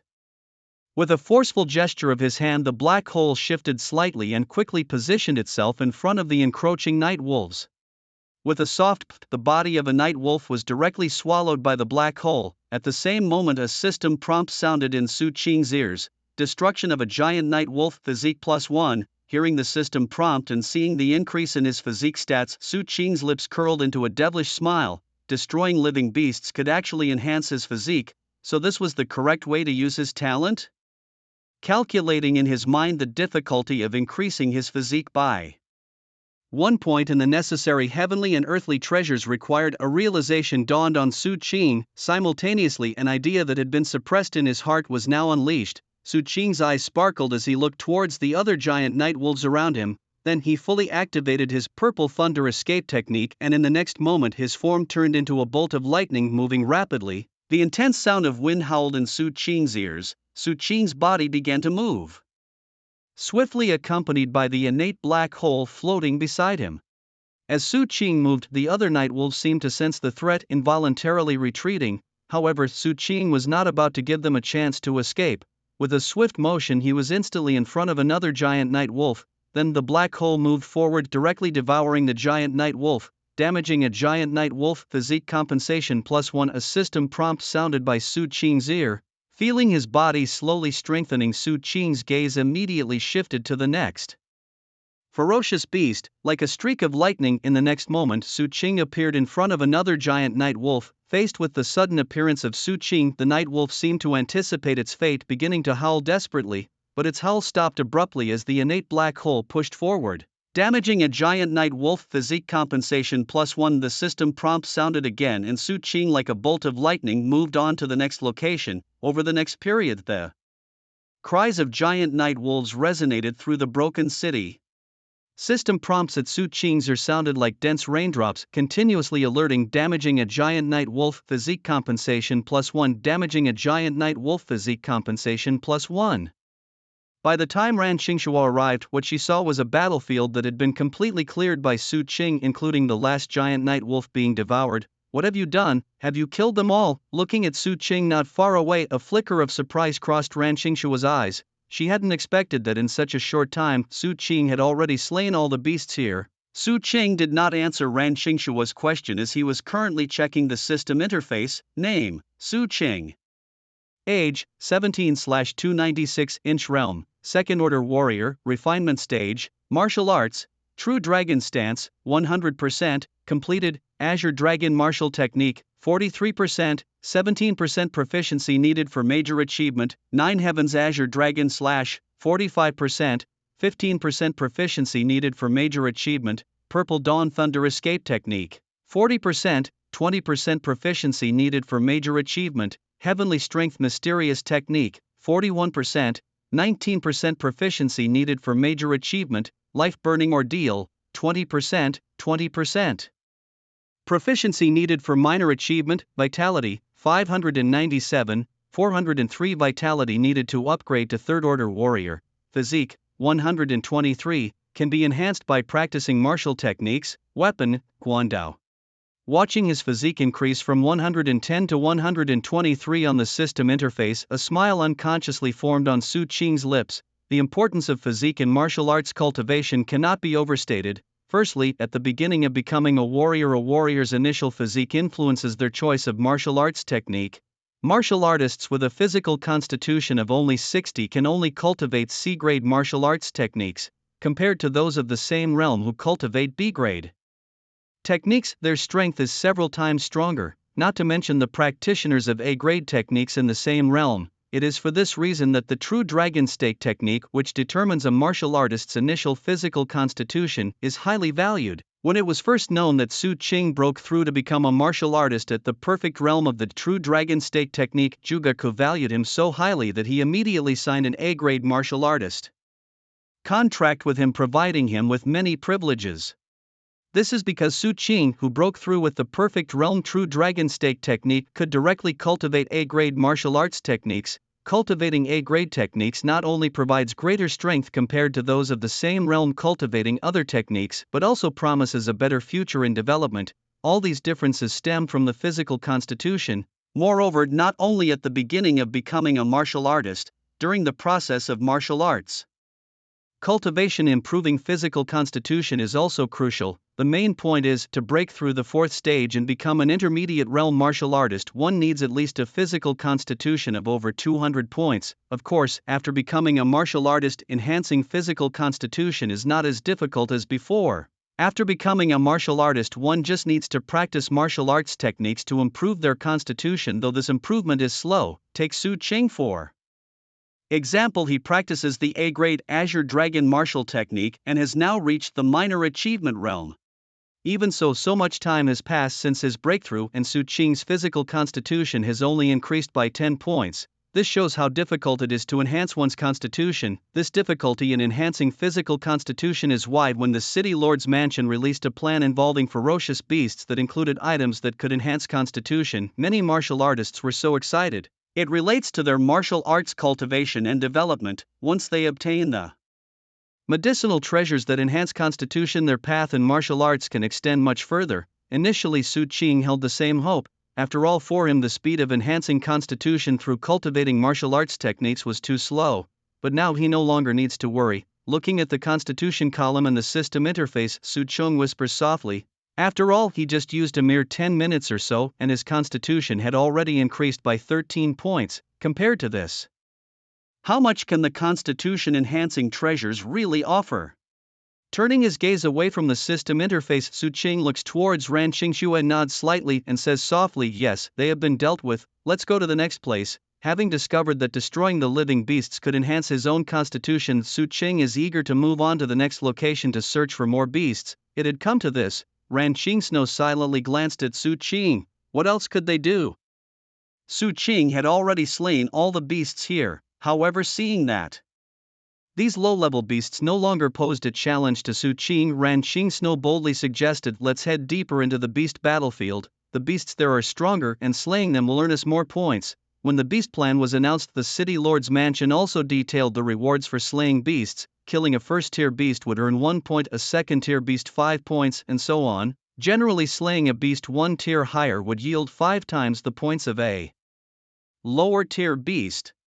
Crossing a major threshold could even yield 10 times more. Given Su Qing and Ran Qingxue's abilities, naturally it was more profitable to aim for higher-tier beasts. After all, slaying a 4th-tier beast could earn 250 points, 10 times that of a 3rd-tier beast. In other words, killing 1 4th-tier beast was equivalent to slaying 10 3rd-tier beasts. This would naturally accelerate their point accumulation. Hearing Ran Qingxue's words, Su Qing didn't hesitate and nodded in agreement.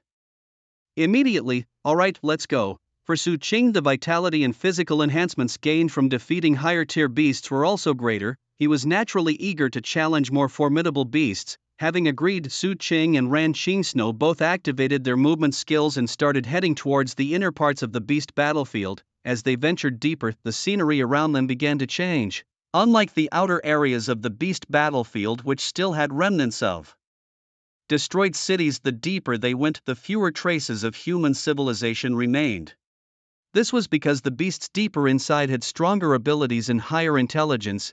These beasts harbored a deeper hatred towards humans, viewing them as mortal enemies. Many of their kin had died at the hands of humans. Because of this, these intelligent, powerful beasts actively destroyed any remnants of human presence, including the ruins of cities. This was why the deeper they went into the beast battlefield, the fewer traces of humans they found. About 2 hours later, Su Qing and Ran Qingxue arrived at a dense jungle. Observing the surroundings, Ran Qingxue deliberately slowed down. "Slow down, we've reached the inner area of the beast battlefield. There might be mid-tier beasts lurking around here, so we need to be careful." Upon entering the inner part of the beast battlefield, Ran Qingxue became significantly more cautious. Not only did she slow her pace, but her expression also became more guarded, her beautiful eyes continuously scanning the surroundings, vigilant for any beasts that might appear.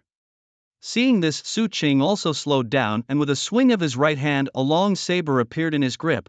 Although Su Qing had already discovered that the talent black hole could not only enhance his martial arts prowess but also be used in combat, activating it or shifting its position required time.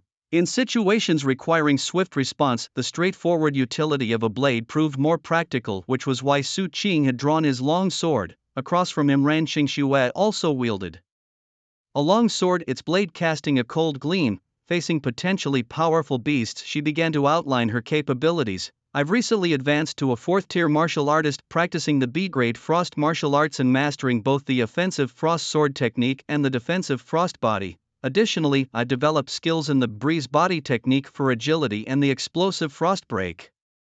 As Ran Qingxue spoke, Su Qing gained a rough understanding of her strength. A 4th-tier martial artist with multiple B-grade martial arts and techniques could likely triumph even against 5th-tier beasts.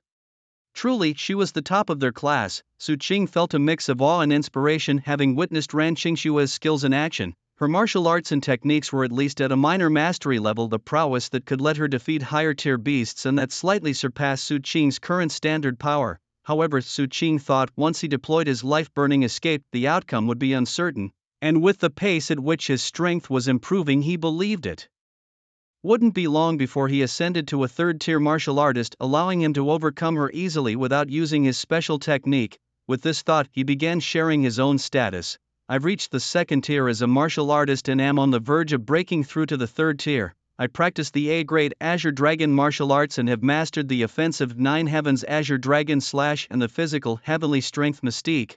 I also possess the agility-based Purple Thunder escape technique and the explosive life-burning escape. Typically his strength was comparable to that of a fourth-tier martial artist. Although Ran Qingxue was familiar with Su Qing's capabilities, his description still sparked a flash of awe in her eyes. To be a second-tier martial artist with the strength rivaling a fourth-tier was exceptional, a testament to his extraordinary talent. Compared to Su Qingxi, who had always been considered a prodigy, suddenly seemed less brilliant. Perhaps the only consolation was that her current strength still surpassed his. After composing herself, Ran Qingxue seemed to recall something and looked at Su Qing, asking, "Did you break through to become a martial artist using the true dragon stance at its peak mastery?" When Ran Qingxue asked the question, a look of anticipation appeared in her eyes. Ever since Su Qing showcased his mastery of an A-grade martial art during the combat arena tournament, many speculated that he had achieved the realm of a martial artist by perfecting the true dragon stance. After all, only with the initial physique obtained from the true dragon stance at its complete realm could one cultivate an A-grade martial art. However, Su Qing had never publicly acknowledged this point, turning it into a mystery. No one knew whether Su Qing could cultivate an A-grade martial art because he had perfected the true dragon stance, laying a flawless martial foundation, or whether he had consumed some heavenly and earthly treasures, fortuitously enhancing his initial physique to 100 points. Ran Qingxue was equally curious, having gone through the stage of practicing the true dragon stance herself, fully aware of its difficulties. She had once thought about breaking through to become a martial artist with the true dragon stance at its complete realm. Although it's a fundamental martial arts technique, perfecting it to the complete realm was extremely challenging. She had tried hard in the past but still failed to break through, eventually having to settle for breaking through with the true dragon stance at its peak realm. Thus, facing Su Qing, who might have broken through as a martial artist with the true dragon stance at its complete realm, Ran Qingxue was filled with curiosity. Yes, Su Qing nodded nonchalantly. People at the Ultimate Path Martial School already know about this, so there's no need for me to hide it from you, Ran Qingxue. However, Su Qing's indifferent expression made Ran Qingxue clench her fists tightly. It was a realm that many martial artists dreamed of achieving, and yet he seemed so unconcerned. Were it not for the fact that they were currently in the Fierce Beast battlefield, Ran Qingxue would have wanted to teach Su Qing a lesson. As Su Qing and Ran Qingxue continued their conversation, they also delved deeper into the Fierce Beast battlefield, soon arriving in a dense forest. The thick forest ahead blocked the road, and if they wanted to continue forward, they would have to forge their own path like pioneers. On the ground, there were sporadic traces of other martial artists who had passed this way. "Be careful, we might encounter mid-level fierce beasts here," Ran Qingxue said, noting the situation ahead. Hearing this, Su Qing nodded, gripping his weapon tightly in his right hand, his gaze cautiously sweeping everything around him. Although he was confident in his own strength, this was after all the Fierce Beast battlefield, home to many powerful beasts, some of which were as strong as the head of the Ultimate Path Martial School, Lei Zhan, and the Lord of the City by Xu Yuan, Mu. As Su Qing and Ran Qingxue continued to push forward, soon a massive fierce beast appeared in front of the jungle. Seeing the huge gray-brown beast standing over 3 meters tall in the distance, Ran Qingxue spoke with a grave expression, "A barbaric bull beast." On the other side, Su Qing's mind also began to fill with information about the barbaric bull beast. The barbarian bull beast, a group living level 4 ferocious beast, possesses a pair of massive horns and is adept at using them to attack its enemies. It is a relatively common type of level 4 ferocious beast. "Be careful," Ran Qingxue spoke up the moment she saw the barbarian bull beast. For Su Qing and Ran Qingxue, a single level 4 barbarian bull beast wouldn't normally pose a threat.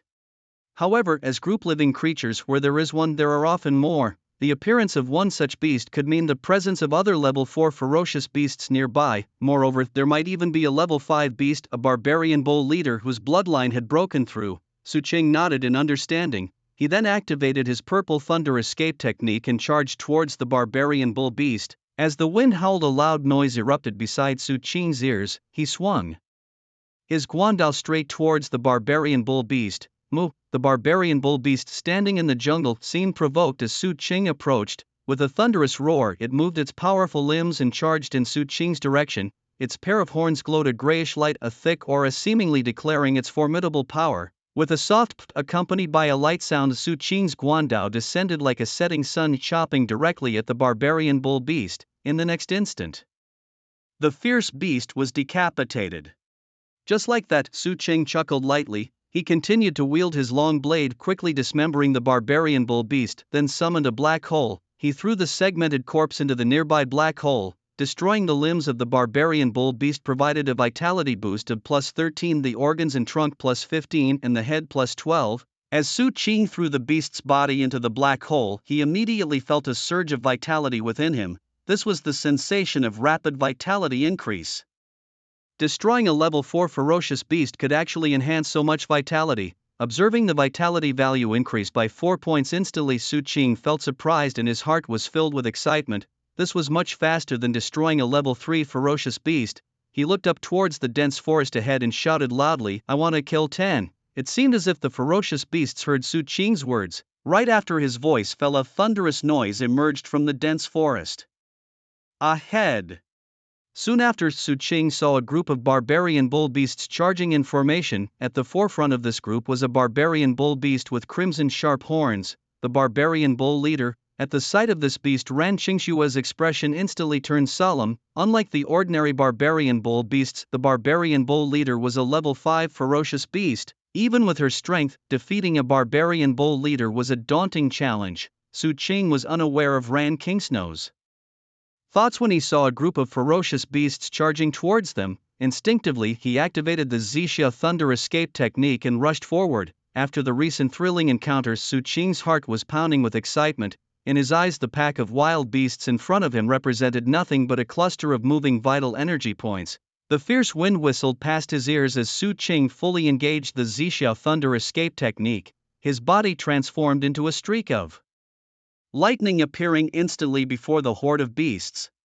Simultaneously, the Nine Heavens Azure Dragon spontaneously began to operate. With a loud boom as Su Qing's long blade swung down, a thunderous noise erupted through the air, the sound of the blade slicing through the atmosphere. A pale azure light enveloped the blade, striking directly at the bison-like beast in front of Su Qing. Having mastered the Nine Heavens Azure Dragon to a minor degree of perfection, Su Qing could unleash an attack force 16 times stronger than his normal capacity when he exerted his full power. Thunderous roars erupted in front of Su Qing as his long blade descended like a falling moon, cleaving straight down. With a squelch, the blade penetrated the beast's body. In an instant, the beast facing Su Qing was bisected, its body splitting into 2 halves. Even amidst the chaos of the attacking beasts, the loud crash of the fallen bison beast could be distinctly heard. After slaying this beast, a black hole naturally emerged beside Su Qing, immediately swallowing the carcass that fell to the ground.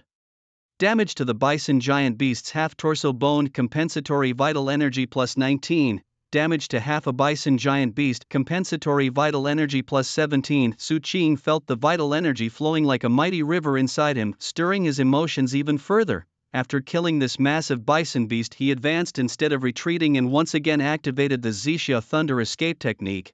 With a violent whoosh, in the next moment Su Qing's figure had already appeared before another beast. The blade radiating a blue light aimed straight at the bison giant beast. The beast, sensing the imminent threat of death, began to bellow mournfully, but its cries were futile. Accompanied by a loud squelch, the bison giant beast was decapitated, its body collapsing to the ground. It was only then that the other bison beasts seemed to react. One by one they looked at Su Qing with hatred-filled eyes, their roars almost seeming to say, "You despicable creature, we will surely kill you." As ferocious beasts, once they advanced to the 4th tier, they could develop intelligence. Thus, beasts of 4th tier and above were collectively known as spirit-level beasts. All the bison beasts present were of this level, each possessing intelligence not inferior to humans. Therefore, seeing Su Qing slay their kin filled these beasts with deep resentment and anger. Su Qing could hardly wait to kill the leader of the beasts, especially the one standing in the middle, a creature significantly larger than the others, adorned with a crimson horn, as the leader of the barbaric bulls.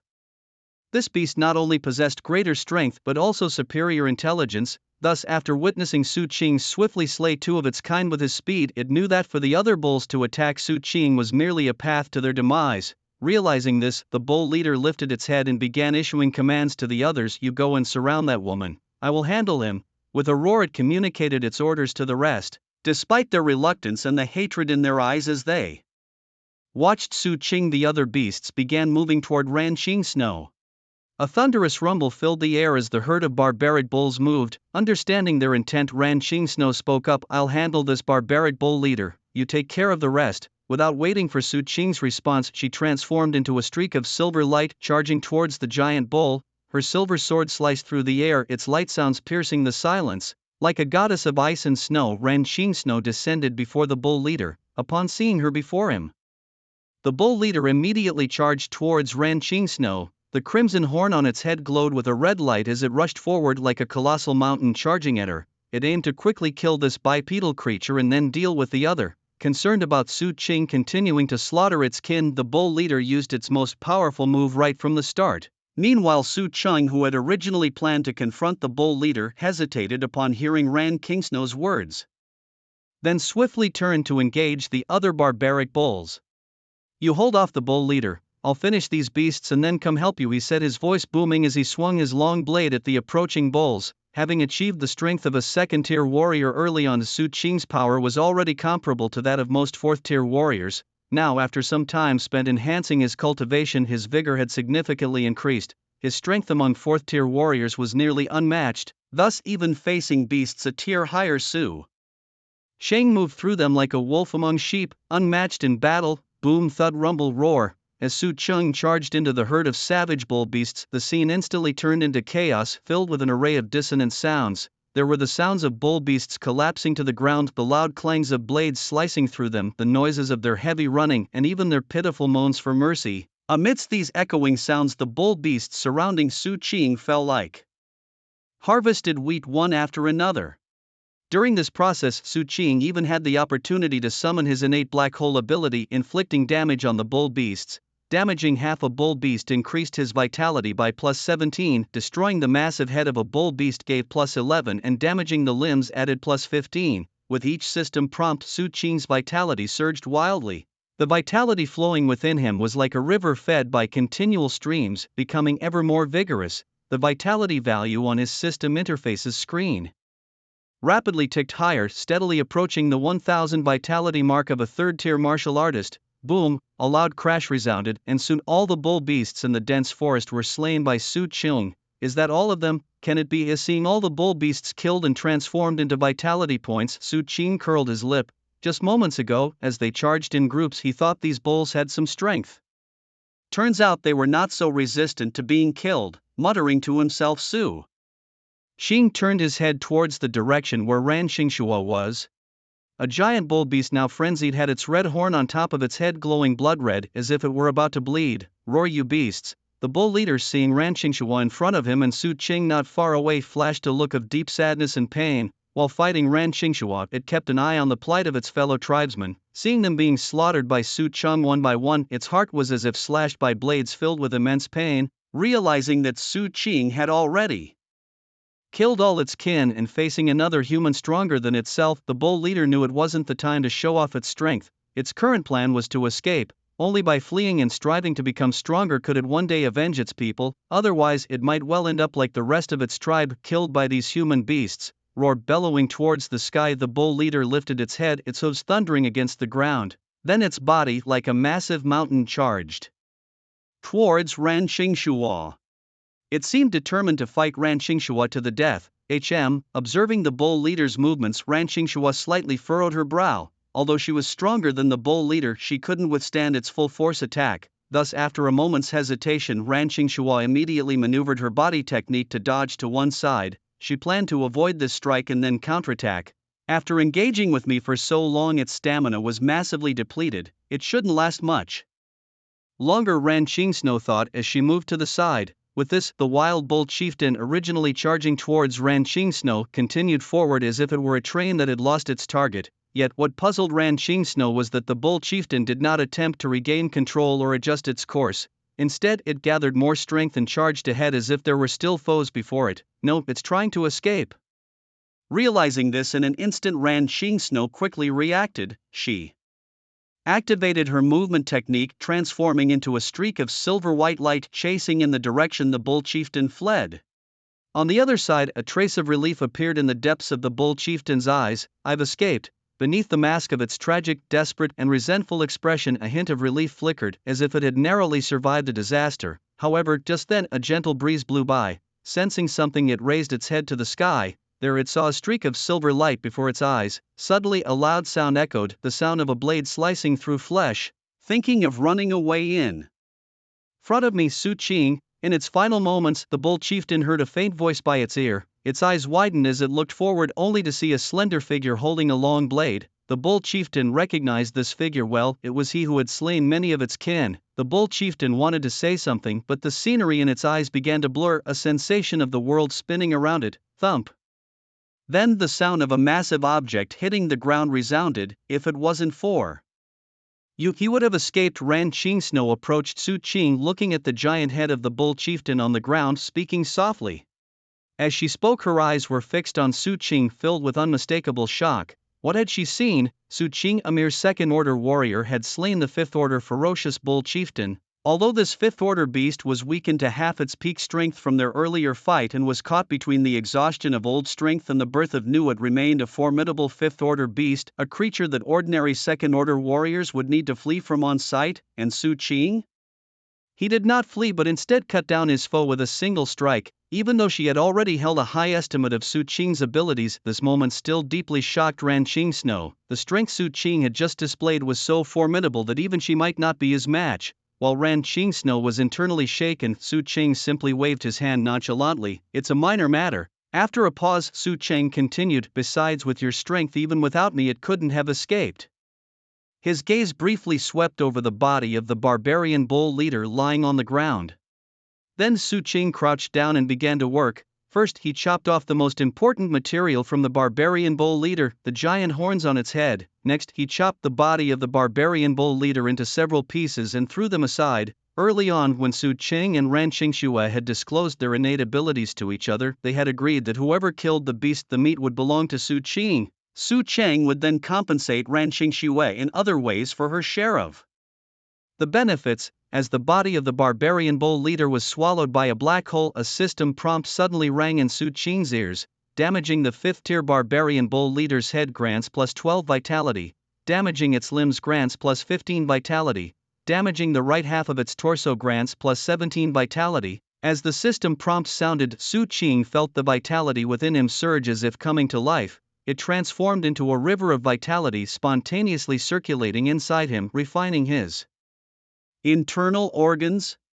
This phenomenon occurred because Su Qing's vitality had greatly increased in a short period of time. His body, adapting to the increase in vitality, reacted naturally. Looking at the system interface, which showed a significant increase in vitality points, Su Qing's eyes brightened. Who would have thought that a 5th-tier beast could provide so much vitality, he thought. At this rate, won't it be long before I break through to become a 3rd-tier martial artist? With that thought, Su Qing closed the system interface, turned around and prepared to continue forward. He was eager to hunt more beasts to achieve his breakthrough to a 3rd-tier martial artist. Just as Su Qing took a step forward, Ran Qingshue's voice floated over gently, shall we rest a bit? Upon hearing her suggestion, Su Qing turned his head. It was then he noticed Ran Qingshue looking at him with a peculiar expression, not unlike how one would look at a ferocious beast rather than a human. Ran Qingshue, filled with confusion, couldn't understand how Su Qing could seem tireless.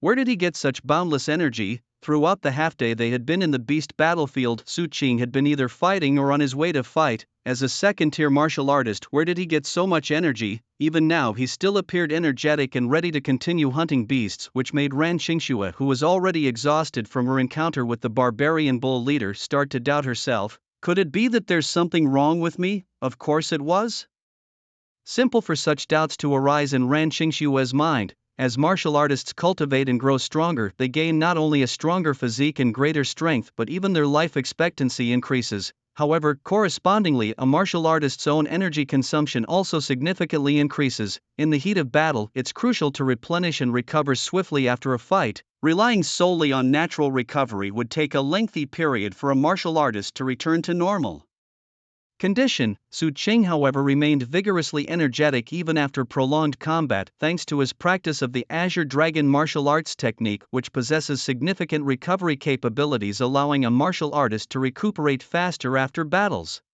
Besides, Su Qing had also mastered a physical martial skill called Tiangang Mysterious Art, enhancing his recovery abilities even further. Moreover, Su Qing had been consuming the meat of fierce beasts, which continuously boosted his vitality levels during this period, naturally making him appear more energetic. Let's take a short break, Su Qing thought to himself, although he was eager to delve deeper into the beast battlefield to slay more ferocious beasts. Seeing the tired expression on Ran Xingshua's face, he eventually nodded in agreement. Pointing to a slightly open area nearby, Su Qing suggested, "Let's rest over there for a while." As he walked towards the direction he pointed, Ran Xingxue followed. Upon settling down, Su Qing began to take out the food he had stored in his storage ring, knowing that their trip to the beast battlefield would take several days. Thus he had prepared ample food before their arrival. Ran Xingxue, having visited the beast battlefield multiple times before, was even better prepared than Su Qing.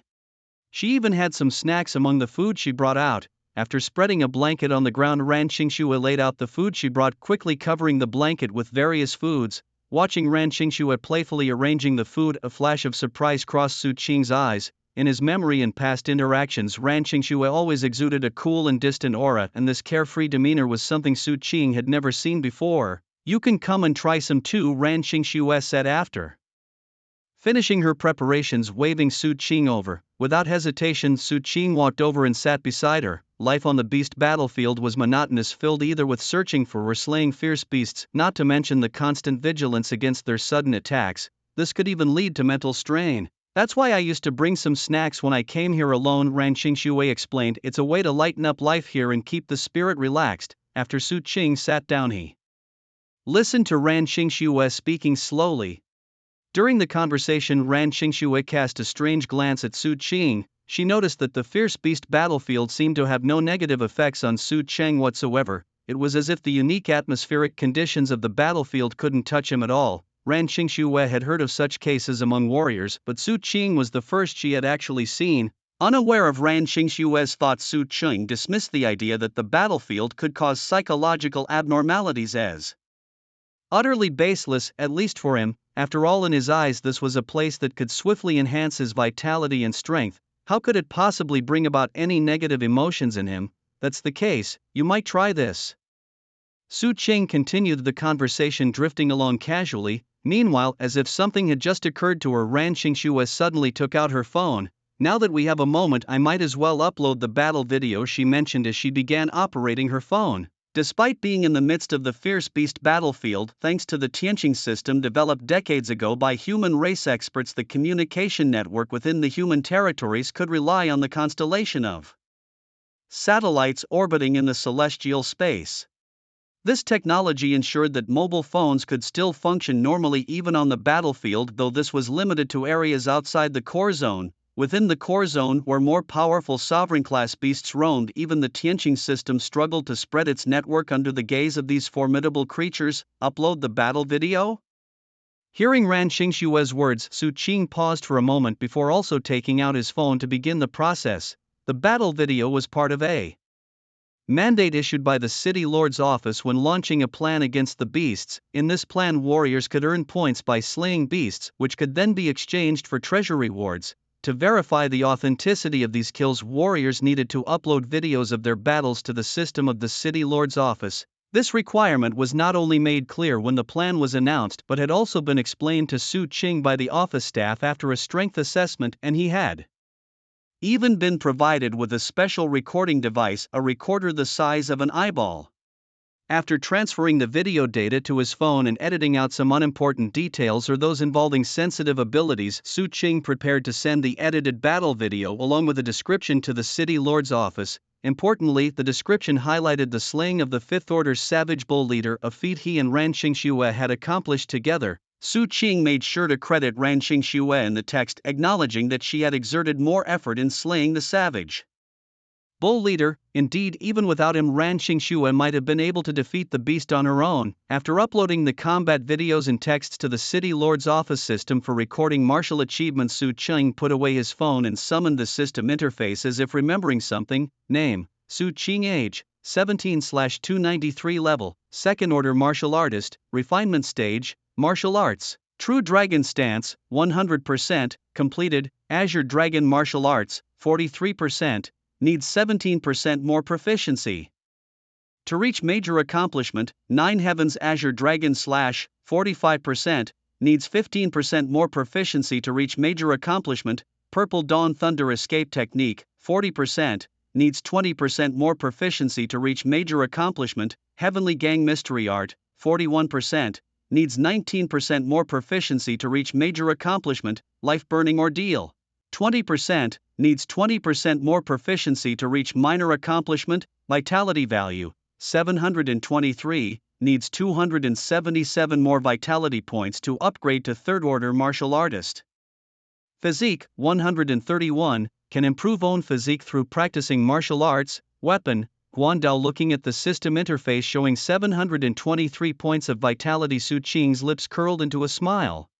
Just 277 more vitality points and he could break through to become a Third Order Martial Artist. With a bit more effort, perhaps he could break through tomorrow or the day after at the latest. While slaying ferocious beasts and causing damage, Su Qing also paid attention to the vitality compensation provided by beasts of different levels. After summarizing the day's events, Su Qing found that the vitality compensation from low-level beasts wasn't much, rarely exceeding 1 point. However, once the beast's level reached the middle realm, the vitality compensation from damaging the beasts would rapidly increase. For instance, the barbaric bull beast he had just slain earlier, after damaging it, the vitality compensation from just one beast was several times that of a Third Order beast. Thus his focus next would be on slaying higher realm beasts to increase his vitality points faster, Su Qing thought. Moreover, it seemed that the talent would give different rewards based on the life state of the damaged beast. During the process of slaying beasts and damaging their flesh, Su Qing kept an eye on the changes in the compensation provided by his talent, trying to discern the underlying patterns. After observing throughout the day, Su Qing indeed noticed some patterns. Generally speaking, if the beast's flesh was damaged, it was very likely to provide vitality points compensation, which was the most common type. Besides, there could be lifespan compensation, although it appeared less frequently, compared to damaging the flesh of dead beasts. Damaging live beasts mainly resulted in physique rewards along with some lifespan and vitality points rewards. Frowning, Su Qing summarized the patterns of the talent compensation. With this knowledge, he planned to learn how to apply the capabilities of the talent black hole to combat. His gaze fixed on the physique column, Su Qing thought to himself, for martial artists, physical constitution is as crucial as their vitality levels. It influences not only their choice of martial arts techniques but also their breakthroughs in cultivation.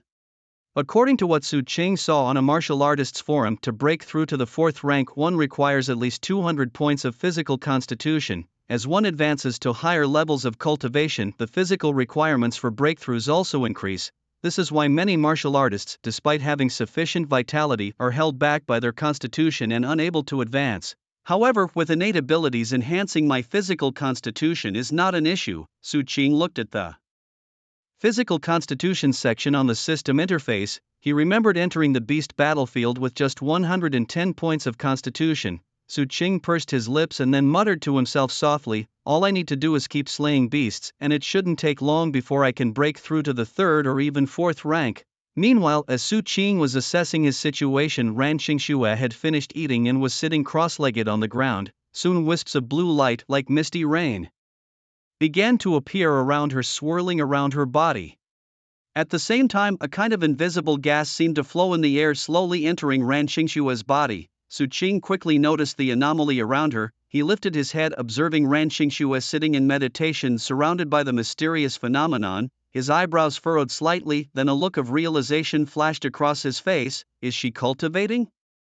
After becoming a martial artist, one can absorb vitality and enhance their constitution from the air through the practice of martial arts techniques, thus breaking through to higher realms of cultivation. This is the path most martial artists choose. However, due to his innate abilities, Su Qing seldom practiced martial arts techniques. The blue mist-like light surrounding Ran Qingxue was a manifestation of her innate abilities in operation.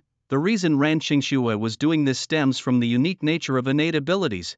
For martial artists, innate abilities are special powers bestowed by the world, serving as a bridge between the individual and the universe.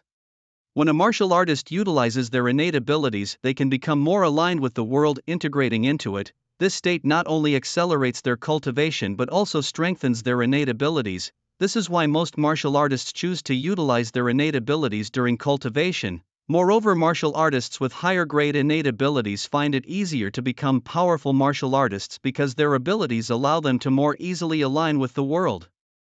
However, this does not apply to me. Watching the phenomenon around Ran Qingxue, Su Qing shook his head slightly. Due to a bug in his talent, even when he uses his innate abilities during cultivation, there is no enhancement. After noticing Ran Qingxue's cultivation, Su Qing scanned the surroundings to ensure their safety before withdrawing his gaze. Check out the martial arts forum.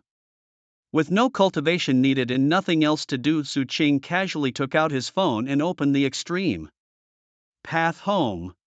He wanted to thoroughly understand the specifics of the Fierce Beast battlefield to make it easier for him to find fierce beasts later on. Opening the Lincheng section of the martial arts forum, he was immediately greeted by the discussions of numerous martial artists. Let these beasts know the consequence of offending our human race. Just this morning I've already slain over a dozen fierce beasts, and here are the spoils. It seems like hundreds of thousands have surged into the fierce beast battlefield and battles break out everywhere. Let's see who has killed more fierce beasts. Another 4th-tier fierce beast has been slain. Do you think our gym leader will make a move this time? What about the Thunder God Martial Gym's leader, or perhaps the Lord of the City? If they take action, it would certainly be interesting. Together, they might even slay a few Grand Lord fierce beasts. Just heard mind you. During this fierce beast siege, the Lord of the City slew a Grand Lord level fierce beast. I also heard about it, but I'm not sure if it's true or not. Speaking of the Fierce Beast siege, I recall something. It seems that in this Fierce Beast attack, there was plotting from the Fierce Beast clans. Many talented martial artists were attacked during this siege battle. It appears so. The condition of the talents from the 3 major martial arts schools is unknown. On the side of the 2 major martial gyms, many talents were attacked. It's said that several fighters from the extreme Path Martial Gym died in this Fierce Beast siege. Damn fierce beast brutes. Is there any brother who wants to team up and venture into the inner areas of the Fierce Beast battlefield to kill some mid-level fierce beasts? Speaking of talented martial artists, I just met Xiang Bu on the road and he was fighting a 6th-tier fierce beast. From the looks of it, he probably has already advanced to a 5th-tier martial artist. Lincheng Martial Arts School. Xiang Bu, I've long heard about the number 1 pride of Lincheng Martial School, but I didn't expect him to be so powerful already.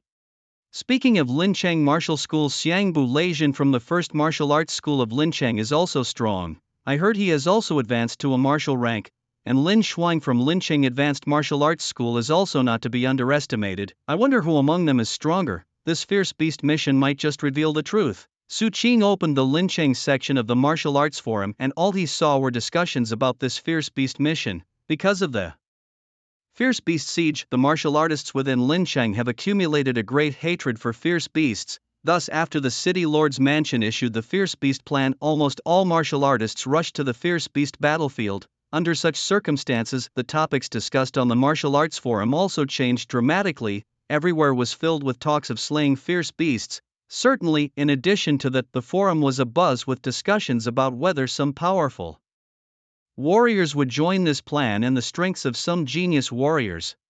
Xiang Bu, Lin Xuan, Leijin.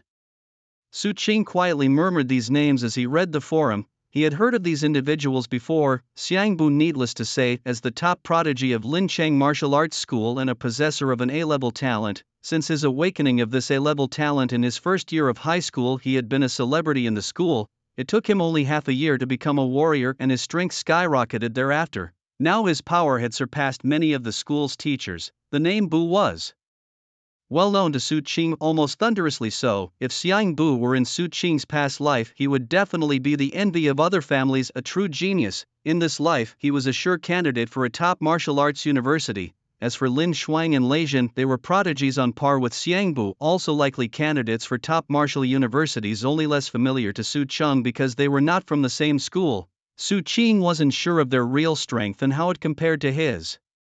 As he stared at his smartphone screen, Su Qing became momentarily lost in thought.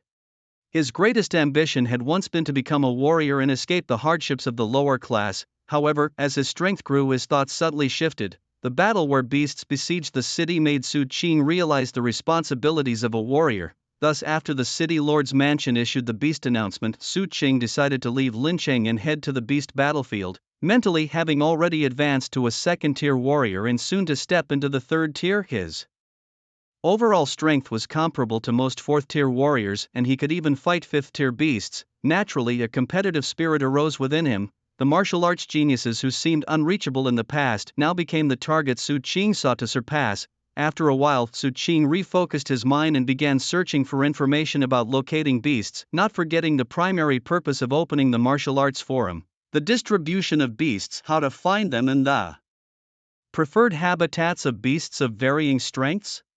As Su Qing searched, posts about beasts soon appeared before him. Seeing this, Su Qing clicked in and began to learn about the relevant situations. Meanwhile, another man dressed in black was also searching for the location of beasts. The peripheral moonlight foxes had been almost wiped out. Next, they would move deeper into the beast battlefield. Long Yu lowered his head, glanced at the information recorded on his phone, and unconsciously frowned. After a moment, he lifted his head and moved his feet, heading in a certain direction. Like other warriors, upon the city lord's mansion announcing the beast plan, Lang Yu had entered the beast battlefield at the earliest opportunity, beginning his mission to slay beasts. Unlike other warriors, however, Lang Yu's approach to slaying beasts was targeted. This was because, before heading to the beast battlefield, he had already received a mission assigned to him by the Extreme Path Martial Academy. The task was to deal with the Moonlight Fox clan within the beast battlefield. Upon encountering them, he was to annihilate them completely. Despite his inner doubts about why the Extreme Path Martial Academy would issue such an order, he felt obliged to accept it, especially since he had failed to protect Su Qing in the previous beast siege battle. This command was not only an assignment for him but also a punishment. Thus, after receiving the order, Lang Yu began to carry out his task meticulously. However, since the Moonlight Fox clan was scattered, even though he had been in the beast battlefield for some time, the number of Moonlight foxes he had actually killed was not significant. Su Qing. As he stepped deeper into the inner areas of the beast battlefield, Lang Yu's mind involuntarily flashed again with the image of that slender figure. If it weren't for Su Qing, he wouldn't have taken on such a troublesome task. Su Qing was unaware of everything that was happening to Lang Yu. At the moment, he was still reviewing the data related to the beast battlefield. Beasts, depending on their living habits, choose different places to reside.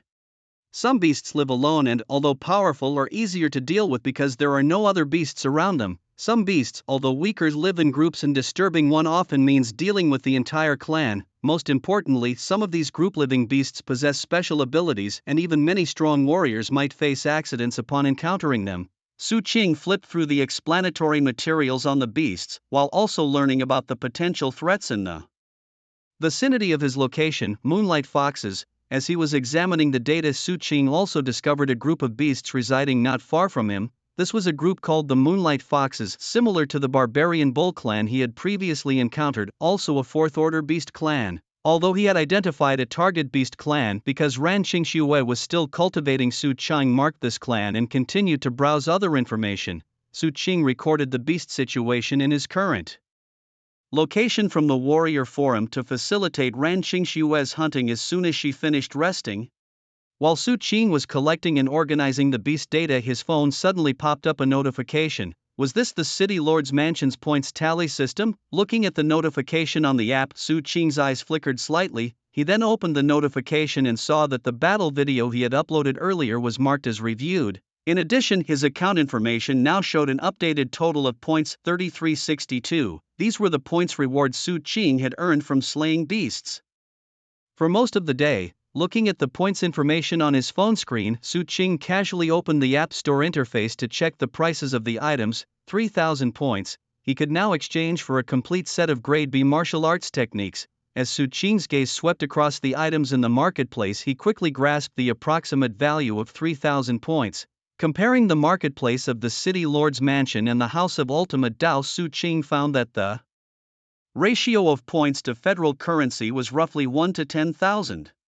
In other words, 1 point could be exchanged for goods worth 10,000 federal currency in the City Lord's Mansion's storehouse. With this rate, it wouldn't take long for him to accumulate enough points to exchange for a volume of the Azure Dragon martial arts technique. As an A-grade martial arts technique, it was highly priced in the House of Ultimate Dao, with a single volume costing up to hundreds of millions.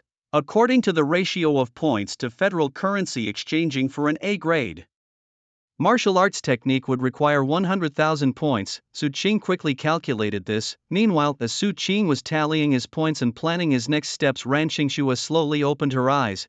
As she did, a faint blue light seemed to flash between her eyes. At the same time, the swirling blue radiance around her began to slowly dissipate. Soon, the extraordinary phenomenon circulating around Ran Qingxue completely vanished. Upon opening her eyes, she saw Su Qing standing not far in front of her, looking at her.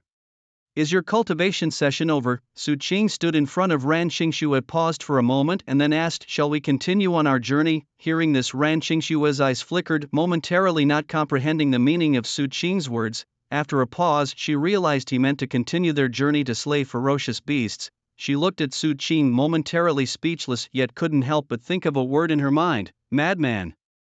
Indeed, at this moment, in Ran Qingxue's heart, Su Qing had become a complete madman. If not a madman, who else would be so obsessed with slaying ferocious beasts? However, speechless as she was now that Su Qing had proposed it, Ran Qingxue hesitated for a moment but then nodded in agreement. "All right, let's set off immediately." Upon hearing Ran Qingxue's response, a smile appeared on Su Qing's face. Casually summoning his guandao into his hand, his eyes instantly shot forth a fiery light. Just as Ran Qingxue finished her cultivation and Su Qing prepared to resume their path of slaying ferocious beasts elsewhere, Lang Yu, dressed in black, had finally located the habitat of the Moonlight Fox clan as recorded in the information.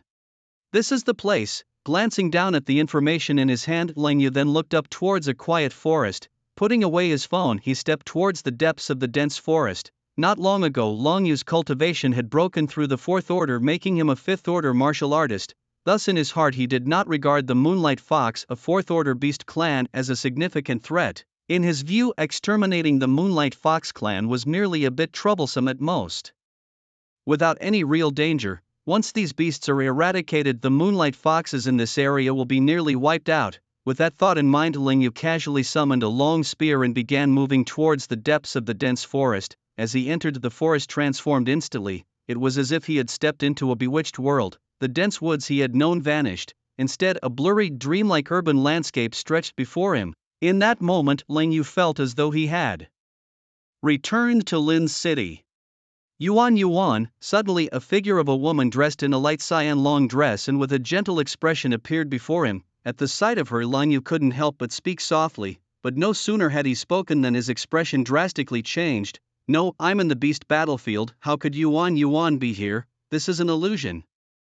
In an instant, Ling Yu realized this, and instinctively he swung his long spear horizontally in front of him. In a flash, the beautiful, dreamlike scene disappeared into nothingness, along with the gentle woman in the light cyan dress who had just been before him. The scenery shifted back, and once again Ling Yu's vision was filled with the deep, dense jungle. The only difference was that now within this jungle there stood a giant silver fox over a meter tall, the leader of the Moonlight Foxes. Upon seeing this formidable silver fox, Ling Yu's expression turned solemn. He recognized the identity of this silver vixen. It was a leader of the Moonlight Fox clan, a 5th-tier beast that had broken through the bloodline limits, much like the barbaric bull leader he had slain before.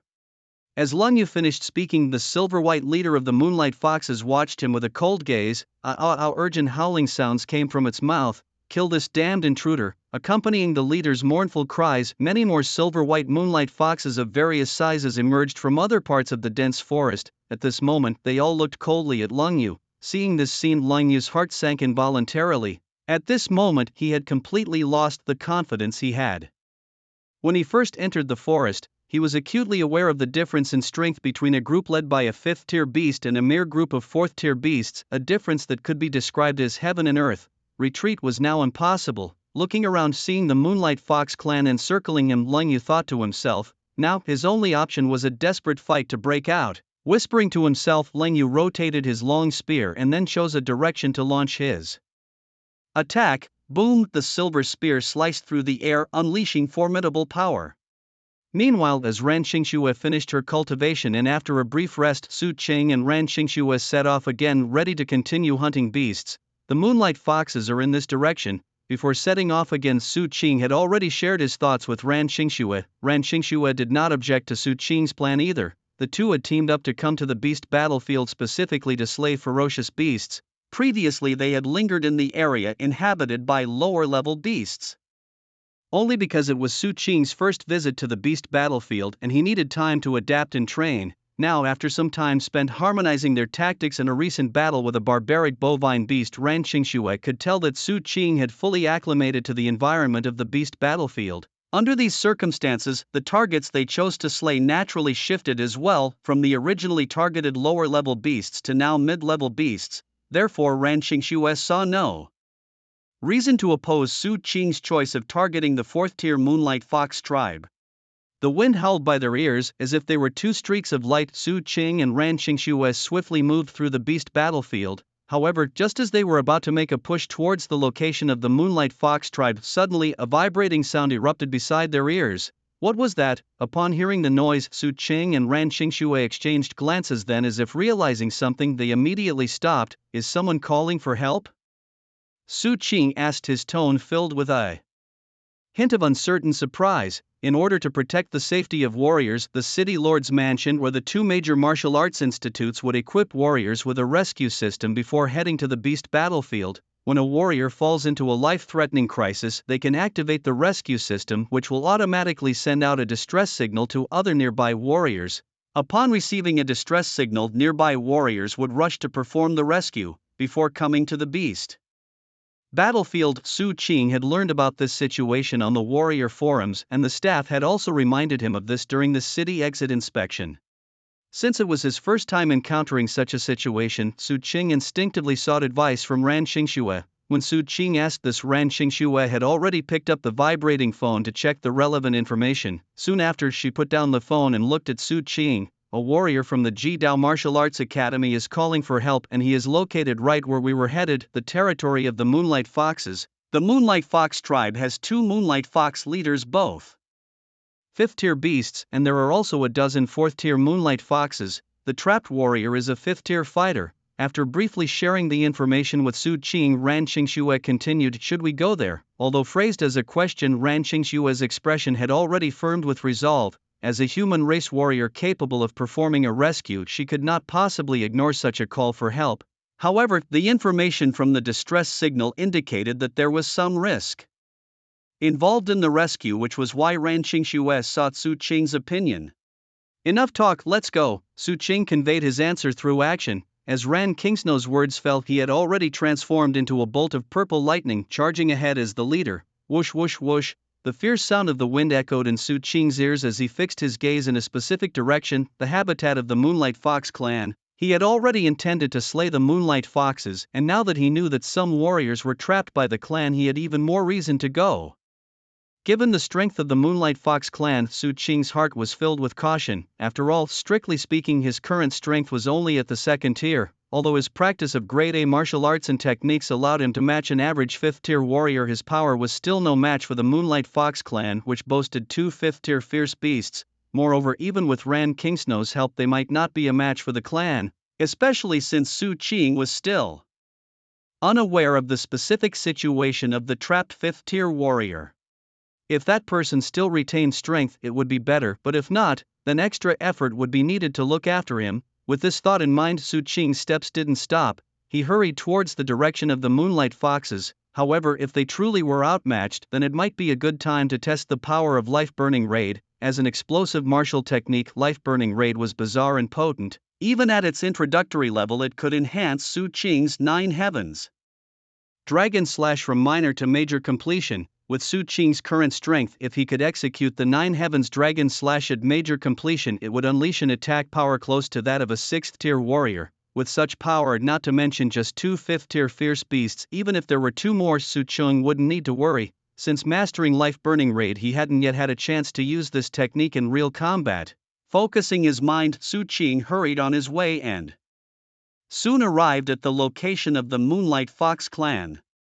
Upon arrival, he saw a scene of chaos. The ground was strewn with the bodies of fierce beasts still bleeding, a clear sign of a recent fierce battle. On the other side of the area, 2 huge silver foxes were currently surrounding a young warrior in black. The young man looked pale with several wounds bleeding on his body, clearly in critical condition. In front of the man, the eyes of the 2 silver foxes were filled with bloodlust and cruelty. "You despicable human, you have killed so many of my kin, I will tear your body apart and let you die in agony," said the leader of the Moonlight Foxes, looking at the fallen Kolju. Its voice was filled with indifference and murderous intent. It was this damned human that killed its kin. Die. As it spoke, it thrust its sharp claws towards the direction where Lung Yu was. It wanted to tear apart the detestable human before it. Watching the scene unfold, a trace of unwillingness flashed in Lung Yu's eyes. He had thought that the Moonlight Fox clan only had 1 5th order fierce beast, and he was almost about to break out.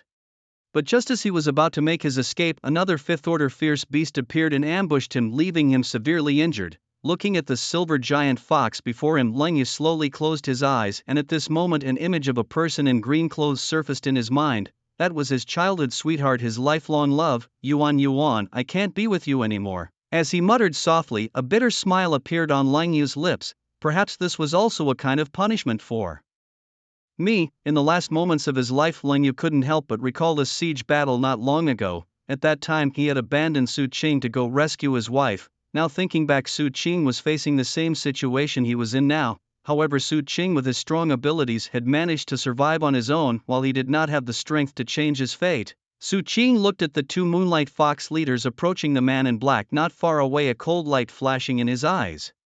2 beasts. With that, Su Qing lifted the long sword in his hand, and at the same time his body's Azure Dragon martial arts and Celestial Firmament mystic art were both activated. In an instant his body seemed to crack like a boulder, suddenly expanding and growing larger. In a moment Su Qing's stature had grown significantly. Boom! The silver-white long sword flowed, and at that moment Su Qing activated the life-burning decision. As a sensation of life passing swept over him, the Nine Heavens Azure Dragon Slash, which had already reached a minor achievement stage, suddenly broke through its original limits. At the same time, Su Qing's mind inexplicably gained many insights into the Nine Heavens Azure Dragon Slash, advancing it from minor to major achievement stage instantly. Moving swiftly, Su Qing, employing the Purple Thunder escape technique, resembled a purple lightning bolt streaking through the air and creating a fissure as he charged towards the 2 Moonlight Fox leaders. Thunderously, before he arrived, the sword reached them first. In the next moment, the silver-white long sword like thunder cleaved through the air directly towards the Moonlight Fox leaders. A pale blue light swirled around the blade, making Su Qing seem like he had transformed into the mythological true martial emperor, majestic and inviolable. Boom! A loud noise followed, and the sword light, like a bolt from the blue, struck in front of the Moonlight Fox leaders. The 2 Moonlight Foxes that were about to move forward to kill Lung Yu, sensing something, turned their heads towards Su Qing. "This is..." One of the Moonlight Fox leaders only had time to scream in panic. Then the silver-white sword light fell upon it. With a poochie, the long sword pierced through the body of the Moonlight Fox leader, producing a violent sound. The other Moonlight Fox leader, witnessing this scene, instantly narrowed its eyes. His eyes were filled with endless panic, staring blankly at the knife light in front of him, having lost the ability to think. However, his body instinctively moved backward. A fierce howl sounded by his ears just as the silver-white long knife was about to strike him.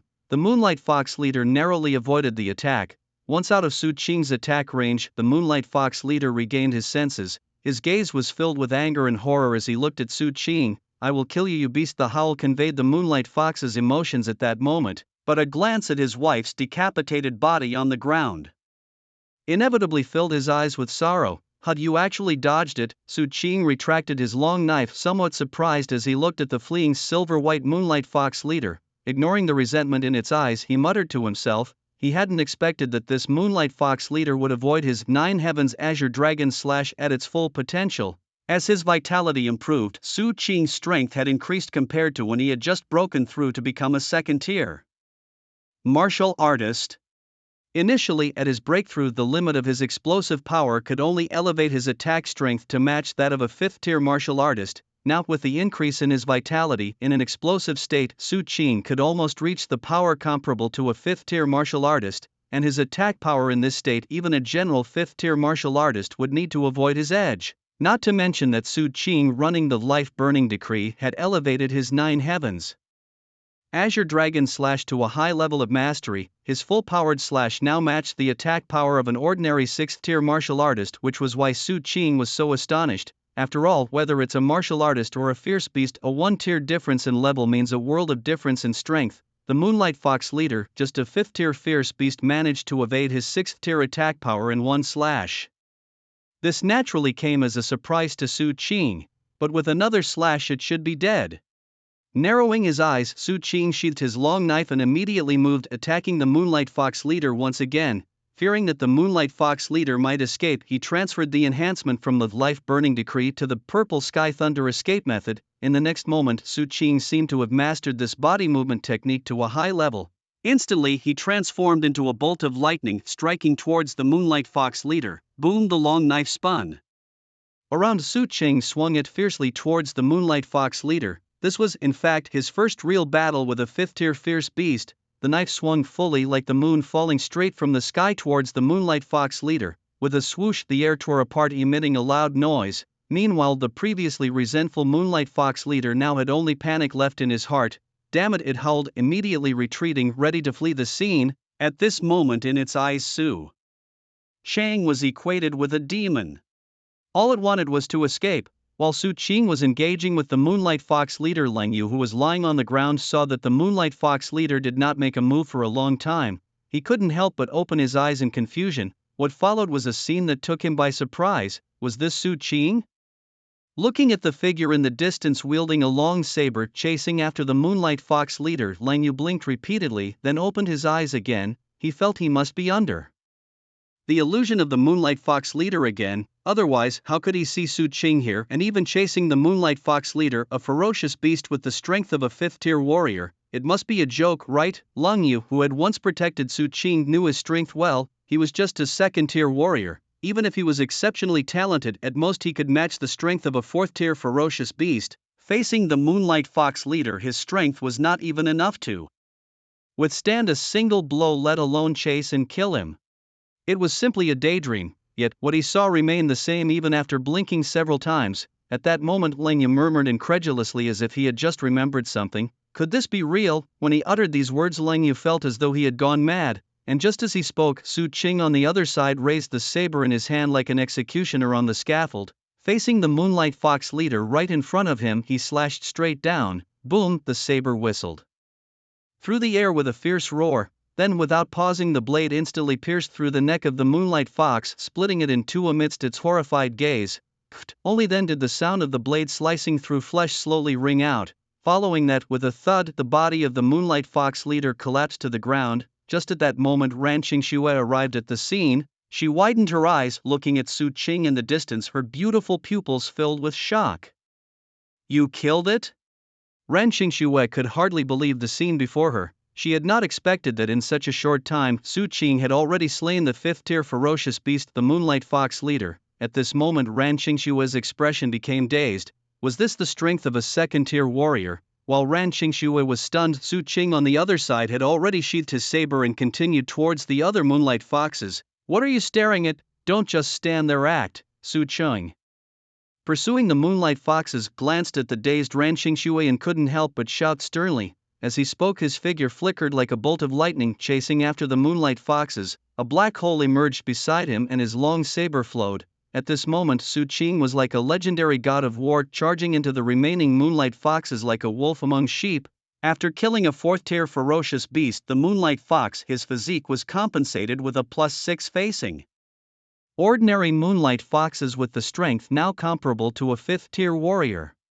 Even without resorting to his most lethal techniques, Su Qing's strength easily overwhelmed the Moonlight Fox. Thus he chose to attack using his innate abilities. A black hole materialized, akin to a deep abyss of despair, growing nearer as Su Qing approached. The fleeing Moonlight Fox was instantly devoured by the black hole. destroying a 4th-tier ferocious beast. The Moonlight Fox resulted in a longevity compensation of +4.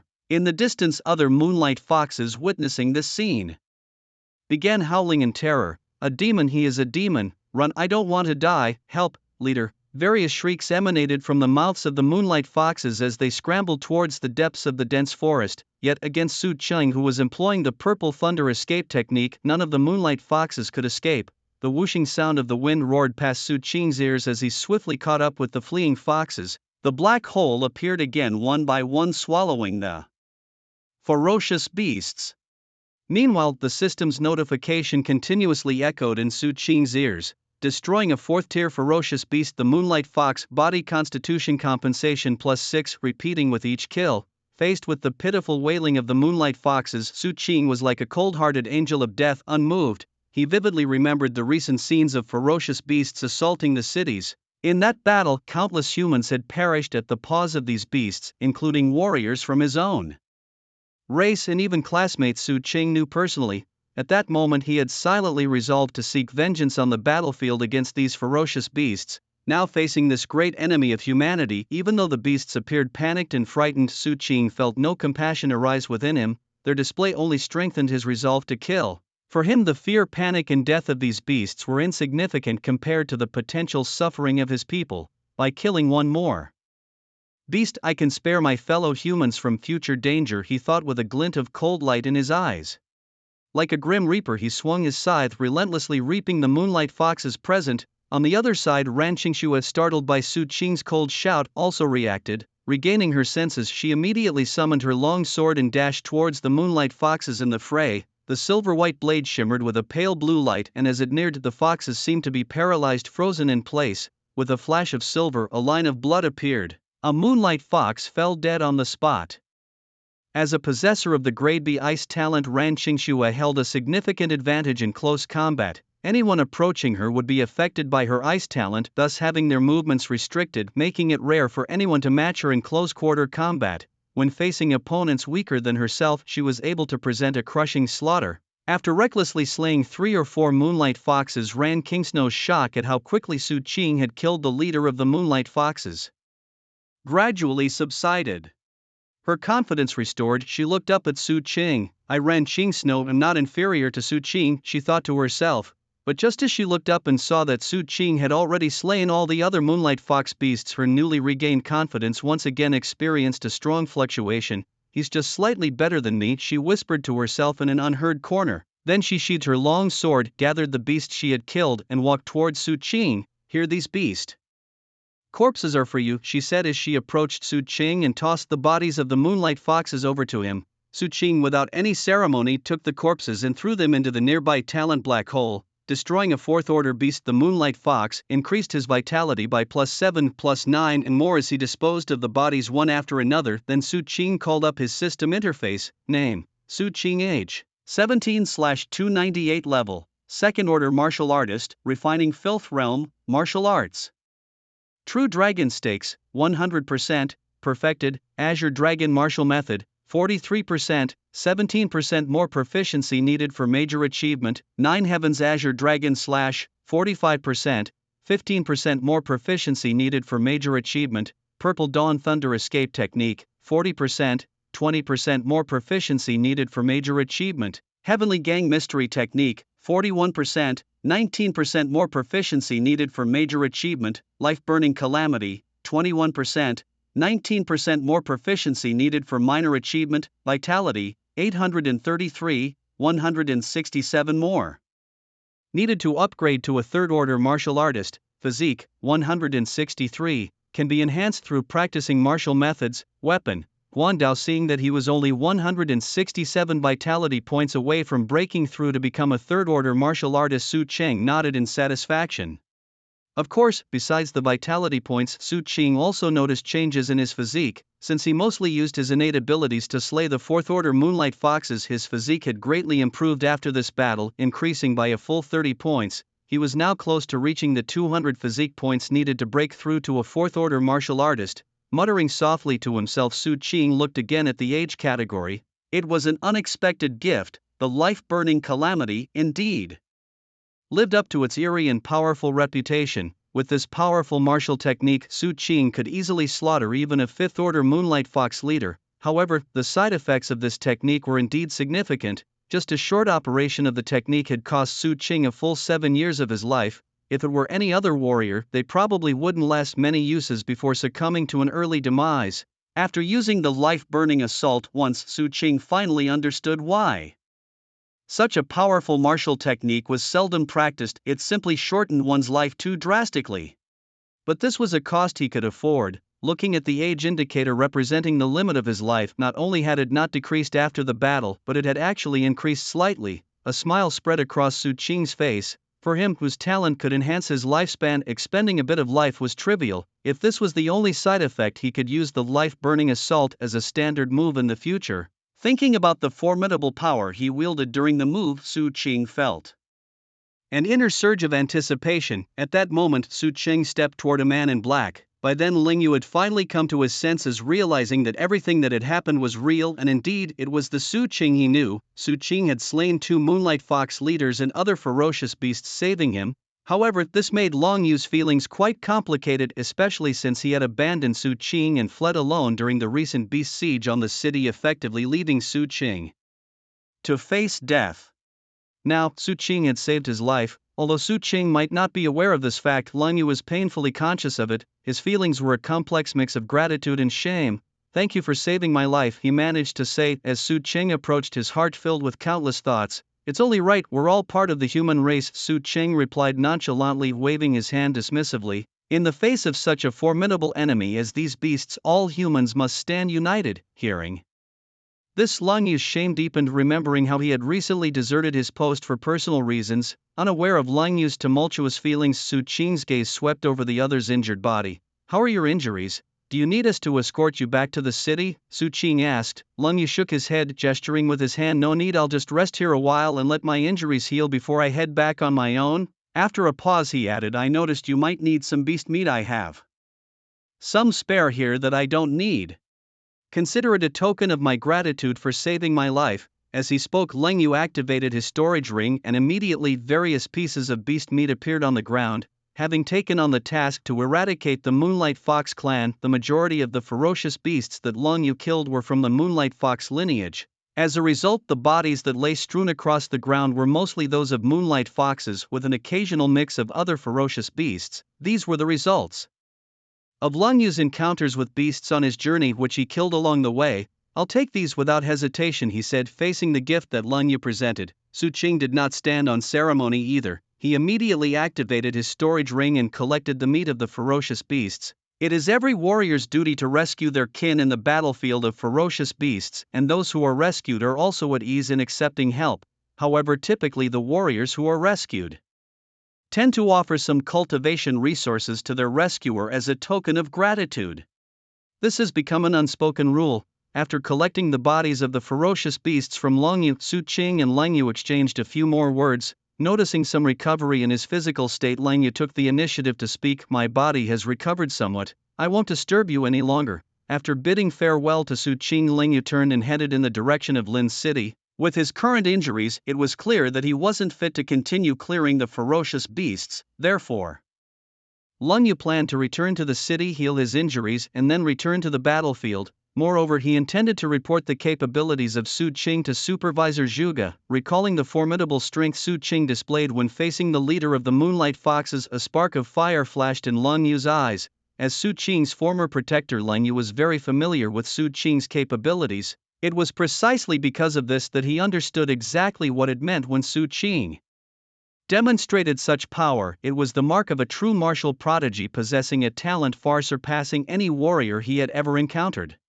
Such a prodigy appearing in Lin's city among the human race was a fortune for everyone in Lin's city. Similarly, if such a talent were not nurtured properly, it would be a substantial loss for the city's leadership. Understanding this, Ling Yu wanted to return to Lin's city sooner to inform Zhuge about Su Qing's situation. The wind howled fiercely around him. At this moment, Ling Yu, despite his injuries, pushed his body to its limits, rushing towards Lin's city. Meanwhile, not far from Su Qing in the dense forest, a burly figure was hidden under the shade of the trees, his gaze fixed intently on the distant Su Qing with undisguised amazement in his eyes. Such formidable strength, such an incredible martial talent, he thought. as Su Qing's new guardian. Having followed Su Cheng since he left the city, he witnessed everything that happened to Su Qing. When Su Qing first fought with a ferocious beast, effortlessly cutting through lower-ranked beasts, the burly man had no significant reaction because he was already aware of Su Qing's strength, which was comparable to a fourth-tier warrior.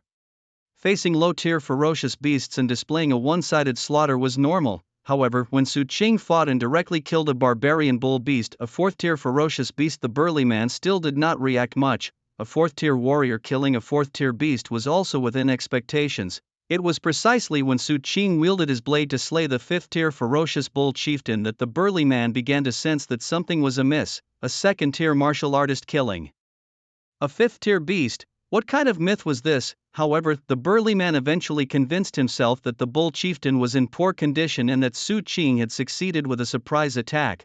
This allowed him to reluctantly accept everything he had witnessed, but as he watched Su Qing face 2 Moonlight Fox leaders at the 5th tier and about a dozen 4th-tier Moonlight Fox beasts, slaughtering them as easily as chopping vegetables, he could no longer convince himself something was terribly wrong.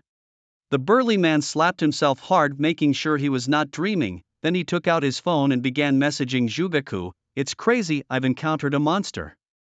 As he sent the message, a fiery light burst from his eyes. He could already envision Lin Cheng winning the next Tianjin Martial Arts Championship in a year and a decade later producing another martial god. Su Qing, unaware of Lang Yu and the burly man's reactions, released the bodies of the beasts he had just stored away after watching Lang Yu's figure disappear. He then bent down, and as a black hole emerged next to him, he immediately set to work. Destroy a 4th-tier ferocious bull beast. Vitality plus 7-inch. Destroy a 4th-tier Moonlight Fox. Vitality plus 6. Destroy a 4th-tier Thunderclaw Leopard. Vitality plus 8. Destroy another 4th-tier Moonlight Fox. Vitality plus. As Su Qing continued, a series of system notifications began to chime in his ears. At the same time, Su Qing felt the vitality within his body boiling, circulating rapidly as if it had its own intelligence. It meandered through his organs, strengthening them. What were once robust and vast like great rivers, his vitality now seemed tamed, becoming dense and pervasively enveloping his organs, enhancing their strength. Visibly, with the circulation of his vitality, Su Qing's organs seemed to come to life, beating more vigorously. Thump, thump, a fresh red hue interplayed within Su Qing's body. At the same time, that Azure Dragon martial arts technique began to operate spontaneously. As the technique operated, Su Qing's vitality seemed to receive orders, becoming orderly and starting to circulate regularly within his body. In the dense forest, Su Qing had now ceased his actions. He sat cross-legged on the ground, closed his eyes, and began to practice the Azure Dragon martial arts technique. A faint cyan light appeared around him, casting his figure as though he were a deity from the heavens, sacred and inviolable. After Lang Yu left, Ran Qingsnow, who had intended to step forward and speak with Su Qing, halted in her tracks upon witnessing this scene, as if she had come to a realization. Her eyes widened slightly. Was he about to make a breakthrough? As a 4th-tier martial artist, Ran Qingsnow had experienced the transition from 2nd tier to 3rd tier, and thus she understood all too well what this spectacle signified. Su Qing was on the verge of advancing to a 3rd-tier martial artist.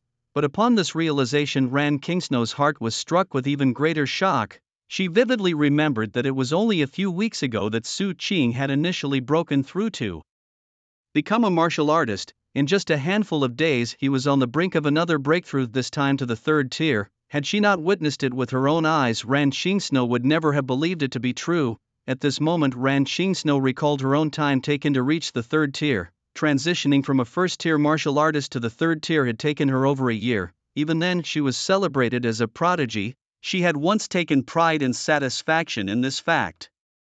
But now, having seen Su Qing's rapid progression, she felt like a clown. If she was a prodigy, what was he? A monster? A demigod? Shaking her head, Ran Qingsnow composed herself from the shock and began to keenly observe her surroundings, guarding against any fierce beasts that might attack Su Qing. As shock became the norm, her senses had numbed. After being continuously stunned by Su Qing, Ran Qingsnow's emotions had grown indifferent, and she had made peace with herself. She shouldn't compare herself to this individual. He was simply not human. She would believe it if someone said he could become a martial god in a year. While Ran Qingsnow murmured to herself, Su Qing's breakthrough had reached a crucial phase. With streaks of cyan light circulating within him, at one moment a sound akin to a dragon's chant emitted from within him. Simultaneously, the rapidly circulating river of qi and blood within him, after swirling around his organs for a long time, seemed to find a vent and rushed in one direction. During this process, Su Qing's originally pristine bones seemed as though they were dyed with an evening glow, turning a vivid red.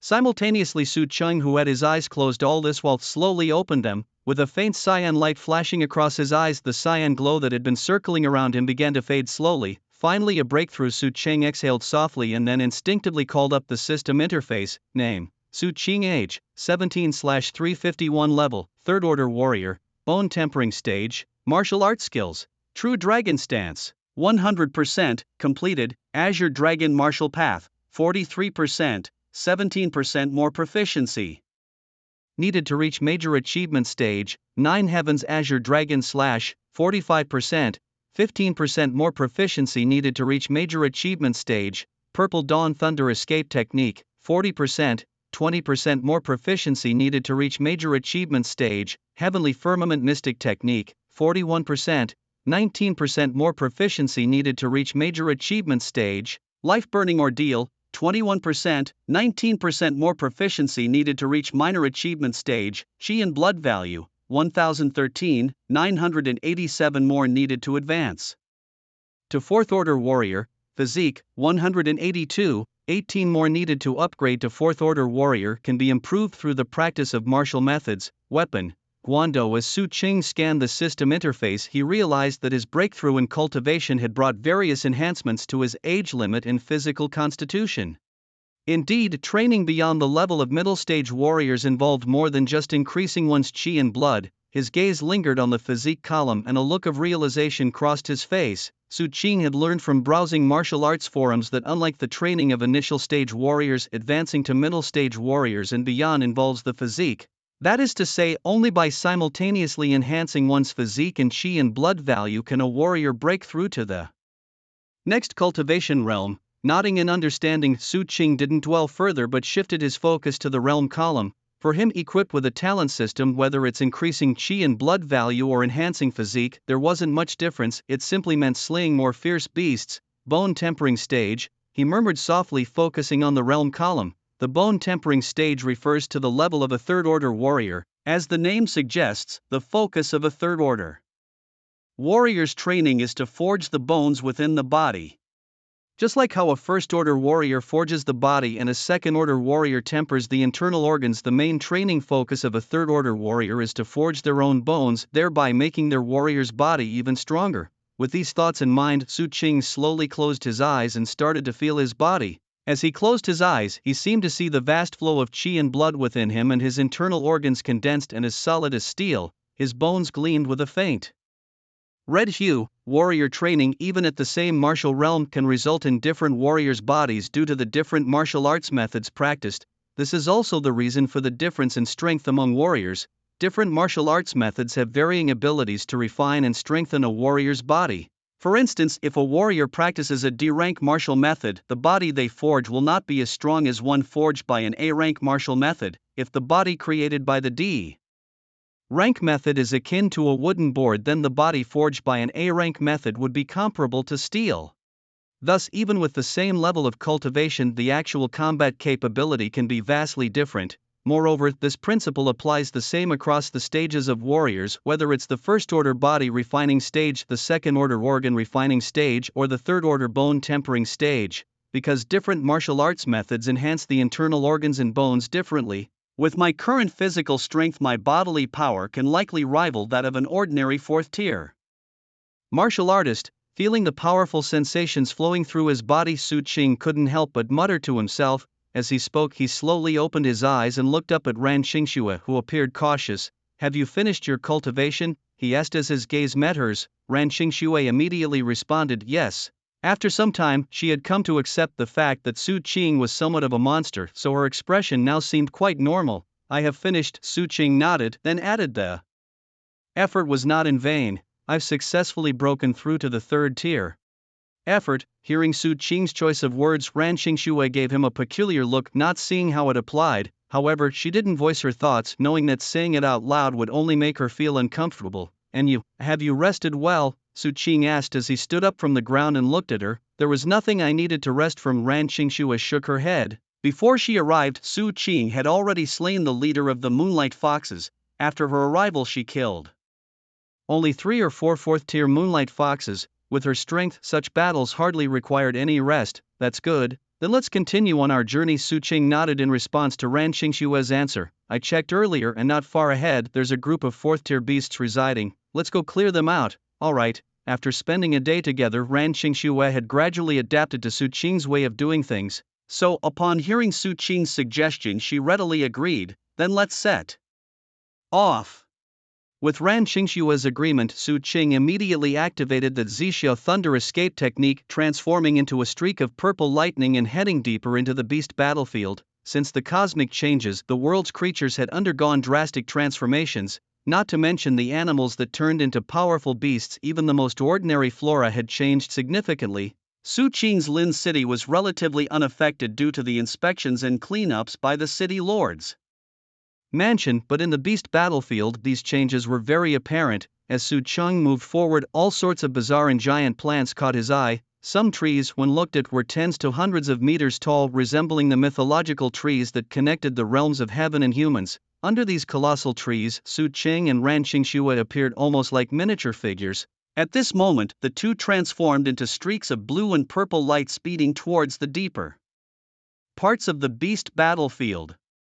Meanwhile, back at the Ultimate Martial Arts School, Zhugeku was engrossed in checking the contents of the Martial Artists Forum. Xiangbu Leijun Lin Shuang. This batch of students has indeed produced several promising talents. Even before the senior year officially started, there were already a number of martial arts prodigies with 5th rank cultivation levels. After the City Lord's Mansion and the 2 major martial arts gyms jointly announced a plan against ferocious beasts, Zhugeku, a senior member of the Extreme Path Martial Gym, has been closely monitoring the progress of this plan. During this process, Zhugeku also discovered several new martial arts prodigies in Lin City. In the previous batch of students, only 2 reached the 5th rank cultivation by the time of the martial arts college entrance exam. Yet, this batch of seniors has already seen several students achieving the same level even before school started. It appears that the quality of students this year far surpasses that of the previous batches. Besides them, there is also Su Qing. Although Su Qing is only a 2nd-rank martial artist, far behind Xiangbu and others in terms of cultivation level, the talent and strength he has shown make Zhugeku believe that it won't be long before Su Qing catches up to Xiangbu and the others, and he might even surpass them. Scanning the numerous discussions among martial artists on the martial arts forum, debating who the strongest genius is, an idea suddenly flashes through Zhugeku's mind. Perhaps he could use this beast hunting plan to launch an event targeting them. This would not only stimulate their enthusiasm, encouraging them to train harder, but also serve as training for them, helping them achieve better results in the martial arts college entrance exam next year. While speaking, Zhugeku unconsciously nods his head, feeling that this plan is very feasible. Thinking this, he decides to go find Leijun, the head of the Extreme Path Martial Gym, to discuss this plan. Just as Zhugeku is about to take a step, he feels a vibration beside him. It's an alert for an important message. Is it him? Taking out his phone, he sees that the message is from Su Qing's new guardian. Zhugeku frowns and quickly opens the chat box, worried that something might have happened to Su Qing. Monster. Slaughtering a 4th-rank ferocious beast as easily as slaughtering a chicken. Brutally killing a 5th-rank ferocious beast, the leader of the Moonlight Foxes. But after reading the message, Zhugeku's brow tightens even further. Slaughtering a 4th-rank ferocious beast as easily as killing a chicken, brutally killing a 5th-rank ferocious beast, the leader of the Moonlight Foxes. What is this? Today isn't April Fool's Day, so why this kind of joke? Although Zhugeku recognizes Su Qing's talent and believes he has the potential to become a martial god in the future that is still in the future, the current Su Qing is just a young man who has recently broken through to become a 2nd-rank martial artist. To say he has the strength of a 4th rank and could possibly kill a 4th-rank ferocious beast, Zhugeku might believe that, but to slaughter a 5th rank, this must be a fanciful dream. Despite Su Qing's achievement in killing a 4th-rank ferocious beast during a previous defensive battle against the beasts, let's not even mention the huge gap in strength between a 4th-rank and a 5th-rank beast. Even if Su Qing managed to kill that 4th-rank beast, it was because the beast was careless. Unexpectedly, a 2nd-level martial artist was able to unleash an attack power comparable to that of a 5th-level martial artist. It was only because of a moment of oversight that Su Qing was able to kill him. If it were a head-on confrontation, it would be very difficult for Su Qing to kill that 4th-level beast. Jugaku had seen the video of Su Qing slaying the 4th-level beast. It was precisely because he had seen it that Jugaku became even more convinced that Su Qing's guardian was joking. After all, the defensive battle had just ended. It was impossible for Su Qing to elevate his strength from not being weaker than a 4th-level martial artist to matching a 5th-level martial artist in just these short 2 days. And not just any 5th-level martial artist, but one of the stronger ones, as generally a 5th-level martial artist would not have the strength to slaughter a 5th-level beast. Just as Jugaku was about to send a message to reprimand the other party, a sudden urgent knocking came from the door. "Come in." Turning his head towards the door, Jugaku spoke in a deep voice. As his words fell, Jugaku saw a young figure dressed in a black uniform step inside. "Why have you returned?" Seeing the person who entered, Jugaku's eyebrows couldn't help but frown. "Have you completed the task you were given?" Looking at Long Yu, who entered, Jugaku's tone was stern. Originally he had highly regarded Long Yu, who possessed the strength of a 5th-level martial artist at a young age. Though not comparable to martial arts prodigies like Xiangbu Leijin or Su Qing, he still had considerable talent. With proper training, he could potentially become a mainstay of the Ji Dao martial arts Jim's branch in Linchang.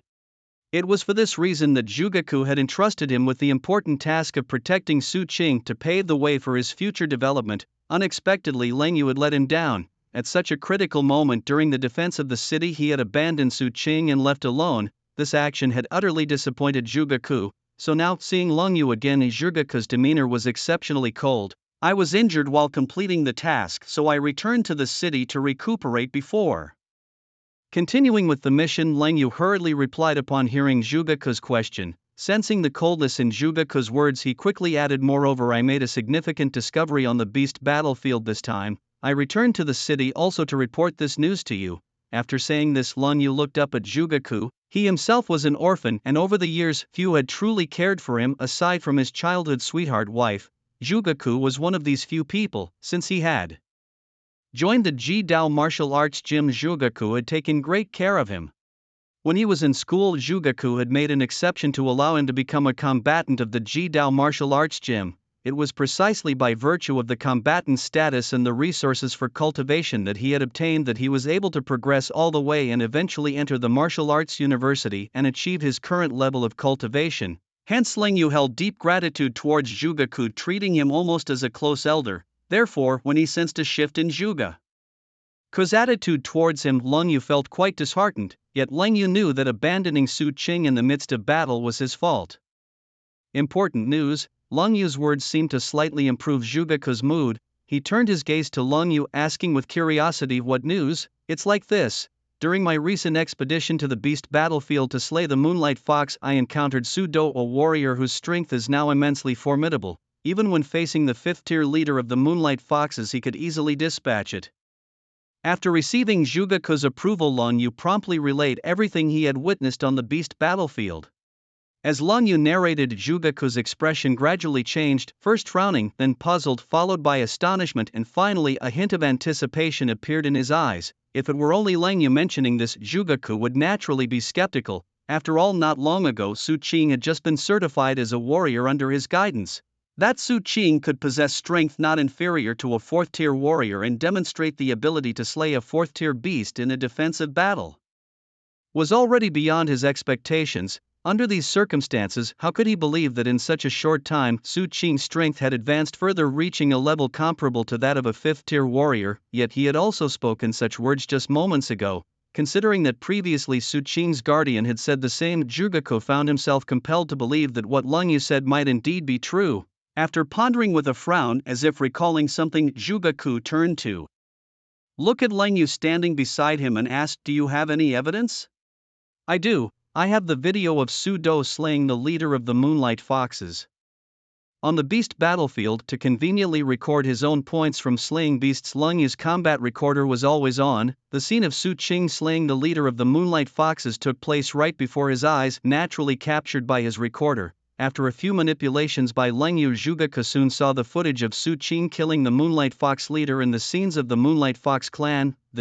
Such powerful strength, Jugaku couldn't help but exclaim upon seeing Su Xing's prowess in the video: is this the Nine Heavens Azure Dragon / at its great mastery level? Although he had not personally trained in this martial technique, Jugaku recognized it as he knew other warriors who practiced it. Therefore, upon viewing Su Qing's combat video, Jugaku instantly recognized that Su Qing had mastered the Nine Heavens Azure Dragon / to a great level. No wonder he was able to slay the Fifth Order beast, the Moonlight Fox leader. Such a feat now makes sense. As Jugaku watched the battle unfold, he couldn't help but whisper softly to himself. Although he had understood the reason, his eyes still couldn't hide the astonishment. After all, according to Jugaku's knowledge, Su Qing had only been practicing the Nine Heavens Dragon / for a mere 10 or so days. To master an A-level martial technique to the stage of great achievement within just a few days was a talent beyond what could simply be described as genius. At that moment the word monster flashed through Jugaku's mind. Indeed, only a monster could achieve such a feat in such a short time. Normally, a martial artist would need several years to make such progress. Jugaku had initially thought that although Su Qing was talented, it would take him a considerable amount of time to catch up with Xiang Bu and others. But now it seemed that Su Qing's strength might already be not far behind them. This was actually good, as it perfectly aligned with the plan Jugaku had in mind. If Su Qing could come out on top. Thinking this, a gleam of anticipation flickered in Jugaku's eyes. Unbeknownst to Su Qing, he was unaware of the stir his abilities and talent had caused within the Extreme Path Martial Dojo, nor did he know that because of his demonstrated strength, Jugaku's yet-to-begin event was already filled with expectations for him to excel. Ahead, not far away, lay the territory of the beasts. In the dense forest, Su Qing spoke in a deep voice. Once we arrive, let's make it quick and aim to eliminate them all as soon as possible. Having spent the day together, Ran Qingxue had grown accustomed to Su Qing's way of handling things, knowing he was almost mad about slaying beasts. So, upon hearing his words, she nodded and said, I understand. However, I can't kill a Fifth Order beast with a single strike yet, so I'll need your help when we encounter one. After the recent battle with the Moonlight Fox, Ran Qingxue had gained a new appreciation for Su Qing's strength, now knowing he was stronger than her. Thus, when discussing the upcoming battle, she took the initiative to ask Su Qing to handle the more powerful Fifth Order beasts. No problem, leave the Fifth Order beasts to me. Su Qing nodded, having already planned on it. As they spoke, they moved swiftly and soon arrived at a part of the jungle shrouded in mist. There lies the habitat of the beasts. Be cautious, Su Qing said as he noticed the sudden appearance of fog. Despite his confidence in his own strength, this was after all a battlefield of beasts fraught with danger at every turn. Even someone as strong as Lei Jun, the master of the Extreme Path Martial Dojo, could encounter peril here. Thus, seeing they were about to encounter the beasts, Su Qing gestured for Ran Qingxue to be careful. Upon hearing Su Qing's words, Ran Qingxue, who was following beside him, slowed her pace. Her eyes were fixed intently on the foggy forest ahead. The frost sword, unbeknownst to Wen, had already appeared in her hand. Although she might not be as powerful as Su Qing in terms of strength, her earlier cultivation as a martial artist gave her an edge. Ran Qingxue had more experience fighting beasts on the battlefield than Su Qing did. Seeing Ran Qingxue ready for battle, Su Qing also summoned his broadsword into his hand. After exchanging a glance, they moved towards the dense forest. As they neared, the roaring of fierce beasts filled their ears. The sounds, reminiscent of wild boars grunting, continued incessantly and loudly, almost like thunder. As they approached, Su Qing could see several huge, pitch-black beasts moving within the fog-covered forest. They were ironback black boars. Upon spotting the creatures moving in the forest, Su Qing spoke softly. He had already familiarized himself with the information about these beasts before arriving. Thus, seeing the ironback black boars was not a surprise to him. The weak point of these beasts was their chest, so he planned to target that area in the upcoming battle. Having researched the beasts residing in this area, Su Qing knew about the ironback black boars, creatures that evolved from pre-disaster wild boars into formidable beasts. After the mutation, their backs became extremely tough, impervious to ordinary blades, hence they were named ironback black boars. Although their backs were tough to damage with regular swords, the skin on their chests was as vulnerable as any normal skin. This made the chest a critical weak point of the ironback black boars. Nodding in agreement, Su Qing and Ran Qingxue then transformed into a streak of light, charging towards the location of the ironback black boars. The beasts, sensing the intrusion into their territory, began to roar a warning. Wake the others, one grunted. Leader, there are invaders in our territory. Despite their clumsy appearance, the ironback black boars were highly vigilant and intelligent. No sooner had Su Qing and Ran Qingshuo stepped into their territory than the beasts began to roar, organizing themselves in an orderly defense. Some went to awaken their peers, others to alert the leader, while the rest formed a defensive formation. Seeing this, a flicker of surprise crossed Su Qing's eyes. In the past, when encountering ferocious beasts, they often fell into disarray and started to flee the moment they saw him. Even the relatively composed moonlight fox beasts would descend into chaos when he invaded their territory. This was the first time Su Qing had encountered beasts as orderly as these ironback black pigs. Compared to Su Qing, Ran Qingsno seemed to have experienced this before. Upon seeing the performance of the ironback black pigs, she immediately said, "Act quickly, make it a swift battle and don't give them time to regroup." As soon as she finished speaking, Ran Qingsno charged forward, her long sword emitting a faint blue light. As she moved, a chill permeated the air. Die! With a soft shout, Ran Qingsno, wielding her long sword, charged towards an ironback black pig. The pale blue sword transformed into a powerful aura of death. As the sword flashed, the air seemed to freeze. The ironback black pig facing Ran Qingsno, seeing this, couldn't help but panic. Boom!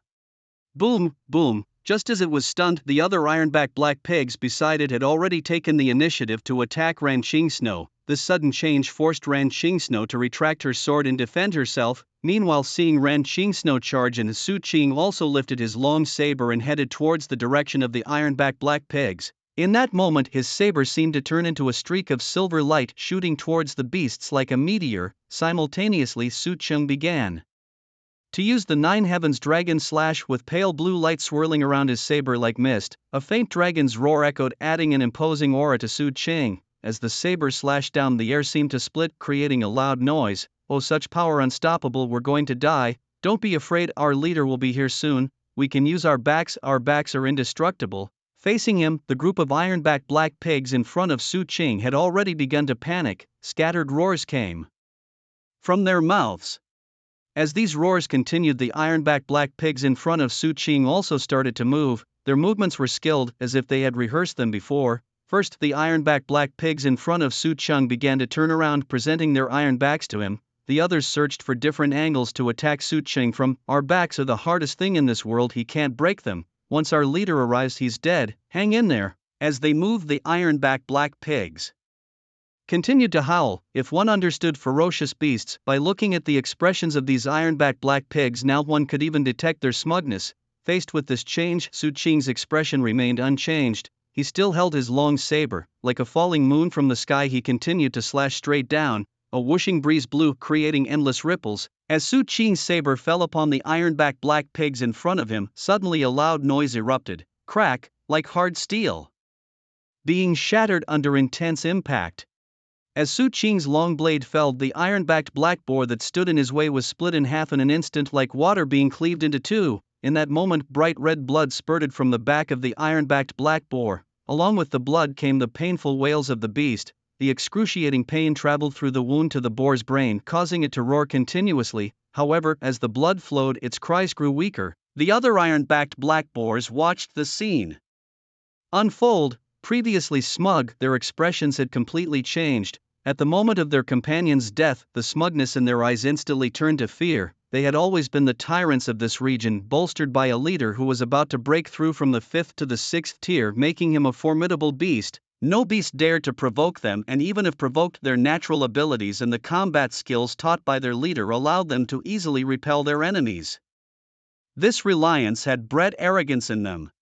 Even faced with the intrusion of Su Qing and Ran Qingsno, they remained indifferent, confident that these intruders could not harm them and that their leader would soon kill them. However, Su Qing's strike made them realize the harsh reality: they could die. There truly were enemies capable of killing them. Upon seeing Su Qing slay their companion, these beasts finally panicked. "Run, this creature is powerful, go find the leader, we can't match him.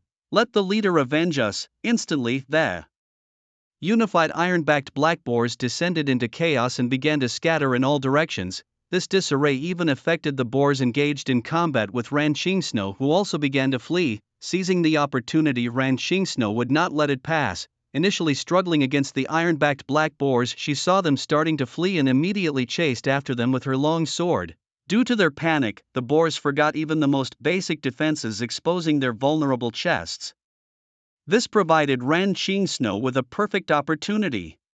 Her long sword danced through the air like a swift breeze. As the pale blue blade swept through the air, an iron-backed black boar collapsed thunderously, its blood staining the ground red. Meanwhile, Su Qing did not miss his chance either. Seeing the beasts in complete disarray, he summoned his innate black hole ability and moved swiftly, his long blade slashing towards the iron-backed black boars. With a loud boom, the blade struck and a fierce noise filled the air. Meanwhile, the fleeing ironback black boar beast was slain by Su Qing with a single slash, and its body was subsequently swallowed by the innate black hole, destroying a 4th-tier ferocious beast. The ironback black boar beast compensated him with +4 vitality, +2 lifespan, +3 vitality, and as the innate black hole devoured the corpse of the beast, Su Qing immediately felt the previously silent river of vitality roaring through his body. With a thunderous noise, his long sword cleaved through the air, causing the surrounding airflow to surge and emit a sound akin to a thunderstorm. In front of Su Qing, a group of ironback black boar beasts were howling in terror as they fled. "Run, I don't want to die. Where is the leader? Leader, come save us." At this moment, these ironback black boar beasts had completely lost the dignity they held as regional tyrants. They started to flee in a pathetic manner, entirely different from the calm indifference they exhibited when they first saw Su Qing. Facing this situation, Su Qing showed no mercy. Instead, he pushed his 9 heavens blue dragon slash to its limits, and even the dormant, life-burning calamity seemed eager to join the fray. However, he was slightly reserved due to the potential presence of the leader of the ironback black boar beasts. Su Qing held back a little, fearing revealing too much of his strength, which led the leader of the ironback black boar beasts, like its cowardly kin, to flee. With a swoosh, his figure moved, and the intense sound of wind rang by his ears. The guando in his hand, glowing faintly with a pale blue light and accompanied by the sound of a dragon's chant, seemed to transform into a divine blade that could end worlds. With every swing from Su Qing, an ironback black boar beast fell dead, turned into a corpse, and then was devoured by the black hole, destroying a 4th-tier ferocious beast. The ironback black boar beast compensated him with +4 vitality, +2 lifespan, +3 vitality, and as Su Qing immersed himself in the process of slaying beasts, he could feel his vitality increasing rapidly. Boom! With a swing of his long sword, another ironback black boar beast in front of Su Qing was slain, and just as Su Qing was about to move to chase the next beast, suddenly a sound like an earthquake thundered through the area. The ground seemed to shake, and the huge trees nearby started to sway. Sensing the anomaly around him, Su Qing immediately looked up and saw a massive beast as large as a mountain in front of him. The leader of the ironback black boar beasts? Gazing at the ironback black boar beast standing 3 to 4 meters tall in the distance, Su Qing's expression turned solemn. A 6th-tier ferocious beast? He felt the powerful aura emanating from the creature, but quickly dismissed the thought. He discovered that although the beast before him possessed a powerful aura, it did not feel as tangible as that of a 6th-tier monster. This meant that the ironback black boar beast leader he faced was still a 5th-tier monster. Even though Su Qing knew that the beast had not yet broken through to the 6th tier, he did not let his guard down. The aura emanating from the creature suggested it was not far from advancing. Taking a deep breath, Su Qing tightened his grip on his guandao, while internally his life-burning tribulation technique had already started to circulate naturally. As the technique flowed, his vital energy surged like a mighty river, spiraling within him and bolstering his strength. Meanwhile, Ran Qingxue, who had been fighting other ironback black boar beasts, noticed something amiss. She looked up to see the beast leader approaching, and her expression grew solemn. "Be careful. The ironback black boar beast leader is coming," she said, her voice lowering. "Should we retreat and regroup?" Ran Qingxue also sensed the overwhelming presence of the beast leader and doubted her ability to confront it, which made her consider retreating. "No need," Su Qing waved his hand dismissively. "Leave this beast to me. Just handle the others." Since his last breakthrough, he hadn't yet had a chance to go all out. The ironback black boar beast leader before him seemed like a perfect opportunity. Amidst their conversation, the massive ironback black boar beast leader had already stepped within a dozen meters of Su Qing. The other beasts that had earlier fled were now gathered around it, growling softly as if reporting the situation. "Leader, these 2 bipeds have killed our kin. You must avenge them. Kill them. But be careful, his strength is formidable, capable of breaking through our defenses." The gigantic pitch-black ironback black boar beast leader listened to his kin's report, his eyes unconsciously turning a vivid red. Like humans, the beast clans also harbored racial sentiments. Deep relationships existed within the same monster species, and as the leader of the ironback black boar clan, it always treated its kin as family. not only did it teach them how to fight and cultivate, but it also often ventured to clear nearby territories of other beasts to prevent the emergence of powerful species that could threaten its people. This time it ventured out originally to seize a spiritual herb for its breakthrough in cultivation, but who would have thought just a short while after it left, such a disaster befell its clan. Roaring, after hearing the report from its clan members, the massive ironback black boar beast leader opened its huge maw wide and bellowed, "Damned humans, I will make you pay with your lives for my clan." The voice of the ironback black boar beast leader thundered like a storm exploding next to Su Qing's ears. Although Su Qing could not understand the meaning behind its words, he could feel the other's rage. However, faced with this, Su Qing's expression remained unchanged and a faint smile even appeared on his lips. "Rage, interesting, let me gauge your strength and see if you're worthy of your anger." Whispering softly, Su Qing then began to fully activate the purple sky thunder escape technique. In the next moment he turned into a bolt of purple lightning charging towards the direction of the ironback black boar beast leader. Boom! His figure pierced through the air making a loud noise. At this moment it seemed as if the void itself was about to explode. On the other side, seeing Su Qing's retreating figure, the blood-red color in the eyes of the ironback black boar beast leader grew even denser. It immediately let out a huge roar and then, with all four hooves hitting the ground like a small mountain, it charged towards Su Qing. Boom! The ground immediately started shaking as if an earthquake had occurred. Shockwave! The roar of the ironback black boar beast leader, accompanied by the trembling noise akin to an earthquake, resounded next to Su Qing's ears. Su Qing's response was Nine Heavens Dragon Slash. A 2-meter-long guandao was raised high by Su Qing at this moment. Inside him, his vast qi and blood along with a faint flowing light were transmitted to the blade of the guandao. In the next moment the front of the guandao flickered with a brilliant cyan light. Moo, like the sound of a dragon's chant, exploded in the air. At the same time a powerful cyclone burst out from the blade of the guandao, forming a huge sphere that enveloped Su Qing and everything else within the sphere's range at this moment seemed to be subjected to a rejection reaction, all being shattered to nothing. Bang plop, chaotic sounds continuously arose, marking the destruction of the surrounding objects. Such formidable power. On the other side, after Su Qing finished speaking, Ran Qingxue re-engaged in the fight, influenced by Su Qing's combat. Unconsciously, she raised her head to look at Su Qing and then witnessed the shocking scene. Is this the power of an A-grade martial technique? Ran Qingxue watched the scene in a daze. Meanwhile, Su Qing, the man involved, had already shifted his focus back to the ironback black boar beast leader. As he unleashed his ultimate move, the ironback black boar beast leader now seemed to transform into a dark little mountain charging towards him. Boom boom. At this instant the center of the battle continuously erupted with loud noises, with the ironback black boar beast leader moving its body and breaking through the air with great sounds.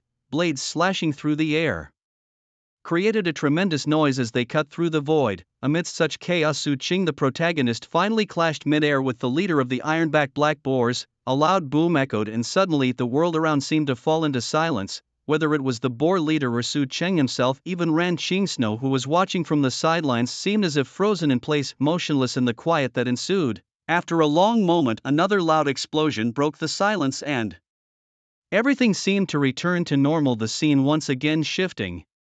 The ironback black boar leader, faced with Su Qing's Nine Heavens Dragon Slash, found himself overpowered and began retreating involuntarily. Thump, thump, thump. The massive hooves of the boar leader pounded on the ground, creating a tremendous noise, causing the surrounding trees to rustle violently. Such a powerful blade technique.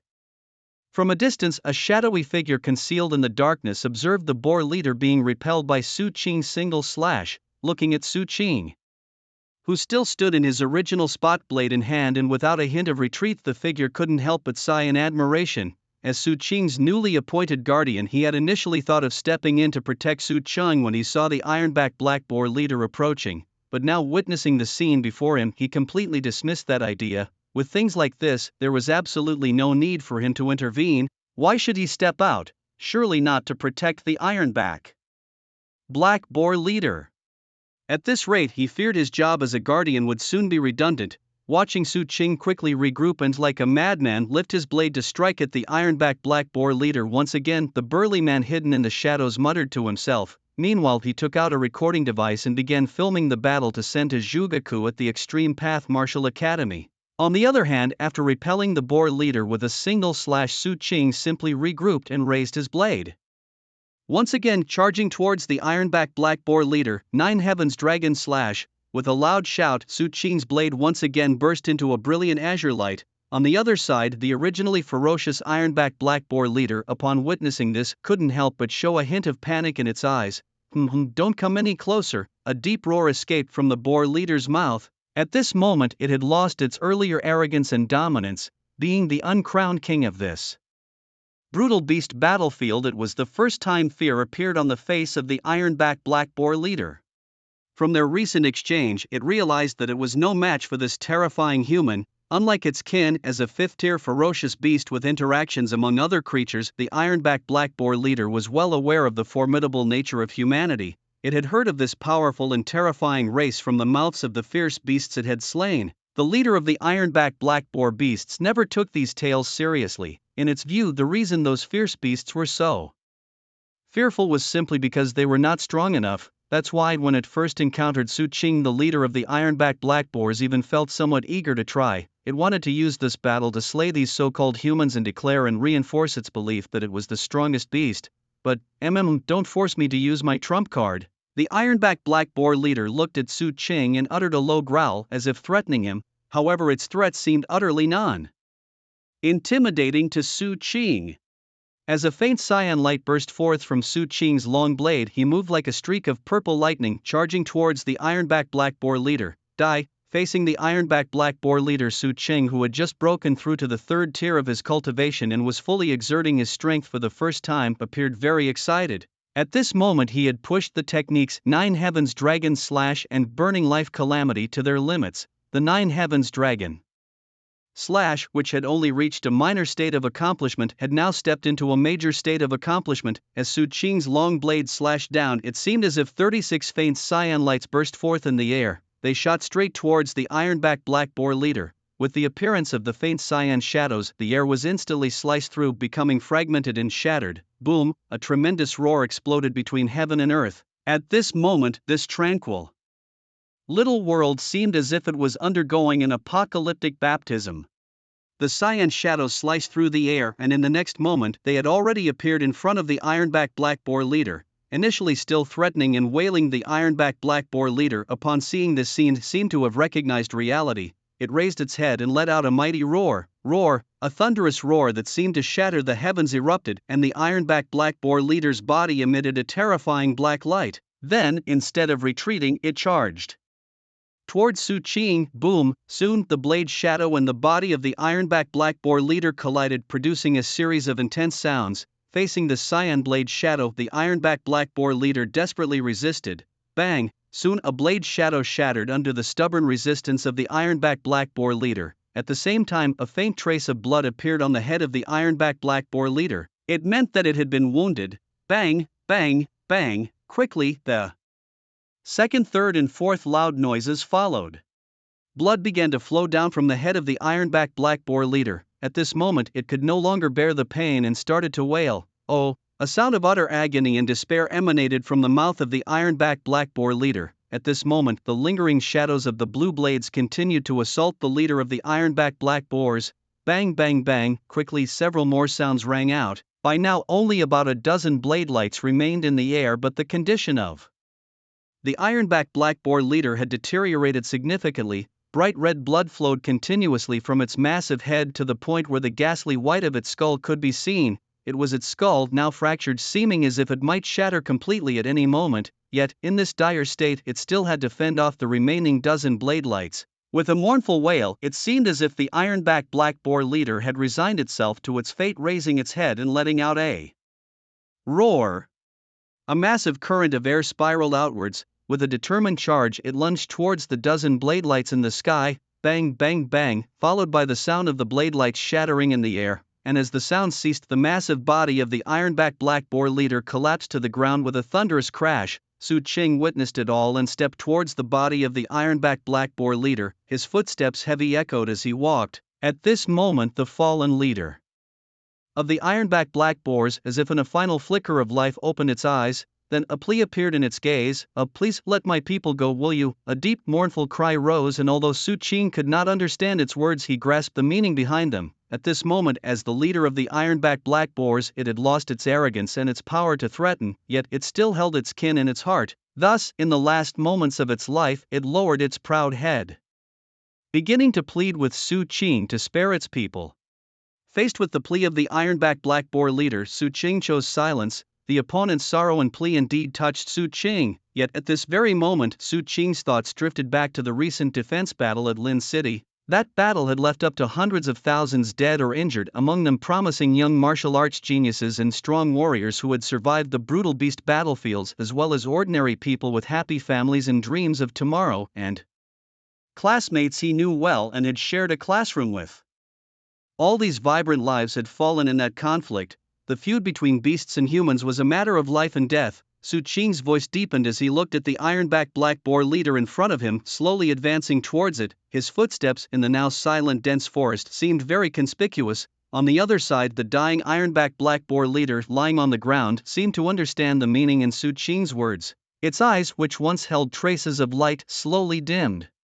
Endless thoughts surged through its mind. When it was just a little 1 inch freshly born, its parents kept it close, protecting it at all times, until one fateful day its parents perished in a brutal fight with a ferocious beast, and though it managed to escape under their protection, it was left an orphan creature. It was the other members of its tribe who guarded it and helped it grow. This experience planted a seed in its heart, a resolve to protect its tribe. Once it grew strong, as time passed, it grew in size and strength and began to fulfill its early ideals. Under its leadership, the power of the ironback black boar tribe grew stronger. Gradually, no other beast could rival the ironback black boars. The tribe members under its protection thrived and grew. Originally a mere third-tier species, the ironback black boars under its leadership evolved into a fourth-tier fierce beast tribe. Even more, as the chief had advanced to a fifth-tier fierce beast, it believed that everything would continue to improve, and once it evolved into a sixth-tier fierce beast, the days of the ironback black boar tribe would be even better. But alas, I am going to die. With a lingering look at its surroundings, the chief of the ironback black boar slowly closed its eyes. It is my failure to protect you all, it thought as it cast its gaze towards the few remaining ironback black boars not far away. Su Qing stepped forward to the chief of the ironback black boars. Raising his long sword slowly, he softly said, "Let me accompany you on your final journey." As his words fell, Su Qing lifted the gleaming silver sword. A gentle breeze passed, and the silver sword transformed into a streak of light, slashing towards the ironback black boar chief. With a soft sound, the chief, already at death's door, was instantly beheaded. Witnessing this, the other ironback black boars began to wail mournfully, Chief is dead. Chief, we have failed you." Upon seeing the death of their chief, the other ironback black boars even gave up resisting, merely staring blankly at the body of their chief not far away. "Good nature," remarked a robust guardian from the shadows as he observed Su Qing's actions. A hint of admiration unconsciously appeared in his eyes. He didn't find Su Qing's decision cold-blooded, instead he admired it. The reason was simple. Ever since the Great Change, the fierce beast tribes and the human race had been mortal enemies. Over the years, countless humans had died at the claws of fierce beasts. Not to mention the past, just the recent beast siege alone had resulted in hundreds of thousands of human casualties, and that was just one of countless unremarkable wars. If one were to tally all the deaths and injuries inflicted by the ferocious beast clans on humanity, the number would be astronomical, easily in the hundreds of millions. It can be said that the beast clans are humanity's ultimate adversary in life and death. There is absolutely no room for reconciliation. Throughout the years, there have been humans who harbored sympathy for these beasts. However, history has shown that such sympathy only leads to endless casualties. By now, every warrior has come to understand a crucial truth: for humanity, the best beast is a dead one. This piece of advice is what every seasoned warrior imparts to newcomers entering the battlefield against these beasts. Just when the ironback black boar leader pleaded for mercy, the robust man thought Su Qing might show compassion. He even prepared to intervene. However, to his surprise, Su Qing already possessed this understanding. While the man was pondering on the other side, after Su Qing killed the ironback black boar leader with a single stroke, he did not stop. He immediately used his blade to dissect the leader's corpse, throwing the pieces into his innate black hole. He had been busy for this very moment. Destroying the head of the 5th Order Ironback Black Boar leader gave a plus 23 vitality boost, the limbs added plus 21 to lifespan and the torso another plus 26 vitality. As Su Qing was dismembering, a system prompt sounded by his ear and the river of vitality within him began to boil, a phenomenon indicating a rapid increase in vitality. Feeling the changes within, a smile unconsciously formed on Su Qing's lips.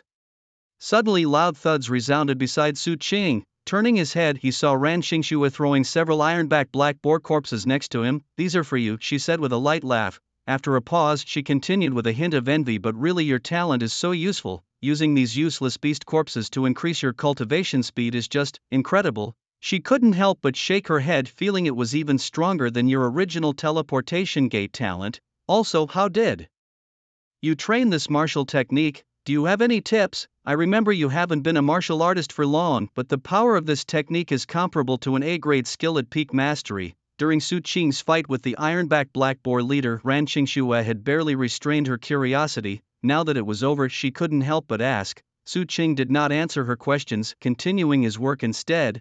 He didn't know how to explain, he couldn't just say he was cheating after all. How could Ran Xingxue believe such a thing? Destroying the 4th grade fierce beast, the Ironback Black Boar, grants plus 4 vitality. Destroying it again grants plus 2 lifespan. Another destruction adds plus 3 vitality. On the other side, Ran Xingxue saw that Su Qing did not respond and did not continue to inquire. Instead, she mused to herself, "Well, it's true that people are born with different talents. Moreover, Su Qing was able to awaken his A-level talent initially, which already signifies his extraordinary martial arts talent. Even after years of delay, once his talent was restored, he was able to catch up swiftly." As she spoke, a shade of melancholy unconsciously clouded her expression. Over the years, she had practiced diligently, achieving the status of a 4th-tier martial artist early on, a fact she had never shared with anyone, yet she took great personal pride in it. She believed her martial arts talent was comparable to those with A-level talents. However, now faced with Su Qing, a true bearer of A-level talent, she realized how naive her thoughts had been and just how vast the gap was between her and an A-level talent holder. Unaware of her musings, Su Qing was busy dismantling the carcass of the Ironback Black Boar. With each beast he destroyed, his physical constitution and the vitality within his body surged. After clearing all the fierce beast carcasses from the ground, Su Qing finally sat down cross-legged and summoned the system interface. Name: Su Qing. Age: 17/397. Level: 3rd tier martial artist. Bone tempering stage. Martial arts: True Dragon Stance, 100%, perfected. Azure Dragon Martial Method, 43%, 17%. Proficiency needed for major achievement: 9 Heavens Azure Dragon Slash, 45%, 15% proficiency needed for major achievement. Purple Dawn Thunder Escape Technique, 40%, 20% proficiency needed for major achievement. Tiangang Mysterious Technique, 41%, 19% proficiency needed for major achievement. Life Burning Tribulation, 22%, 19% proficiency needed for minor achievement. Vitality, 1352, 648 vitality points needed to upgrade to 4th tier martial artist. Physique, 234, 166 physique points needed to upgrade to 5th tier martial artist can be increased through practicing martial methods. Weapon, Guando. As the system interface appeared before his eyes, Su Qing's gaze immediately fell on the vitality score. 1352. Seeing his current vitality points, a smile involuntarily crept across Su Qing's lips. Although he had felt significant changes in his body while dismantling the fierce beast, it was not as tangible as seeing the actual data. "This battle boosted my vital energy by over 300 points. If I can get through 2 more battles like this, won't I be able to break through and become a 4th tier martial artist?" Su Qing muttered to himself as he looked at the vital energy value on the system interface. Before encountering the Ironback Black Boar tribe, he had just broken through to become a 3rd tier martial artist. At that time his vital energy was barely 1,000 points. However, after battling the Ironback Black Boar tribe, Su Qing's vital energy shot up to over 1,300 points. In other words, in just this short period his vital energy had increased by more than 300 points. This was also why he said that with 2 more battles he could break through to become a 4th tier martial artist. His physical constitution finally broke through to 200 points as well. Thinking about this, Su Qing's gaze moved to the constitution column. Seeing that his constitution had finally broken through to 234 points, Su Qing nodded. To become a 5th-tier martial artist one needs 400 constitution points. He frowned slightly but didn't dwell on it, shifting his gaze to the age column instead.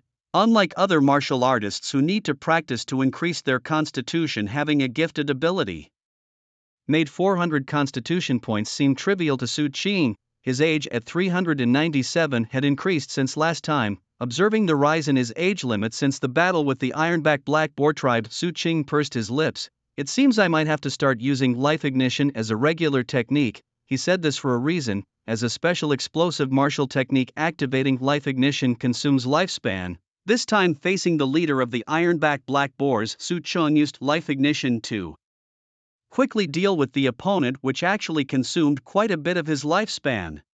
The reason why his lifespan still increased after the battle was that his gifted ability compensated for the lifespan lost due to life ignition and even pushed it to new heights. Shaking his head, Su Qing softly said, "But this is also a good thing." Although Su Qing at 17 wasn't at an age to worry about his own life, an increase in lifespan is always a good thing. With these thoughts, Su Qing slowly closed the system interface. Then he turned his gaze to his right hand. At that moment, Su Qing was holding a herb emitting a faint golden light in his right hand. Is this golden light herb? Su Qing pondered for a moment before speaking. He had come across this herb while browsing the Jidao Martial Arts Pavilion marketplace, which is how he recognized it. That's quite lucky. As he spoke, Su Qing's gaze shifted to the ground, the spot where he had slain the leader of the Ironback Black Boars. The herb had been found on the creature's body. If I had arrived a few days later, after it had absorbed and digested this herb, it might have broken through to become a 6th-tier ferocious beast.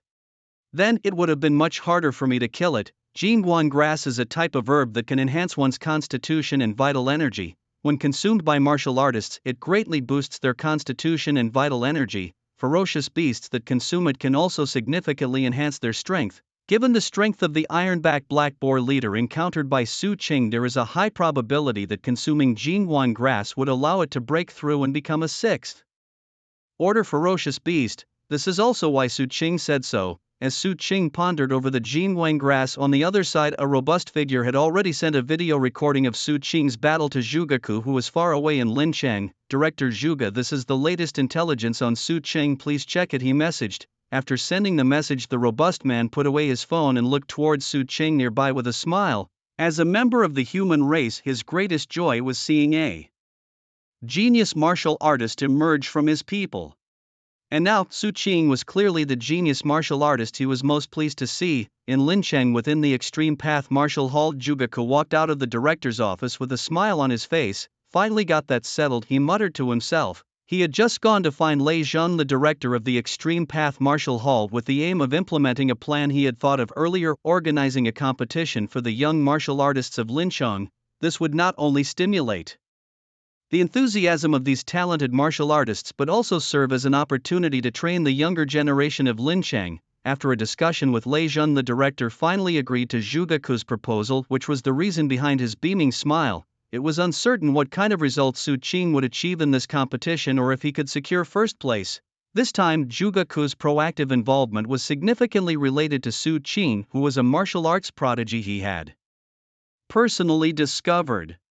Essentially, the greater Su Qing's achievements, the higher Zhugaku's sense of accomplishment, which could even be considered his own achievement. Therefore, in pushing forward this plan, Zhugaku naturally hoped that Su Qing would perform well. Based on the discussion with the director, if one could achieve first place in this competition, they would be rewarded with a talent enhancement gem. A talent enhancement gem, as the name suggests, is a gem used to strengthen one's innate abilities. In reality, everyone's martial arts talent is not fixed. For example, Su Qing's talent initially manifested as a defective one after his awakening, which later mutated into the abilities he possesses now. Naturally occurring talent mutations like this are rare. More often, talent mutations are induced deliberately. In this world, there are some treasures that can artificially remodel a person's innate abilities, enhancing and strengthening them to become more powerful, even capable of breaking through level restrictions to become a stronger talent. The talent enhancement gem is such a treasure.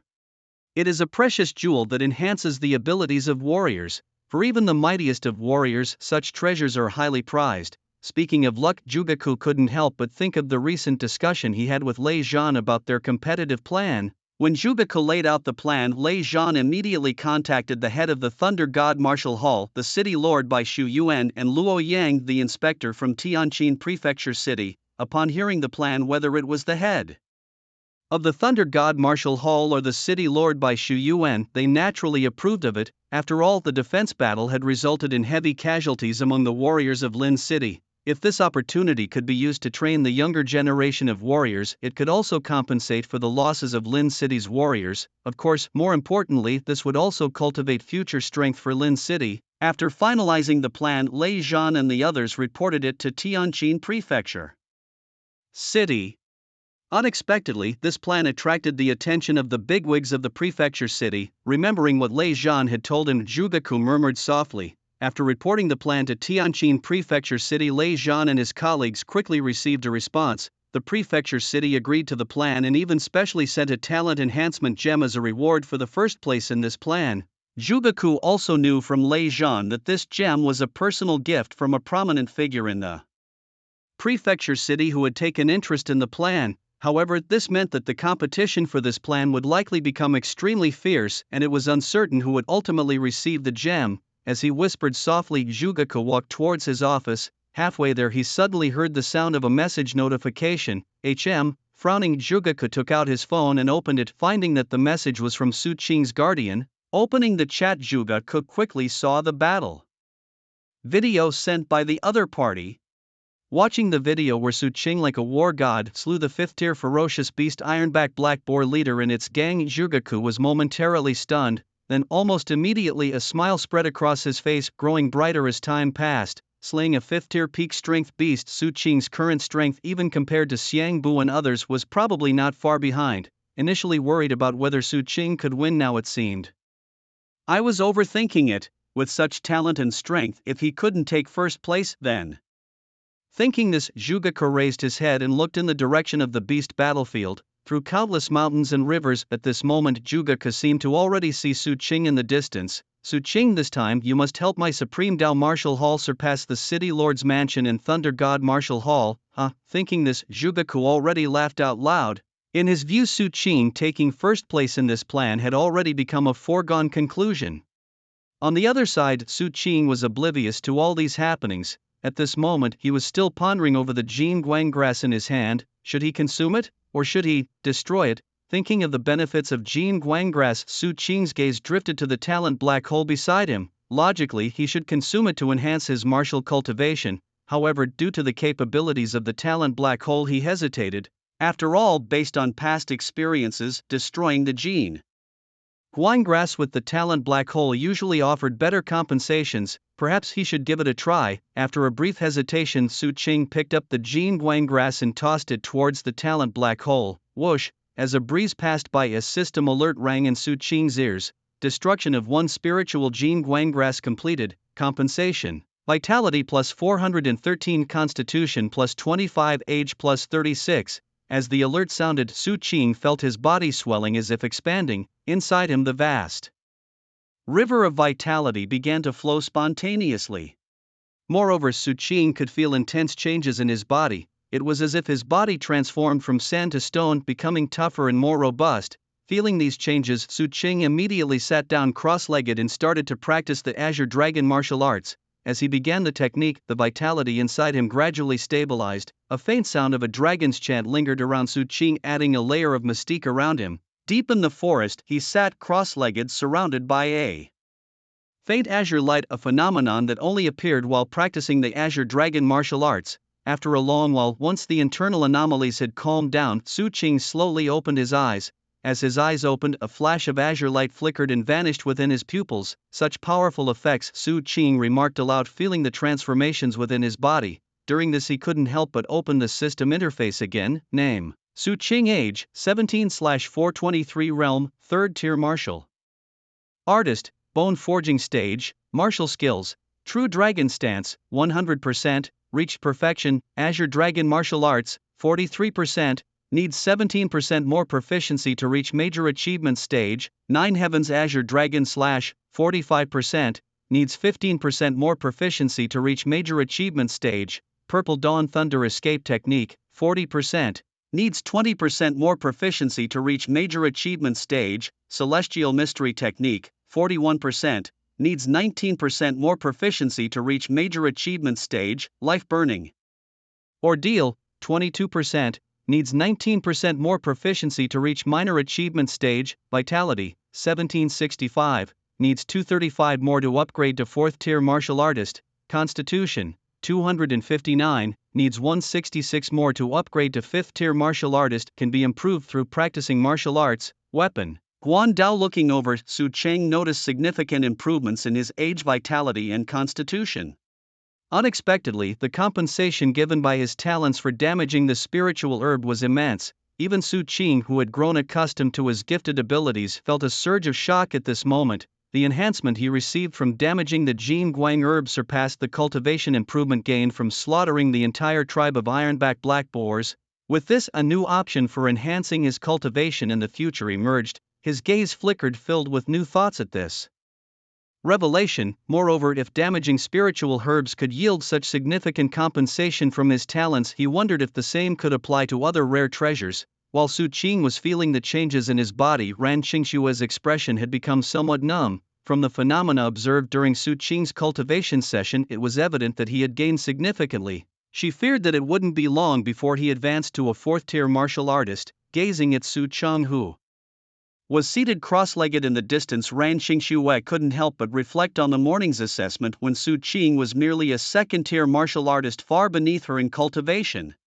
Now he was nearly catching up to her, which complicated her feelings immensely. When did cultivation become so straightforward? Had the world changed, or was Su Qing simply abnormal? Unaware of Ran Qingshue's thoughts, Su Qing, after finishing his cultivation and calming his mind, stood up and looked towards her. Before he could speak, Ran Qingxue preemptively said, "It's getting late. We should find a place to rest and continue hunting beasts tomorrow." Ran Qingxue spoke first because her day's interaction had deepened her understanding of Su Qing's character. In her eyes, Su Qing was a talented abnormal madman, tirelessly focused on hunting beasts, as if he harbored a deep-seated vendetta against them. No, even more severe than that. Hearing Ran Qingshue's words, Su Qing glanced around and noticed that the sky had gradually darkened. Even with his current eyesight, it was difficult to see far.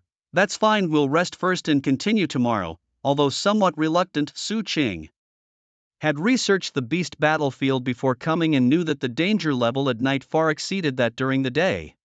Because at night, some nocturnal beasts roamed around hunting their prey. Unlike the day-active beasts with strict territorial concepts, nocturnal ones generally did not adhere to a fixed territory. They would emerge randomly and hunt everywhere, increasing the likelihood of encounters with these dangerous creatures during nighttime activities. It is for this reason that very few martial artists choose to hunt ferocious beasts at night. Of course, apart from the potential encounters with nocturnal beasts, another reason for their choice is that they too need to rest. As the saying goes, a balance of work and rest ensures better efficiency during the day when hunting ferocious beasts. Seeing Su Qing agreeing, Ran Qingxue let out a long sigh of relief. She was genuinely worried that Su Qing would dismiss the dangers of the night and insist on continuing the hunt. At that moment, she would not have known what to do. Now perhaps even Ran Qingxue herself hadn't realized that with the increasing time spent with Su Qing, her role had shifted from a primary to a secondary position. From initially collaborating with her, it had transformed to her accommodating Su Qing. Of course, this change was ultimately due to the evolution of Su Qing's strength. In the world of martial artists, it is always the weaker who follow the stronger. During their conversation, Su Qing took out the various equipments he had purchased before arriving at the battlefield of the ferocious beasts from his storage gear. These included a camouflaged house for resting and drugs to prevent the approach of ferocious beasts. On the other side, Ran Qingxue was doing the same. Soon, their preparations were complete. Afterwards, Su Qing and Ran Qingxue began to sit in the camouflage house, which blended seamlessly with the surrounding environment, to discuss and summarize the day's gains. Today we encountered 7 groups of ferocious beasts. Aside from the initial low-level groups, the main ones were the Moonlight Fox tribe, the Savage Bull Behemoth tribe, and the Ironback Black Boar tribe. Su Qing narrated the day's encounters while seated inside the house. He specifically mentioned these groups because they consisted of 4th-tier ferocious beasts, with their leaders being even of the 5th tier. For Su Qing and Ran Qingxue, only beasts of this level were of some value. As for the beasts they encountered when they first entered the battlefield, they were deemed worthless in their eyes.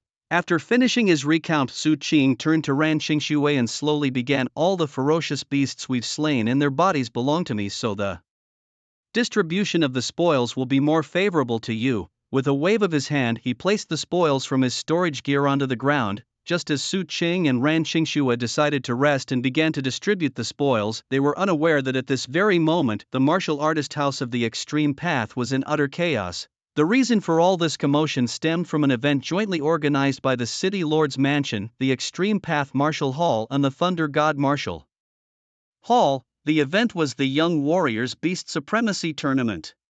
Within the martial forums of the House of Extreme Path under the Lin City section, a post about this topic was prominently displayed. Inside the post, the warriors of Lin City were buzzing with discussions. At the Young Warriors Supremacy Tournament, if only I were not past the age limit, I would definitely participate. The rewards are so generous. Not to mention the top 10 natural treasures, but most importantly, the first place winner actually gets a talent enhancement gem. That's really generous. I wonder who will take the lead this time and snatch that reward. I think Xiangbu has a great chance. I encountered him not long ago in the beast battlefield. Ordinary 5th order beasts are no match for him. His strength is enough to consider admission to the top martial arts universities. Taking first place in this event should be no problem for him. Well, that's not necessarily the case. Another chimed in, "I met Leijin today and he's no easy opponent either. His mastery of thunder techniques, almost as if he's inherited the true teachings of the Thunder Pavilion. Ordinary beasts stand no chance against him." It's hard to say who's stronger or weaker between Xiangbu and him. Don't forget about Lin Shuang. His strength should not be underestimated either. Su Qing from the Extreme Path Martial Hall is also a likely candidate. Although Su Qing is exceptionally talented in terms of strength, he probably still has a long way to go compared to the others. Amidst the heated discussions, someone suddenly announced, "Stop arguing, the City Lord's Mansion has already published the specific rankings. It's clear who is strong and who is weak." With that statement, the already fervent debate intensified. I just checked and Xiangbu was indeed in first place, but this ranking is only temporary. Have you not seen that it's calculated based on points? I think it won't be long before Leijin surpasses him. Lin Shuang is currently third, but he also has a great chance to rise to the top. With the rankings out, I'm afraid the competition will become even more fierce. First place is rewarded with a talent enhancement gem. If I weren't past the age limit, I'd want to participate too. Let's wait and see who will win this time. Meanwhile, in the beast battlefield, a young man dressed in a purple robe wielding a pitch-black long sword was glaring around him with a fierce expression. "Dare to surround and attack me, mere 5th order beasts." Under the dark night sky, it was still clear to see that several giant beasts lay quietly around him, already dead and turned into corpses. Blood flowed from their wounds onto the ground. After saying this, the young man in purple stepped forward and casually swung his sword, slicing through the bodies of several beasts in front of him. He then took the most valuable parts from these beast corpses. As the youth went about his business, he did so with the ease and familiarity of someone who had done it many times before. Indeed, this was the case, for he was a possessor of the A-grade talent, the Thunder Child. The boy in purple had shown tremendous potential from an early age. By the end of his freshman year in high school, he had already advanced to the 3rd rank. After another year of cultivation, he had broken through to the 5th rank, establishing himself as a true 5th rank martial artist. His exceptional talent and strength made him the uncrowned king of Lin City's premier martial arts school. Furthermore, his formidable abilities allowed him to tread fearlessly into the beast battlefield, a place dreaded by many other martialists as if it were flat ground. After dealing with the corpse of a ferocious beast, the boy stepped forward, continuing his journey to the next gathering place of ferocious beasts. Although the beast battlefield was more dangerous at night than during the day, the young man seemed undisturbed by this fact. A breeze blew and his figure, like a purple thunderbolt, disappeared in an instant. "The first place should belong to me," a voice began to echo under the night sky of the beast battlefield as the young man vanished. Elsewhere on the beast battlefield, a similar scene was unfolding. A young man in white was wielding a pale blue long sword, engaged in a desperate fight with a ferocious beast in front of him. As the pale blue sword light flashed, the beasts in front of the boy fell like wheat sheaves in the wind. With a splatter, bright red blood spilled onto the earth, staining the ground blood red. "The first place should belong to me, Lin Shuang." "Xiangbu, you are not worthy," the young man said coldly as he swung his sword. In another part of the beast battlefield, a young man dressed in a black long robe with a calm expression on his face was stepping forward. His footsteps made heavy sounds as They hit the ground, but his expression remained unchanged, focused solely on moving forward. He was gripping a 2-meter-long massive weapon that resembled an ancient halberd, heavy and imposing. As the young man advanced, a huge beast soon appeared in his sight. A roaring sound like that of a roaring tiger echoed as a beast as large as a small hill blocked the young man's path, completely cutting off his way forward. Moreover, the eyes of the gold-striped clawed tiger gleamed with a bloodthirsty light. "Little devil, die!" The tiger's deep roar was laced with a cruel, bloodthirsty undertone. The formidable sixth-rank beast, the gold-striped clawed tiger, moved its powerful limbs toward the young man in black, intent on devouring him. As the gold-striped clawed tiger moved, it seemed as if a strong wind was blowing through the jungle, causing the surrounding trees to sway as if they might fall at any moment. Facing the head-on attack of the sixth-rank beast, the young man in black remained unfazed. Just as the massive beast was about to reach him, the young man slowly raised his right hand. Along with this motion, the fierce weapon in his grasp, the Fang Tian Huaji, began to move as well. A loud crash sounded, as if the very void was being torn apart. Boom! The dark Fang Tian Huaji now seemed to transform into a mountainous form, surging towards the clawed golden tiger. In its eyes, the silhouette of the Fang Tian Huaji grew larger and larger until at one moment it completely filled its vision. A deep and heavy sound resonated through the jungle, the roar of the sixth-tier beast, the clawed golden tiger. However, the once powerful and domineering roar now seemed somewhat frantic. Even as a sixth-tier beast, the clawed golden tiger couldn't help but feel the urge to retreat in the face of the oncoming Fang Tian Huaji. But just as it lifted its feet to step back, the mountain-like Fang Tian Huaji suddenly accelerated. Boom! The sound of the air tearing apart echoed, and in the next instant, the Fang Tian Huaji appeared right in front of the clawed golden tiger. Then it heavily smashed down on its head. Bang! A loud crash resounded like mountains collapsing and thunder roaring. At this moment, the dominant beast of the jungle, the clawed golden tiger, suddenly stiffened. Boom! The next moment, its massive body fell straight to the ground, creating a loud noise. It was only now evident that the collision had completely shattered the skull of the king of the jungle. Now blood flowed slowly from the head of the clawed golden tiger, staining the ground red. Facing such a result, the young man in black remained expressionless, as if he was accustomed to such outcomes. He stepped forward, dismembering the body of the clawed golden tiger, and began to collect his spoils of war. Soon, the battlefield was cleared, and the young man's gaze once again turned towards the deeper parts of the jungle. Sixth-tier beasts no longer pose a threat to me. It seems it's time to head deeper into the beast battlefield, he said as he walked towards the inner areas of the beast battlefield, which could no longer satisfy him. He was prepared to venture into the core area of the beast battlefield. Amidst the city lord's mansion and two major martial arts schools announcing a beast supremacy contest, countless young martial artists in the beast battlefield felt a surge of competitiveness. Despite it being deep into the night, battles still erupted all over the beast battlefield. Meanwhile, inside a house, Su Cheng and Ran Qingxue also finished distributing their spoils of war. "Now that we've finished distributing the spoils, let's upload today's battle video," Ran Qingxue suggested after they had finished. The reason she reminded him was that she was worried Su Cheng might forget. After spending the day together, Ran Qingxue had already labeled Su Cheng as a brute and a madman. In her eyes, Su Cheng was a ruthless killing machine interested only in slaughtering fierce beasts. Su Cheng glanced at Ran Qingxue silently, clearly catching the reminder in her words. However, Su Cheng did not say much and simply started uploading today's combat videos on his phone.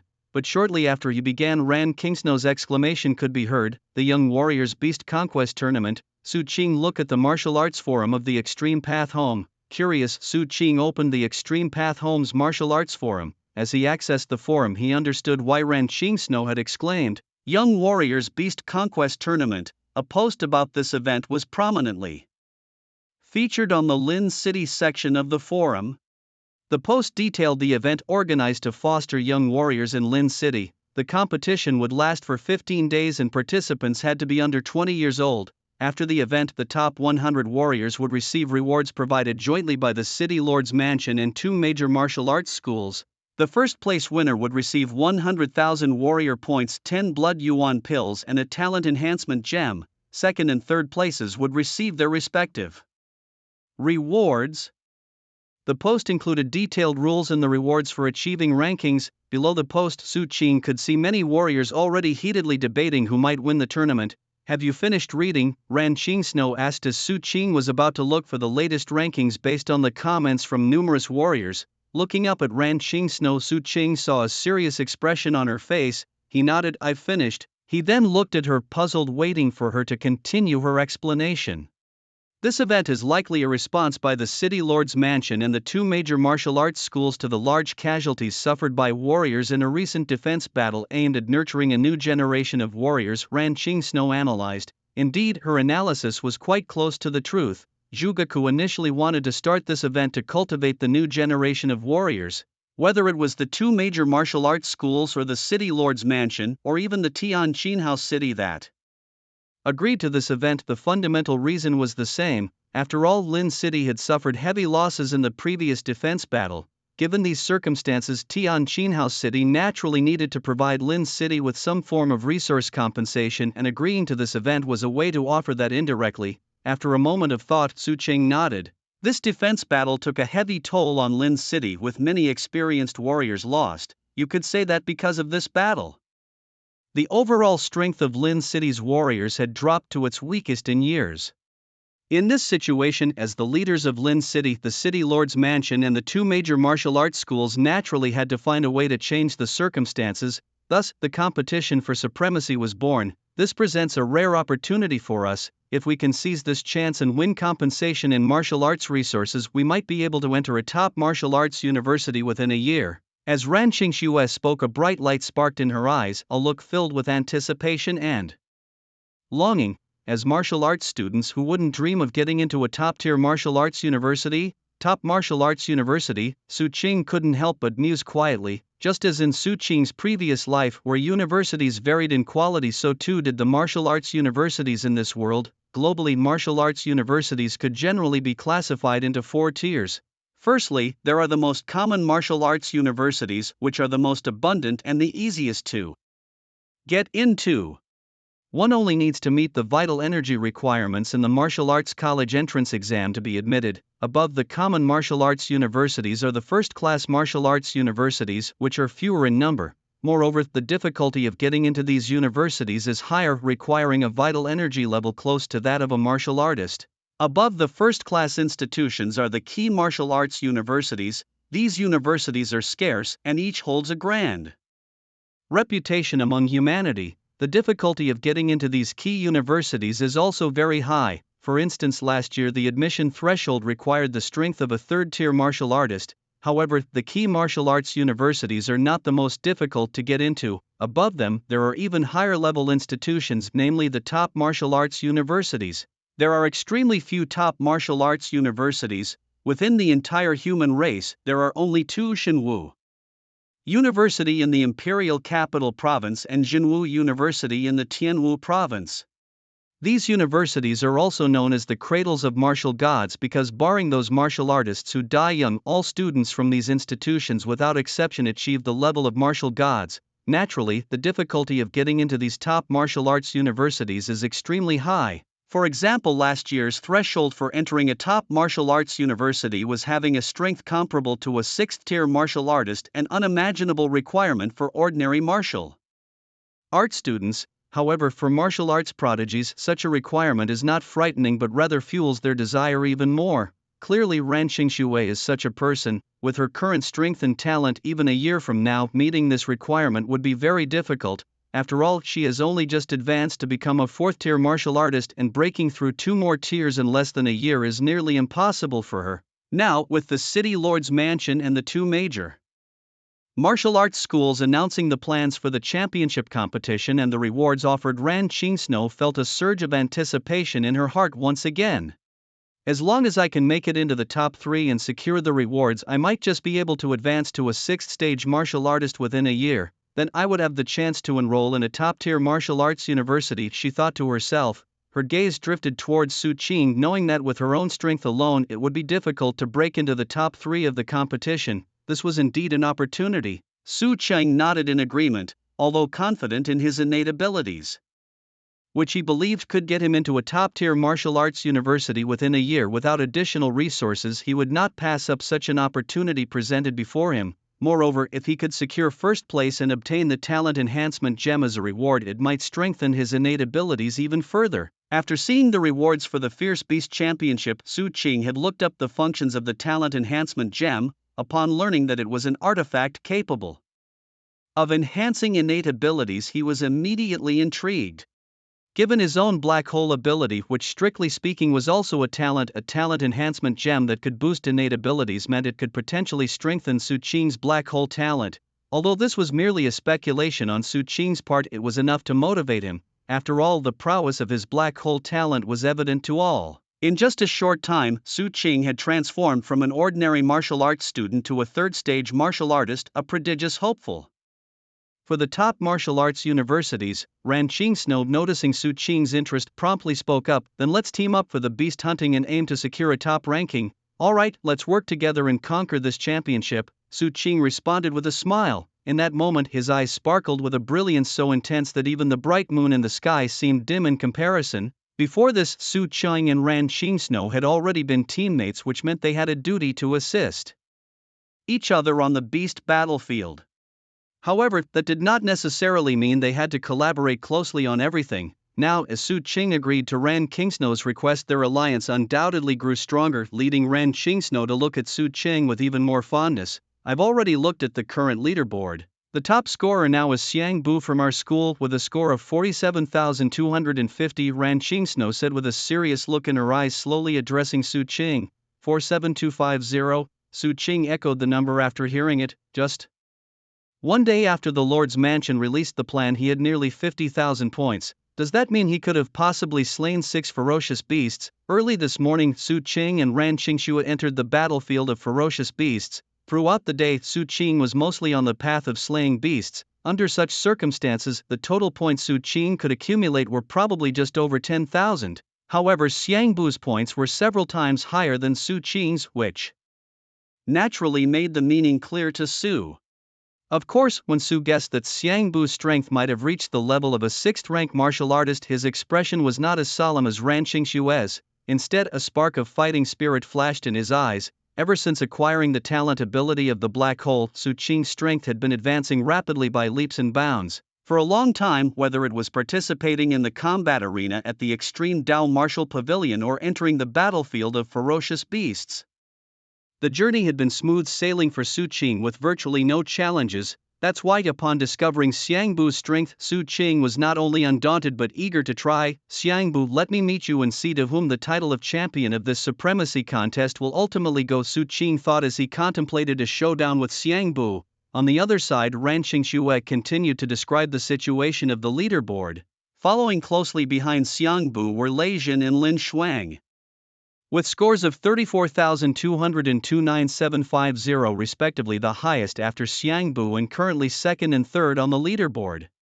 Based on the situation, both possessed at least the strength to slay 5th-rank ferocious beasts. Their real strength, I fear, might not be inferior to yours, so apart from Xiang Bu, we also need to be wary of these two, Ran Qingxue advised. Of course, your score has also entered the upper ranks of the leaderboard, currently at 36th place. My ranking is much further behind, only at 67th. Because the scores from our beast slaying this afternoon haven't been audited yet, neither of us ranks in the top 30 as of now. I just got the information of the top 10 ranked individuals and also collected data on the ferocious beasts around us currently. Tonight, we can take a look and get a better understanding of the specifics. This will also facilitate our beast slaying and score accumulation tomorrow. As the ferocious beast supremacy contest was announced, Ran Qingxue seemed like a changed person, becoming unprecedentedly proactive and beginning to actively plan the hunting of ferocious beasts.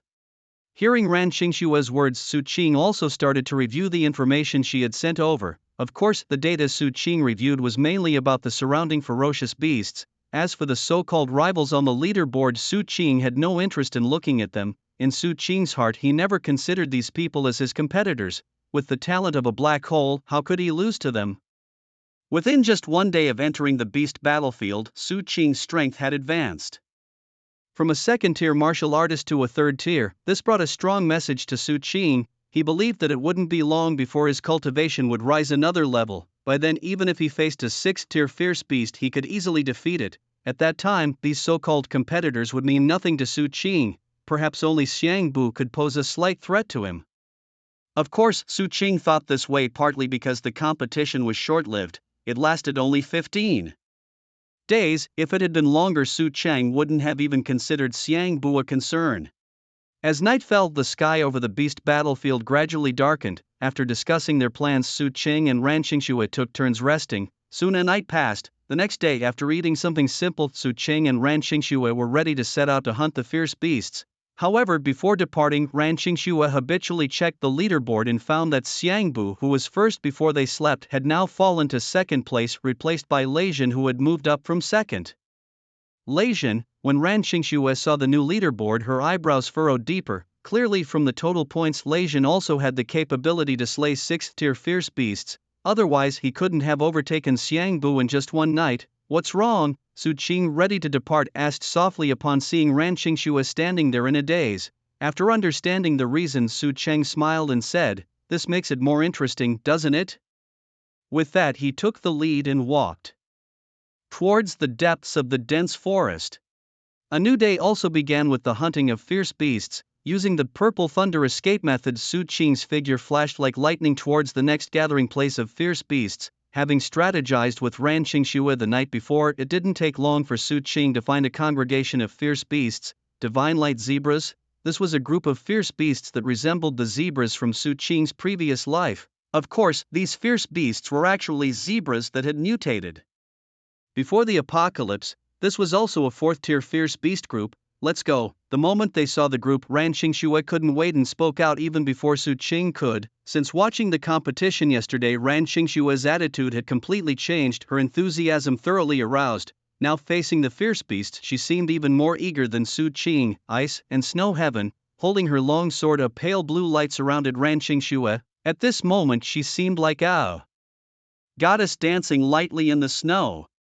Amidst the light drifting snowflakes, she wielded her sword. Of course, with every swing a faint trail of blood appeared. It was the blood light of ferocious beasts, and as these lights appeared, the attacked divine light zebras turned into corpses. "Run, the humans are attacking. You cursed humans, beasts will avenge us." Panicked voices echoed within the zebra herd, but there was no reaction on Ran Qingxue's face. She simply waved her long sword, reaping the lives of these beasts like the scythe of the Grim Reaper. The gaze shifted from Ran Qingxue. Su Qing also raised his long sword and charged towards the divine light zebra herd. 9 Heavens Azure Dragon Slash. As the long sword swung, a faint azure light spread from the blade's edge. Then, cutting through the air, it headed towards the fleeing divine light zebra herd. As an attack technique, the 9 Heavens Azure Dragon Slash possessed tremendous power, ranking at the forefront even among other A-grade martial arts. At this moment, as Su Qing executed this sword technique against a group of beasts far weaker than him, the scene resembled a wolf entering a flock of sheep. With the sword light flashing by, the beasts fell like straw to the ground. Unlike Ran Qingxue, Su Qing was also responsible for collecting the corpses while slaying the beasts. As the beasts were killed, a black hole emerged next to Su Qing, swallowing the bodies that fell to the ground. Along with this, a series of system notifications rang in Su Qing's ears. Damage to 4th-tier ferocious beast divine light zebra compensation plus 4 vitality. Damage to 4th-tier ferocious beast divine light zebra compensation plus 2 lifespan. Damage to 4th-tier ferocious beast divine light zebra compensation plus 3 vitality. Damage to 4th-tier ferocious beast divine light zebra compensation. As the system notification sounded, Su Qing felt his vitality strengthen once again. Not only that, but his body was also becoming increasingly powerful. The long sword swung, a breeze passed, and soon the divine light zebra herd was completely wiped out by Su Qing and Ran Qingxue. After watching Su Qing clean up the battlefield, Ran Qingxue eagerly said, "Let's go to the next location." When Ran Qingxue spoke, Su Qing's gaze was fixed on the talent panel in front of him. Name: Su Qing. Age: 17/442. Level: 3rd tier martial artist. Bone forging stage, martial arts. True Dragon Stance, 100%, achieved perfection. Azure Dragon Martial Arts, 43%, needs 17% more proficiency to reach major achievement. 9 Heavens Azure Dragon Slash, 45%, needs 15% more proficiency to reach major achievement. Purple Dawn Thunder Escape Technique, 40%, needs 20% more proficiency to reach major achievement. Heavenly Gang Mystical Technique, 41%, needs 19% more proficiency to reach major achievement. Life Burning Ordeal, 22%, needs 19% more proficiency to reach minor achievement, vitality value, 1930, needs 70 more vitality to upgrade to 4th tier martial artist, physique, 278, needs 122 more physique to upgrade to 5th tier martial artist, can be improved through practicing martial arts, weapon, Guandao just 70 more vitality points to break through to a 4th tier martial artist. Looking at the system interface, Su Qing muttered to himself. As he spoke, he shifted his gaze towards Ran Xingxue beside him and said, "Let's go." As soon as the words fell, Su Qing transformed into a streak of purple lightning heading towards the nearest habitat of ferocious beasts. Seeing this, Ran Xingxue quickly activated her movement technique and followed suit. From the shadows, watching Su Qing and Ran Xingxue leave, a robust figure who was Su Qing's guardian couldn't help but whisper, "Is such an effort really necessary for a minor event?" After muttering to himself, he too activated his movement technique and hurried towards the direction Su Qing and Ran Xingxue had taken. Of course, it wasn't just Su Qing and Ran Xingxue, because of the Beast Conquest tournament. Almost all young warriors were doing their utmost to slay ferocious beasts, aiming to secure a good ranking in the tournament. Correspondingly, as these individuals got busy, the competition on the scoreboard became fiercely intense. It was evident that the scores of each participant on the leaderboard were rapidly changing. The total points of the warriors in the top 10 were increasing at a terrifying rate. The competition was indeed fierce. The city lord's mansion understood us well, having arranged for special personnel to keep track of the young warriors' scores so that the changes in points could be viewed in real time. Currently, Leijin was in the lead. It shouldn't take long for Xiangbu to catch up and reclaim the first position. The top 10 were still the same few people. I wonder when new faces will appear.